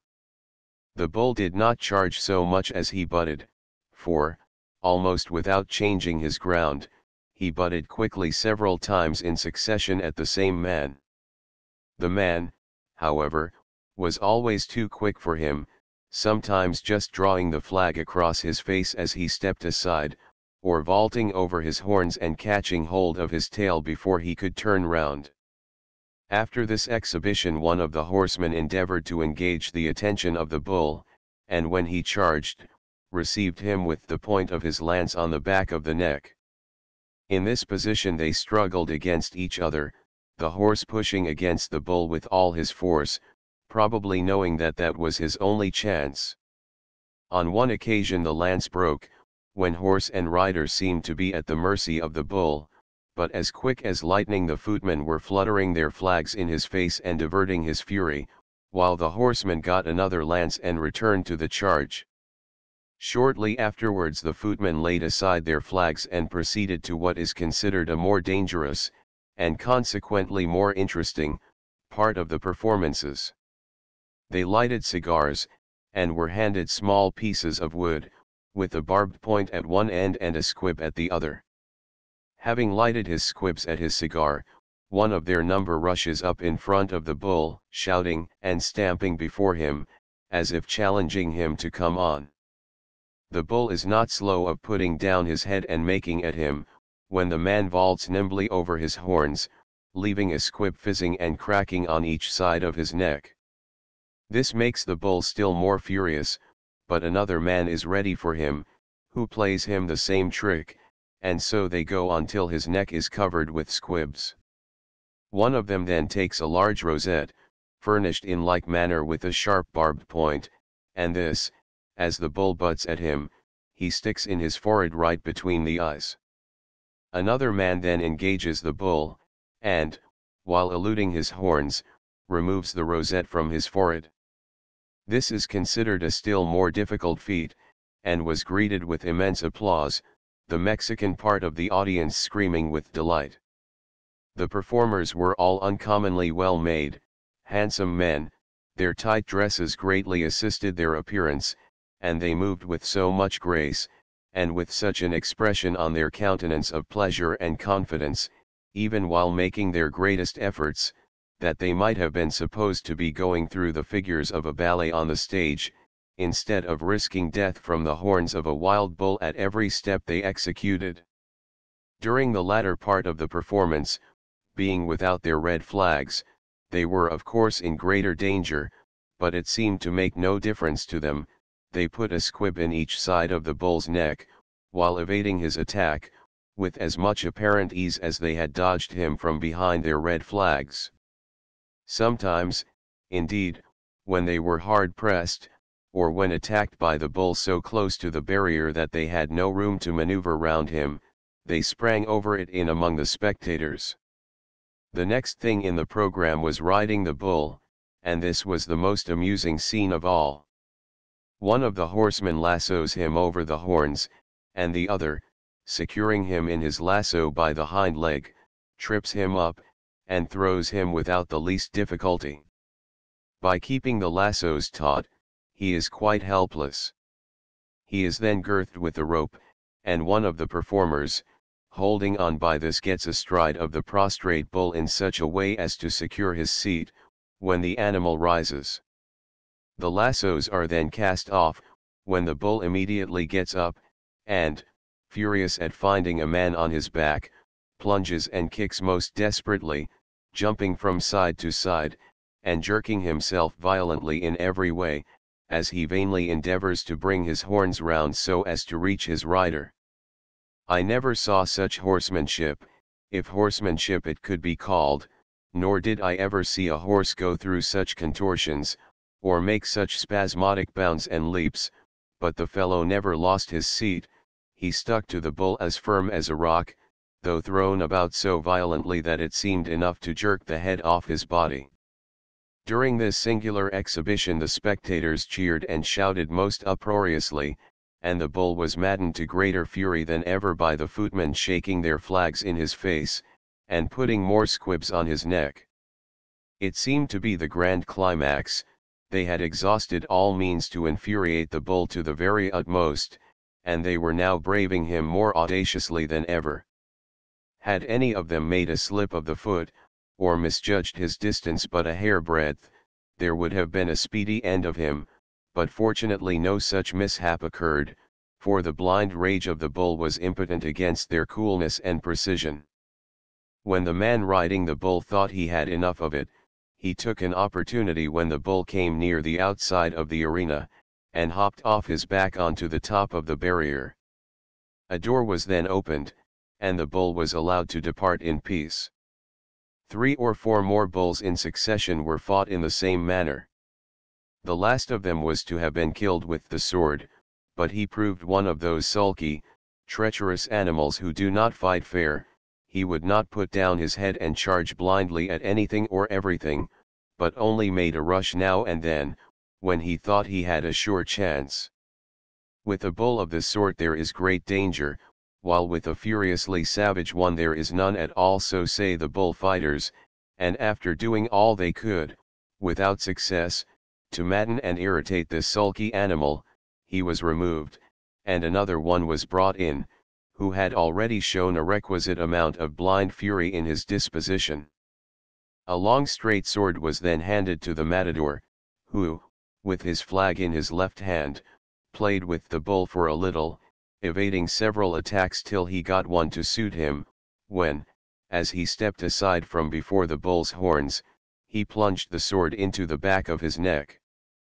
Without a moan or a struggle the bull fell dead on the instant, coming down all of a heap, in such a way that it was evident that even before he fell he was dead. I have seen cattle butchered in every sort of way, but in none was the transition from life to death so instantaneous. This was the grand feat of the day, and was thought to have been most beautifully performed. The spectators testified their delight by the most vociferous applause. The Mexican women waved their handkerchiefs, the Mexicans cheered and shouted, and threw their hats in the air, while the matador walked proudly round the arena, bowing to the people amid a shower of coin which his particular admirers in their enthusiasm bestowed upon him.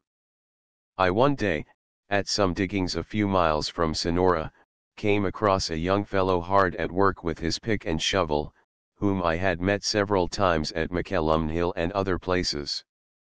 In the course of conversation he told me that he was tired of mining, and intended to practice his profession again, upon which I immediately set him down as either a lawyer or a doctor. There are such lots of them in the mines. I had the curiosity, however, to ask him what profession he belonged to. Oh, he said, I am a magician, a necromancer, a conjurer. The idea of a magician being reduced to the level of an ordinary mortal, and being obliged to resort to such a matter-of-fact way of making money as digging gold out of the earth, instead of conjuring it ready-coined out of other men's pockets, appeared to me so very ridiculous that I could not help laughing at the thought of it. The magician was by no means offended, but joined in the laugh, and for the next hour or more he entertained me with an account of his professional experiences, and the many difficulties he had to encounter in practicing his profession in such a place as the mines, where complete privacy was so hard to be obtained that he was obliged to practice the most secret parts of his mysterious science in all sorts of ragged canvas houses, or else in rooms whose rickety boarded walls were equally ineffectual in excluding the prying gaze of the unwashed. He gave me a great insight into the mysteries of magic, and explained to me how he performed many of his tricks. All the old-fashioned hat tricks, he said, were quite out of the question in California, where, as no two hats are alike, it would have been impossible to have such an immense assortment ready, from which to select a substitute for any nondescript headpiece which might be given to him to perform upon. I asked him to show me some of his sleight of hand tricks, but he said his hands had got so hard with mining that he would have to let them soften for a month or two before he could recover his magical powers.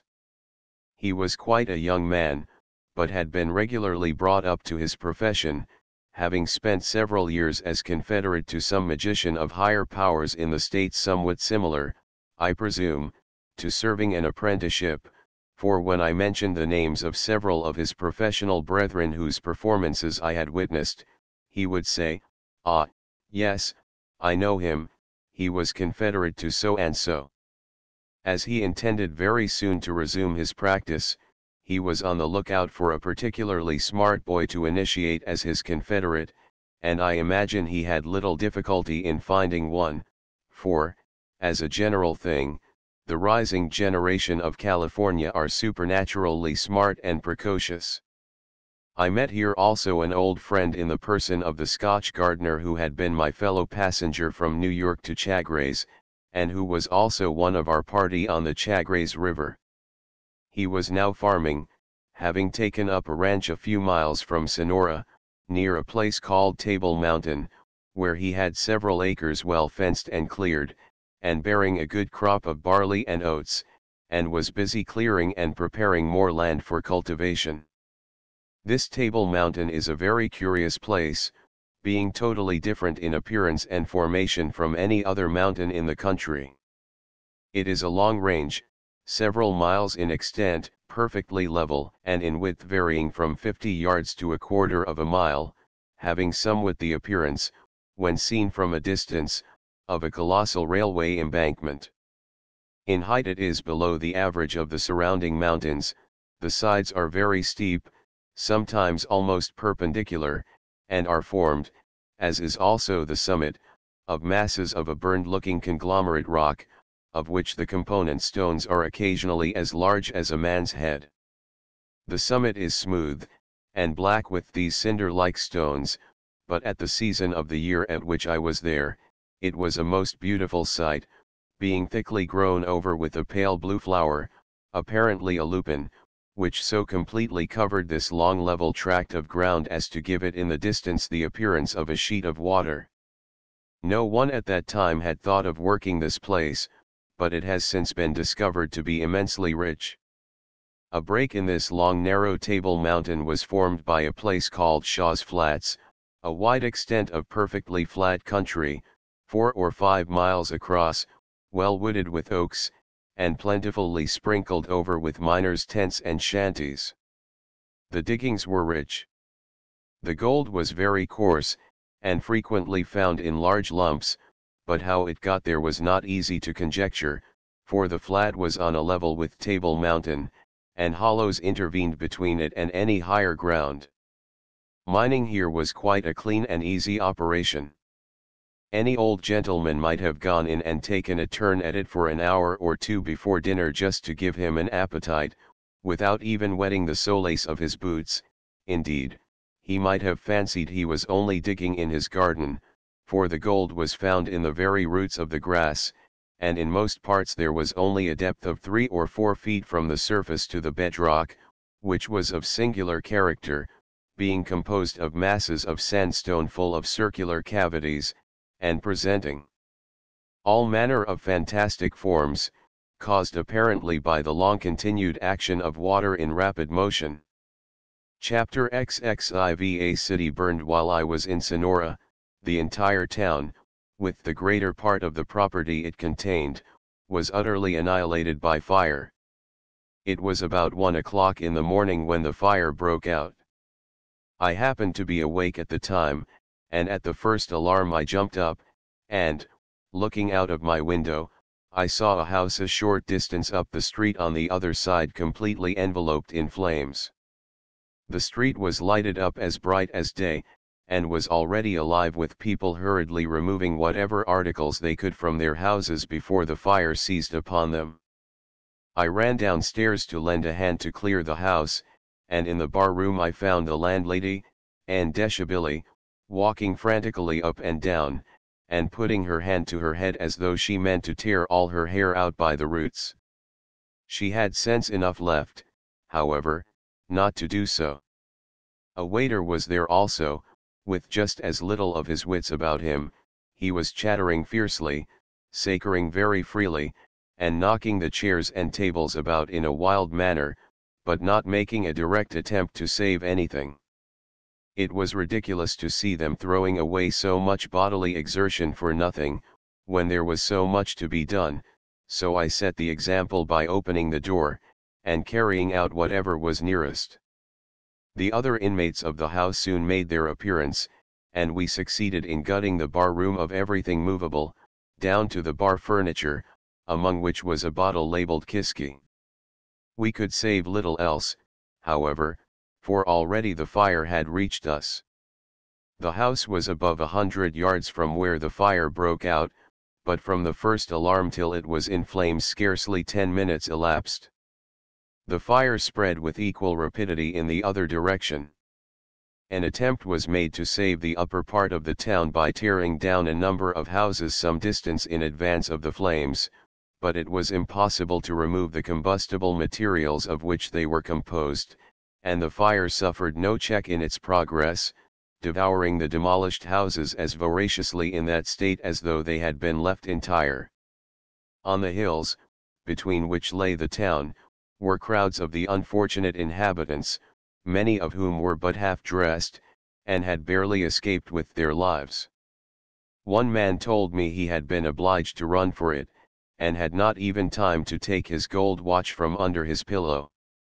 Those whose houses were so far distant from the origin of the fire as to enable them to do so, had carried out all their movable property, and were sitting among heaps of goods and furniture, confusedly thrown together, watching grimly the destruction of their houses. The whole hillside was lighted up as brightly as a well-lighted room, and the surrounding landscape was distinctly seen by the blaze of the burning town, the hills standing brightly out from the deep black of the horizon, while overhead the glare of the fire was reflected by the smoky atmosphere. It was a most magnificent sight, and, more than any fire I had ever witnessed, it impressed one with the awful power and fury of the destroying element.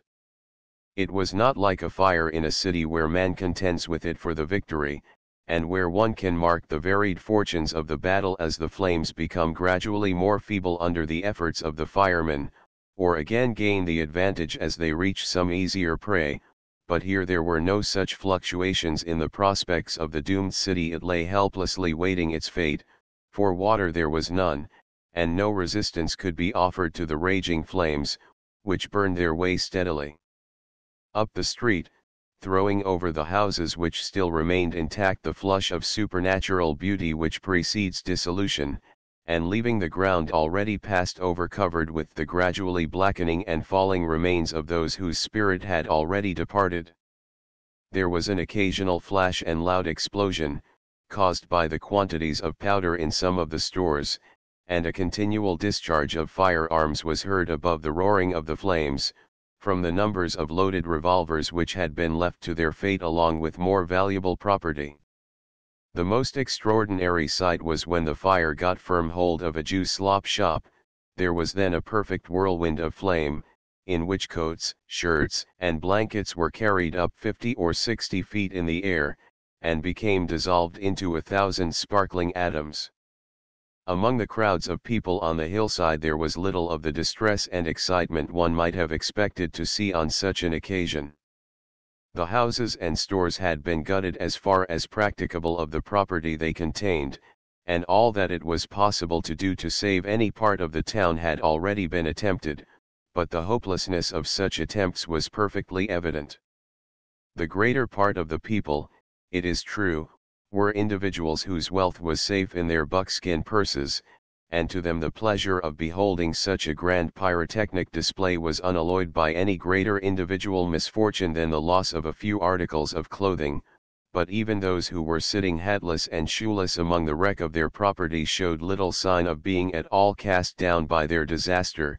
They had more the air of determined men, waiting for the fire to play out its hand before they again set to work to repair all the destruction it had caused. The fire commenced about 1:30 in the morning, and by 3 o'clock it had almost burned itself out. Darkness again prevailed, and when day dawned, the whole city of Sonora had been removed from the face of the earth. The ground on which it had stood, now white with ashes, was covered with still smoldering fragments, and the only objects left standing were 3 large safes belonging to different banking and express companies, with a small remnant of the walls of an adobe house. People now began to venture down upon the still smoking side of the city, and, Seeing an excitement among them at the lower end of the town, I went down to see what was going on. The atmosphere was smoky and stifling, and the ground was almost too hot to stand on. The crowd was collected on a place which was known to be very rich, as the ground behind the houses had been worked, and a large amount of gold having been there extracted, it was consequently presumed that under the houses equally good diggings would be found. During the fire, miners had flocked in from all quarters, and among them were some unprincipled vagabonds, who were now endeavoring to take up mining claims on the ground where the houses had stood, measuring off the regular number of feet allowed to each man, and driving in stakes to mark out their claims in the usual manner. The owners of the houses, however, were on hand, prepared to defend their rights to the utmost.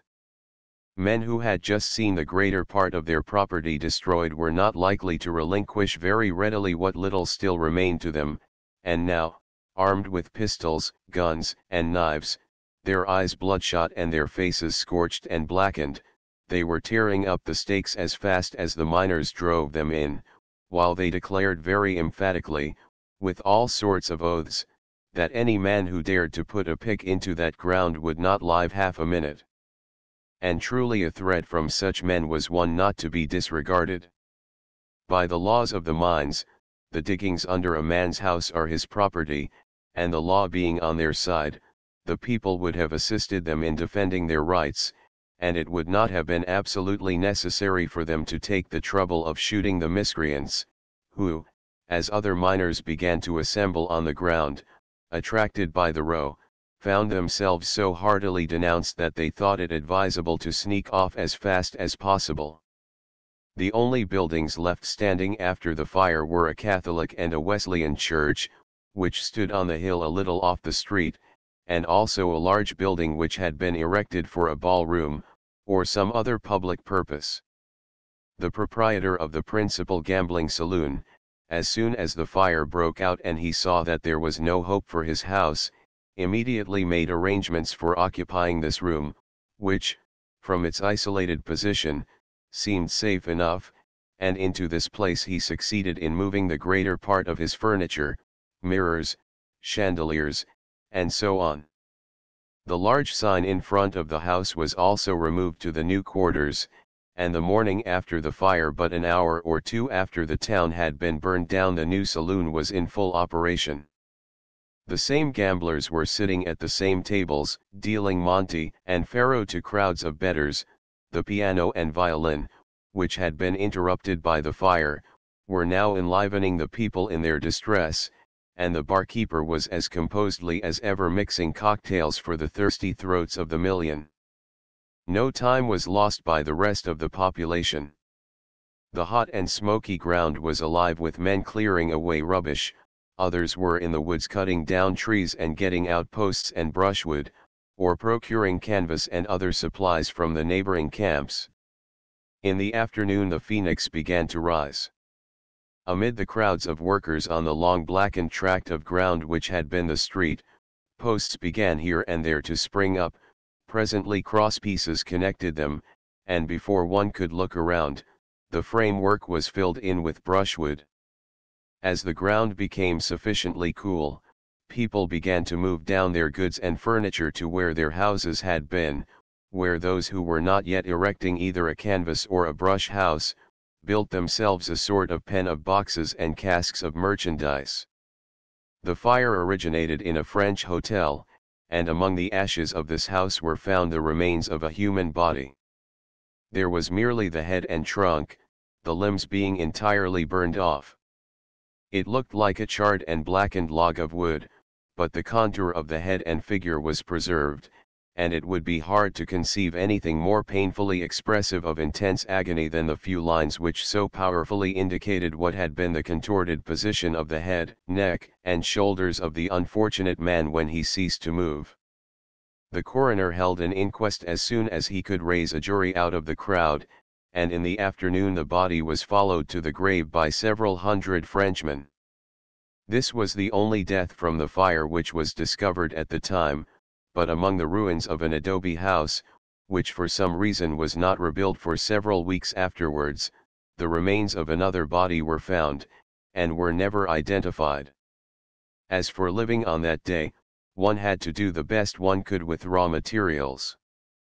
Every man had to attend to his own commissariat, and when it was time to think about dinner, I went foraging with a friend among the promiscuous heaps of merchandise, and succeeded in getting some boxes of sardines and a bottle of wine.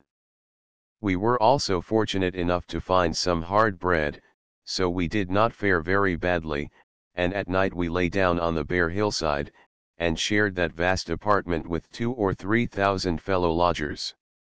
Happy was the man who had saved his blankets. Mine had gone as a small contribution to the general conflagration, but though the nights were agreeably cool, the want of a covering, even in the open air, was not a very great hardship. The next day the growth of the town was still more rapid. All sorts of temporary contrivances were erected by the storekeepers and hotel keepers on the sites of their former houses. Every man was anxious to let the public see that he was on hand, and carrying on business as before. Sign painters had been hard at work all night, and now huge signs on yard-wide strips of cotton cloth lined each side of the street, in many cases being merely laid upon the ground, where as yet nothing had been erected whereon to display them. These canvas and brush houses were only temporary. Every one, as soon as lumber could be procured, set to work to build a better house than the one he had lost, and within a month Sonora was in all respects a finer town than it had been before the fire. Chapter XXV. The day we celebrate on the 4th of July I went over to Columbia, 4 miles distant from Sonora, where there were to be great doings, as the latter place had hardly yet recovered from the effects of the fire, and was still in a state of transition. So Columbia, which was nearly as large a town, was to be the place of celebration for all the surrounding country. Early in the forenoon an immense concourse of people had assembled to take part in the proceedings, and were employing themselves in the meantime in drinking success to the American Eagle, in the numerous saloons and bar rooms. The town was all stars and stripes, they fluttered over nearly every house, and here and there hung suspended across the street. The day was celebrated in the usual way, with a continual discharge of revolvers, and a vast expenditure of powder and squibs and crackers, together with an unlimited consumption of brandy. But this was only the overflowing of individual enthusiasm. The regular program was a procession, a prayer, and an oration. The procession was headed by about half a dozen ladies and a number of children, the teachers and pupils of a school, who sang hymns at intervals, when the brass band which accompanied them had blown themselves out of breath. They were followed by the Freemasons, to the number of 100 or so, in their aprons and other paraphernalia, and after them came a company of about the same number of horsemen, the most irregular cavalry one could imagine. Whoever could get a four-legged animal to carry him, joined the ranks, and horses, mules, and jackasses were all mixed up together. Next came the hook and ladder company, dragging their hooks and ladders after them in regular fireman fashion, and after them came 300 or 400 miners, walking two and two, and dragging, in like manner, by a long rope, a wheelbarrow, in which were placed a pick and shovel, a frying pan, an old coffee pot, and a tin cup. They were marshaled by half a dozen miners, with long-handled shovels over their shoulders, and all sorts of ribbons tied round their old hats to make a show. Another mob of miners brought up the rear, drawing after them a long tom on a pair of wheels. In the tom was a lot of dirt, which one man stirred up with his shovel, as if he were washing, while a number of others alongside were hard at work throwing in imaginary shovelfuls of dirt. The idea was pretty good, but to understand the meaning of this gorgeous pageant, it was necessary to be familiar with mining life. The pick and shovel in the wheelbarrow were the emblems of the miner's trade, while the old pots and pans were intended to signify the very rough style of his domestic life, particularly of his cuisine, and the party of miners at work around a long tom was a representation of the way in which the wealth of the country is wrested from it by all who have stout hearts and willing hands, or stout hands and willing hearts. It amounts to much the same thing. The procession paraded the streets for 2 or 3 hours, and proceeded to the bull ring, where the ceremonies were to be performed. The bull ring here was neither so large nor so well got up as the one at Sonora, but still it could accommodate a very large number of people. As the miners entered the arena with their wheelbarrow and long tom, they were immensely cheered by the crowds who had already taken their seats, the band in the meantime playing Hail Columbia most lustily. The Declaration of Independence was read by a gentleman in a white neckcloth, and the oration was then delivered by the orator of the day, who was a pale-faced, chubby-cheeked young gentleman, with very white and extensive shirt collars. He indulged in a great deal of bunkum about the Pilgrim Fathers, and Plymouth Rock, the Blarney Stone of America, as the Americans call it. George III and his red-coated minions were alluded to in not very flattering terms, and after having exhausted the past, the orator, in his enthusiasm, became prophetic of the future. He fancied he saw a distant vision of a great republic in Ireland, England sunk into insignificance, and all the rest of it. The speech was full of American and local phraseology, but the richness of the brogue was only the more perceptible from the vain attempt to disguise it. Many of the Americans sitting near me seemed to think that the orator was piling up the agony a little too high, and signified their disapprobation by shouting "Goss, goss." My next neighbor, an old Yankee, informed me that, in his opinion, them Pilgrim Fathers were no better than their neighbors. They left England because they could not have everything their own way, and in America were more intolerant of other religions than anyone had been of theirs in England. "I know all about 'em," he said, "for I come from right where they lived." In the middle of the arena, during the ceremonies, was a cage containing a grizzly bear, who had fought and killed a bull by torchlight the night before. His cage was boarded up, so that he was deprived of the pleasure of seeing what was going on, but he could hear all that was said, and expressed his opinion from time to time by grunting and growling most savagely. After the oration, the company dispersed to answer the loud summons of the numerous dinner bells and gongs, and in the afternoon there was a bullfight, which went off with great eclat. It was announced in the bills that the celebrated lady bullfighter, the Senorita Ramona Perez, would dispatch a bull with the sword. This celebrated senorita, however, turned out to be only the chief matador, who entered the arena very well got up as a woman, with the slight exception of a very fine pair of mustaches, which he had not thought it worth while to sacrifice. He had a fan in his hand, with which he half concealed his face, as if from modesty, as he curtsied to the audience, who received him with shouts of laughter mixed with hisses and curses. However, for there were some who had been true believers in the senorita, but the infidels were the majority, and, thinking it a good joke, enjoyed it accordingly. The senorita played with the bull for some little time with the utmost audacity, and with a great deal of feminine grace, whisking her petticoats in the bull's face with one hand, whilst she smoothed down her hair with the other. At last the sword was handed to her, which she received very gingerly, also a red flag, and after dodging a few passes from the bull, she put the sword most gracefully into the back of his neck, and, hardly condescending to wait to see whether she had killed or not, she dropped both sword and flag, and ran out of the arena, curtsying, and kissing her hand to the spectators, after the manner of a ballet dancer leaving the stage. It was a pity the fellow had not shaved off his mustache, as otherwise his acting was so good that one might have deluded oneself with the belief that it was really the celebrated senorita herself who was risking her precious life by such a very ladylike performance. I had heard from many persons of two natural bridges on a small river called Coyote Creek, some 12 miles off, and as they were represented as being very curious and beautiful objects, I determined to pay them a visit.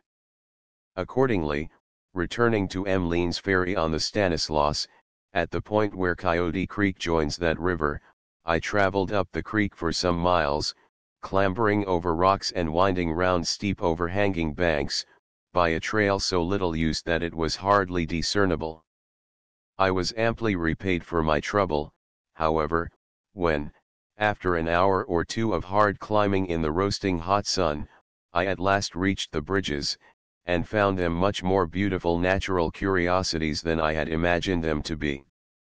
Having never been able to get any very intelligible account of what they really were, I had supposed that some large rocks rolling down the mountain had got jammed over the creek, by the steepness of the rocky banks on each side, which I fancied would be a very easy mode of building a natural bridge. My idea, however, was very far from the reality. In fact, bridges was an inappropriate name, they should rather have been called caves or tunnels. How they were formed is a question for geologists, but their appearance gave the idea that there had been a sort of landslip, which blocked up the bed of the creek for a distance of 200 or 300 feet, and to the height of 50 or 60 above the bed of the stream. They were about a quarter of a mile apart, and their surface was, like that of the hills, perfectly smooth, and covered with grass and flowers. The interiors were somewhat the same style of place, but the upper one was the larger and more curious of the two. The faces of the tunnel were perpendicular, presenting an entrance like a church door, about 12 feet high, surrounded by huge stony fungus-like excrescences, of a dark purple and green color. The waters of the creek flowed in here, and occupied all the width of the entrance. They were only a few inches in depth, and gave a perfect reflection of the whole of the interior, which was a lofty chamber some 100 feet in length, the straight sides of which met at the top in the form of a Gothic arch. At the further end was a vista of similarly arched small passages, branching off into darkness. The walls were deeply carved into pillars and grotesque forms, in which one could trace all manner of fanciful resemblances, while at the base of some of the columns were most symmetrically formed projections, many of which might be taken for fonts, the top of them being a circular basin containing water. These projections were of stone, and had the appearance of having congealed suddenly while in a boiling state. There was a beautiful regularity in the roughness of their surface, some of the rounded forms being deeply carved with circular lines, similar to the engine turning on the back of a watch, and others being rippled like a shirt of mail, the rippling getting gradually and regularly finer, till at the top the surface was hardly more rough than that of a file. The walls and roof seemed to have been smothered over with some stuff which had hardened into a sort of cement, presenting a polished surface of a bright cream color, tinged here and there with pink and pale green. The entrance was sufficiently large to light up the whole place, which, from its general outline, gave somewhat the idea of a church, for, besides the pillars, with their flowery ornaments, the Gothic arches and the fonts, there was at one side, near the entrance, one of these stone excrescences much larger than the others, which would have passed for a pulpit, overhung as it was by a projection of a similar nature, spreading out from the wall several feet above it. The sides of the arches forming the roof did not quite meet at the top, but looked like the crests of two immense foaming waves, between which were seen the extremities of numbers of pendants of a like flowery form. There was nothing rough or uncertain about the place, every part seemed as if it were elaborately finished, and in strict harmony with the whole, and as the rays of the setting sun fell on the water within the entrance, and reflected a subdued light over the brilliant hues of the interior, it looked like a gorgeous temple, which no art could improve, and such as no human imagination could have designed. At the other end of the tunnel the water emerged from a much smaller cave, which was so low as not to admit of a man crawling in. The caves, at each end of the other tunnel, were also very small, though the architecture was of the same flowery style. The faces of it, however, were extremely beautiful. To the height of 50 or 60 feet they presented a succession of irregular overhanging projections, bulging out like immense mushrooms, of which the prevailing hue was a delicate pink, with occasional patches of bright green. In any part of the Old World such a place would be the object of a pilgrimage, and even where it was, it attracted many visitors, numbers of whom had, according to the established custom of snobhood, acknowledged their own insignificance, and had sought a little immortality for their wretched names by scratching them on a large smooth surface by the side of the entrance to the cave. While I was there, an old Yankee miner came to see the place. He paid a very hurried visit. He had not even time to scratch his initials, but he was enthusiastic in his admiration of this beautiful object of nature, which, however, he thought was quite thrown away in such an out-of-the-way part of creation. It distressed him to think that such a valuable piece of property could not be turned to any profitable account. "Now," said he, "if I had this here thing just about 10 miles from New York City, I'd show it to the folks at 25 cents a head, and make an everlastin' pile of money out of it." Chapter XXVI Frenchmen in the mines. The only miners on the creek were Frenchmen, 2 or 3 of whom lived in a very neat log cabin, close to the tunnel. Behind it was a small kitchen garden in a high state of cultivation, and alongside was a very diminutive facsimile of the cabin itself, which was tenanted by a knowing-looking little terrier dog. The whole establishment had a finished and civilized air about it, and was got up with a regard to appearances which was quite unusual. But of all the men of different nations in the mines, the French were most decidedly those who, judging from their domestic life, appeared to be most at home. Not that they were a bit better than others able to stand the hard work and exposure and privations, but about all their huts and cabins, however roughly constructed they might be, there was something in the minor details which bespoke more permanency than was suggested by the generality of the rude abodes of the miners. It is very certain that, without really expending more time or labor, or even taking more trouble than other men about their domestic arrangements, they did fix things up with such a degree of taste, and with so much method about everything, as to give the idea that their life of toil was mitigated by more than a usual share of ease and comfort. A backwoodsman from the western states is in some respects a good sort of fellow to be with in the mountains, especially where there are hostile Indians about, for he knows their ways, and can teach them manners with his 5-foot barrel rifle when there is occasion for it. He can also put up a log cabin in no time, and is of course up to all the dodges of border life, but this is his normal condition, and he cannot be expected to appreciate so much as others, or to be so apt at introducing all the little luxuries of a more civilized existence of which he has no knowledge. An old sailor is a useful man in the mines, when you can keep brandy out of his reach, and, to do him justice, there is method in his manner of drinking.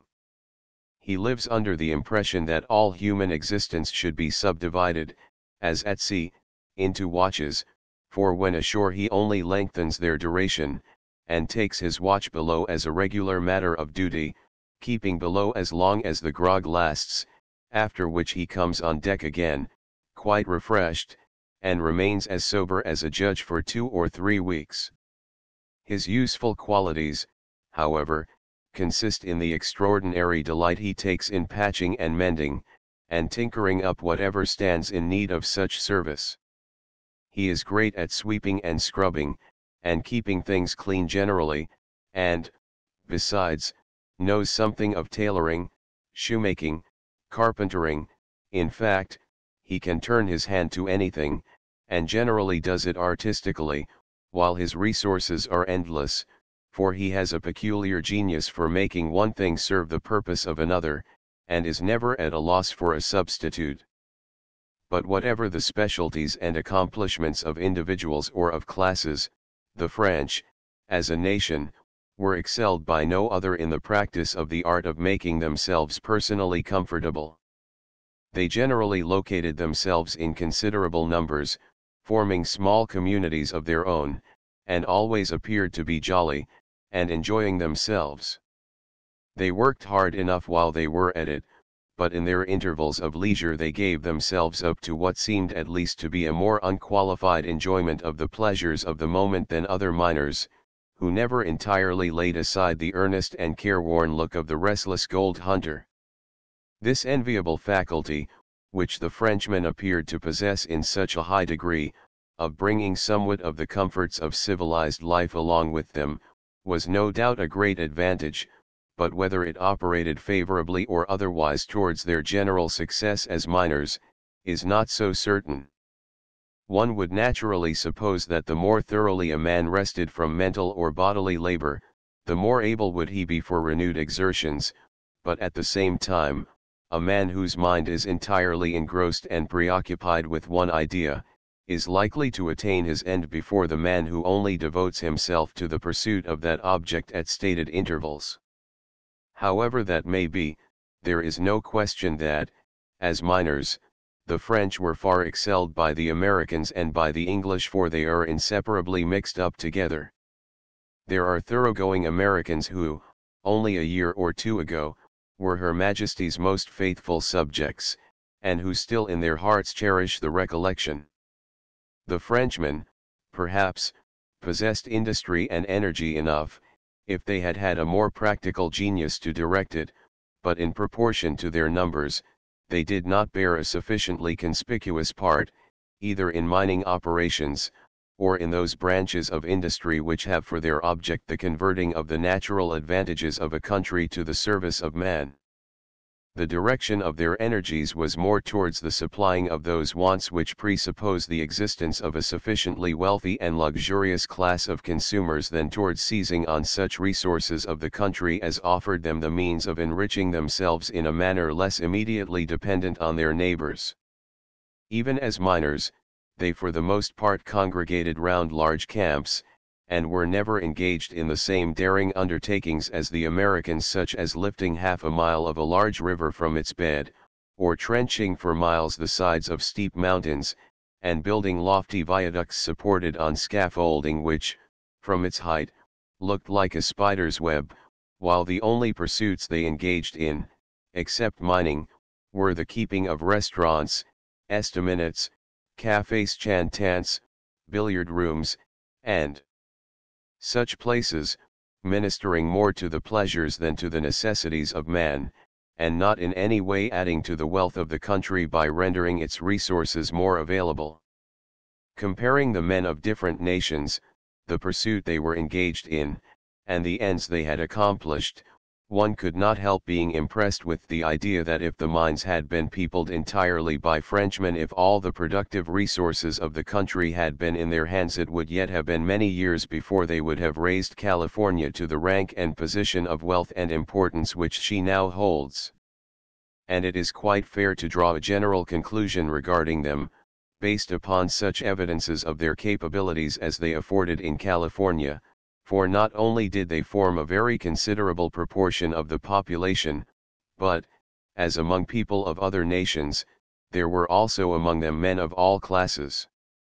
In many respects they were a most valuable addition to the population of the country, especially in the cities, but as colonizers and subjugators of a new country, their inefficiency was very apparent. They appeared to want that daring and independent spirit of individual self-reliance which impels an American or Englishman to disregard all counsel and companionship, and to enter alone into the wildest enterprise, so long as he himself thinks it feasible, or, disengaging himself for the time being from all communication with his fellow men, to plunge into the wilderness, and there to labor steadily, uncheered by any passing pleasure, and with nothing to sustain him in his determination but his own confidence in his ability ultimately to attain his object. One scarcely ever met a Frenchman traveling alone in search of diggings, whereas the Americans and English whom one encountered were nearly always solitary individuals, on their own hook, going to some distant part where they had heard the diggings were good, but at the same time ready to stop anywhere, or to change their destination according to circumstances. The Frenchmen were too gregarious, they were either found in large numbers, or not at all. They did not travel about much, and, when they did, were in parties of half a dozen.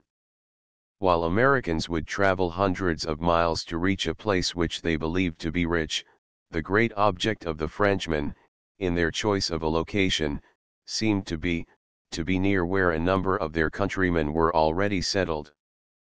But though they were so fond of each other's company, they did not seem to possess that cohesiveness and mutual confidence necessary for the successful prosecution of a joint undertaking. Many kinds of diggings could only be worked to advantage by companies of 15 or 20 men, but Frenchmen were never seen attempting such a combination. Occasionally half a dozen or so worked together, but even then the chances were that they squabbled among themselves, and broke up before they had got their claim into working order, and so lost their labor from their inability to keep united in one plan of operation. In this respect the Americans had a very great advantage, for, though strongly imbued with the spirit of individual independence, they are certainly of all people in the world the most prompt to organize and combine to carry out a common object.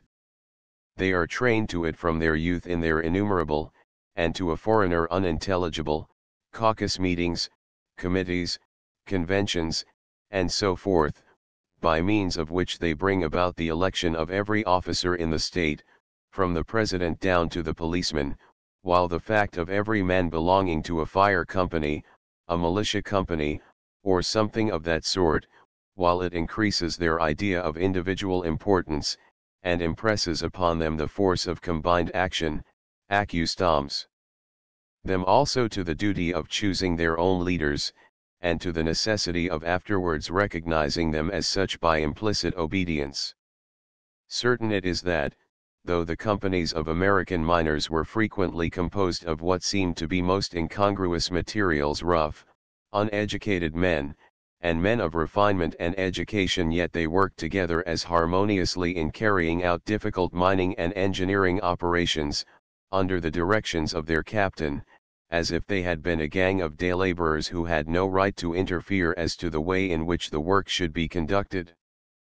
The captain was one of their number, chosen for his supposed ability to carry out the work, but if they were not satisfied with his performances, it was a very simple matter to call a meeting, at which the business of deposing, or accepting the resignation of the incompetent officer, and appointing a successor, was put through with all the order and formality which accompanies the election of a president of any public body.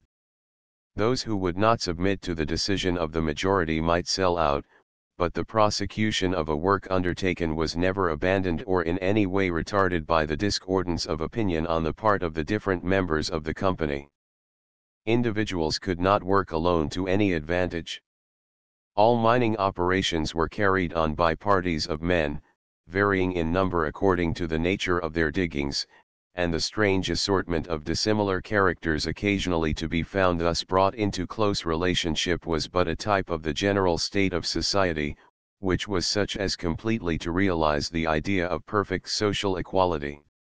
There are occasions on which, among small communities, an overwhelming emotion, common to all, may obliterate all feeling of relative superiority, but the history of the world can show no such picture of human nature upon the same scale as was to be seen in the mines, where, among a population of hundreds of thousands of men, from all parts of the world, and from every order of society, no individual or class was accounted superior to another.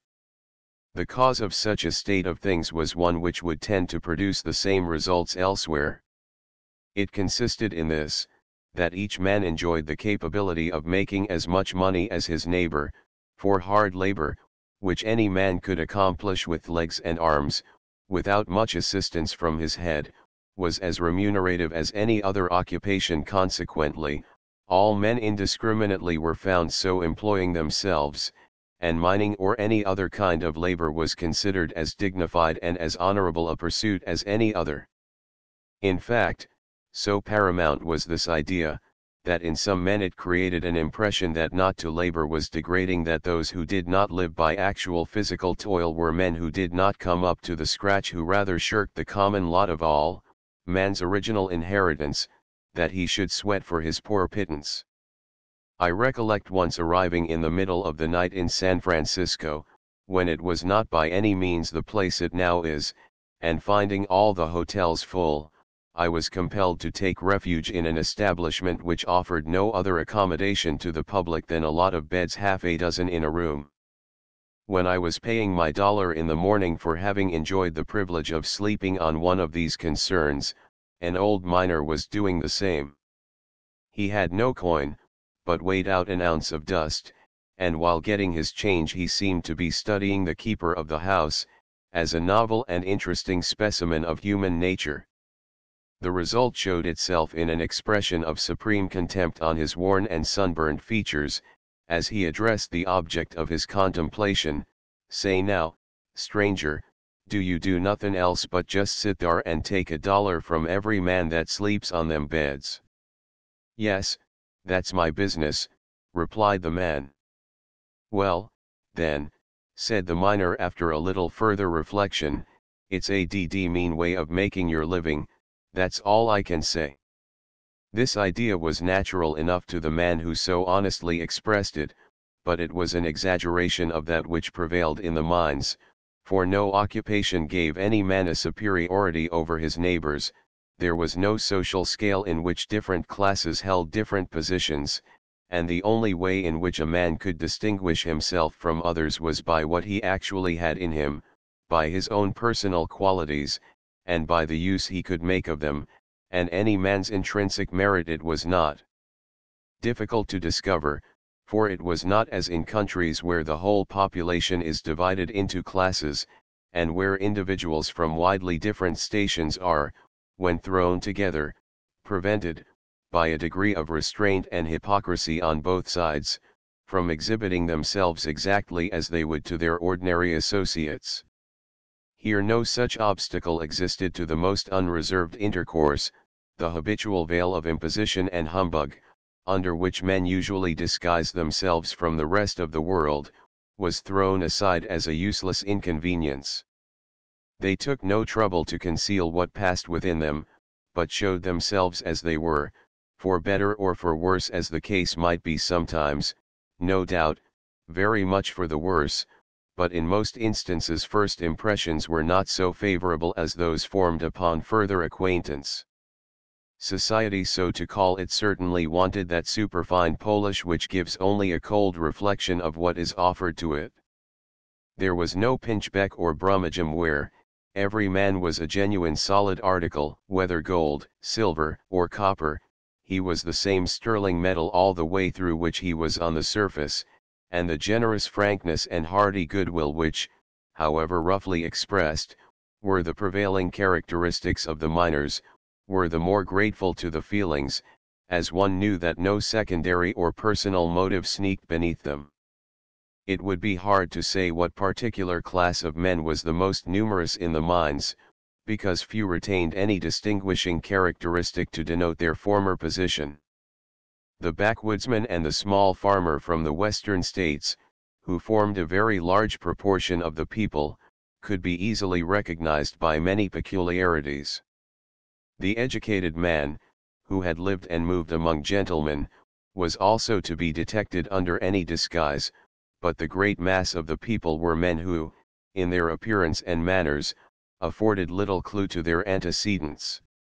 From the mode of life and the style of dress, men became very much assimilated in outward appearance, and acquired also a certain individuality of manner, which was more characteristic of what they now were of the independent gold hunter than of any other order of mankind. It was easy enough, if one had any curiosity on the subject, to learn something of a man's history, for there was little reserve used in alluding to it. What a man had been mattered as little to him as it did to any one else, and it was refreshing to find, as was generally the case, that one's preconceived ideas of a man were so utterly at variance with the truth. Among such a motley crowd one could select his own associates, but the best informed, the most entertaining, and those in many respects the most desirable, were not always those whose company one could have enjoyed where the inseparable barriers of class are erected, and it is difficult to believe that any one, after circulating much among the different types of mankind to be found in the mines, should not have a higher respect than before for the various classes which they represented. Chapter XXVII. The resourceful Americans, after a month or two spent on the Tuolumne and Merced rivers, and in the more sparsely populated section of country lying still farther south, I returned to Sonora, on my way to San Francisco. Here I took the stage for Stockton, a large open wagon, drawn by 5 horses, 3 leaders abreast. We were well ballasted with about a dozen passengers, the most amusing of whom was a hard, dried-up man, dressed in a greasy old Leithern hunting shirt, and inexpressibles to match, all covered with tags and fringes, and clasping in his hand a long rifle, which had probably been his bosom friend all his life. He took an early opportunity of informing us all that he was from Arkansas, that he came to California across the plains, and having been successful in the diggings, he was now on his way home. He was like a schoolboy going home for the holidays, so delighted was he with the prospect before him. It seemed to surprise him very much that all the rest of the party were not also bound for Arkansas, and he evidently looked upon us, in consequence, with a degree of compassionate interest, as much less fortunate mortals, and very much to be pitied. We started at 4 o'clock in the morning, so as to accomplish the 60 or 70 miles to Stockton before the departure of the San Francisco steamer. The first 10 or 12 miles of our journey were consequently performed in the dark, but that did not affect our speed.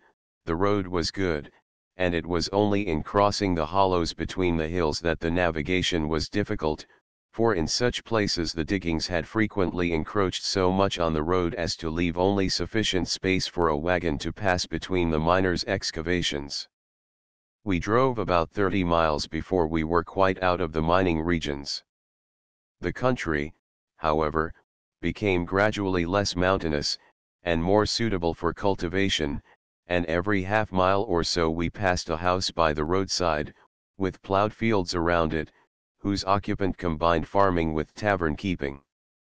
This was all very pleasant traveling, but the most wretched part of the journey was when we reached the plains. The earth was scorched and baked, the heat was more oppressive than in the mountains, and for about 30 miles we moved along enveloped in a cloud of dust, which soaked into one's clothes and hair and skin as if it had been a liquid substance. On our arrival in Stockton we were of a uniform color all over. All identity of person was lost as much as in a party of chimney sweeps, but fortunately the steamer did not start for an hour, so I had time to take a bath, and make myself look somewhat like a white man before going on board. The Stockton steamboats, though not so large as those which run to Sacramento, were not inferior in speed. We steamed down the San Joaquin at about 20 miles an hour, and reached San Francisco at 10 o'clock at night. San Francisco retained now but little resemblance to what it had been in its earlier days. The same extraordinary contrasts and incongruities were not to be seen either in the people or in the appearance of the streets. Men had settled down into their proper places, the various branches of business and trade had worked for themselves their own distinct channels, and the general style of the place was very much the same as that of any flourishing commercial city. It had increased immensely in extent, and its growth had been in all directions. The barren sandhills which surrounded the city had been graded down to an even slope, and were covered with streets of well-built houses, and skirted by populous suburbs. 4 or 5 wide streets, more than a mile in length, built up with solid and uniform brick warehouses, stretched all along in front of the city, upon ground which had been reclaimed from the bay, and between these and the upper part of the city was the region of fashionable shops and hotels, banks, and other public offices. The large fleet of ships which for a long time, while seamen's wages were exorbitantly high, lay idly in the harbor, was now dispersed, and all the shipping actually engaged in discharging cargo found accommodation alongside of the numerous piers which had been built out for nearly a mile into the bay. All manner of trades and manufactures were flourishing as in a place 100 years old. Omnibuses plied upon the principal thoroughfares, and numbers of small steamboats ran to the watering places which had sprung up on the opposite shore. The style of life had improved with the growth of the city, and with the increased facilities of procuring servants and house room. The ordinary conventionalities of life were observed, and public opinion exercised its wonted control over men's conduct, for the female part of creation was so numerously represented that births and marriages occupied a space in the daily papers larger than they require in many more populous places. Female influence was particularly observable in the great attention men paid to their outward appearance. There was but little of the independent taste and individuality in dress of other days, all had succumbed to the sway of the goddess of fashion, and the usual style of gentleman's dress was even more elaborate than in New York. All classes had changed, to a certain extent, in this respect. The miner, as he is seen in the mines, was not to be met with in San Francisco. He attired himself in suitable raiment in Sacramento or Stockton before venturing to show himself in the metropolis. Gambling was decidedly on the wane. 2 or 3 saloons were still extant, but the company to be found in them was not what it used to be.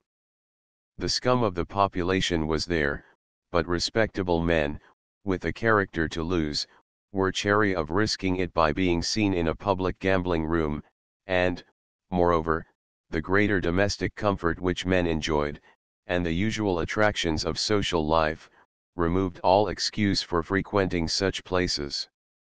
Public amusements were of a high order. Biscacci and T and Catherine Hayes were giving concerts, Madame and Bishop was singing in English opera, and the performances at the various theaters were sustained by the most favorite actors from the Atlantic states.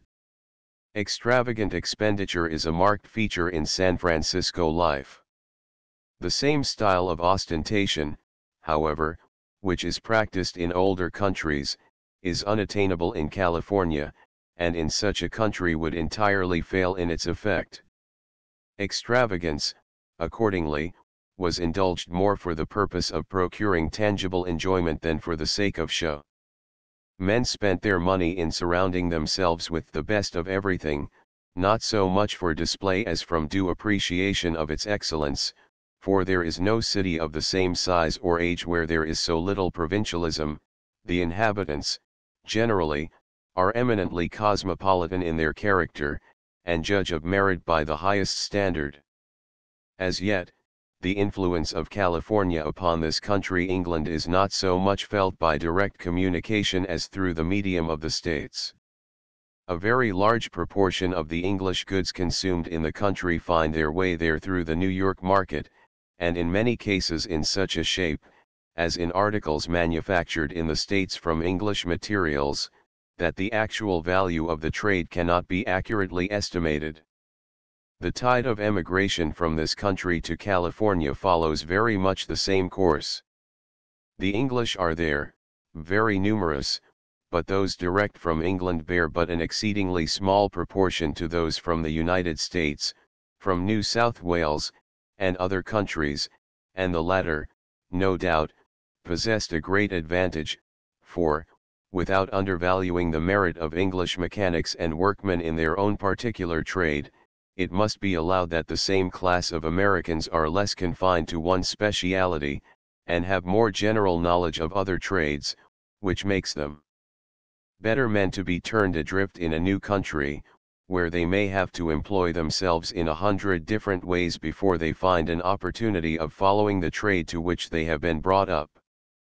An English mechanic, after a few years' experience of a younger country, without losing any of the superiority he may possess in his own trade, becomes more fitted to compete with the rest of the world when placed in a position where that speciality is unavailable. California has afforded the Americans their first opportunity of showing their capacity as colonists. The other states which have of late years been added to the Union, are not a fair criterion, for they have been created merely by the expansion of the outer circumference of civilization, by the restlessness of the backwoodsman unaided by any other class, but the attractions offered by California were such as to draw to it a complete ready-made population of active and capable men, of every trade and profession. The majority of men went there with the idea of digging gold, or without any definite idea of how they would employ themselves, but as the wants of a large community began to be felt, the men were already at hand capable of supplying them, and the result was, that in many professions, and in all the various branches of mechanical industry, the same degree of excellence was exhibited as is known in any part of the world. Certainly no new country ever so rapidly advanced to the same high position as California, but it is equally true that no country ever commenced its career with such an effective population, or with the same elements of wealth to work upon. There are circumstances, however, connected with the early history of the country which may not appear to be so favorable to immediate prosperity and progress. Other new countries have been peopled by gradual accessions to an already formed center, from which the rest of the mass received character and consistency, but in the case of California the process was much more abrupt. Thousands of men, hitherto unknown to each other, and without mutual relationship, were thrown suddenly together, unrestrained by conventional or domestic obligations, and all more intently bent than men usually are upon the one immediate object of acquiring wealth. It is to be wondered that chaos and anarchy were not at first the result of such a state of things, but such was never the case in any part of the country, and it is, no doubt, greatly owing to the large proportion of superior men among the early settlers, and to the capacity for self-government possessed by all classes of Americans, that a system of government was at once organized and maintained, and that the country was so soon entitled to rank as one of the most important states of the Union. The consequences to the rest of the world of the gold of California it is not easy to determine, and it is not for me to enter upon the great question as to the effect on prices of an addition to the quantity of precious metals in the world of 250 million pounds, which in round numbers is the estimated amount of gold and silver produced within the last 8 years. It seems, however, more than probable that the present high range of prices may, to a certain extent, be caused by this immense addition to our stock of gold and silver. But the question becomes more complicated when we consider the extraordinary impetus given to commerce and manufactures by this sudden production of gold acting simultaneously with the equally expanding influence of free trade. The time cannot be far off when this important investigation must be entered upon with all that talent which can be brought to bear upon it. But this is the domain of philosophers, and of those whose part in life it is to do the deep thinking for the rest of the world. I have no desire to trespass on such ground, and abstain also from fruitlessly wandering in the endless mazes of the currency question. There are other thoughts, however, which cannot but arise on considering the modern discoveries of gold. When we see a new country and a new home provided for our surplus population, at a time when it was most required, when a fresh supply of gold, now a necessary to civilization, is discovered, as we were evidently and notoriously becoming so urgently in want of it, we cannot but recognize the ruling hand of Providence. And when we see the uttermost parts of the earth suddenly attracting such an immense population of enterprising, intelligent, earnest Anglo-Saxon men, forming, with a rapidity which seems miraculous, new communities and new powers such as California and Australia, we must indeed look upon this whole golden legend as one of the most wondrous episodes in the history of mankind. The end. Outing Publishing Company, New York. Outing Adventure Library. Edited by Horace Kephart. Here are brought together for the first time the great stories of adventure of all ages and countries. These are the personal records of the men who climbed the mountains, penetrated the jungles, explored the seas and crossed the desert, who knew the chances and took them, and lived to write their own tales of hardship, endurance, and achievement. The series will consist of an indeterminate number of volumes, for the stories are myriad. The whole will be edited by Horace Kephart. Each volume answers the test of these questions: is it true? Is it interesting? The entire series is uniform in style and binding. Among the titles now ready or in preparation are those described on the following pages. Price $1 each, net. Postage 10 cents extra. In the Old West, by George Frederick Ruxton. The men who blazed the trail across the Rockies to the Pacific were independent trappers and hunters in the days before the Mexican War. They left no records of their adventures, and most of them linger now only as shadowy names. But a young Englishman lived among them for a time, saw life from their point of view, trapped with them and fought with them against the Indians. That was George Frederick Ruxton. His story is our only complete picture of the Old West in the days of the real pioneers, of Kit Carson, Jim Bridger, Bill Williams, the Sublets, and all the rest of that glorious company of the forgotten who opened the West. Castaways and Crusoes. Since the beginning of navigation, men have faced the dangers of shipwreck and starvation. Scattered through the annals of the sea are the stories of those to whom disaster came and the personal records of the way they met it. Some of them are given in this volume, narratives of men who lived by their hands among savages on forlorn coasts, or drifted helpless in open boats. They range from the South Seas to the Gulf of St. Lawrence, from Patagonia to Cuba. They are echoes from the days when the best that could be hoped by the man who went to sea was hardship and man-sized work. Captives among the Indians. First of all is the story of Captain James Smith, who was captured by the Delawares at the time of Braddock's defeat, was adopted into the tribe, and for 4 years lived as an Indian, hunting with them, studying their habits, and learning their point of view. Then there is the story of Father Bressani, who felt the tortures of the Iroquois, of Mary Rowlandson, who was among the human spoils of King Philip's War, and of Mercy Harbison, who suffered in the red flood that followed St. Clair's defeat. All are personal records made by the actors themselves in those days when the Indian was constantly at our forefathers' doors. First, Through the Grand Canyon, by Major John Wesley Powell. Major Powell was an officer in the Union Army who lost an arm at Shiloh. In spite of this, 4 years after the war he organized an expedition which explored the Grand Canyon of the Colorado in boats, the first to make this journey. His story has been lost for years in the oblivion of a scientific report. It is here rescued and presented as a record of one of the great personal exploring feats, fitted to rank with the exploits of Pike, Lewis, and Clark, and Mackenzie. Adrift in the Arctic Ice Pack, by Dr. Elisha Kent Kane.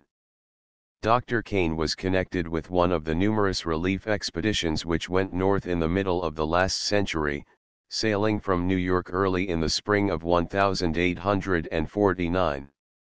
They found themselves caught in the ice of Lancaster Sound early in the fall and spent the entire winter driving to and fro across the sound, frozen fast in the ice pack. Dr. Kane's narrative gives the most vivid and accurate account that has ever appeared of ship life during an Arctic winter. He contributes many important observations as to ice and weather conditions. His picture of the equipment and provisions makes rather strange reading in the light of our modern development for exploration purposes. The Lion Hunter, by Ron Allen Gordon Cumming. The author was an Englishman who was among the first of the now numerous tribe of sportsman writers.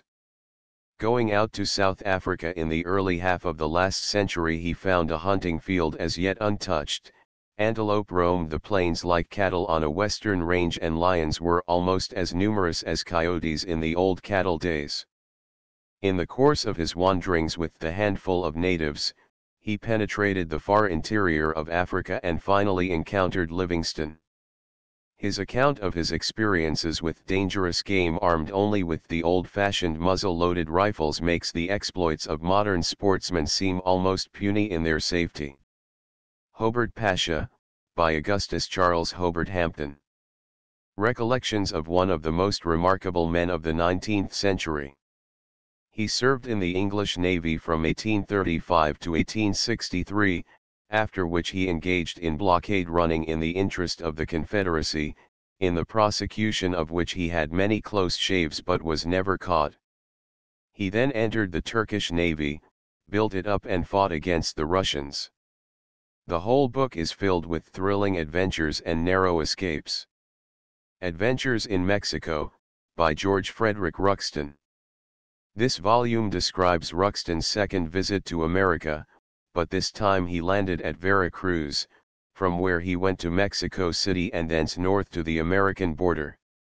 Mexico was then at war with the United States, bandits roamed over the country right up to the gates of the capital, and Indians infested the northern part.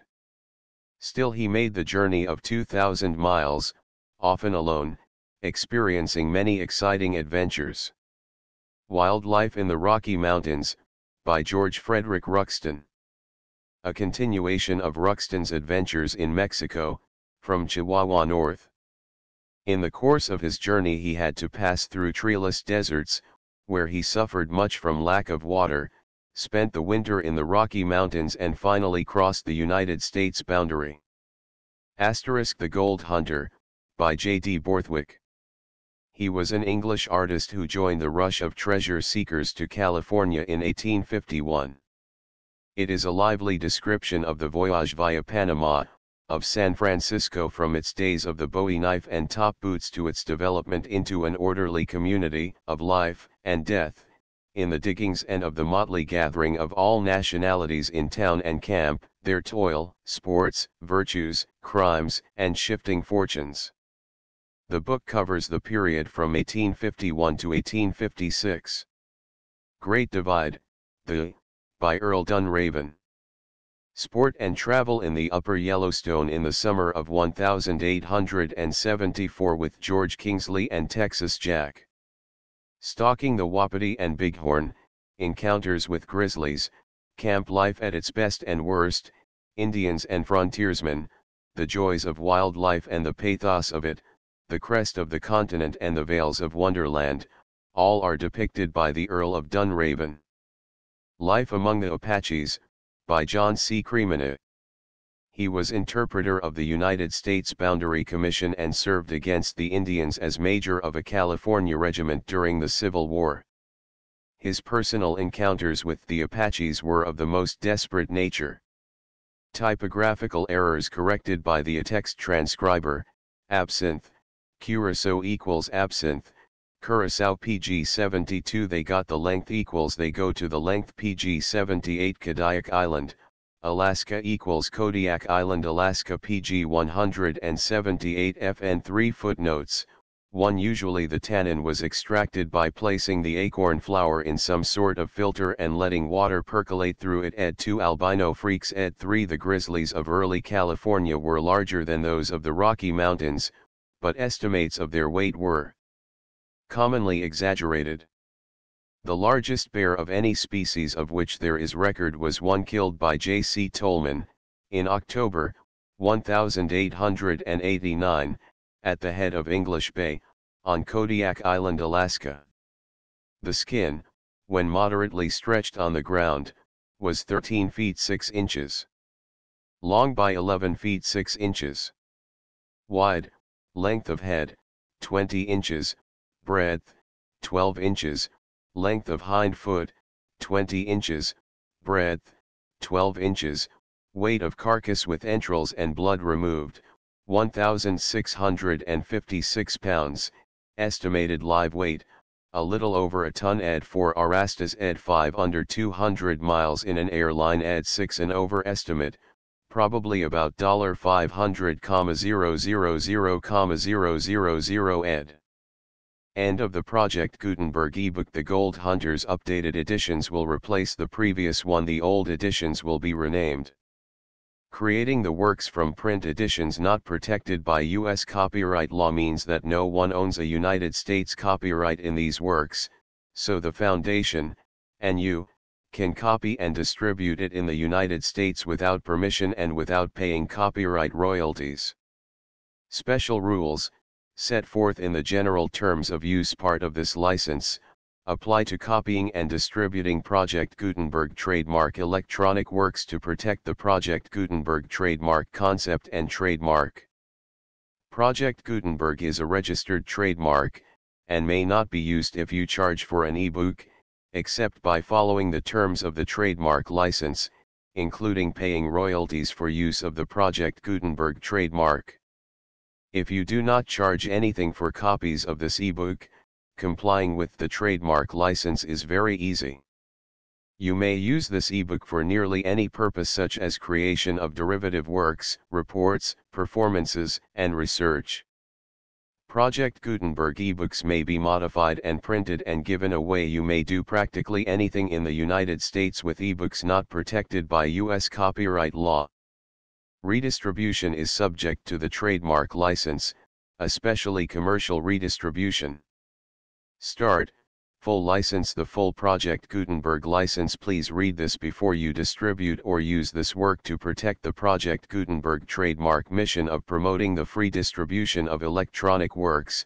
By using or distributing this work, or any other work associated in any way with the phrase Project Gutenberg, you agree to comply with all the terms of the full Project Gutenberg trademark license available with this file or online at www.gutenberg.org/license. Section 1. General Terms of Use and Redistributing Project Gutenberg Trademark Electronic Works 1.a.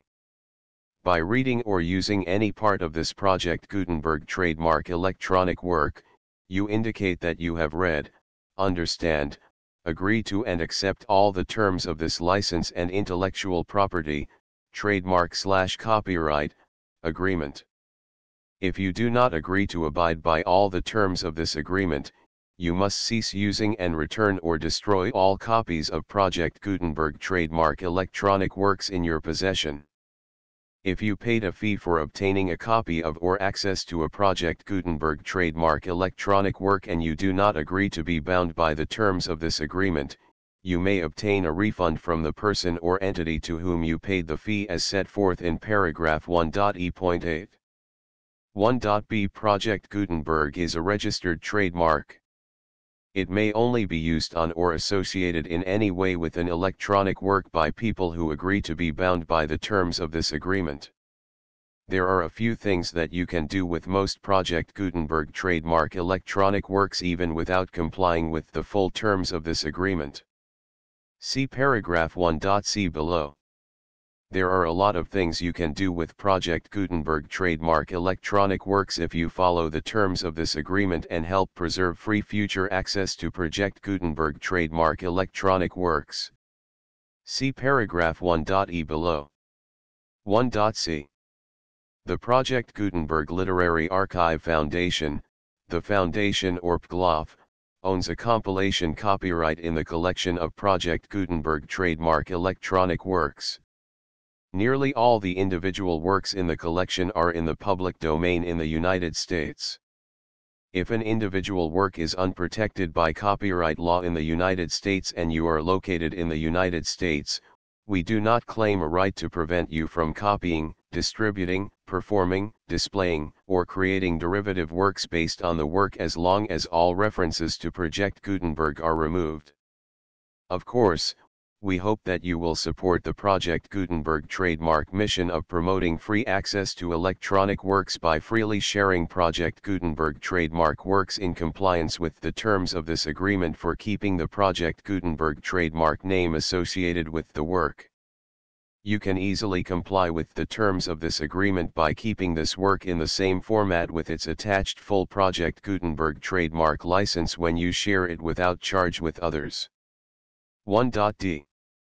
The copyright laws of the place where you are located also govern what you can do with this work. Copyright laws in most countries are in a constant state of change. If you are outside the United States, check the laws of your country in addition to the terms of this agreement before downloading, copying, displaying, performing, distributing or creating derivative works based on this work or any other Project Gutenberg trademark work. The Foundation makes no representations concerning the copyright status of any work in any country other than the United States.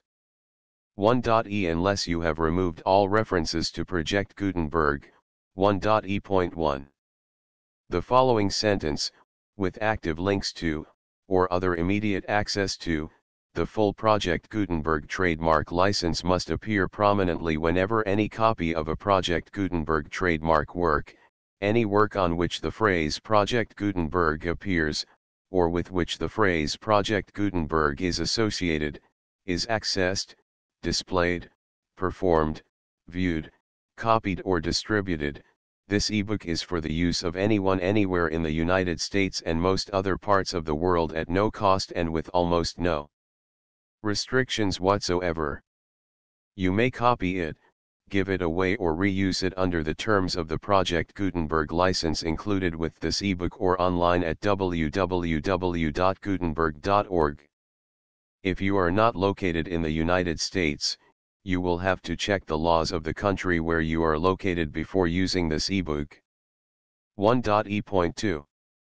If an individual Project Gutenberg trademark electronic work is derived from texts not protected by U.S. copyright law, does not contain a notice indicating that it is posted with permission of the copyright holder, the work can be copied and distributed to anyone in the United States without paying any fees or charges.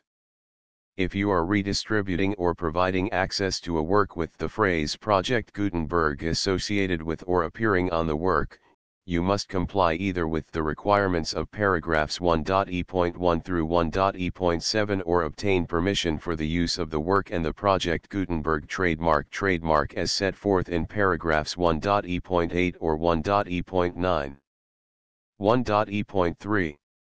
If an individual Project Gutenberg trademark electronic work is posted with the permission of the copyright holder, your use and distribution must comply with both paragraphs 1.e.1 through 1.e.7 and any additional terms imposed by the copyright holder. Additional terms will be linked to the Project Gutenberg trademark license for all works posted with the permission of the copyright holder found at the beginning of this work. 1.e.4. Do not unlink or detach or remove the full Project Gutenberg trademark license terms from this work, or any files containing a part of this work or any other work associated with Project Gutenberg trademark. 1.e.5. Do not copy, display, perform, distribute or redistribute this electronic work, or any part of this electronic work, without prominently displaying the sentence set forth in paragraph 1.e.1 with active links or immediate access to the full terms of the Project Gutenberg trademark license. 1.e.6.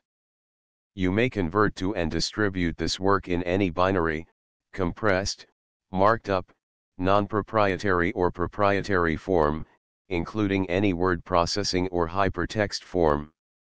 However, if you provide access to or distribute copies of a Project Gutenberg trademark work in a format other than plain vanilla ASCII or other format used in the official version posted on the official Project Gutenberg trademark website, www.gutenberg.org, you must, at no additional cost, fee, or expense to the user, provide a copy, a means of exporting a copy, or a means of obtaining a copy upon request, of the work in its original plain vanilla ASCII or other form. Any alternate format must include the full Project Gutenberg trademark license as specified in paragraph 1.e.1. 1.e.7. Do not charge a fee for access to, viewing, displaying, performing, copying or distributing any Project Gutenberg trademark works unless you comply with paragraph 1.e.8 or 1.e.9. 1.e.8. You may charge a reasonable fee for copies of or providing access to or distributing Project Gutenberg trademark electronic works provided that, you pay a royalty fee of 20% of the gross profits you derive from the use of Project Gutenberg trademark works calculated using the method you already use to calculate your applicable taxes. The fee is owed to the owner of the Project Gutenberg trademark, but he has agreed to donate royalties under this paragraph to the Project Gutenberg Literary Archive Foundation. Royalty payments must be paid within 60 days following each date on which you prepare, or are legally required to prepare, your periodic tax returns. Royalty payments should be clearly marked as such and sent to the Project Gutenberg Literary Archive Foundation at the address specified in Section 4. Information about donations to the Project Gutenberg Literary Archive Foundation.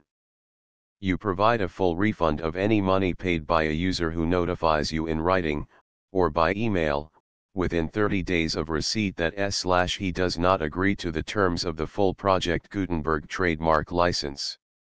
You must require such a user to return or destroy all copies of the works possessed in a physical medium and discontinue all use of and all access to other copies of Project Gutenberg trademark works. You provide, in accordance with paragraph 1.f.3, a full refund of any money paid for a work or a replacement copy, if a defect in the electronic work is discovered and reported to you within 90 days of receipt of the work. You comply with all other terms of this agreement for free distribution of Project Gutenberg trademark works. 1.e.9. If you wish to charge a fee or distribute a Project Gutenberg trademark electronic work or group of works on different terms than are set forth in this agreement, you must obtain permission in writing from the Project Gutenberg Literary Archive Foundation, the manager of the Project Gutenberg trademark. Contact the Foundation as set forth in Section 3 below. 1.f.1.f.1. Project Gutenberg volunteers and employees expend considerable effort to identify, do copyright research on, transcribe and proofread works not protected by U.S. copyright law in creating the Project Gutenberg trademark collection. Despite these efforts, Project Gutenberg trademark electronic works, and the medium on which they may be stored, may contain defects, such as, but not limited to, incomplete, inaccurate or corrupt data, transcription errors, a copyright or other intellectual property infringement, a defective or damaged disk or other medium, a computer virus, or computer codes that damage or cannot be read by your equipment. 1.f.2. Limited warranty, disclaimer of damages, except for the right of replacement or refund described in paragraph 1.f.3, the Project Gutenberg Literary Archive Foundation, the owner of the Project Gutenberg trademark, and any other party distributing a Project Gutenberg trademark electronic work under this agreement, disclaim all liability to you for damages, costs, and expenses, including legal fees. You agree that you have no remedies for negligence, strict liability, breach of warranty or breach of contract except those provided in paragraph 1.f.3. You agree that the Foundation, the trademark owner, and any distributor under this agreement will not be liable to you for actual, direct, indirect, consequential, punitive, or incidental damages even if you give notice of the possibility of such damage. 1.f.3. Limited right of replacement or refund. If you discover a defect in this electronic work within 90 days of receiving it, you can receive a refund of the money, if any, you paid for it by sending a written explanation to the person you received the work from. If you received the work on a physical medium, you must return the medium with your written explanation. The person or entity that provided you with the defective work may elect to provide a replacement copy in lieu of a refund. If you received the work electronically, the person or entity providing it to you may choose to give you a second opportunity to receive the work electronically in lieu of a refund. If the second copy is also defective, you may demand a refund in writing without further opportunities to fix the problem. 1.f.4. Except for the limited right of replacement or refund set forth in paragraph 1.f.3, this work is provided to you as is, with no other warranties of any kind, express or implied, including but not limited to warranties of merchantability or fitness for any purpose. 1.f.5. Some states do not allow disclaimers of certain implied warranties or the exclusion or limitation of certain types of damages. If any disclaimer or limitation set forth in this agreement violates the law of the state applicable to this agreement, the agreement shall be interpreted to make the maximum disclaimer or limitation permitted by the applicable state law. The invalidity or unenforceability of any provision of this agreement shall not void the remaining provisions. 1.f.6. Indemnity. You agree to indemnify and hold the foundation, the trademark owner, any agent or employee of the foundation, anyone providing copies of Project Gutenberg trademark electronic works in accordance with this agreement, and any volunteers associated with the production, promotion, and distribution of Project Gutenberg trademark electronic works, harmless from all liability, costs, and expenses, including legal fees, that arise directly or indirectly from any of the following which you do or cause to occur. A. Distribution of this or any Project Gutenberg trademark work. B. Alteration, modification, or additions or deletions to any Project Gutenberg trademark work, and C. Any defect you cause. Section 2. Information about the mission of Project Gutenberg trademark. Project Gutenberg trademark is synonymous with the free distribution of electronic works in formats readable by the widest variety of computers, including obsolete, old, middle-aged, and new computers. It exists because of the efforts of hundreds of volunteers and donations from people in all walks of life. Volunteers and financial support to provide volunteers with the assistance they need are critical to reaching Project Gutenberg trademark's goals and ensuring that the Project Gutenberg trademark collection will remain freely available for generations to come. In 2001, the Project Gutenberg Literary Archive Foundation was created to provide a secure and permanent future for Project Gutenberg trademark and future generations. To learn more about the Project Gutenberg Literary Archive Foundation and how your efforts and donations can help, see sections 3 and 4 and the Foundation information page at www.gutenberg.org. Section 3. Information about the Project Gutenberg Literary Archive Foundation. The Project Gutenberg Literary Archive Foundation is a non-profit 501(c)(3) educational corporation organized under the laws of the state of Mississippi and granted tax-exempt status by the Internal Revenue Service. The Foundation's IN or Federal Tax Identification Number is 64-6221541.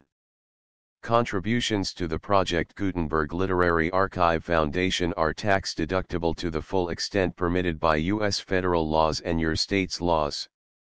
The Foundation's business office is located at 809 North 1500 West, Salt Lake City, Utah 841-16801-596-1887. Email contact links and up-to-date contact information can be found at the Foundation's website and official page at www.gutenberg.org/contact. Section 4. Information about donations to the Project Gutenberg Literary Archive Foundation. Project Gutenberg trademark depends upon and cannot survive without widespread public support and donations to carry out its mission of increasing the number of public domain and licensed works that can be freely distributed in machine-readable form accessible by the widest array of equipment, including outdated equipment. Many small donations, $1 to $5,000, are particularly important to maintaining tax-exempt status with the IRS. The Foundation is committed to complying with the laws regulating charities and charitable donations in all 50 states of the United States. Compliance requirements are not uniform and it takes a considerable effort, much paperwork, and many fees to meet and keep up with these requirements. We do not solicit donations in locations where we have not received written confirmation of compliance. To send donations or determine the status of compliance for any particular state, visit www.gutenberg.org/donate. While we cannot and do not solicit contributions from states where we have not met the solicitation requirements, we know of no prohibition against accepting unsolicited donations from donors in such states who approach us with offers to donate. International donations are gratefully accepted, but we cannot make any statements concerning tax treatment of donations received from outside the United States. U.S. laws alone swamp our small staff. Please check the Project Gutenberg web pages for current donation methods and addresses. Donations are accepted in a number of other ways, including checks, online payments, and credit card donations. To donate, please visit www.gutenberg.org/donate. Section 5. General information about Project Gutenberg trademark electronic works. Professor Michael S. Hart was the originator of the Project Gutenberg trademark concept of a library of electronic works that could be freely shared with anyone. For 40 years, he produced and distributed Project Gutenberg trademark ebooks with only a loose network of volunteer support. Project Gutenberg trademark ebooks are often created from several printed editions, all of which are confirmed as not protected by copyright in the U.S. unless a copyright notice is included. Thus, we do not necessarily keep ebooks in compliance with any particular paper edition. Most people start at our website, which has the main PG search facility, www.gutenberg.org. This website includes information about Project Gutenberg trademark, including how to make donations to the Project Gutenberg Literary Archive Foundation, how to help produce our new ebooks, and how to subscribe to our email newsletter to hear about new ebooks. The Gold Hunters Introduction contents the Gold Hunters Chapter I On to the Gold Fields Chapter 2 Across the Isthmus Chapter 3 A City in the Making Chapter 4 Life at High Speed Chapter V Off for the Mines Chapter 6 Looking for Gold Chapter 7 Indians and Chin Men Chapter 8 Miners Law Chapter 9 Gold is Where You Find It Chapter X Ursus Horribilis Chapter 11 On the Trail Chapter 12 Sitters for Portraits Chapter 13 On the Way to Downieville Chapter 14 The Reason for Lynch Law Chapter 15 Growing Overnight Chapter 16 A Band of Wanderers Chapter 17 Chinese in the Early Days Chapter 18 Down with the Flood Chapter 19 A Bull and Bear Fight Chapter XX A Mountain of Gold Chapter XXI In Lighter Mood Chapter XXII Sonora and the Mexicans Chapter XXII Bullfighting Chapter XXIV A City Burned Chapter XXV The Day We Celebrate Chapter XXVI Frenchmen in the Mines Chapter XXVII The Resourceful Americans The Full Project Gutenberg License 5 6 7 8 9 10 11 12 13 14 15 16 17 18 19 20 21 22 23 24 25 26 27 28 29 30 31 32 33 34 35 36 37 39 40 41 42 43 44 45 46 47 49 50 51 52 53 54 55 56 57 58 59 60 61 62 63 64 65 66 67 68 69 70 71 72 73 74 75 76 77 78 79 80 81 82 83 84 86 87 88 89 90 91 92 93 94 95 96 97 98 99 100 101 102 103 104 105 106 107 108 109 110 111 112 113, 114, 115, 117, 118, 119, 120, 121, 122, 123, 124, 125, 126, 127, 128, 129, 130, 131, 132, 133, 134, 135, 136, 137, 138, 139, 140, 141, 142, 143, 144, 145, 146, 147, 148, 149, 150, 151, 153, 154, 155, 156, 157, 158, 159, 161, 162, 163, 164, 165, 166, 167, 168, 169, 170, 171, 172, 174, 175, 176, 177, 178, 179, 180, 181, 182, 183, 184, 185, 186, 187, 188, 189, 191, 192, 193, 194, 195, 197, 198, 199, 200, 201.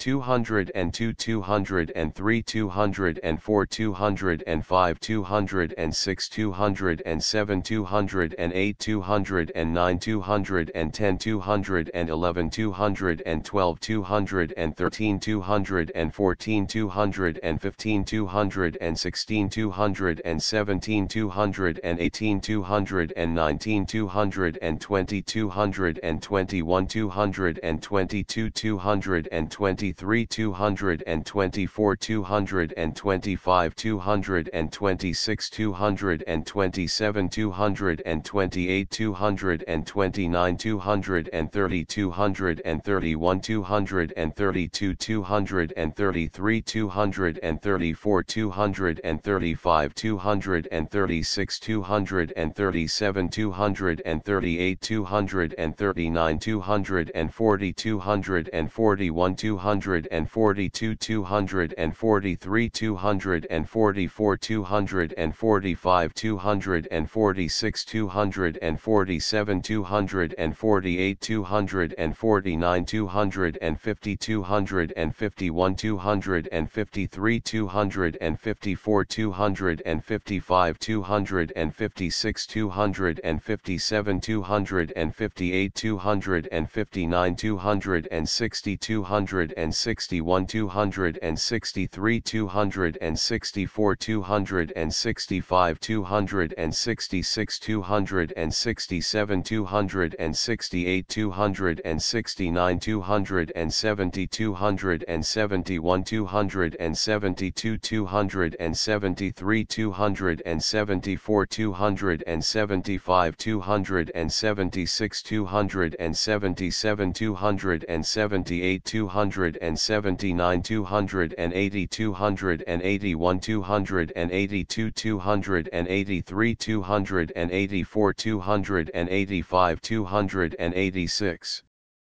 287, 288, 289, 290, 291, 292, 293, 294, 295, 296, 297, 298, 299, 300, 301, 302, 303, 304, 305, 308, 309, 309, 310, 311, 312, 313, 314, 315, 316, 317, 318, 319, 320, 321, 322, 323, 324, 325, 326, 327, 328, 329, 330, 331, 332, 333, 334, 335, 336, 337, 338, 339, 340, 341, 343, 344, 345, 346, 347, 348, 349, 350, 351, 352, 353, 354, 355, 356, 357, 358, 359, 360, 361.